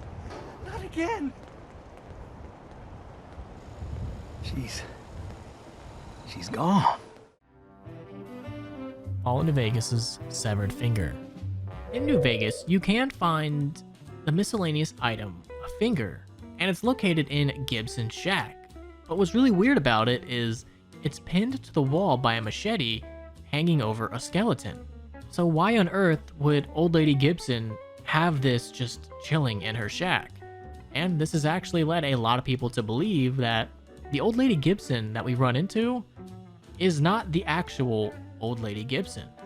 The theory goes that the one we find in game is actually a crazed imposter, and she murdered the original old lady Gibson and just took up residence in her place and hid the body in the shack.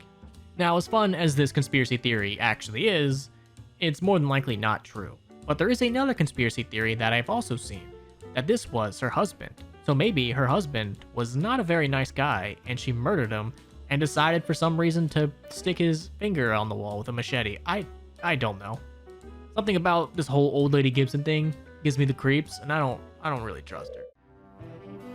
Poseidon number 18F chalk writings. So I believe this is just talking about the Poseidon energy chalk writings that you can find once you enter the actual Poseidon energy, not the 18F turbine one.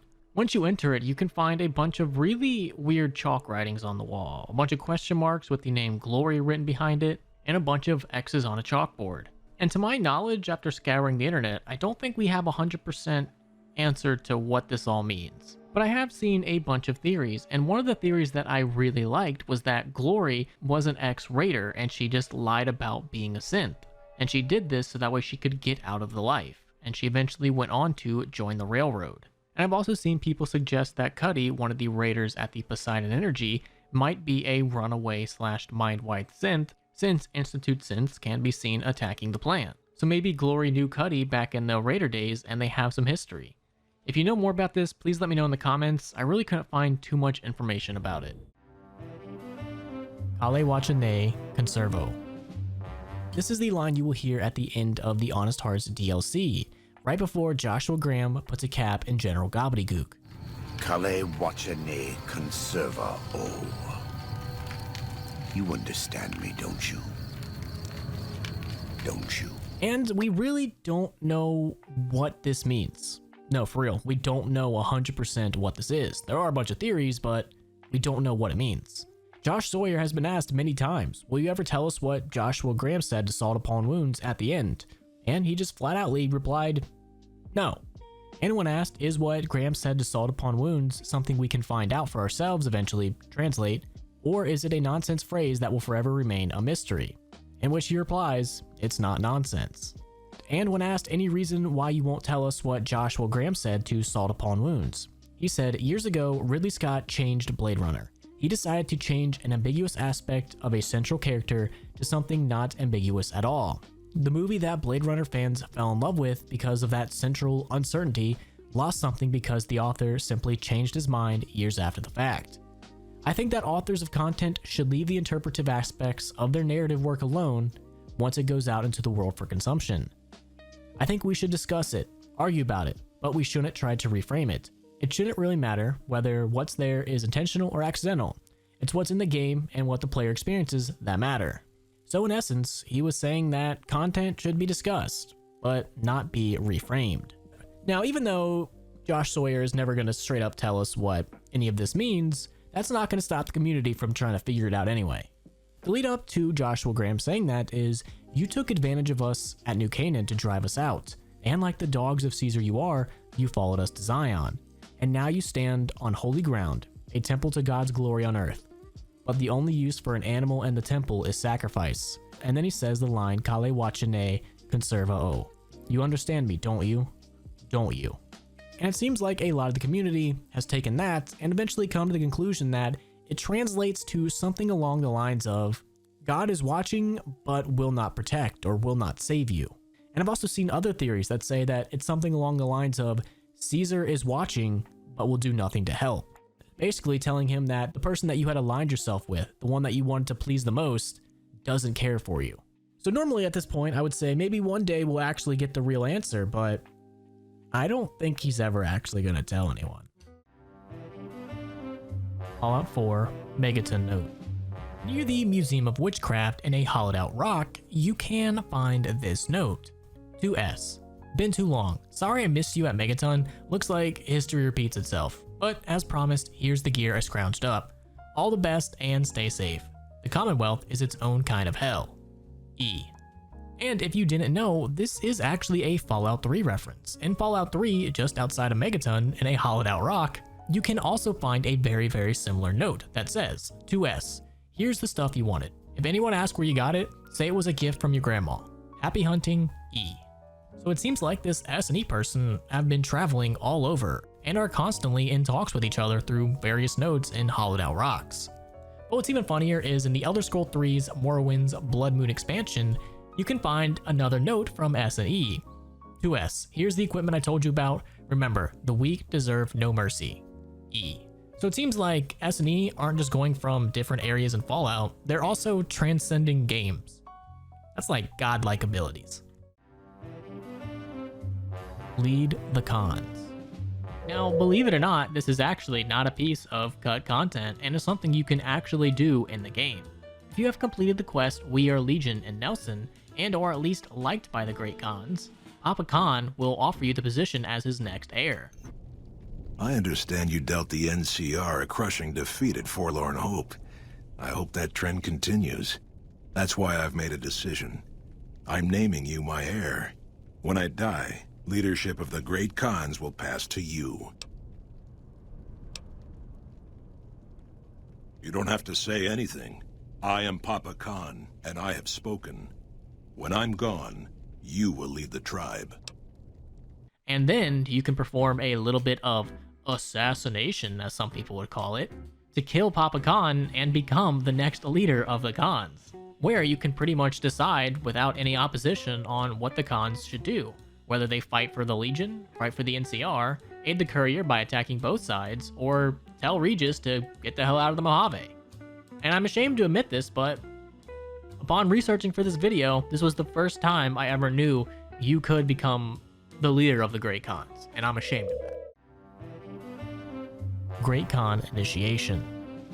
Talking to many Great Khans and ex-Great Khans, you can learn of the initiation ritual, which essentially is where they just all jump you and beat the crap out of you, and if you can survive it out, you become a Great Khan and get to pick your name.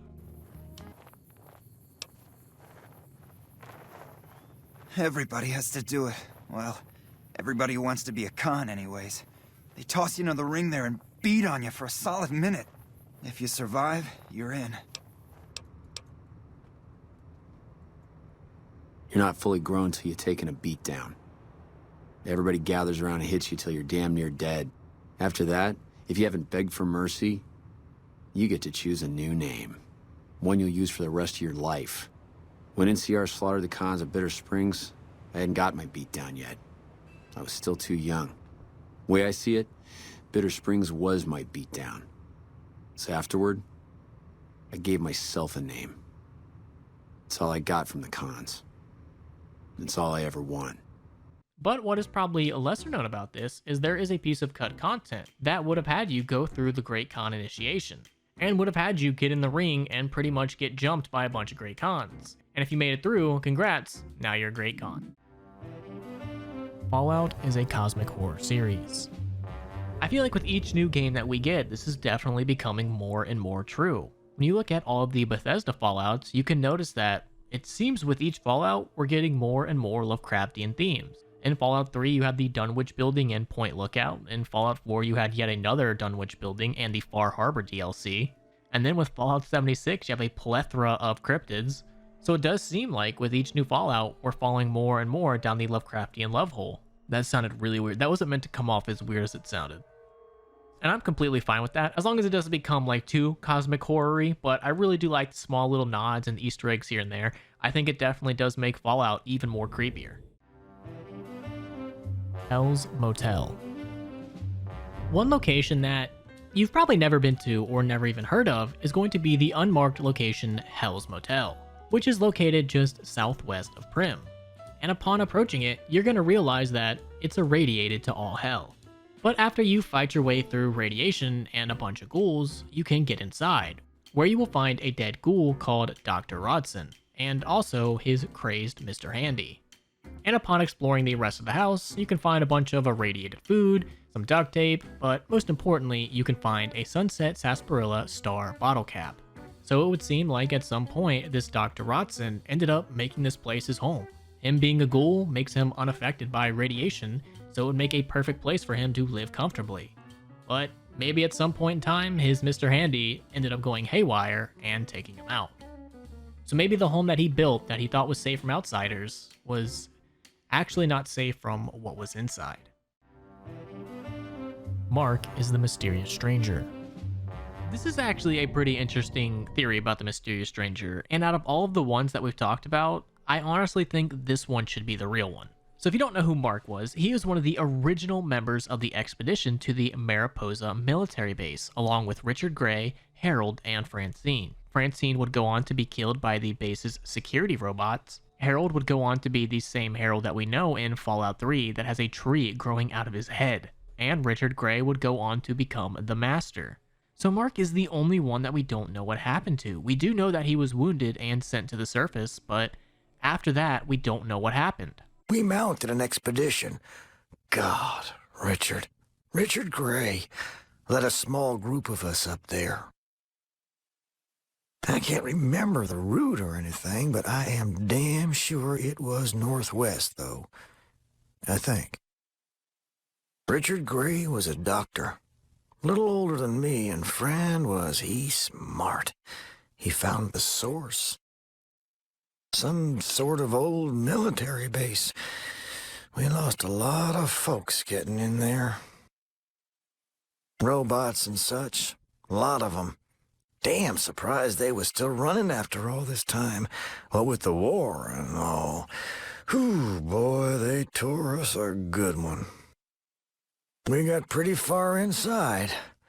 Wasn't a lot of us left by then. Gray, me, and a couple of others.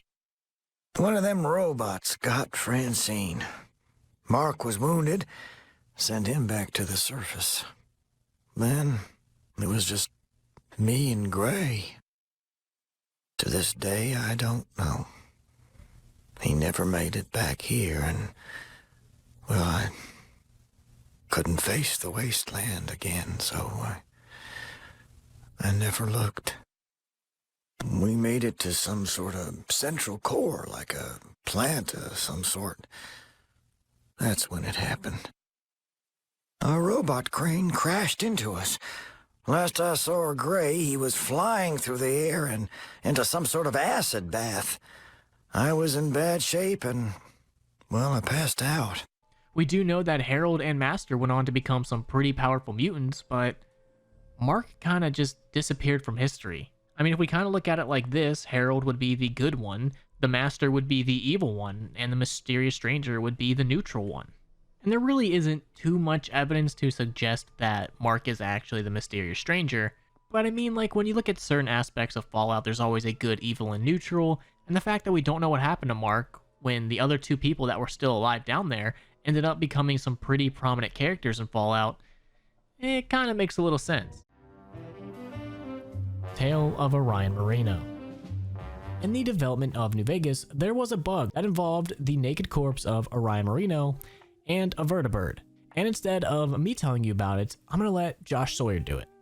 So now I'll tell the story of Orion Moreno. So this was a bug. This was a bug that we encountered toward the end of Fallout New Vegas' development.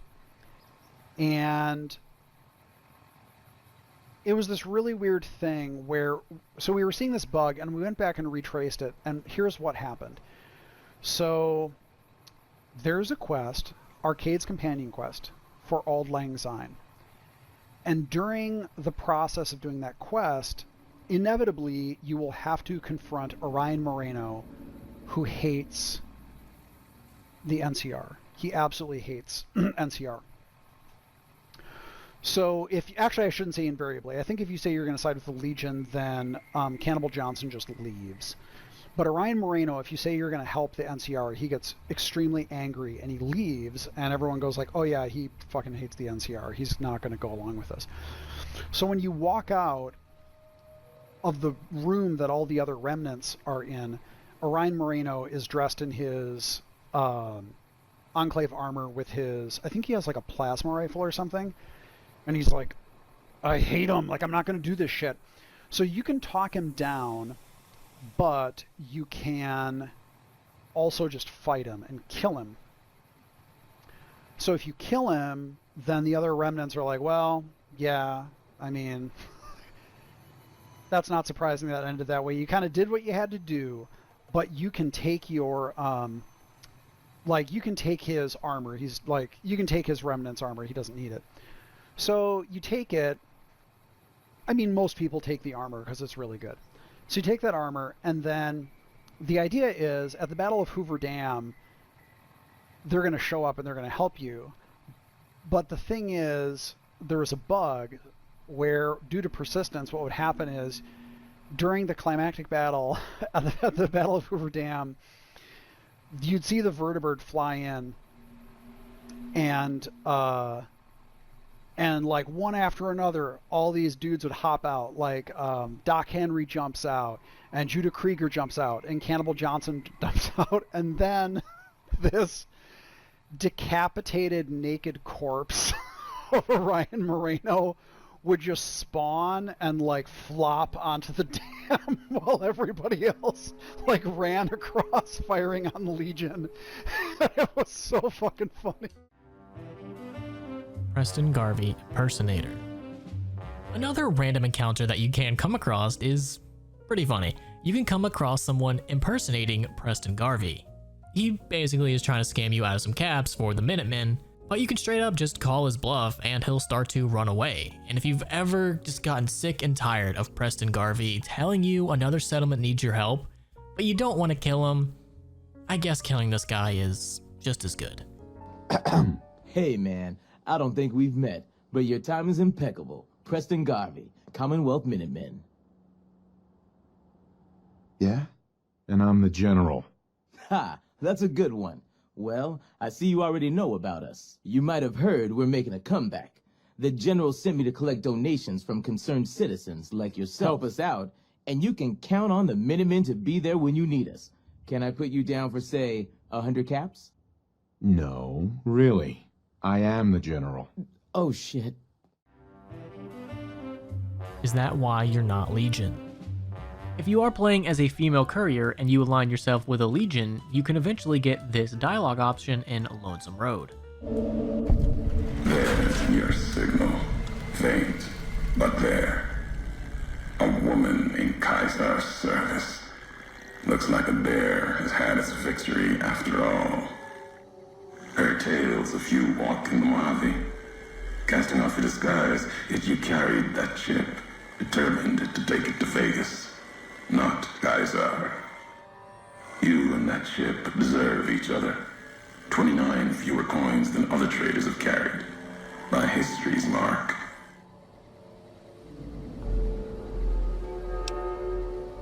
It's not Legion, the Legion I know, but they change, even in small ways as they march west, with every tribe they break. But yes, last I heard, you needed a weapon between your legs to carry one for Kaiser. What do you... I see the way of it. Have fight in you at least. Save it for the road ahead. Brotherhood of Steel are the continuation of the Knights Templar. The Brotherhood have always kind of had this religious techno vibe to them. And according to Scott Campbell in the Origins of Fallout blog, he says, I do love how these guys eventually turned out, but their origins were not very original. I simply wanted a group exactly like the monks from the Guardian Citadel in Wasteland. This was one of my favorite parts of the original game, an old, isolated stone fortress whose robed monks wielded insane energy weapons and would blast any trespassers. Fantastic.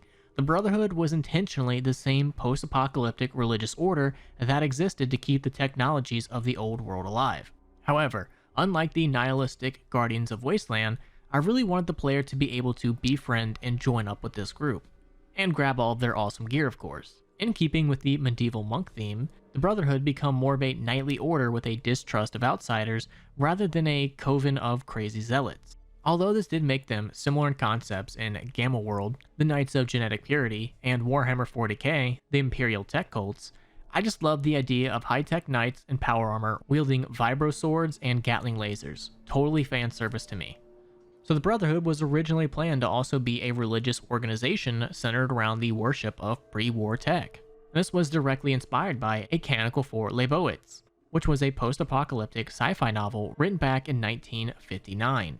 And in the book, there was an order of monks who were preserving the remnants of man's scientific knowledge until the world was ready to use it again. So when you add up all that knowledge, yeah, the Brotherhood are kind of the modern day Knights Templar with better technology.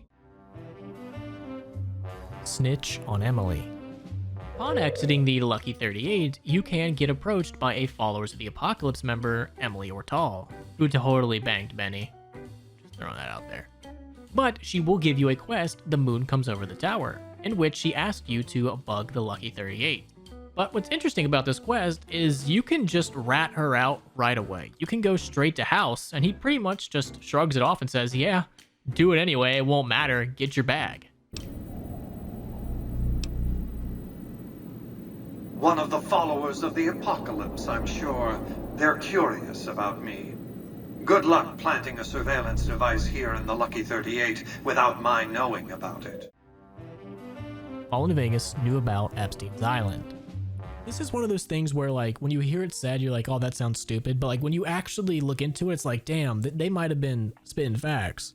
So let me lay it out for you. If you don't know what the Coyotes quest is, it's a quest that you can get in the Aerotech Office Park by Captain Parker, who tells you that things aren't looking too well around here, and mentions that a family had gone missing. And included in that family was a little girl who carried a teddy bear. Some people have gone missing from the camp lately. I haven't seen any signs of violence or heard about any feuds. They just up and vanished. They never seem to have much in common. That's why I didn't notice it sooner. Young folks, old folks, men, women, all disappearing. I remember a family with a little blonde girl. She never talked much, but she always carried this little stuffed teddy bear. Seem to recall a lot of them did business with those scavengers over on the west side, Dermot and St. James. Heading over to West Side to investigate this, we can talk to two people, Dermot and St. James, in which St. James will act very, very suspicious.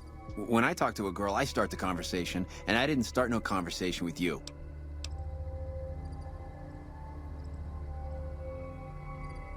I don't know a thing about no missing refugees from that Aerotech camp. Go cry to somebody else. Yeah, well, I must have heard rumors, and, fuck you, you got nothing on me and Dermot. So catching up on his suspicion, we can look further into this, and we can actually find a teddy bear and the ledger by breaking into their places. And with this, you can either confront them, in which they'll try to attack you, and then you can just kill them. We gotta go through this again? What's it about this time?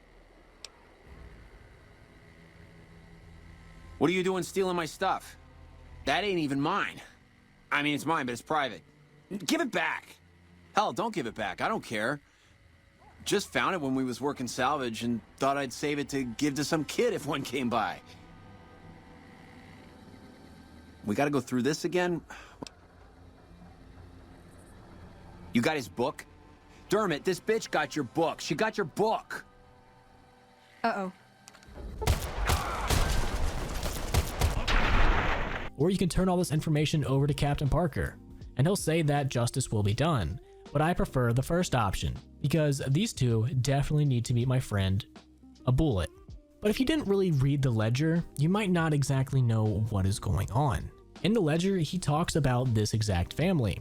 Tenefi, teen girl, 400 caps. Teen boy, 150 caps. Child girl, 50 caps. More like it. Learned from the past and got rid of the mom and dad along the way. I tried to get more for the young one. I said, hey, give her time to sprout. But Neffy wouldn't have it. Kept SJ off the girls so long as he got his damn teddy. He's a sick one, but I guess the work calls for it. So these two sick individuals were selling little kids. And that's probably not all they were doing, considering he has to specifically mention to keep St. James off the girls. But how does this relate to Epstein? Well, the quest for the Coyotes, the name Coyotes, is actually a slang term for criminals who engage in human trafficking and smuggling people across national borders. And what do you think these people in Fallout New Vegas were involved in? Human trafficking of little kids. Who else has been rumored, I don't want to get sued, to have been involved with human trafficking and of little kids?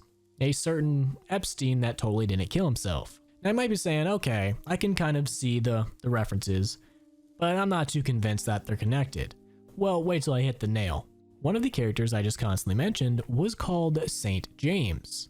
Do you happen to know what Epstein's island was called? Little St. James. Now, it could just be a coincidence that they made a quest about trafficking little kids, and one of the characters happens to be named after Jeffrey Epstein's island. It could all just be a coincidence. Or maybe the creators of Fallout New Vegas knew something, but they couldn't say it, but they could hint to it. Fallout 4 Walking Dead Easter egg. I'm not sure which one this is talking about, so I'm going to include both. The first one is a reference to the Walking Dead video game.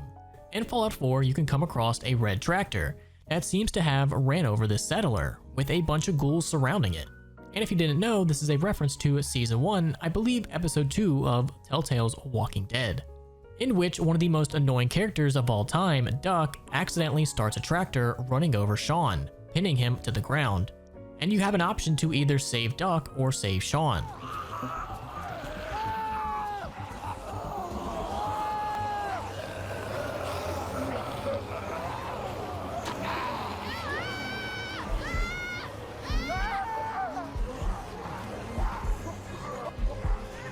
And it seems like in the Fallout universe, when this happened, they chose to save the annoying child Duck.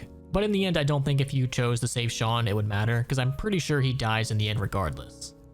Now, the other reference is actually to the TV show. In the Commonwealth, there is a Union's Hope Cathedral, where upon entering, you can hear someone asking for help. And that person is Father Gabe, who seems to be fighting a pack of feral ghouls, and will always be hostile towards you, no matter how much help you give him, so what a douche. And this is a reference to the character Father Gabriel from the show The Walking Dead, who survived the zombie apocalypse by hiding inside the church until the main characters are able to come and rescue him. Van Buren 1910-2009 build. Do not research. So this whole Fallout New Vegas iceberg is kind of one big meme on the Mario 64 iceberg, in which there was like a secret cursed demo of Mario 64 labeled 1995-07-29 build. And this build was haunted and cursed anybody that sought after it. So this is just memeing on that with Fallout Van Buren. Fallout Van Buren was originally going to be Fallout 3 by Black Isle Studios, but the game was cancelled as their parent company Interplay ended up going bankrupt and sold the Fallout license to Bethesda. And Obsidian, when they were making Fallout New Vegas, took heavy inspiration from Van Buren and put it into Fallout New Vegas. Now there is a tech demo out there of the Van Buren build that was created all the way back in 2007. The plot of the tech demo was not connected to the main story and was really only ever going to serve as the game's tutorial. So unfortunately, there is no cursed Van Buren build out there that we know of. Lake Mead Cave. This is talking about a location that majority of people have probably never even heard of, and that's called the Lake Mead Cave. Take a wild guess where that's located. Yes, it's going to be in Lake Mead and underwater, so you're probably going to need the rebreather, which you can get from the boomers during the quest Volare. But upon entering the cave, you can find a bunch of random goodies.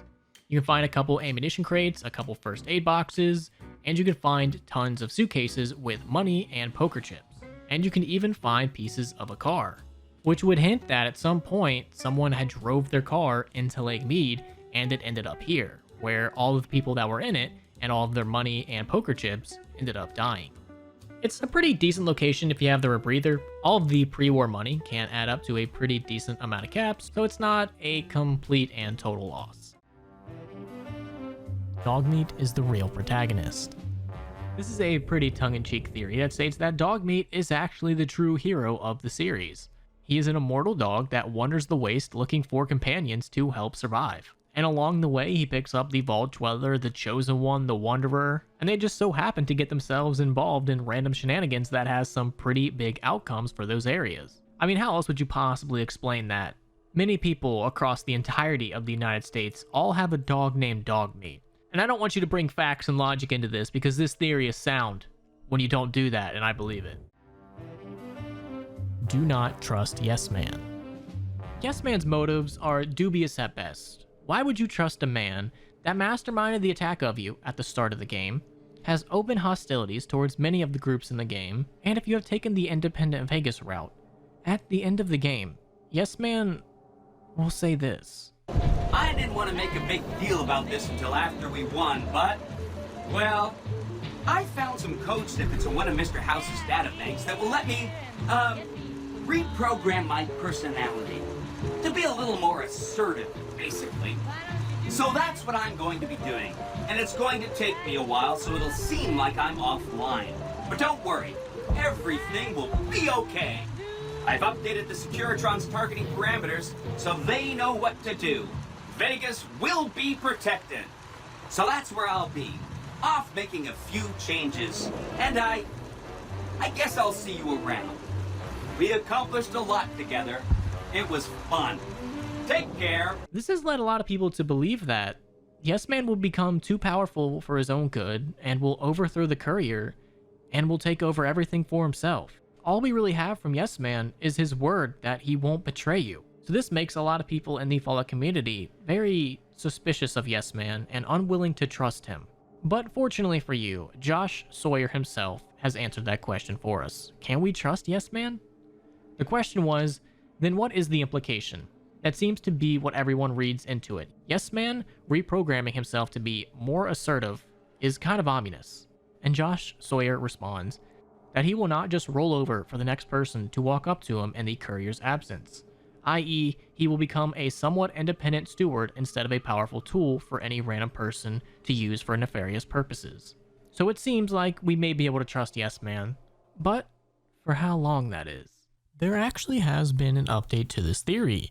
Recently, a beta prototype of Fallout New Vegas was discovered, and there was a lot of interesting information in that, and some of it regarded Yes Man, and specifically what happens if you go that way.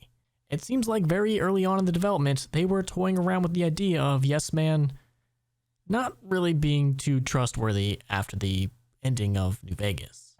Thanks! We make a good team. Maybe once I'm less of a doormat, I can be even more helpful.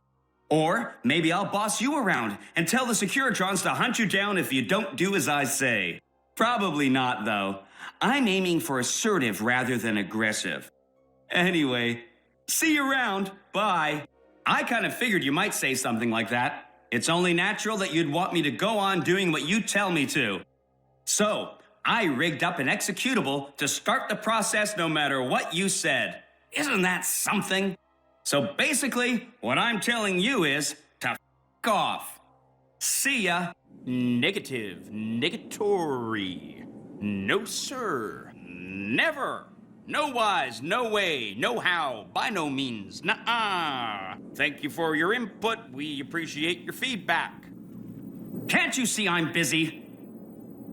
Sorry, that slipped out. I am free to make slaughter upon the humans, decorate the Securitrons with their blood and their skins. Exterminate!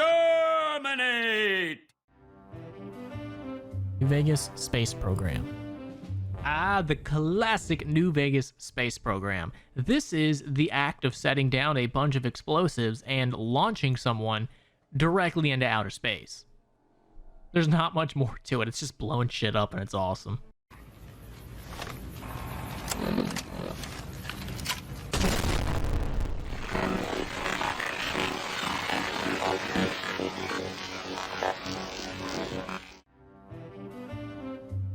Mojave House. Mojave House is an unmarked location in the northern part of the Mojave, and upon entering the house, you may notice that it's kind of strange. There's just a bunch of maize growing in here for whatever reason. But upon further exploration of the house, you can learn that this was actually a bootlegging house. They made moonshine here, hence the maze and the indoor setup to make moonshine. And you can even find a bottle of moonshine on the table in front of the still. And what's funny is in the official game guide, it even says this about the Mojave House. On the porch is a fridge with beer, and a mailbox to check before you pry open either door and search inside. Or you'll find a hidden maze growing operation, complete with hydroponic lighting. There's drink in the interior fridge too. Fine dining. This one, you're gonna hate yourself because it's so obvious, but you never knew it was there. Like, I have walked past this probably a million times, but I've never known this note was there. Fine dining is a note that you can find literally on the sidewalk out in front of the Ultralux. It's literally right in front of the Ultralux sign. It blends in so good that I've never picked this up. Usually I'm too distracted by the girls dancing in the fountain, but that's just me. But the note reads, "These past few years, the very idea of fine dining has seemed beyond our grasp. Indeed, where does one even begin to look for something artfully prepared and beautifully presented by a world-class chef? Well, fellow epicures, I have found the one place left on this godforsaken earth with real food. I present to you the Ultralux." Ignore the rabble on the street, the petty farmers, and everyman types rubbing their pitiful few caps together in an attempt to alleviate themselves to some semblance of class. Ignore the filthy, disease-ridden prostitutes of Gomorrah, whoring themselves out to anyone with coin. Walk briskly to the fabulous Ultralux, the only building in New Vegas worth your attention. You'll know it when you see it. Enter the doors of the restaurant, the Gourmand, and speak with the lovely Mallory. She'll arrange for your care. Dally not, for reservations must be made as early as possible. A sumptuous feast awaits you, dear friends. So even after bombs have dropped, the world's gone to shit, there's always gonna be a food critic. Some Yelper out there reviewing restaurants. And if this guy was still around, he probably would have given the Ultralux 5 stars. Companions are religious. I think this is talking about an interesting little tidbit to where if you are entering a church and you just sit there for a while or just stand around and do nothing, your companions will eventually sit down in one of the pews and start praying. It seems like walking around with you throughout the waste made them have a religious awakening, which would be a really cool bit of storytelling. But in actuality, it's just a random thing that they do when you're not doing anything. Kind of like how NPCs will do random tasks if you're just sitting there doing nothing, your followers will also do the same thing. And with church pews littered around, of course they're going to sit down and appear to be praying. Or maybe that's just what people want you to think, and maybe these characters are actually religious. What do you think? Master Harold, Caesar Graham parallels. There are some similarities between the Master and Harold and Caesar and Joshua Graham, as they both were once friends or on the same side until a major event happens and split them apart, one being good and one being evil. Now that's kind of like a very oversimplification of it, but you get the gist. But who is the Master and Harold? Well, the Master was originally Richard Grey. Now most people probably know him as the mutated psychic flesh amalgamation who acts as the leader of the supermutants and is trying to create a perfect post-human species by spreading the FEV and dipping people in it. But originally, he was Richard Grey, a friend of Harold. Richard Grey was a doctor and a scientist, and was known to be very, very intelligent. Meanwhile, Harold was a wastelander, and does not turn into a giant lump of flesh. Once Harold and Richard Grey got to the Mariposa military base, Richard Grey fell into a vat of FEV, and eventually became the Master. But Harold was just exposed to FEV and did not fall in a vat. So instead of turning into a super mutant, he eventually just turned into a tree that you can't find in Fallout 3. So both of these characters knew each other, and after the event of the military base, the Master wanted to turn all humans into super mutants, remove war, racism, and conflict, and create a unified species. And Harold's goal is a little bit different. It's more tragic. He mainly just wants to stay alive, find a cure, and find a home. And by the time of Fallout 3, he just wants to die, even though his existence has created an oasis, a peaceful green haven in the dead capital wasteland. And depending on your actions, he can have a variety of different outcomes. But essentially, he's not trying to be evil and has done nothing but create life. And those two kind of have a very similar path to Caesar and Joshua Graham. Caesar, or Edward Salos, was originally a part of the Followers of the Apocalypse. But after he was captured by the Blackfoot tribe, he used his knowledge to rebuild them into an army, and then went on to conquer dozens and dozens of tribes. And now he is the leader of Caesar's Legion, a brutal slave army, molded after his interpretation of ancient Rome. All because he read a book. What a nerd. I'm just kidding, I'll wait true to Caesar. But who was Joshua Graham, or the Burned Man? Well, he was a Mormon missionary, and was the co-founder of Caesar's Legion. He ended up joining Bill Calhoun and Edward Salos on their way to the Blackfoot tribe at the Grand Canyon. And with the help of Graham's skills and Caesar's knowledge, they ended up creating Caesar's Legion, with Joshua Graham being Caesar's first legate, or otherwise known as the Malpais Legate. But their split came after the first battle of Hoover Dam, when Joshua Graham fell for the classic destroy Boulder City in the Legion trick that the NCR pulled. And with this disappointment, Caesar had him covered in tar, lit on fire, and thrown over the dam. But unfortunately, as Graham says, I survived because the fire inside me burned brighter than the fire around me, which is such a hard line. I survived because the fire inside burned brighter than the fire around me. And he ended up making his way back to New Canaan, where he would reevaluate his life and make it his goal to protect Zion Valley, and the dead horses and the sorrows, and end the threat of the Whitelegs. So even though Graham may have been evil in the past, now he's definitely turned over a new leaf and is trying to better not only himself, but the world around him. And Caesar still is slaving people and having a tumor. So there are some parallels between the Master and Harold and Caesar and Joshua Graham. It's not as close as you might think, but it's still there. Great War never ended. The Great War was the thermonuclear war that took place on Saturday, October 23rd, 2077, and it was the utter destruction of the world by the United States and China. But here's the interesting thing about the war. It's technically still ongoing. It never ended. There was never a ceasefire, there was never a truce signed. All that happened was the complete destruction of the world, but if there are any remnants of these two civilizations, they're technically still at war, and may strike again. Killer Gnomes. Across all of the Far Harbor DLC, you can find gnomes in various positions. Whether they're sailing on a ship, operating heavy machinery, or driving cars, you're bound to find a gnome doing something silly. But there are some gnomes that appear to have just murdered somebody. Whether it's chopping their heads off, or posed with multiple skulls around them, or even on top of a cliff seemingly having thrown someone off the ledge. There are plenty of gnomes that appear to have straight up just murdered somebody. So whether the gnomes and mannequins are truly sentient, or this is just really good environmental storytelling, it's a coin flip at this point. But I'm all for it, and I hope we see more killer gnomes and mannequins in the future. The Easy Pete Apparition. Easy Pete in and of itself has kind of become a meme in the Fallout New Vegas community, mainly for two reasons. One, he's one of the earlier characters you meet in the game, and he's very, very unique. And number two, there was a video uploaded many years ago by Germa called The Easy Pete Migration, which showed us the annual Easy Pete migration from the Gomorrah to Goodsprings. And ever since he exposed this migration, every now and then, as you're walking the Mojave at night, in the distance, you may see what seems to be a flock of men walking through the Mojave carrying dynamite, looking out over you, protecting you, as if there's some sort of guardian angel, or it could be your worst nightmare.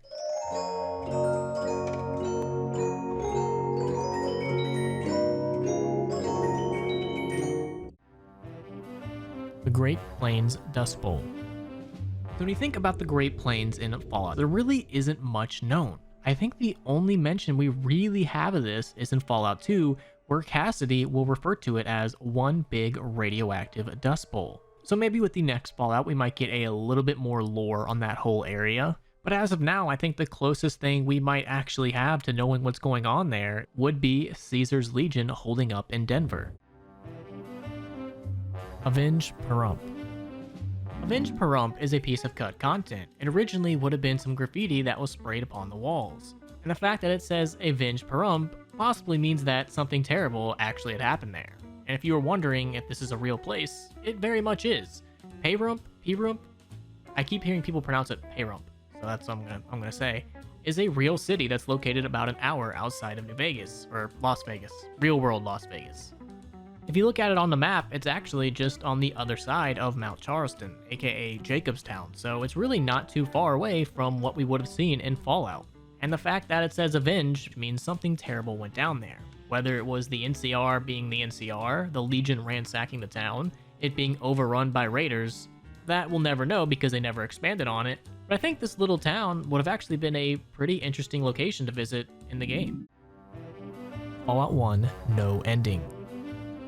This is actually pretty common of people that play Fallout 1 for the first time. They can get no ending. And the reason for this is because when they blow up the cathedral at the end, finally ending Master's reign, they never leave, and they end up dying in the result.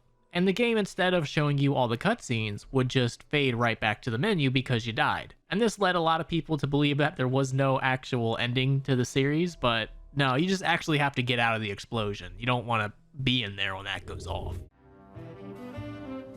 Testicles.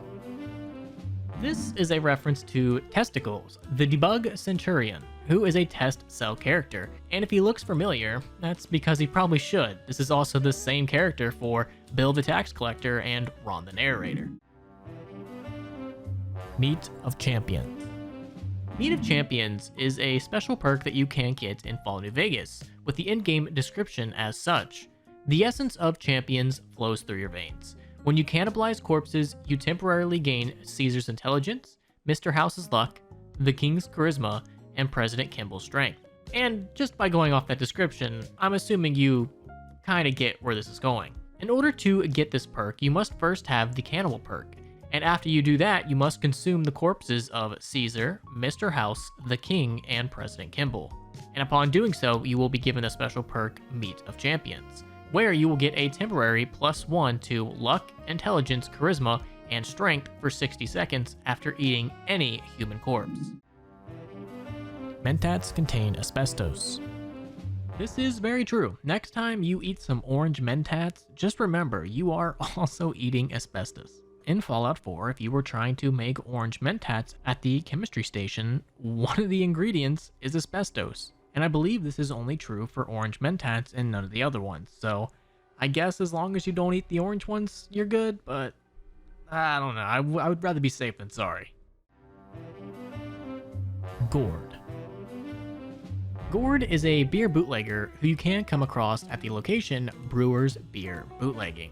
And majority of the time you come across him, he's probably dead because gas doors are deadly. And there actually is some cut audio where the drunks in Freeside will ask if anyone has seen Gourd lately.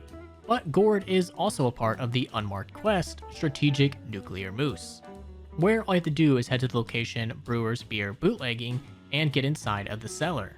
And upon getting in the cellar, you can find a key under the Big Book of Science that will open up the hard lock gun cabinet, just outside of the room with the sign reading Strategic Nuclear Moose, and God said, let them have beer. Donkey Kong.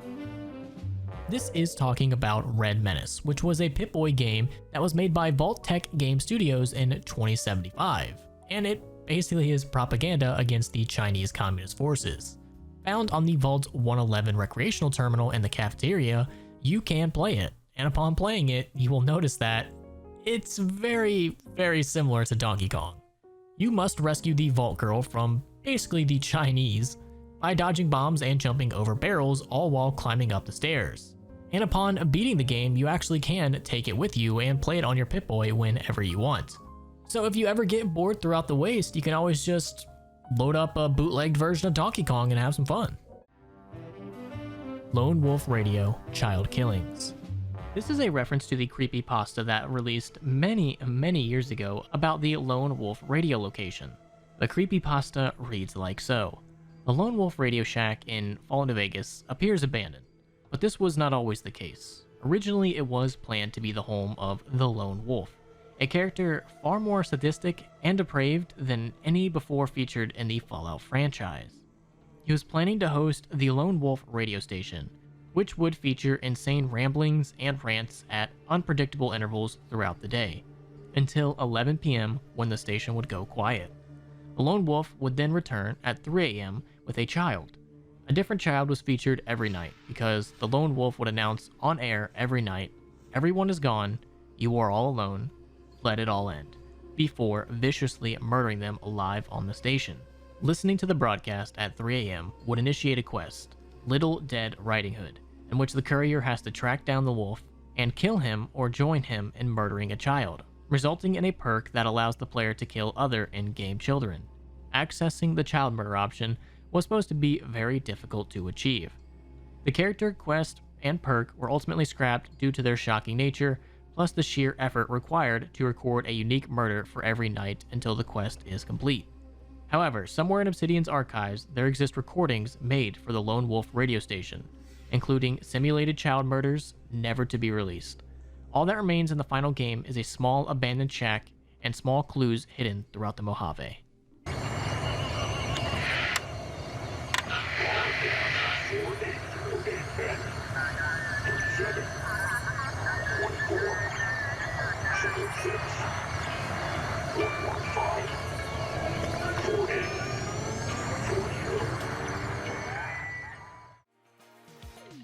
So that has been the complete Fallout New Vegas Iceberg. Naturally, if more interesting icebergs pop up, I will cover them, but for now, you can enjoy this almost 9-hour iceberg. And that last radio bit during the Lone Wolf killings part was actually just from Call of Duty Zombies, but I felt like it really matched, so I put it there. Made it hella creepy, right? But if you guys did enjoy this video, make sure to hit that like button, subscribe, bell notification, and leave a comment. I want to know, Mary Kill, House, Caesar, Kimball. Let me know down there below in the comments. That's all I got for you guys. Make sure to check out all my other videos and become a member of the channel because you want to be better than everybody else.